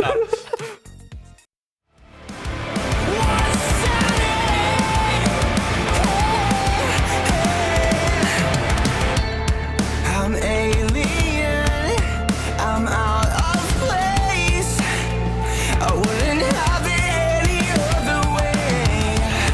I won't fall in, I've had enough. When it comes to truth, I'm out for blood.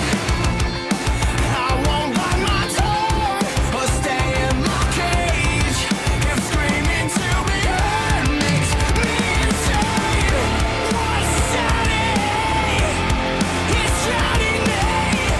I'm not a slave to who you serve. I need to breathe, and I need to bleed. No more living with this curse. What's sanity? What's sanity? What's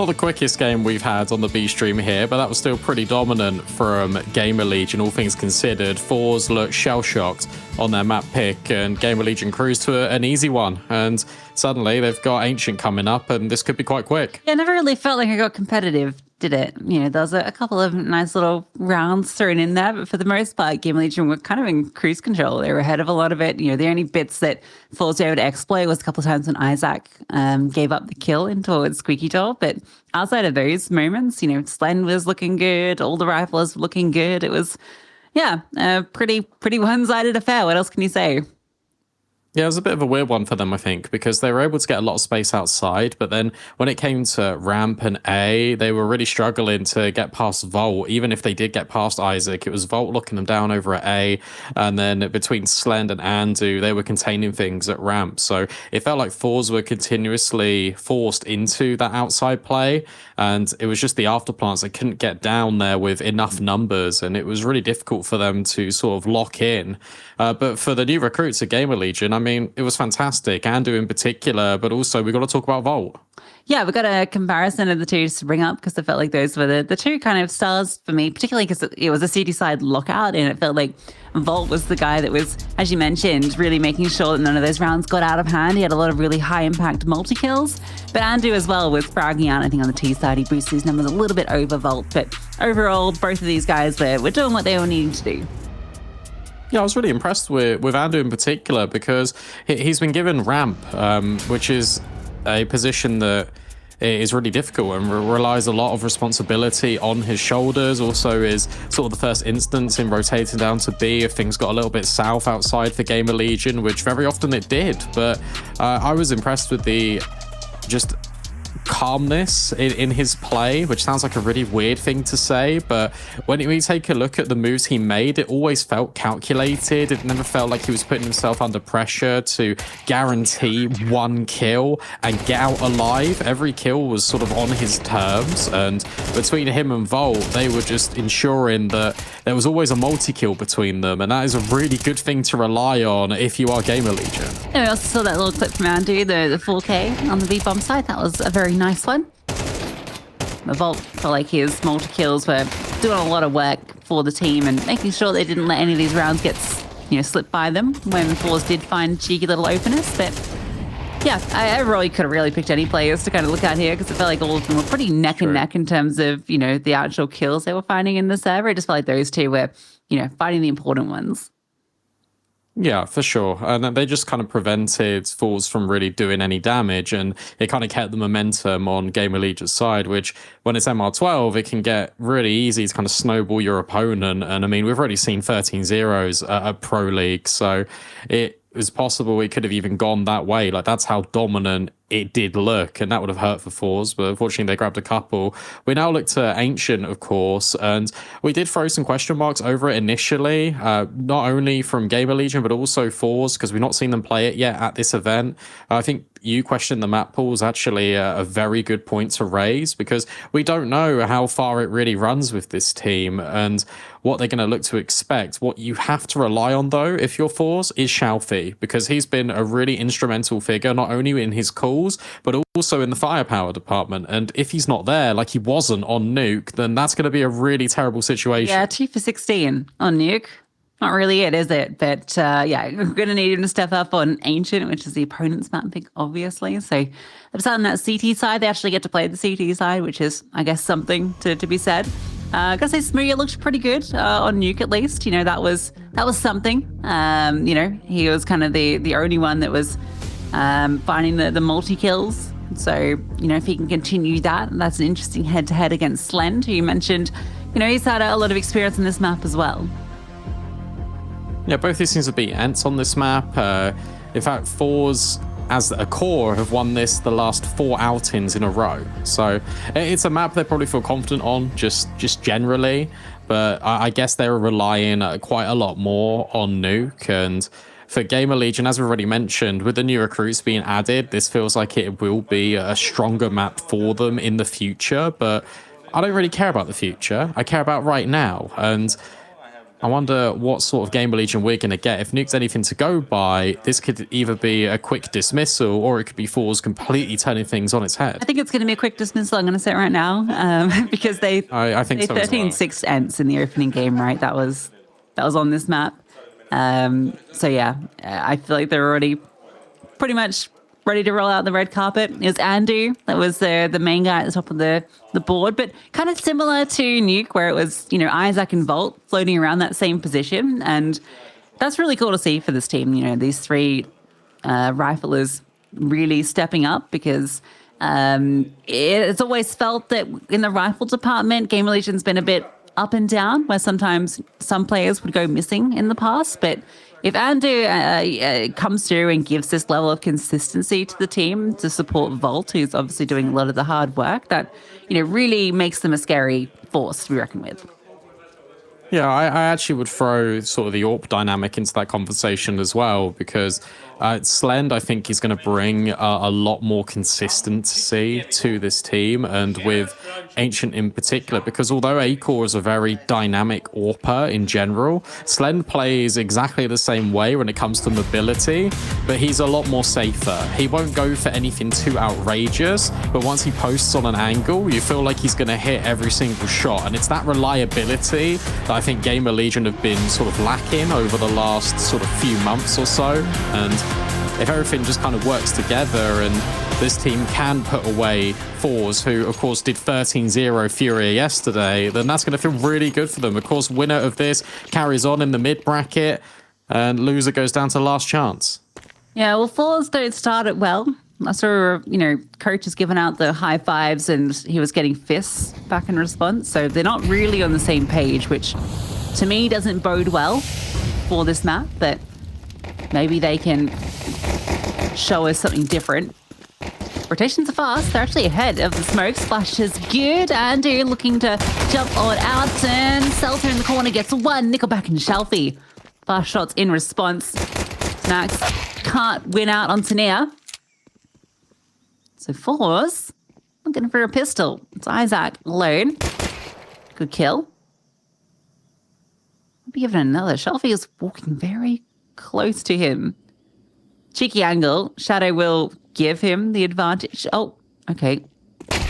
One. Hold up. Is Isaac onto something? Doesn't have the bomb, but has the time. Okay, never mind. Yeah, he doesn't have his head anymore. Smooth grabs it. Team Ace for FORZE. Everyone gets one. That was a nice layering on the bomb site as well. Selter tucked right in the corner. You feel like the dual Beretta is going to be offset by Andu just jumping in the middle of the site, but that doesn't happen. And as soon as he takes the contact, that's when Nickelback walks through the smoke. But the fact that Isaac makes this a little bit scary is worrying, but it's all good in the end. Glock's out for GamerLegion. Dropping out with your Glock out. Yeah, I felt like GamerLegion went a little bit too late, right? They threw the smokes. They had like this whole wall down, but not practicing their own boost. But by the time they got there, the rotations had already like run through the site. Like they just scrambled. I think it's because they put a molly down at cave entrance as well, so they had to wait for that to expire. This should just be a quick dismissal. Okay, Volt will grab the first, but yeah, M4 FAMAS at range. Easy does it. Doesn't matter. This round's the one that's more important. All the AK is going to come into play now for GamerLegion. Slen notably won't be on an AWP because of no bomb plants in the previous two. Much better out of FORZE. Exactly what they needed. Maybe a little bit of a wake-up call now for GamerLegion. And Nuke was definitely a slap in the face for FORZE. B is where it's going to be. Everyone's converging on this location. Shelfie on the shelf. Andu tries to get in quickly. Tania sprays him down. Blinded out. Nickelback. Oh, Nickelback. One as he runs through, but Tania's continuing to find success with the spammers at range. FORZE are flooding the bomb site.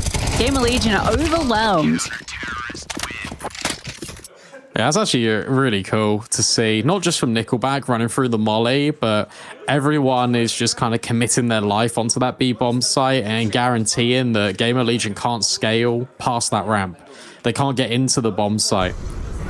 It's the retakes that have been a little bit of a struggle just at this event generally for FORZE, so why even retake when you can just throw 4 players immediately at the problem?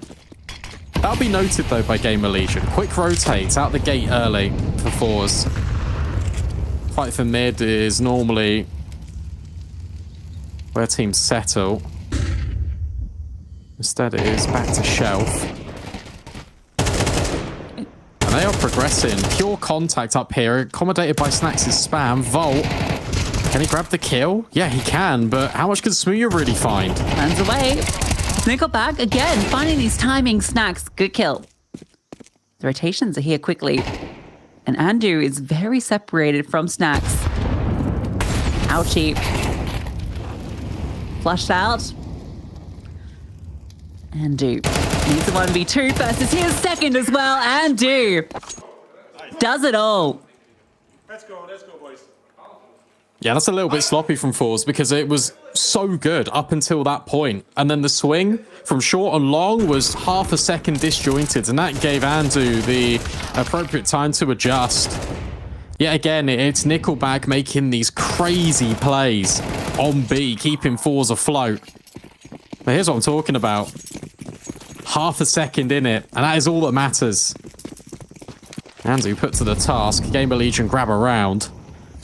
And these have been pretty expensive for FORZE. Look at the money. Smooya's on his AWP. Great. To near Nickelback. They're on hand cannons. Yeah, GamerLegion important every round. You know, that was the first damage Andu had even inflicted in this matchup. That double kill. That's one way to get started. A is the play. They're poking and prodding in mid. It's keeping a lot of bodies over here. Andu felled by Celta. Smooya has to fall back. AWP is in his hand. Misses the shot. Sent scampering. Shelfie trying to respond. This is a bit funky because over on B, Snacks is walking into the bomb site and he's got him for a very late flank. But only works if the bomb goes down, which does. Isaac. Oh. Isaac. Slend gets the kill back at least, but there are a lot of bodies swinging. And Snacks needs to get his boots on his feet and get moving. Not even planted for them. But not sticking the bomb. Volt, flash forward. They're not ready for him. He's in the back lines, but it's all onto Volt. Oh, it's all onto Volt.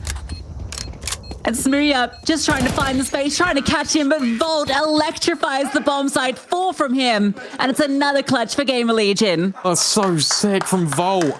They just line up. They're not ready at all. They really think the play's in A main, and it's not whatsoever. Snacks is desperately running, and I think his casualty here actually sets Volt up for success because it was looking really pear-shaped until this moment when they line up here, and then Smooya needs to try and close the gap, but playing around the bomb site is Volt. Important for GamerLegion. And we already spoke about the financial burdens of FORZE, and now they have absolutely nothing to show for it. Double stage loss. Celta's brought an MP.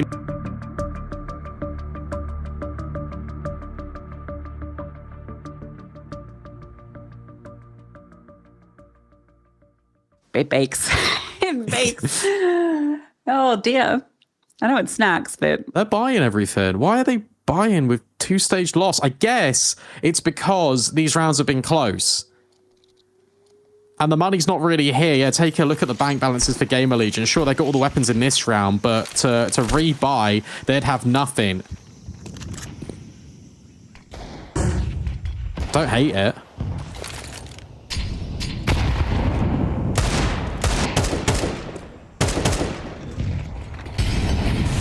got the Mac Daddies in the server. Which means Isaac and Andu can pounce at any moment. I brought a lot of bodies to B based off this presence early. I think they'll probably just stack it. Unless Celta gets a whiff of something that makes him a little concerned. Which he will. But something is Andu. This is a fake out, though. They're not going to move. Well, they don't need to. Now that kill comes through. Aggression. Oh, fully blinded. The Volt provides coverage. Slend is under pressure. He's sweating, but so is Smooya. Oh. He's bailed out by Shelfie. A double from behind. And Slend gets caught by Celta. Nice job. And yeah, now you can see the repercussions of it by FORZE grabbing that one. GamerLegion left strapped. And that was fantastic. Celta getting the crucial kill on towards Andu.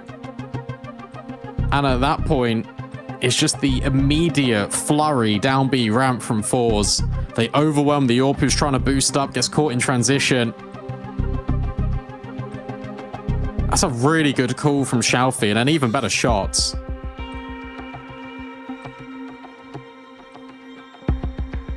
Keep swinging out of harm's way. GamerLegion now take 30 seconds to breathe because that was definitely not the round they were anticipating. Yeah, it's wild he gets a double from that position, just tucked into short and boom, boom. Smooya was in trouble. Despite Slend being low, you can see he was worried about that flank coming. Now, because it's back and forth, it's reset GamerLegion. Yeah. Let's see this double.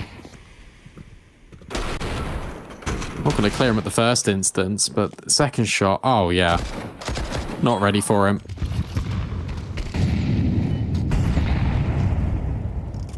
Also got GamerLegion's attention.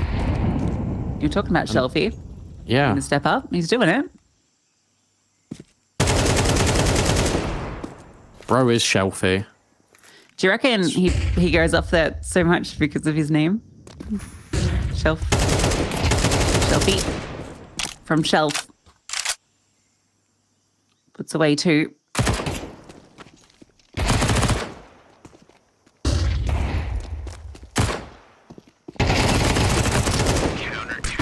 Wait, was that a FORZE spy? I think it was. I thought they were just eco. First stage loss. 1-2 in a row.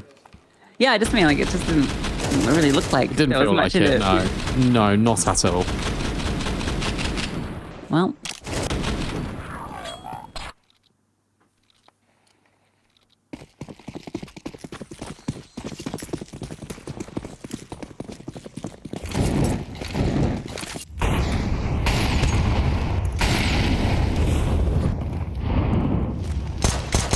Oh, hello.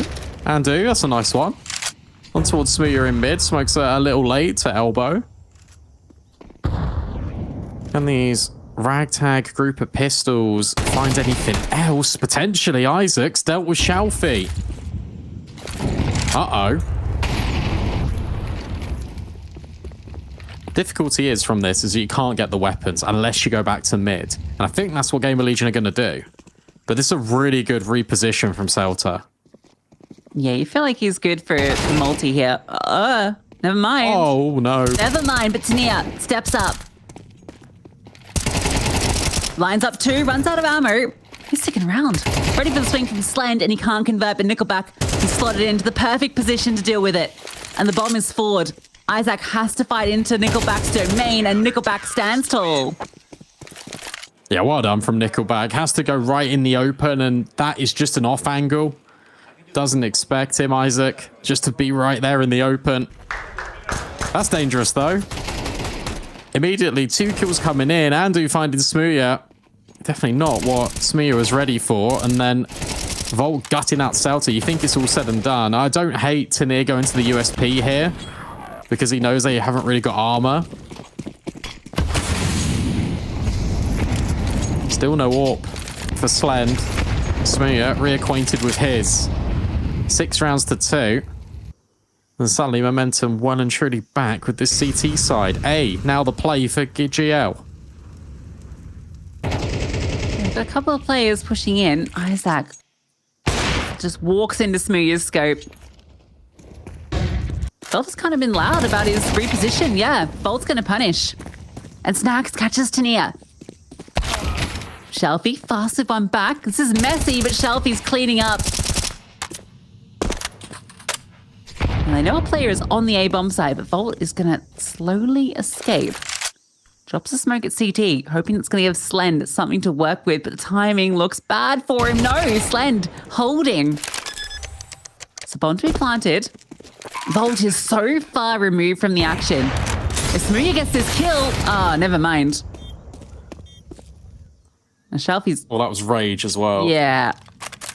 That would have won the round. Instead, Shelfie has to save. Such fine margins there, and that smoke that was thrown from Volt just keeps the two A players locked in for a couple more seconds, and you can see that FORZE were worried about the B play. Slend hits time-ins and then deals with Smooya. One missed AWP shot is all it takes to enable GamerLegion to win that round. And that was also GamerLegion just punishing mistakes out of FORZE, right? You said that the reposition on A was really loud, and they were able to capitalize on Celta. Snacks lurking, finding another. I feel like Shelfie has done everything here, but it's the disengage. And it's the late lurk up B that locks it in for GamerLegion. Another pause now being called in. 30 seconds to talk about things. I'd say that Shelfie being quite emotive as well with his body language. Coach not getting involved. This is Shelfie's time to talk. It's wild to me that, just looking back on that bomb site, that Slend swings under Smooya from default. I guess he feels like he has to take the fight because Volt's not there. Pretty ballsy. Yes. It's one of those where if he dies, obviously it's not a good play whatsoever, but he needs to jiggle at the very least to gain info over Smooya's cross long. Because then that changes where he goes. He can't be stuck in at default. He needs to go in towards cave, or he needs to kind of go in towards short. If he didn't see anything towards CT side, then he might have taken his afterplant there. He just couldn't be restricted on the bomb site, because if he gets overwhelmed, then Volt's just way far away. So he goes for the gamble. It pays off.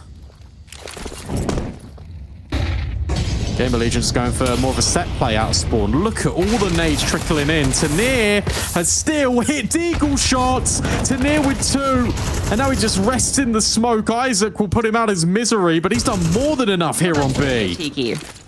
Oh, Smooya. Oh, I thought maybe for a second he had an angle. FORZE have the advantage, although Salter's just got the pistol and Shelfie's on the flank. This is huge. He can end the round if he finds this kill. Isaac's trying to take space, but he can't do it, and that's caused Slend to turn around. Shelfie can swing. And Volt's been good, but he's spotted. Tanir sets them up, and the rest of the squad knocks him down. Yeah, Shelfie's very quick on that flank there. And it's a really long one, obviously, from Donut all the way in towards T-spawn. But they just do enough. I can't believe Nickelback gets a kill on the USP in Cave. I think that one's the most surprising for me. Because if that goes the other way, suddenly Volt obviously not only has support, but it means maybe the ramp player can turn around and consider that flank. But Tanir does everything to keep FORZE locked in and fully loaded in round 11. They now have all the arsenal at their disposal. AWP for Smooya. AKs have also been scavenged. Still no AWP for Slend. I don't think he's had it this half at all. I think I've only had one eco this half. I think it's just been pure brawls from both teams. Connie's been in a fragile position for each. FORZE have a very strong lead. Look to extend it. Shelfie with the opener. 16 for 4. Volt has found space. Oh, what a swing from Volt. Oh, sorry, Isaac.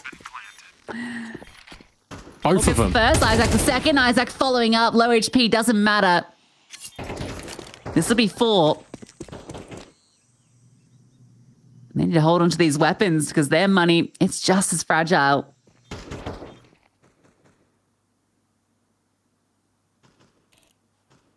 That's a really good mid-round adjustment as well from GamerLegion, because notice how when FORZE fight for mid, they immediately get the kills and they fall all the way back. And what that does is completely denies them info just elsewhere. So these have to go searching.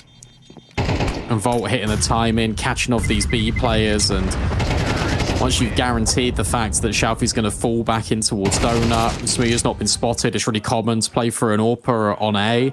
then you know the rotates are going to be really far away. Isaac dodging that flash as he sees it come out the mouth of Cave and snaps back onto his target. Very clean indeed. GamerLegion are starting to recover this half, and if they end it with 5, considering the war of attrition that's been going on just all throughout this first half, I think they'll be more than happy with that.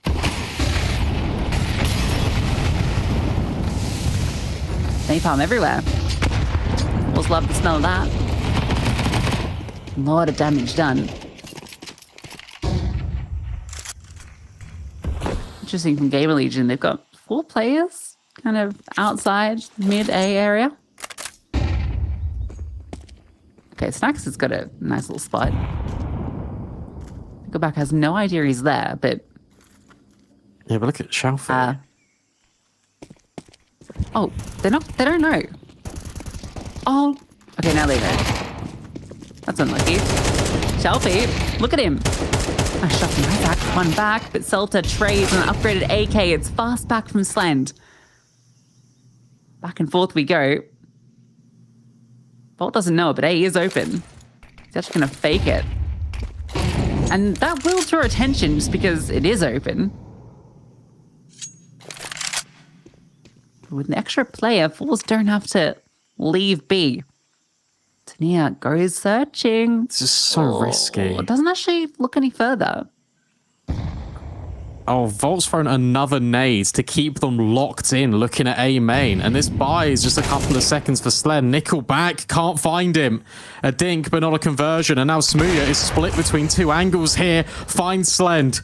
And this leaves it all onto Volt. And he's been the nuisance that's been putting down all of the grenades at A main. Smooya locks it in. FORZE with the comeback on this series. 8-4 on their CT side.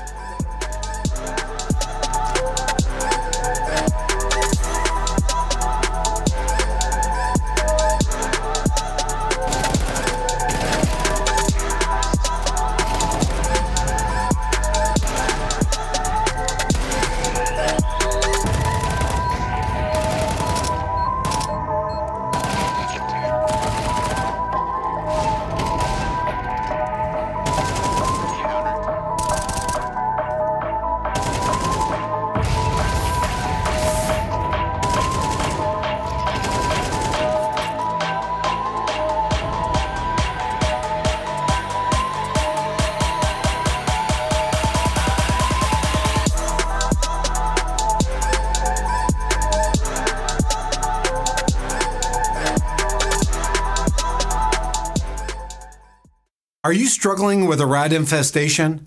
No worries. I've been fragging out, dealing with every type of rodent on North American matchmaking servers for years, so I've got you covered. Here's the FORZE rat rundown. Forget Smooya, all eyes on Shalfie, the rat commander. This lad's been having a field day in Tier 2, farming bots like TSM and movie star writers, all while calling the shots. Fuck Bagazera, this boy's next top 1 IGL. Don't know Celter? I don't blame you. If I was FORZE, I'd take him and Celter another team. Although, while his stats may look mid-AF, I spoke to his IGL in an exclusive interview and was assured he does loads of really important things for the team that you just can't see. You thought Smooya was gone forever? How about Nickelback? Blood's only 26. Feels like he's been around since 1.6. Experienced in spades, you can expect him to be as stable as a fatberg in a London sewer. Perfect rat material. TN1R, you think from the trim he's made from Smooya's estate, but this kid's actually from Belarus. One of the 3 FORZE remnants. He's in this team for a reason, I assume.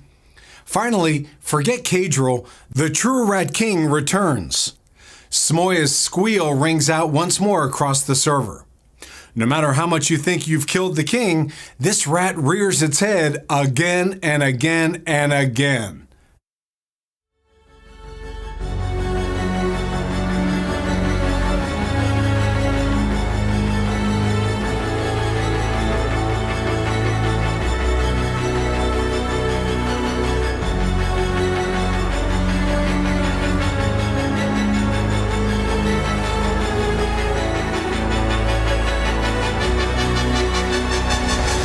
I'll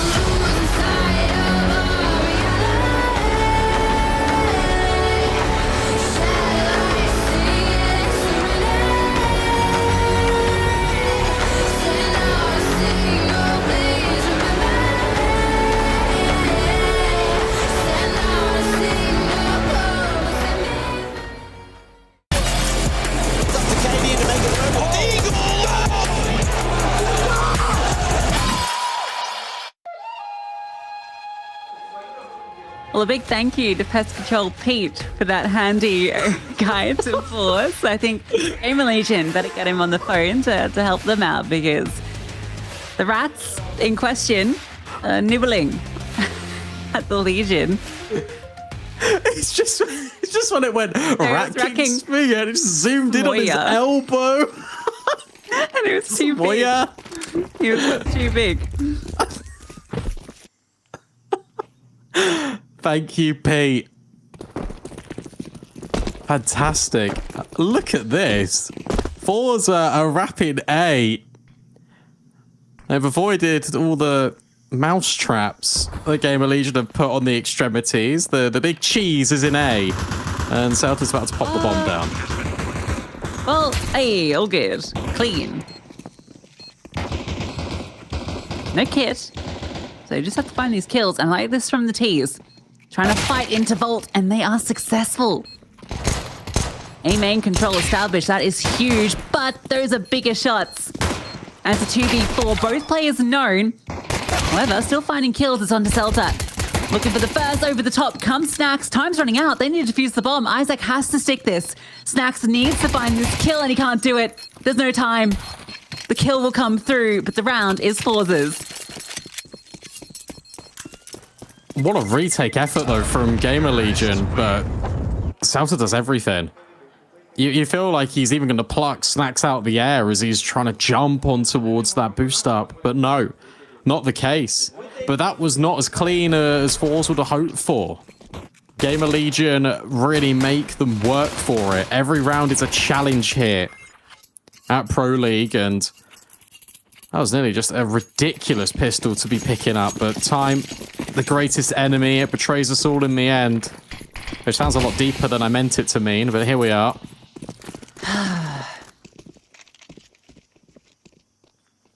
Smooya. How does it end up being Smooya? It's I don't know, but it makes it How just do you better. get there?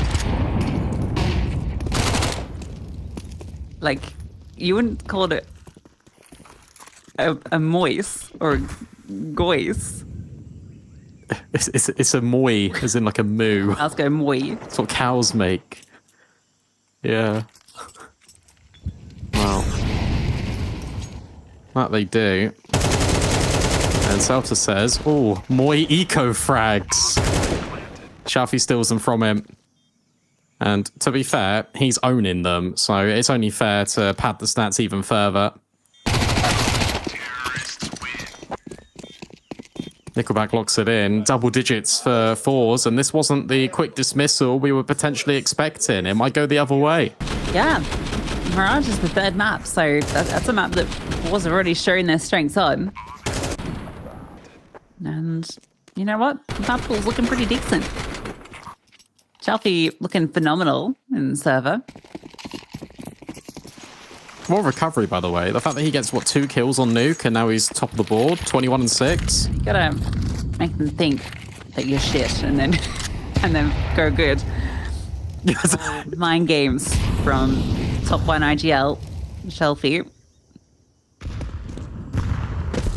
That's such a weird... I'm sorry, like, I'm gonna have to talk about this. It's so weird that he's gone from, like, such an aggressive rifler to then going and being an in-game leader. Really felt like that would have maybe stunted with sort of some of his numbers. Long Andu spray, okay. Grabs 2. Celta's now stepping in. And he's traded out immediately. How was this round turned on its head? FORZE thought they had B. In fact, they don't. But maybe they can still try and reclaim it. But the bomb is going to be the issue. Smooya needs to grab kills. They nearly line up for him, but instead... Vault guarantees the trade to near low HP. Snacks with the MP9. This kill should all but be guaranteed. So GamerLegion answer back with a buy of their own. Hold up. Or do they? No way. No way! Oh, What? perfect. Oh, thanks to me, you've made me look like a moron. That's ridiculous. I'll just sit there, he's got no health. Andrew does all this hard work.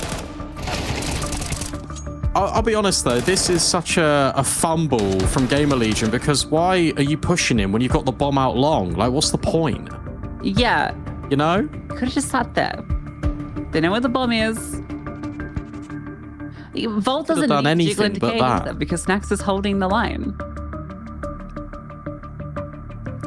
Yeah, that was the worst possible way you could have played that. So hopefully Ash is maybe not saying those exact words, but being like, guys, come on. That ain't it. That wasn't a happy clap. That was a get your head to the game clap. If you're happy and you know it kind of clap. No, that was aggressive. That was a stomp your feet moment. This is my favorite combo. Red smoke, double flash, shell feet. Given space. Let's get tagged. It'll be a little limper into this one. But kill comes through from Snax over the top. Player advantage with this force fight. Made it 2. Looking good for GamerLegion. And perfect position, but good kill. Slen drive by, almost 2. Sneaky with the fast trade. Bomb is out of their grasp again, but Nickelback has found a kill. And again, GamerLegion had all of the advantages. They might just let this one slip through their hands once more. Nickelback is running all the way around. He's going to flank. Showed his presence in cave, walking through red. At some point, Isaac's surely going to consider this possibility and peek into it. Oh, yeah, there it is. All right, Smear. Show us what you got. Seen a couple of 1v2s from the Rat King. Crown firmly on his head. He is decapitated. GamerLegion, stay in it. Yeah, this time they don't actually fumble it, because I was already worried when they started to fumble it. It was actually quite a clever play as well. If you notice, when Nickelback goes into red room, Smear actually flashes over the top as if he was going to come out cave. Doesn't fool Isaac, though. And with low HP, although we've seen an incredible clutch, it feels more and more unlikely the more it goes on. So another timeout being called from FORZE. I want to make sure that this is only a flash in the pan. You don't want to give GamerLegion any chance to build back into this game. You've already established yourself so well on Ancient. Just looking to send it to that decider. Put it on Mirage.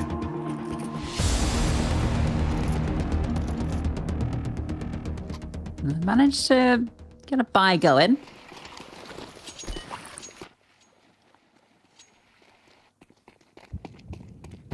Pretty respectful one. Smear is going to go for a peek at A. No one's there on the season side. Taking all this control in middle early. Isaac strikes onto the big man himself, Shelfie. Now they want to fight down lane. Nickelback under pressure. Can't rise to the occasions. GamerLegion get 2 openers. And FORZE have to go A. Yeah, good rotates though. Slen's already repositioned. Volt's ahead of this in Donut. Smoke needs to come on his position, but FORZE don't have any. So they need to fight in dry. That's a great start. So you're on towards Slend. There is a flank. Isaac's walking through the back lines at A main, and these flashes are keeping FORZE from planting, at least for a moment. Isaac, oh, he spotted all of them, and he grabs all of them as well. Instantaneous evisceration from Isaac, and GamerLegion stay afloat. Isaac, it looked for a second like things weren't going to go well for him, but they weren't looking. So he lines them up. Beautiful shots from Isaac. Did, for a moment, look like it was going to get out of hand. I'm not going to lie, when Smear got that kill, I was very concerned. That's the force buy from FORZE. So GamerLegion can now start to close that gap. That's me saying Smear wasn't going to clutch. You're okay. Oh, I've seen this round.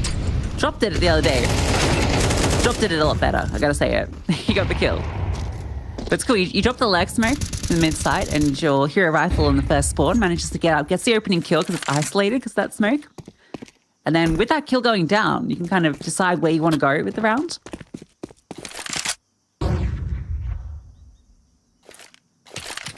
Yeah, give it to Smooth. He's got armor. There we go. Issue is, if that kind of doesn't really go to plan, you have to still commit in towards B because you've got no map control anywhere else. And the reposition out of GamerLegion is pretty good. Snacks is going to spot Celta in a sec, and Isaac knows that they're now in cave. They've got to be careful here. Bring Andrew over, but he's the low HP player. Oh, I'm worried. Okay, Andrew. Oh, okay, Snacks for the kill. Andrew, another. And it should be okay. Smooth plants the bomb, has the armor. I wanted to bait out that AWP shot, but it's not working for him. So no clutch today. They're doing this. Slow and steady, but GamerLegion are really minimizing the amount of risks towards the mid to late rounds, and that is really helping them out. FORZE are doing a really good job, though, at continuously getting on these bomb sites and constantly throwing up hazards for GamerLegion to deal with. And once again, it's just the movement out of cave, and obviously you jump and offset Andu, but he still hits 2 important kills. And thank God for GamerLegion that the rotation was in time. Still a long journey to go.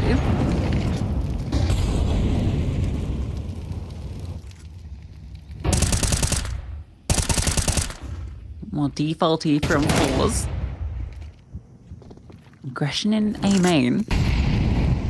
Celta looking like he wants to fight into it, and Sland misses the shot. Well, Celta's done great here because he's just got 2 mollies out of them on A, and Smooya's found the mid kill. Look at Smooya go! He's already in red. Oh, and he deals with Slend and can now cut off the B rotate. Smooya's doing absolutely everything.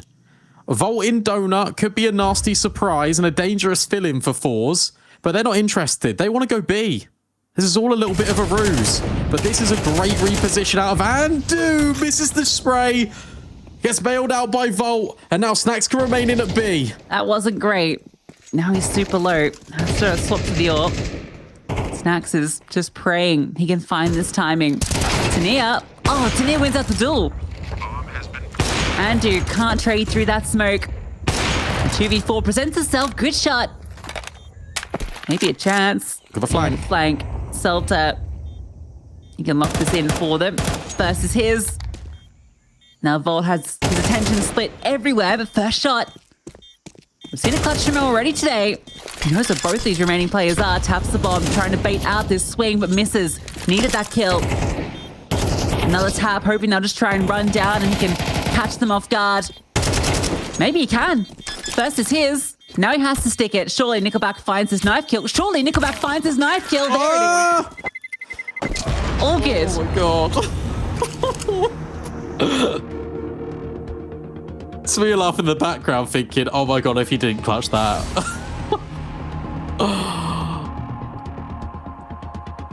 My god. It's fine. Everything's okay. It's like that meme with the dog and the house is on fire, but FORZE make it work. Their money's really mid, though.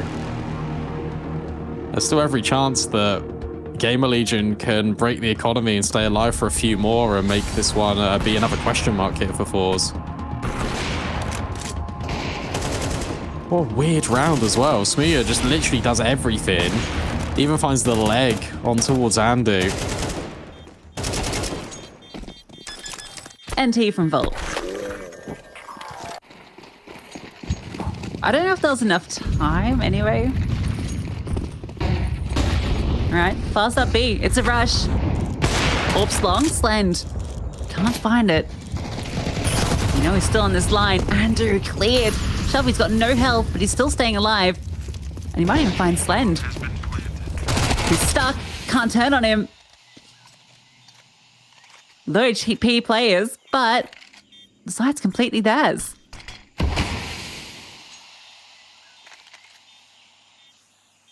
This is horrible. Because you don't know where they've gotten off to. Smooth has found snacks. This one might be done. All here ends with a B rush, unless Volt and Isaac can piece this one together. Shelfie's in such a great spot. He could just tuck around the corner, immediately trade because they got the numbers. Nickelback makes it so, and FORZE respond. We trade map picks here, and we need Mirage as our decider.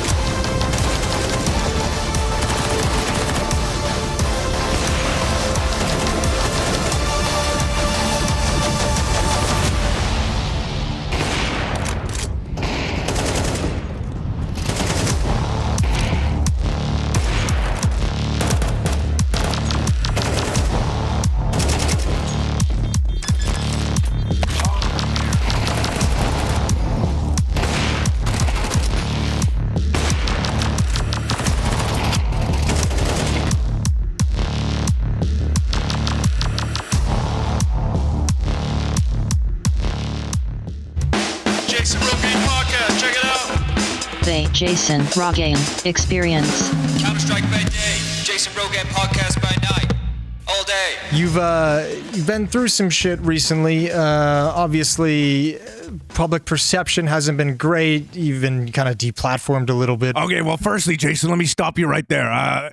I don't think that was them winning over me necessarily. I kind of bought the fight to the establishment, you know? Yeah, I think what most people haven't understood is that yours is a truth that kind of needs to be heard. It's a different perspective, and everyone, always just wants to gang pile on what they think is wrong, but it's important to have that other side of the coin, that other voice with a different idea. Oppas, they make up less than 20% of the Counter-Strike population, right? And I'm meant to respect this guy like he's one of my fellow 9-to-5 riflers. I don't buy into that. I don't buy into that mindset for even a second, Jason. Yeah, I could see why. Not at all. I mean, it is a crazily small part of the Counter-Strike population player base, and it's just such a small number of people. Their operas are just different. They're weird people. To understand where it all went wrong, you got to go back to 2017, right? Last time we had a rifler, Cold's era, right? 2017. He ranked 1 player, but now they say they want more weapon diversity. They want more diversity. So who do they bring in? They elect an AWPer number 1. I mean, it is crazy. The takeover of AWPers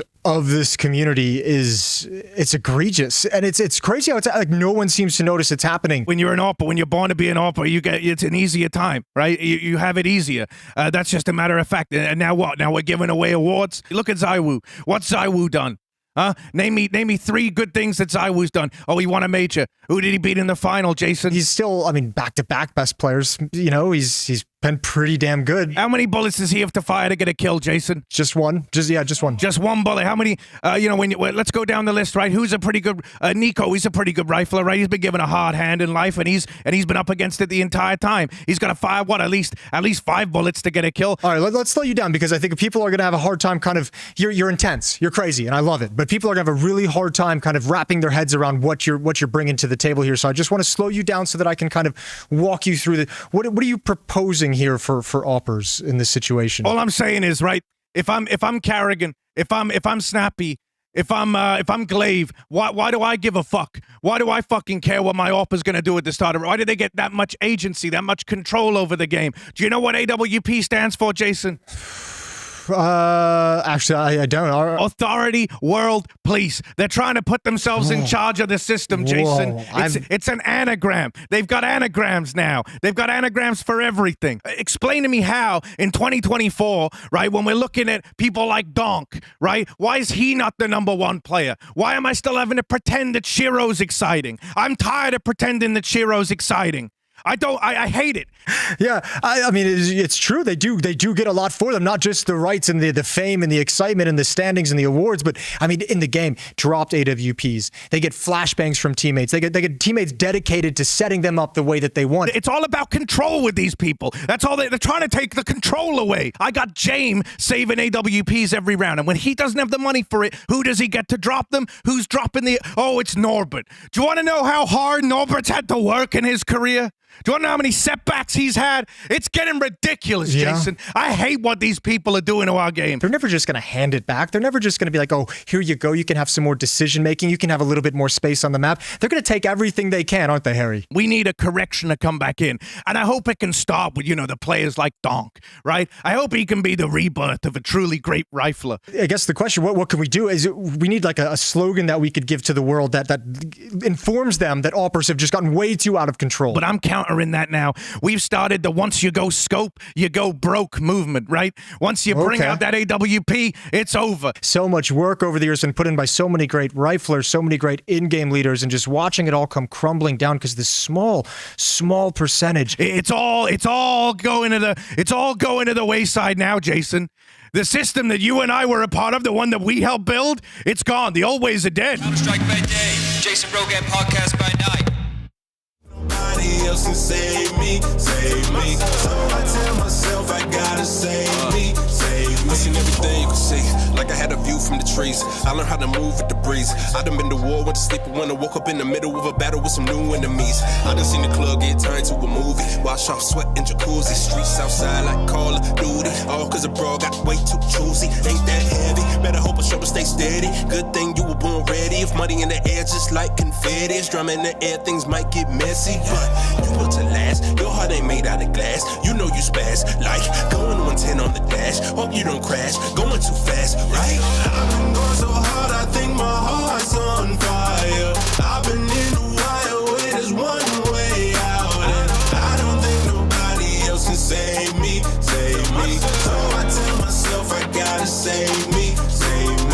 One hand on the fall, another hand on the wire. Running through the wire where there's one way out, and I don't think nobody else can save me. So I tell myself I gotta save me. Whole club lit, you don't live like this. Everything hit, none of these shots don't miss. Game is in my grip, ay, name is on their lips. Ay, I've been on the road, yeah, pray I don't trip. I got blood in my eye like a 4 a.m. flight. There's demons trying to fight. I got heaven in my sight with a pocket full of ice and terrible advice. You don't live twice, man. That's the motto around here. Nobody wanna lead, they just fall around here. Nobody swim deep, it just holler around here. So if you go hard, hit the lot around here. Couple dollars down here might save your life. I've been going so hard, I think my heart's on fire. I've been in the wire where there's one way out, and I don't think nobody else can save me. So I tell myself I gotta save me. One hand on the fall, another hand on the wire. Running through the wire where there's one way out, and I don't think nobody else can save me. So I tell myself I gotta save me.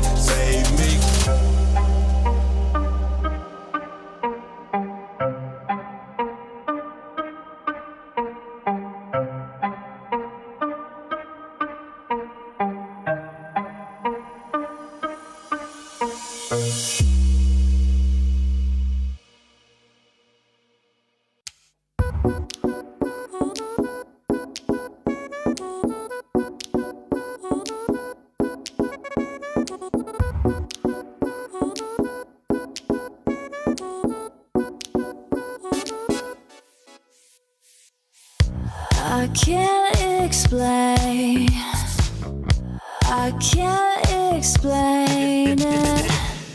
I go insane when we get naked. Hold me down, never let me go. Take me in, I want you to show. Hold me down, never let me go. Take me in, I want you to show me love.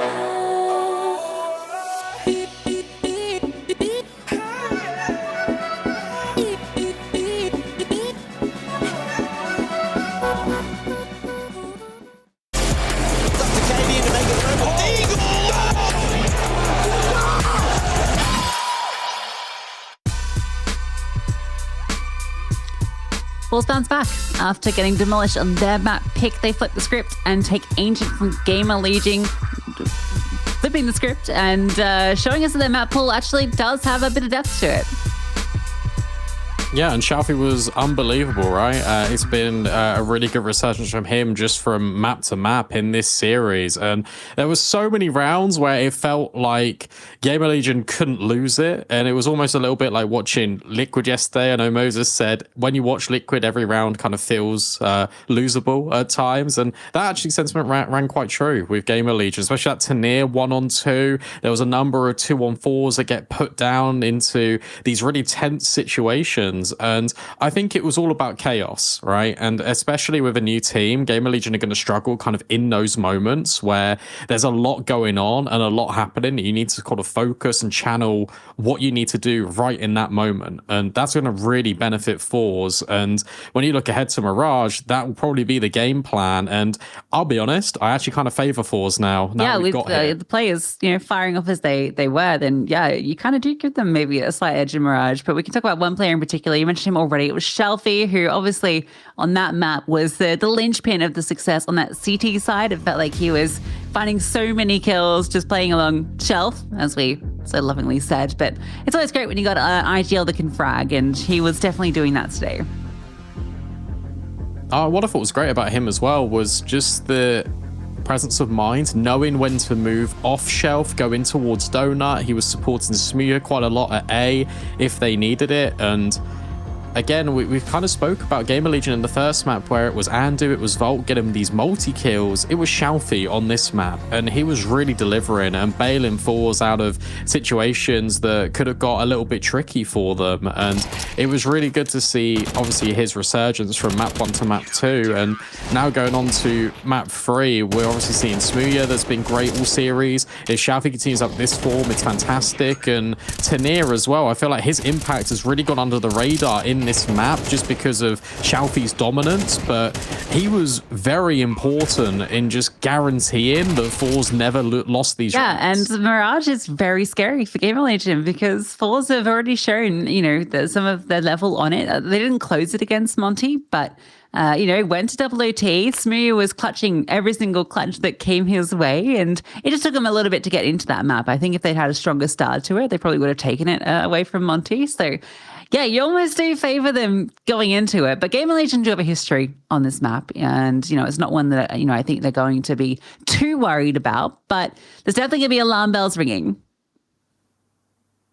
Yeah, for sure. And I think if you take a look at who needs to step up, it now needs to be that AWP head-to-head between Smooya and Slend. Slend was, by and large, absent a lot on this map, but that's because of the economy. I think T-side, he didn't even have the AWP at times. So you want that to change if you're GamerLegion. You also want Volt to continue up his form because he has been lights out throughout this series in particular. Snacks has been uncharacteristically quiet, and I feel like that needs to change as well because normally you put Snacks and quiet in the same sentence. It doesn't. Yeah, Slend is a little concerning for me because, we kind of mentioned him as being this really solid Ancient player, but on the CT side, when he did have the AWP quite a bit, it felt like he was missing a lot of shots. I gotta say, Andu looked like the better AWPer of the two when he picked it up. So, yeah, that's got to change on Mirage, which is such an important map for AWPers. Neither of these teams has a good win percentage on this map. So, no. Yeah, this is going to be interesting. 21.4%, 14 times played. Yeah, that's not great viewing if you're a fan of either of these teams. And I still feel like we need to get to this game plan of FORZE being aggressive, creating chaos. You can do that in towards mid quite a lot. We've already seen throughout their previous endeavors on Mirage that Shalfie gets really aggressive towards the left-hand side of mid. He'll always look for the pick in towards ladder room as well. And for GamerLegion, they need to respond, whether that's pushing the extremities immediately. That was something that Monte did really well against FORZE, and something that I imagine Ash has probably taken a look at and sort of established sort of solutions to possible problems, because mid on this map is a massive crux for FORZE. I feel like they rely on it a lot on their team. Yeah, and I think, one thing that is better for FORZE on this map compared to Nuke in particular is it feels like Smooya gets a lot more space to make the plays he wants, whereas he was definitely playing a bit more supportive on Nuke and similar in Ancient, although I think on the T side we did get to see him unleash a little bit. But yeah, it feels like on Mirage he is kind of given the free reign to do what he wants, and that was really working out well for them against Monty. So I doubt that will be any different here, and I give him the edge in the head-to-head just from what I've seen so far. Yeah, I do as well. I feel the same sentiment as you. The disparity right now is definitely heavily in Smooth's favor, and that needs to change if you are GamerLegion. I wonder if you're going to be even winning the knife. Do you start T side? Because both of these teams are very good on the offense, and it's actually been the defense that's been letting them down. I wonder if you're FORZE, you win the knife. Maybe you start on the attack, you press the issue, you go for the advantage there.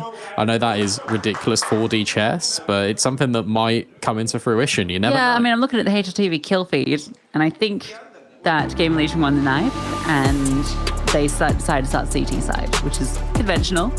So they'll get started on the defense if the feed is correct, which it usually is. It looked kind of like it when I saw... I got to talk about Celta's posture. Like, this guy is playing with his monitor sideways. I don't love his whole setup. Maybe he needs to change that to up the numbers. But either way, Mirage, our deciding map. Can FORZE do it? Another upset. Let's see. Don't think this one's going to be a 13-0. Fun setup. Snacks taking first contact on the bumper of the car, and then Isaac baited in with the dual Berettas, and we're going to see this setup go into action here because the bomb firmly in apps, and Celta nearly just gave all the info to GamerLegion that that's where the bomb's heading. Nax gets the info. He's gushed. Isaac needs to do a lot. Not checked, and he finds success with one, but can't control the dualies. Celta bursts through. They have the advantage. Bomb to be planted safely. Slend slinks in. Finds himself a kill onto Celta. It's not looking like he's done yet, but Gush, Smrya looking for more. And it's Tania that closes the door. FORZE, another pistol. B plays have always been very good for FORZE historically. I say historically. Over the last few days in Pro League.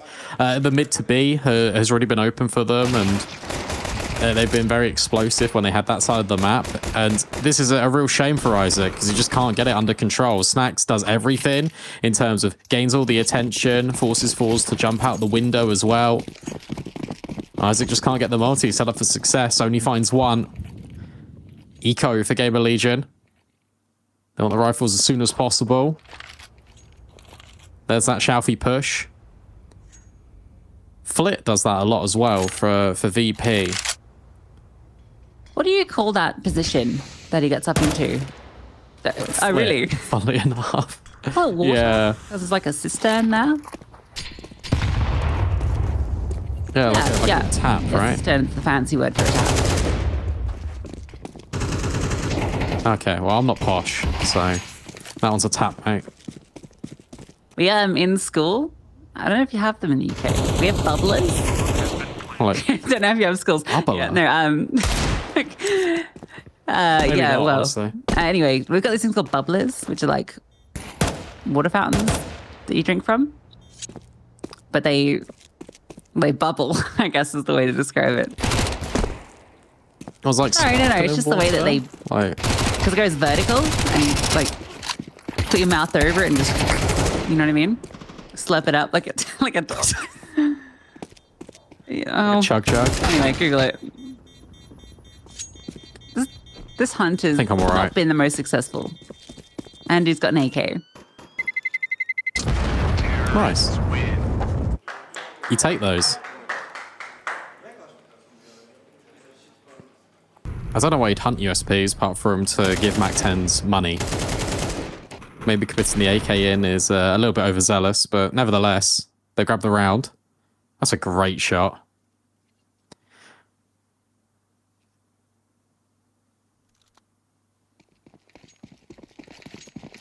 All right, we got cooking GamerLegion. What's the go? Fast boost ladder. FORZE want A. They might just exec. They know the investment is in, which means utility might be a little bit light. Oh, they're contacting. Okay. Volt spots it on that jump peak, so he drops the smoke forward. But Slend has to do a lot, and he can't get the second. A lot of damage. That's a nice molly. Means Volt is a little neutered. Smooya fakes it out. That actually causes Volt to move forward, and Smooya hears the sound cue. This little HE. Bomb to be planted successfully. Tania is cheeky with it. Snacks has no idea. Let's spot the gun barrel. Oh, he does. Snacks with 2. Bomb is planted for this player in Shelfie, but Isaac is going to be slowly clearing through. Spots him out as well. Couple of legs revealed. GamerLegion, they like what they see. Celta has to clutch up from Palace, and he has a smoke in his face. Not planted for him either, so he has to swing out through it. And yeah, he's not going to swing though. He's just going to sit. Hope that they're not actually committing to it, but they are.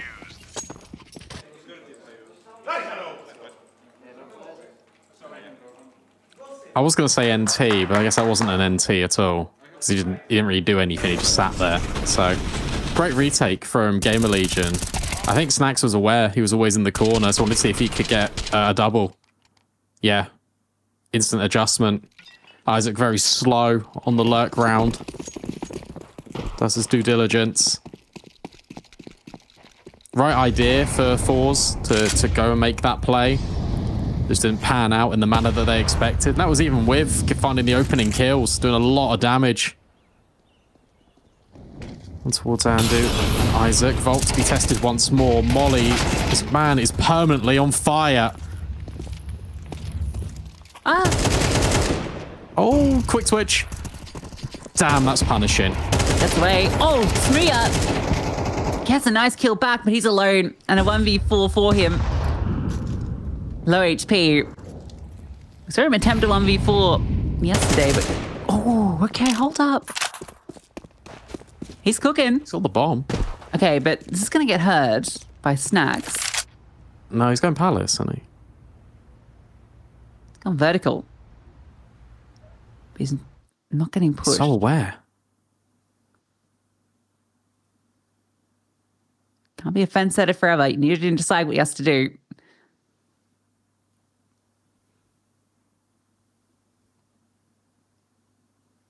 Any day now.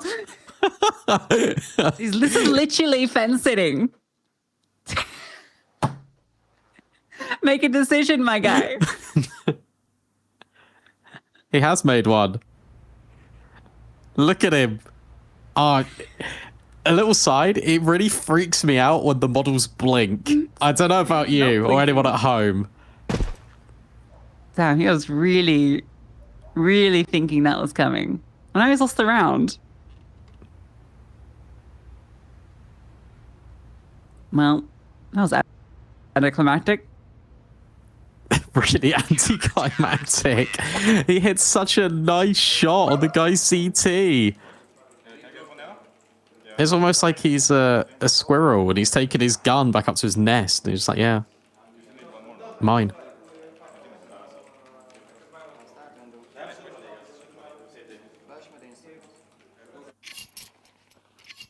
I dig it. No. No. He asked me to do the auto sniper noise, and I got that wrong, so...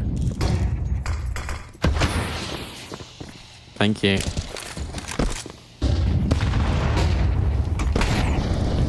Isn't it something like... Never mind. Thought about it. Andu. Thinking about grabbing some kills. Shelfie tried it, but Slen said no. Smooya. Alright, this is the 1-on-4. In fact, it's a 1-on-5. He's got more HP this time, although instantaneously spotted, can't grab Andu in towards the connector. Andu's been very solid. Why are you giggling?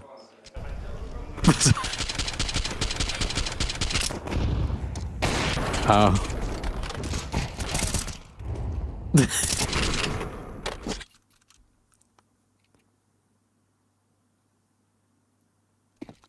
Damn.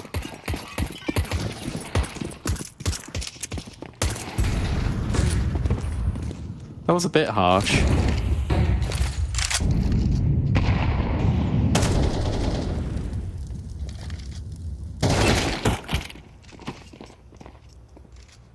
Maybe he's going to look to prove you wrong. Good find from Nickelback. Immediately. Double underplay from FORZE panning out. Xiaofi will smoke the window. They might even boost. Probably not Smooya with the AWP.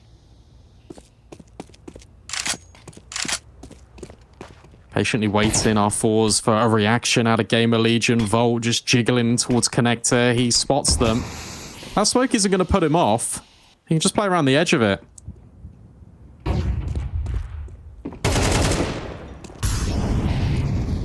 Might not matter.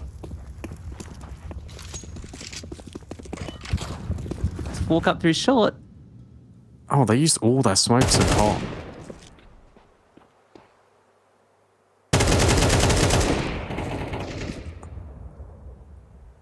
Snacks flirting with the idea of maybe going for this clutch, and there's potential. He has gutted out this bomb site, and Isaac's ahead of them on A. Are they going to be ready for him at ramp? No. And he can maybe even deny this plant. Nickelback in the open. That's the C4 dropped. And now Snacks can be invited over from B. Selta will stick it in towards default. Isaac trying to make moves. Smooya's holding for Snacks. It feels like he will get him. There it is. And Selta onto Isaac. Nice try from GamerLegion, but FORZE close. Weird, didn't it? Just the positioning of everybody all the time. You think Isaac's kind of opened up a gap in short, but then they go back to A and he's in the perfect position. Can't quite convert the round. FORZE, play with smokes and mirrors, get it done.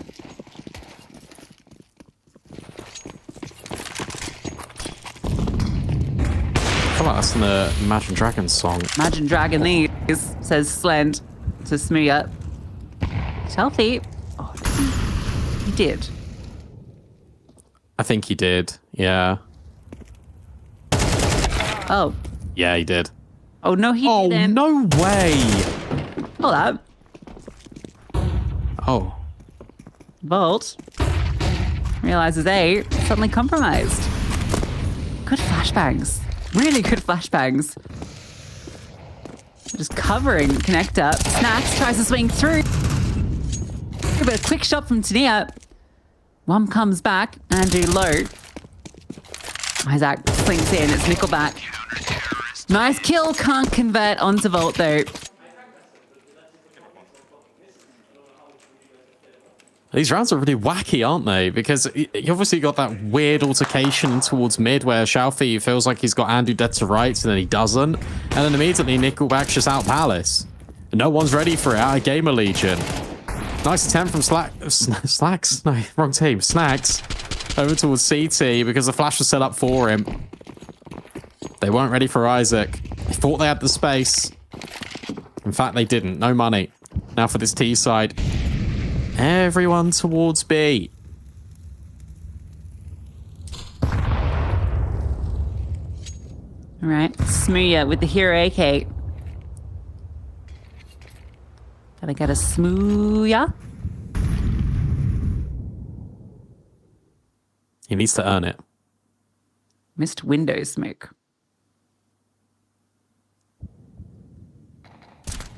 Smokes are pretty misty, aren't they? Smooya's gone. But, oh. Well, hero AK, not so heroic. I think there was a really strong breeze in that round because obviously the smoke missed, some of the bullets were going completely not on target, but Snacks stabilizes the current. Keeps GamerLegion in the present. Nice shots. There he is. Said he needed to be here. And he has answered the call. Not that he's listening to what I'm saying. Don't you start Twitch chat. Selfie trying again. Okay, I think they've kind of read what he wants to do. This guy just wants to get across. Isaac's seen Tanir. Mac 10. And the flash is really good. Tanir's out of there.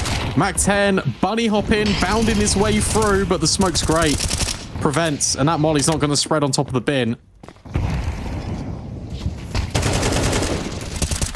Ooh.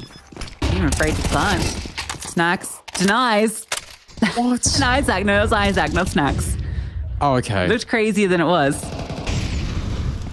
Oh, Snacks, you naughty boy. Like, you just walk through all these smokes. And it doesn't matter. Celta at the bench. 2 HP. And it is going to have to be the 2 benched heroes. FORZE is relying on Celta and Smooya. And Celta's found another. That nade's not going to do any damage. But the dual Berettas are out. Smooya's actually brought down really low. Shadow spotted for Slend. Smooya swings, but the dual Berettas collect.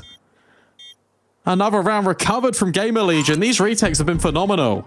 Yeah, Slenderman in their nightmares. 3K from him. FORZE thought they'd found a way back into that. So much work from Celta. He gets so many kills from bench. It's unreasonable after how that round started. But unfortunately, it doesn't close the way that they hoped. V2 from Slend. FORZE take a timeout. I think you got to go back to under if you're FORZE. Like, top mid's not been working out with Shalfie. When they sent Smooya there alongside Nickelback, they found the opener and that gave them the spacing towards mid. That might inspire them. The A hits have been pretty decent as well. To be fair, double underpass set up from GamerLegion out the gate in round 9 probably means that they won't re-employ it. Straight into the next round.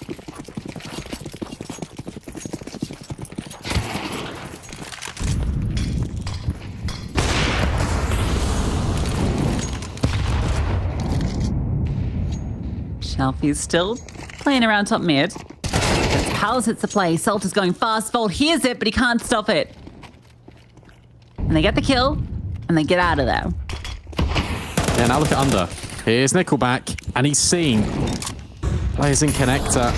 Snacks is once again going to be cheeky with it, but Shalfie dealt with by Andu. Nickelback misses the jump, and that now invites Snacks on the other side of the smoke. Nickelback's not going to be ready for this. Snacks is walking through every damn smoke. El Mirage will grab his kill, but it comes at the cost of the entire rest of GamerLegion. Yeah, Celta, meanwhile, while this smoke nonsense is going on, just walked around, killed everybody. Really sick entry, and I love that they disconnected immediately. Snacks is giving this a go. Not for long, though. Just need to make sure he can't make that one any closer than it was. And that has broken GamerLegion. Yeah, you think about the round before where it has to rely on a 1-on-2 from Slend. Great entries being taken here from Celta. We finally get to see them because we were watching Snacks just, I guess, vape on Mirage. Just go through all the smokes. Now he's on the scout.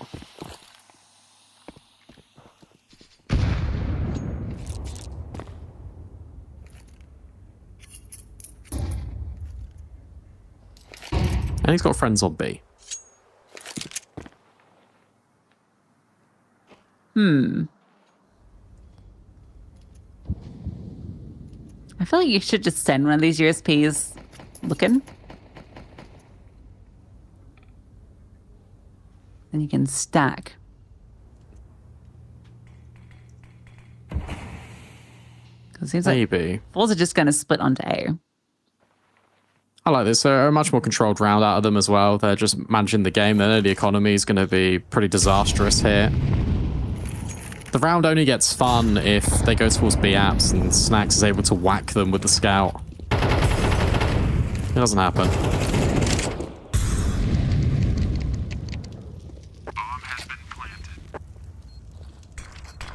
From a position of strength as well, GamerLegion, like this money break has come at a really costly time because it's enabling FORZE just to build back into this first half. This is a wild angle for Smooya. It's kind of crazy because they'd won 3 in a row. I mean, they'd won 6 of the last 7 rounds, and yet still they had no money. So FORZE has been keeping them honest. Honesty is the best policy.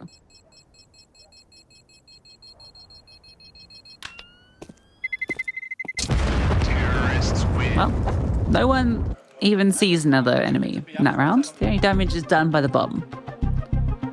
What do they call that, Brandon? Unicorn? Yeah. They do. Yeah.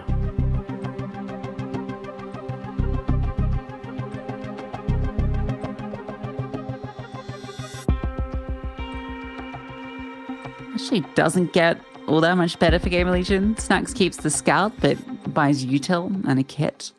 Volt gets a FAMAS. Across the board, they'll be a little bit lacking. Like, why have they bought head armor, I guess, is my question. Could have got a bit more util. Not sure. Maybe they want to go something a bit more aggressive. I know the pet armor doesn't matter in that facet, but the fact that they've got limited utility. We've seen Volt get a little bit inquisitive towards Palace. We've seen Snacks in the previous round go in towards apartments. They need to counter this mid play. Freestart A. Maybe they're cooking something towards Ramble Palace. Oh, this is fast. This is really fast. Murray up. Oh, misses the chance. That looked like a good shot. Give it another opportunity. Misses that one too, so Isaac lives to fight another day. Like a cat with a couple of extra lives. Isaac's a good name for a cat. Hmm.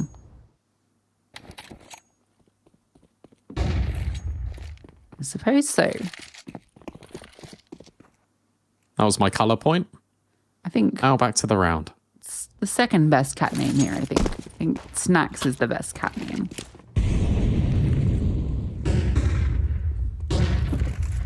Have you met my cat, Tanir? He's aggressive. He's got his claws out. He can't deal with Isaac. No one can kill Isaac. Meow. How many lives this pussycat got? He's going to need a few more because he's about to get split on. And he has no one supporting him. No one has come over to help him. Dude, Isaac is going to have to do a lot here. One is not enough. They need to molly him, but Shalfie's got the only bottle of the flame. Oh, or he could peek. That could work too. Tanir finds the opener, 20 seconds left. FORZE have got B. There has to be a retake, obviously, last round of play. Yeah, it's going to be 7. He needed to rotate. They had no info. He's still worried about Elect, but the whole squad is here. FORZE surely can't fumble from this position of power.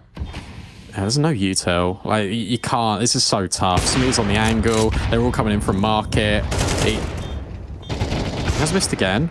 And Nickelback's blown himself up, but okay, it's fine. It doesn't matter. Everything's okay. Snacks has still got his scout. There's no time to defuse this because he needs to obviously kill everyone. It's donezo. It's over. And Tanir makes it so. Equalized for FORZE. 6 rounds apiece here in our decider.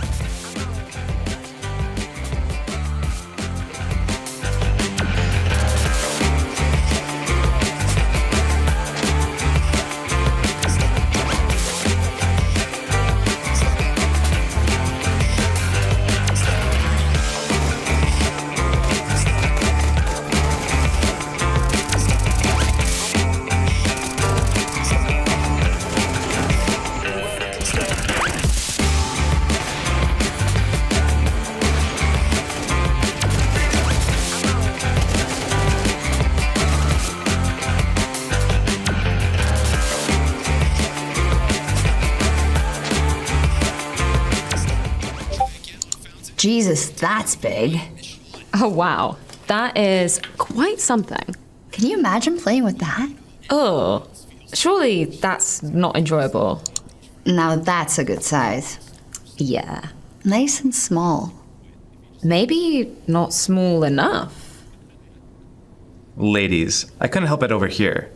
I think I may have exactly what you need. Okay. Why don't you go ahead and show us? Sure. I'll send it over. I call it the White Hammer. Oh my god. What the fuck, dude? You're so disgusting. What? Who plays with a white crosshair? Terrible visibility. Let's play later. I'll show you. I ain't going anywhere near that thing.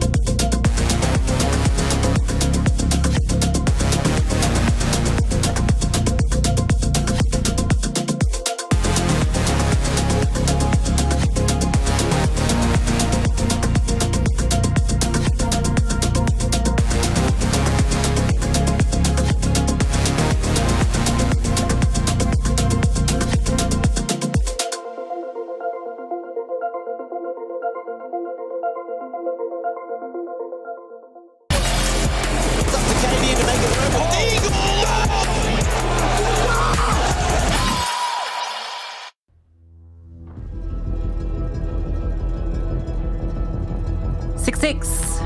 FORZE equalizes at the half after a very strong start for GamerLegion on Mirage. It's all up in the air.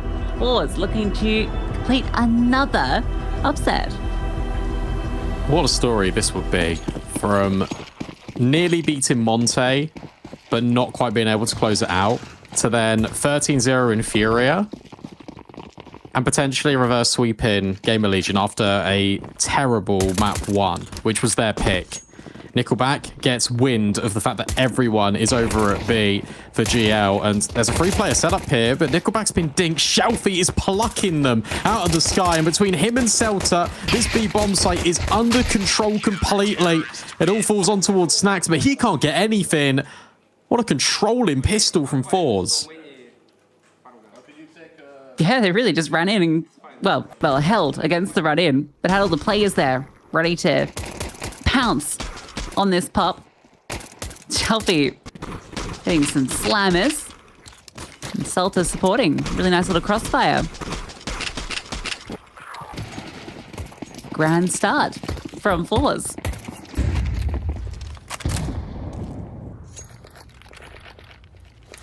Always the eco. For the GamerLegions. Molly tickles toes, but doesn't do too much damage, but it doesn't matter. It's a preventative measure. Also, Shelfie might have got some audio.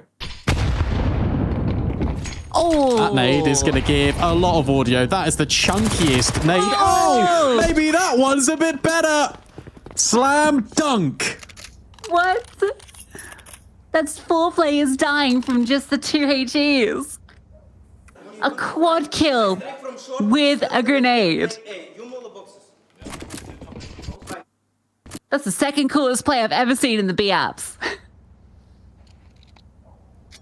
Oh, come on. Oh, no. Come on, fix it. We'll see it in a bit. You can take your time.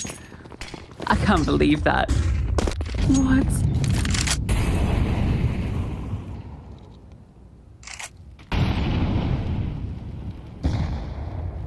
Splatted against the wall. Look at Nickelback. Him and Shelfie are going on an adventure up mid. Flashbang sets him up, but they turn away from it. Oh, they find absolutely nothing except Snacks' bullets in their domes. That's not the good kind of dome. Hold up. Celta. Oh. He's not done. Okay, now he's done. He all done. Wasn't done for a moment. So despite getting blown out the server in round 2, GamerLegion bounced back in explosive fashion in mid. I like the fact they just kept it aggressive as well. They got the kills in mid, and Snacks was like, all right, we're going A. You got space towards Palace. Let's go take it. Nice try from Celta. Celta's been really good on this map at finding multi-kills. Exchange of the notes.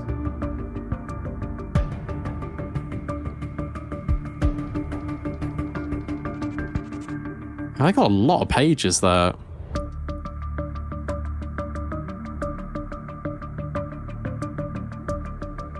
What do you think they say? It's probably just his work in progress on the latest novel. Maybe some fan fiction? I don't know. I always try and read the notes.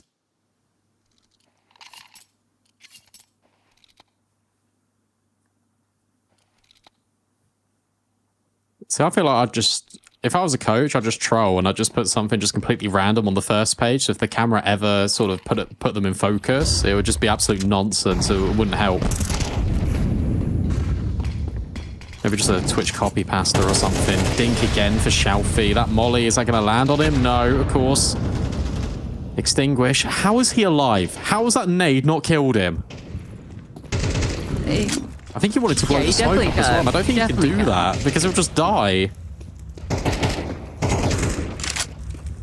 He needs to be very careful. They might not think he's here because they would have assumed he'd died. But what can he still in this position. Achieve?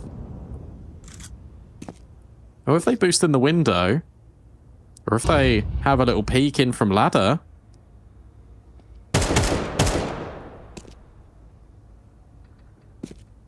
The B's open. Yep. And they have moved in. They're a bit surprised. Nobody's here. Feels too good to be true. But it is true.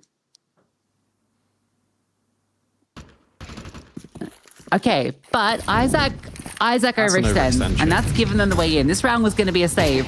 Now it's on. Smooya picked up the AK. He wants to keep fighting. Knows that FORZE is on this corner. Flashbang through. He's just sitting in the smoke, waiting for maybe the swing to come. But the flash. 3 players retaking from the market.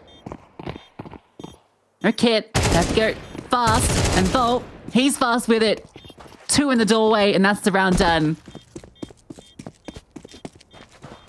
Well done from Volt. Just puts himself in a position where it's so difficult to try and clear him out of. Obviously, they're going to be pre-firing like the back corner. They're not expecting him to be immediately just in their face. He even had the layer in of the player jiggling on the B-bomb site by the van. Just baiting them in. 8 rounds each. GamerLegion, as soon as they've had the guns in play, their rifle rounds have been fantastic. And now they're posing a lot of questions to FORZE. And of course, we've got to remember the context of this with FORZE playing with 2 stand-ins. And the reason why I mention it again is because at times it does not feel like it whatsoever. They've been really cohesive. I'd say for the most part, you can't really tell that these 2 players aren't, proper members of the squad. It doesn't feel like there's only been 4 days of boot camp coming into it. Or practice, not even boot camp. Saved rifles to get it done. Smooya up on high. And who doesn't overextend. And if he goes around this corner, he'll be in danger because Smooya can take contact and Tania is there to swing.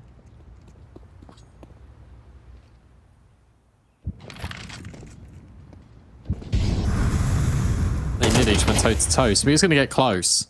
So again, he's going to be the pivot point for Tania to swing in. Yeah, Andu's not ready. Good collection, and Smooya with another. They know one player's in towards Palace. That's the bomb at ramp as well. These players from mid, they have to do something, and Isaac's just revealed himself and not found a kill in the process. Poking at him.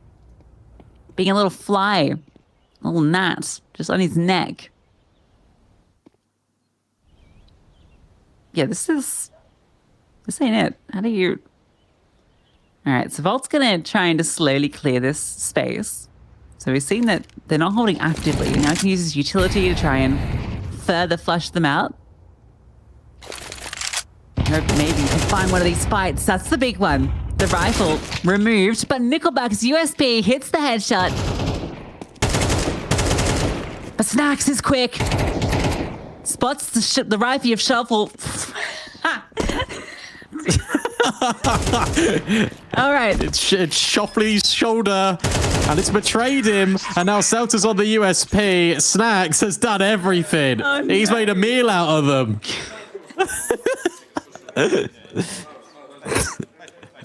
Normally you correct yourself in that moment. But... Yeah. That's too funny. I'm sorry. Take a look at this again, because look, this is 1 AK, a 2-on-4. Oh, Snacks. And as soon as the shuffle was spotted, that's the end of the round for FORZE. You hate to have that happen when it's a sick highlight too. No, that made it better. We all have them. We're professional yappers, Lucy. Like, it's bound to happen sooner or later. I'm just trying to have fun, Yeah, we are. It's a bit harder for us to have fun here on the B stream because we're in our homes, which are, famously places we do have fun, but... My home sucks. You don't have that energy that you're next to someone. I know what you mean. It feels a little bit disconnected, right? Do a little cheeky grin to someone you can't see you.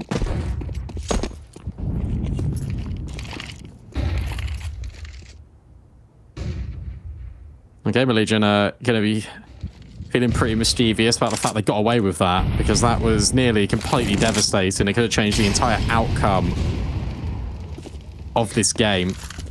Instead, there's still limited utility. At least the weaponry is here for FORZE.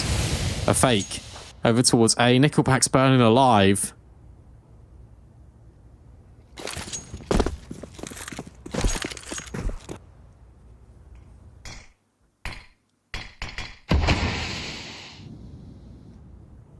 CTs have used all their util. And again, no kit. Very spread out. Is his gun barrel? No. Okay, I thought his gun barrel might have been sticking out there. Himself's got a long one, but he knows exactly how far it can extend. He's not going to reveal himself to anyone accidentally. There's actually... Okay, trade, and now Celta's kind of locked in. Molly goes deep. Celta's still here. He can still cause an upset in this round. They need to gut him out. They need to clear him. The bomb, if it drops here, that could be everything. Instead, it goes the other way. Nickelback, after suffering 75% of his HP bar to the fire, gets dealt with by Volt. And now for Shalfie and Tanir, it's a long 40 seconds as they gaze up at the clock. And they take a peer at the scoreline and they see that GamerLegion are going up to 10. Yeah, 40 seconds can feel like a lifetime sometimes.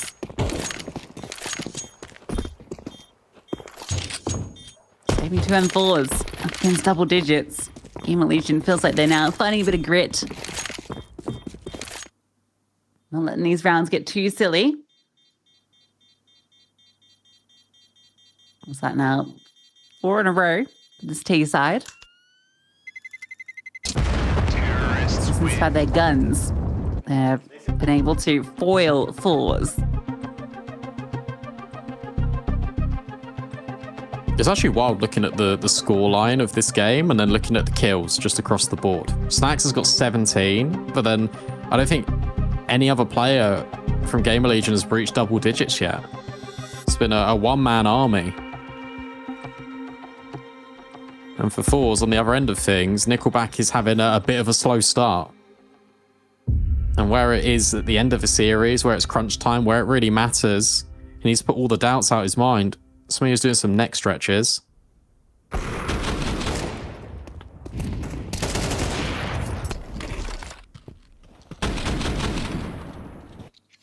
Damn, Celta really had the round in the palm of his hands then. Timing is just a little bit off for him. Yeah, that one's really unfortunate for Celta because Smear gets dealt with immediately when it comes to the trade in short, and then Celta feels under pressure and he needs to go and make a play, whether that's a swing in towards short or apps. Needs to grab something to near, claims one in mid, but instantaneously traded out. GamerLegion sees control of the guts of the map. And now information needs to be gathered elsewhere for FORZE. Maybe it will come through Celta and Nickelback at B. It's going to have to. That's where GamerLegion are going again. Nickelback's just got this scout. So both your rifles are on A. Oh. Well, now he knows.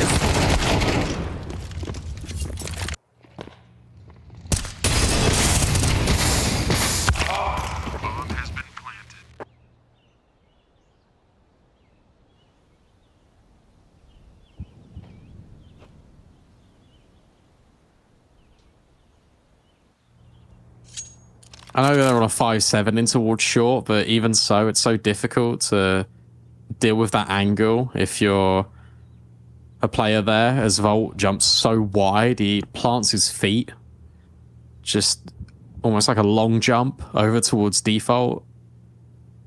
How do you adjust and put your crosshair and snap back, especially with a pistol? Not happening. At least they left some surplus cash here. So they can reinvest and go again. Shalfie could drop an AWP to Smooya.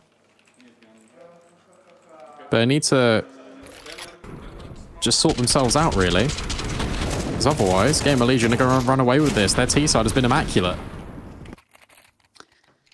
It's looking very good, isn't it?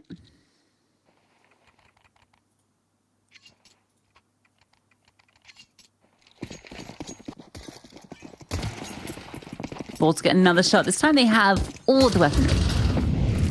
The AWP for Mr. Smooya. Nickelback keeps wanting to fight mid. He's been on struggle street.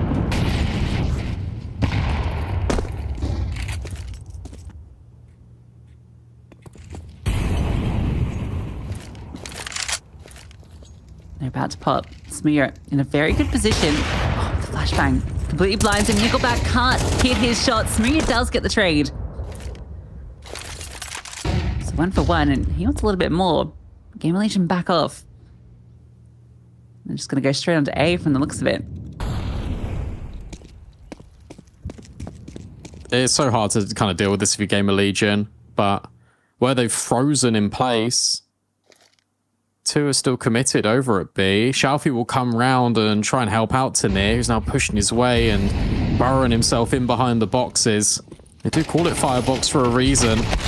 Oh, maybe I should call it spam box, because Snacks just shuts him out the round before he can even get involved.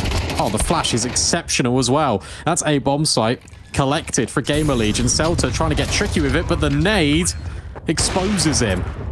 And if you're Smooyer in a 1-on-4, you got to say this is GamerLegion up to series point. I don't think Smooyer will be allowed to. They got so much money, they're going to hunt him. Now the hunter becomes the hunted.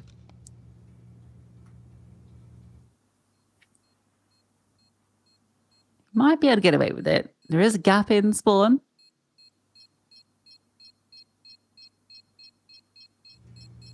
Now I know where he is. Okay, good smoke. Just don't peek around this corner. Oh, Slend. See him. Cheeky, no scope. And he survives. Fair.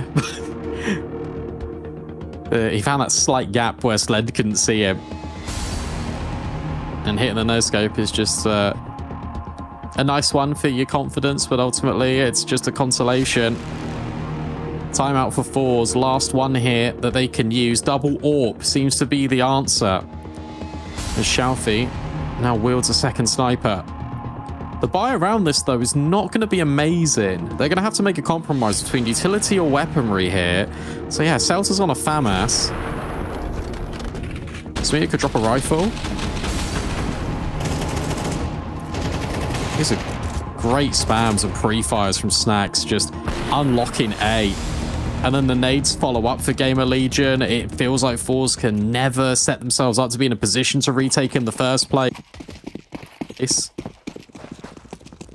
that choreography that can be really difficult for teams with standings to deal with.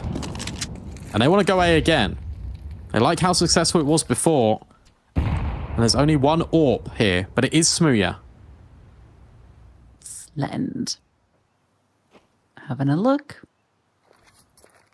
A lot of players here. One very close to him.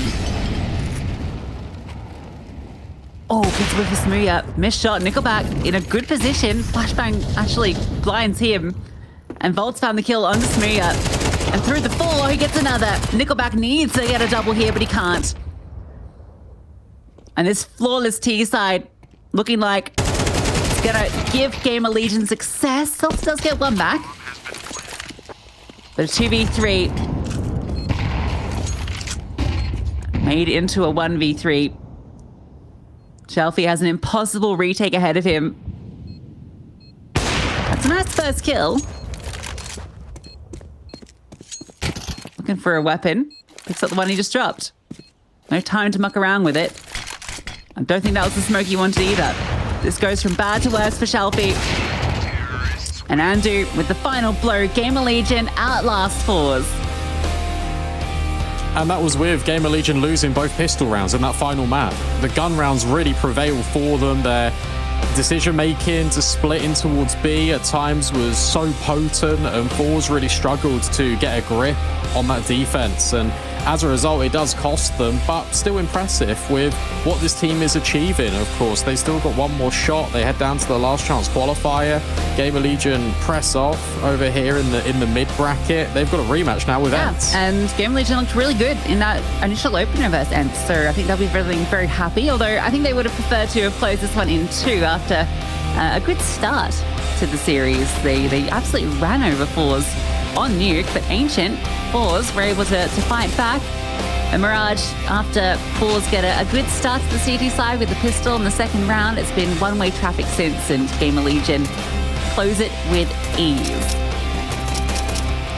We spoke about chaos in Ancient and how much of it there was being put down by FORZE onto GamerLegion.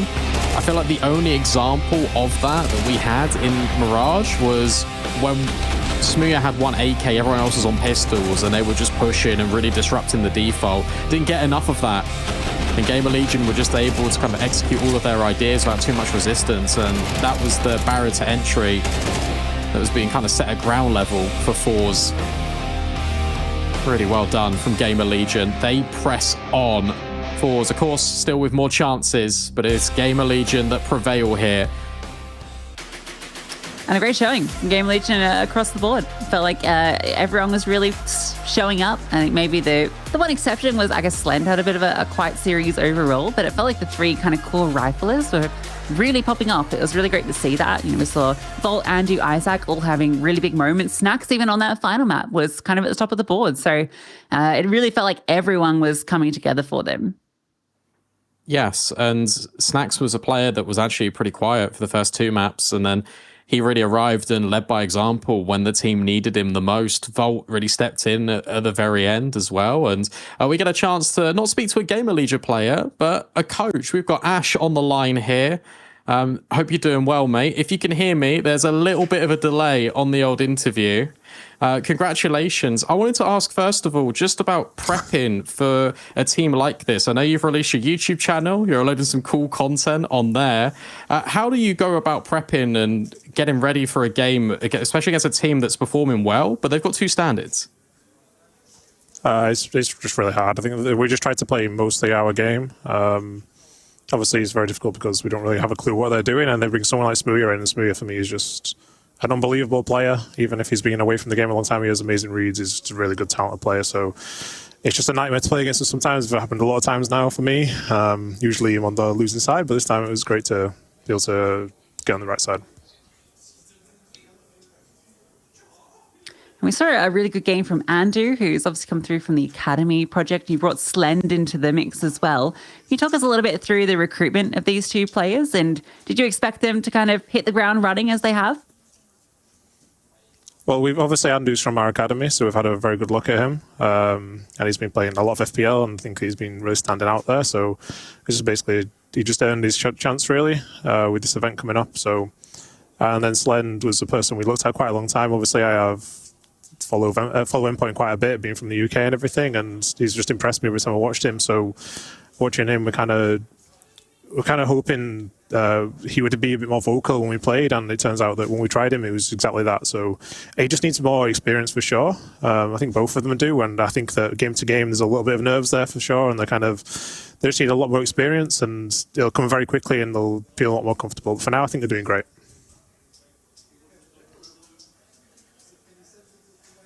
Looking ahead, of course, you get that rematch going up against Ents. Do you think it's going to be the same story from the opening here at Pro League, or do you think it's going to be a little bit tougher? No, it'll definitely be tougher now. I think when you win a game, you're obviously going to feel more comfortable, and I think they were kind of coming in on a little bit of a slump. And I think they know they didn't play a great game, that one, so it's definitely going to be hard for sure. And they're really good players. They're a really good team. They've got a really good coach, so this will be a very difficult one. I don't know if the V will be much different, but I imagine there'll be some sort of curveball in there. Well, good luck with that series, and thank you so much for joining us. What was the name of the YouTube channel? Just to throw it out there, because I think it's great content that everyone should check out. It's Ash's Playbook on YouTube. Great. So look that one up, and thank you so much, Ash, for joining us, and good luck with the rest of your run at EPL. Thank you very much. Goodbye.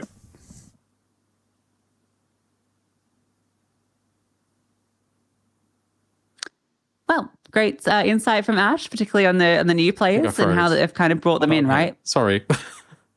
Yeah, absolutely. And I feel like he gives a really good reason for Slend as well. Looking at Endpoint, of course, all the UK guys have Endpoint in their heart always. And I feel like Endpoint's scouting has been second to none. They've obviously produced a lot of players that are now here in Tier 1, and Slend's another example of that. And it's cool to see that Ash is, again, remaining in the UK roots. MVP, we had to give it to one of these youngsters, and we had to go with Andu. Although Volt was shining right towards the very end of that game, closing it, Andu was so consistent across this entire series. And for a guy that's a rookie making his debut Pro League at a massive event, obviously stood in ESL Challenger, but for Pro League, stepping up, it's cool. Yeah, I think it was only like 1 kill difference between him and Volt across the series. In fact, even Isaac, like all 3 players, like we're in a kill of each other. But I think Andu definitely was the one that was, I think, finding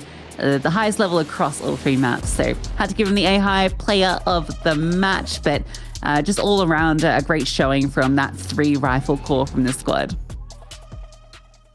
And that's so important for GamerLegion because we've already spoke about the sort of disparities that they had in their roster recently. And so to have consistency in the ranks for the first time in a while, that's got to feel good for this team. And if this is what GamerLegion looks like now, with the additions being recently added, who knows where they're going to take off, and they're only going to probably keep getting better and better.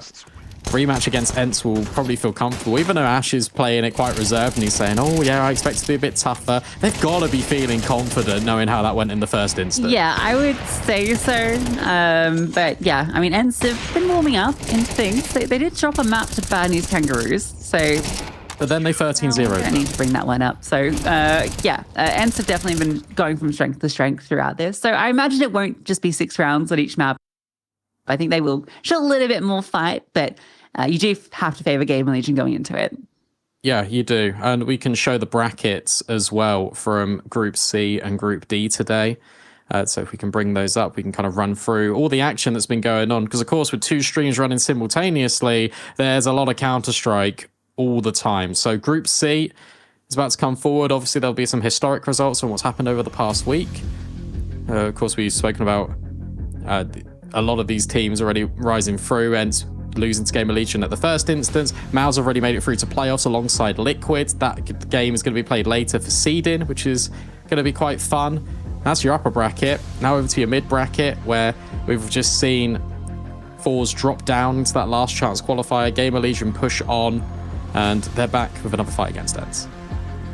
Yeah, Monty as well. You know, it was a very close one against FORZE to kick things off. The Liquid game also kind of close, and then the game they played against Ents also incredibly close. Ents, they won 8 rounds in a row to close that out, and Ents with I think a no scope through the smoke or something crazy from Hades. So they now set up that rematch with GamerLegion, which I think we've already kind of set the tone for what to expect from that one. But it's a qualification match, which is key. Yeah, and the lower bracket, you got Bad News Kangaroos, Furia, you like, come on. If you don't win that, then there's serious question marks going on there. And Monte FORZE, a rematch again. So all the rematches in Group C. Yeah, an odd amount of rematches, but I guess when you got this many layers to the bracket, it happens. Over in Group D, we'll whip that one up for you to take a look at. There's been some surprising results here, and I think the most surprising to me was that Complexity beat Heroic. I don't think that's that surprising. I think it's fairly surprising. I think they've been going downwards lately, whereas Heroic have been going upwards. Nah, NA on top. I really like the Complexity lineup. So I'm always going to stand them. Pera beating NIP was surprising. That comeback into like double OT was unbelievable. FlyQuest beating Boss, that wasn't surprising, although the first map was very close, and then the second one was a little bit of a run through, which sets up Heroic FlyQuest and Big Pera. Yo, FlyQuest is number 22 in the world. That's pretty sick. I didn't realize they're that highly ranked. Let's go. Yeah, last chance for NIP and for Boss, which, yeah, that'll be a game. It's not very nice. Nah, NIP should be winning that one. They need the confidence builder, I feel. Yeah, no, for sure they do. And it's especially against Boss, I feel like they will get it. I think that's ESL ranking, not HLTV. Yeah, it still counts. Yeah, of course it does. I didn't mean that sarcastically. That came across really dry. No, it does, of course. Yeah, I've lost my train of thought now. Anyway, that's all of the brackets. That's all of the action. So thanks so much for joining us here on the V stream today. We're back tomorrow. Nao and Scriv will be kicking off the first game. We'll be going through the final one. So make sure you tune in and we'll see you then.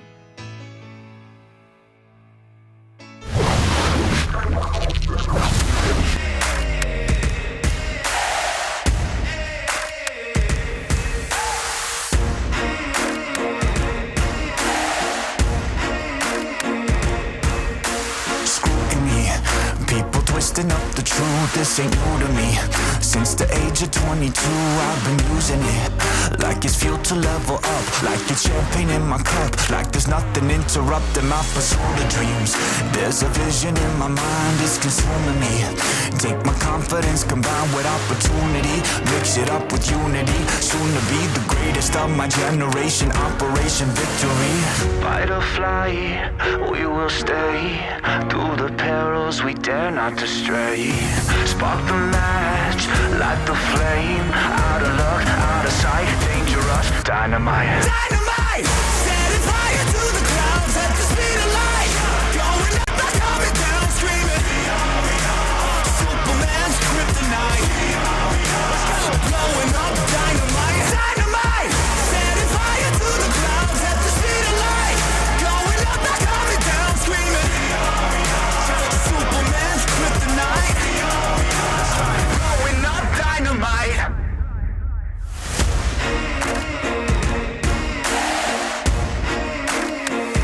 Check it. Troubled days, lonely nights, lot of tears, lot of fights. Big dreams met with bigger lies. It ain't what it seems from the outside. On my downfall they pray. Will I surrender or will I betray? Given the trauma that lives in my brain, or use it to fuel up the fire in my veins. I never complain, I boss up and do it. If there's a battle, I fight my way through it. If the wind blows, I thank God that he blew it. Cause what is a blessing depends how you view it. The fruits of my labor are in abundance. Indispensable, I'm not redundant. Incomprehensible the way I've done it. When the struggle pushes me out, I'll shove it. I'll rise above it. Fight or fly, we will stay through the perils we dare not to stray. Spark the match, light the flame. Out of luck, out of sight, dangerous, dynamite. Dynamite! Setting fire to the clouds at the speed of light. Going up, not coming down, screaming. Superman's kryptonite. Blowing up dynamite. Dynamite! Setting fire to the clouds at the speed of light. Going up, not coming down, screaming. Superman's kryptonite. Blowing up dynamite.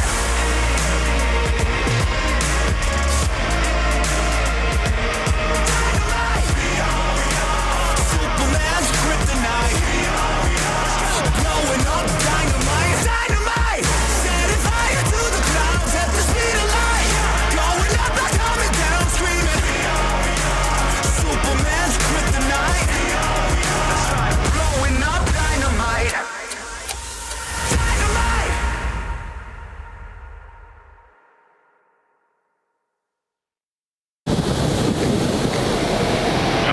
Hey, Chad.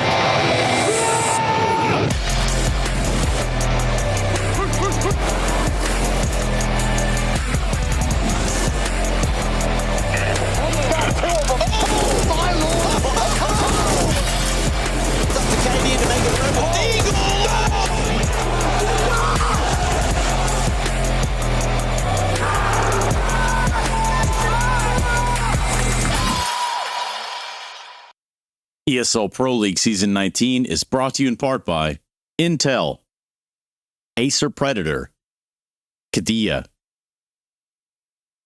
DHL, Monster Energy, the United States Air Force, 1xBet, White Market, and Gaming Malta.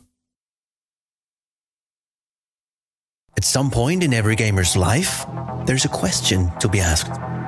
Do your clothes match your hobby in any situation? Or do they just represent what you dream of? No matter what situation, there's always the right way and the wrong. The only real question is, which are you going to choose? Decide for yourself. Smokes. You see a double smokes in the same place there. Simple just jumping casually into the side. Wait. What was that? Never miss a play again. ball. That's not allowed. This is not FPL. This is a major. Finally. With Face It Watch, you're in control. Switch between player POVs live and see the game through the eyes of any pro. Never miss a moment with replays. Relive each highlight on demand from all angles. Watch it, control it, face it. Sometimes I wish we made it through the summer. I never thought I'd lose my homie, love a friend, but it's over. I'm falling in the deep end. I cannot swim. I'm falling fast. I'm falling in the deep end. I cannot swim. Oh, I'm falling fast. Falling in the deep end, deep end, deep end. I'm falling in the deep end, deep end, deep end, deep end. I'm falling in the deep end, deep end, deep end, deep end. I'm falling in the deep end, deep end. When I see you, I can't help but fall back into my emotions. 'Cause all the good times that we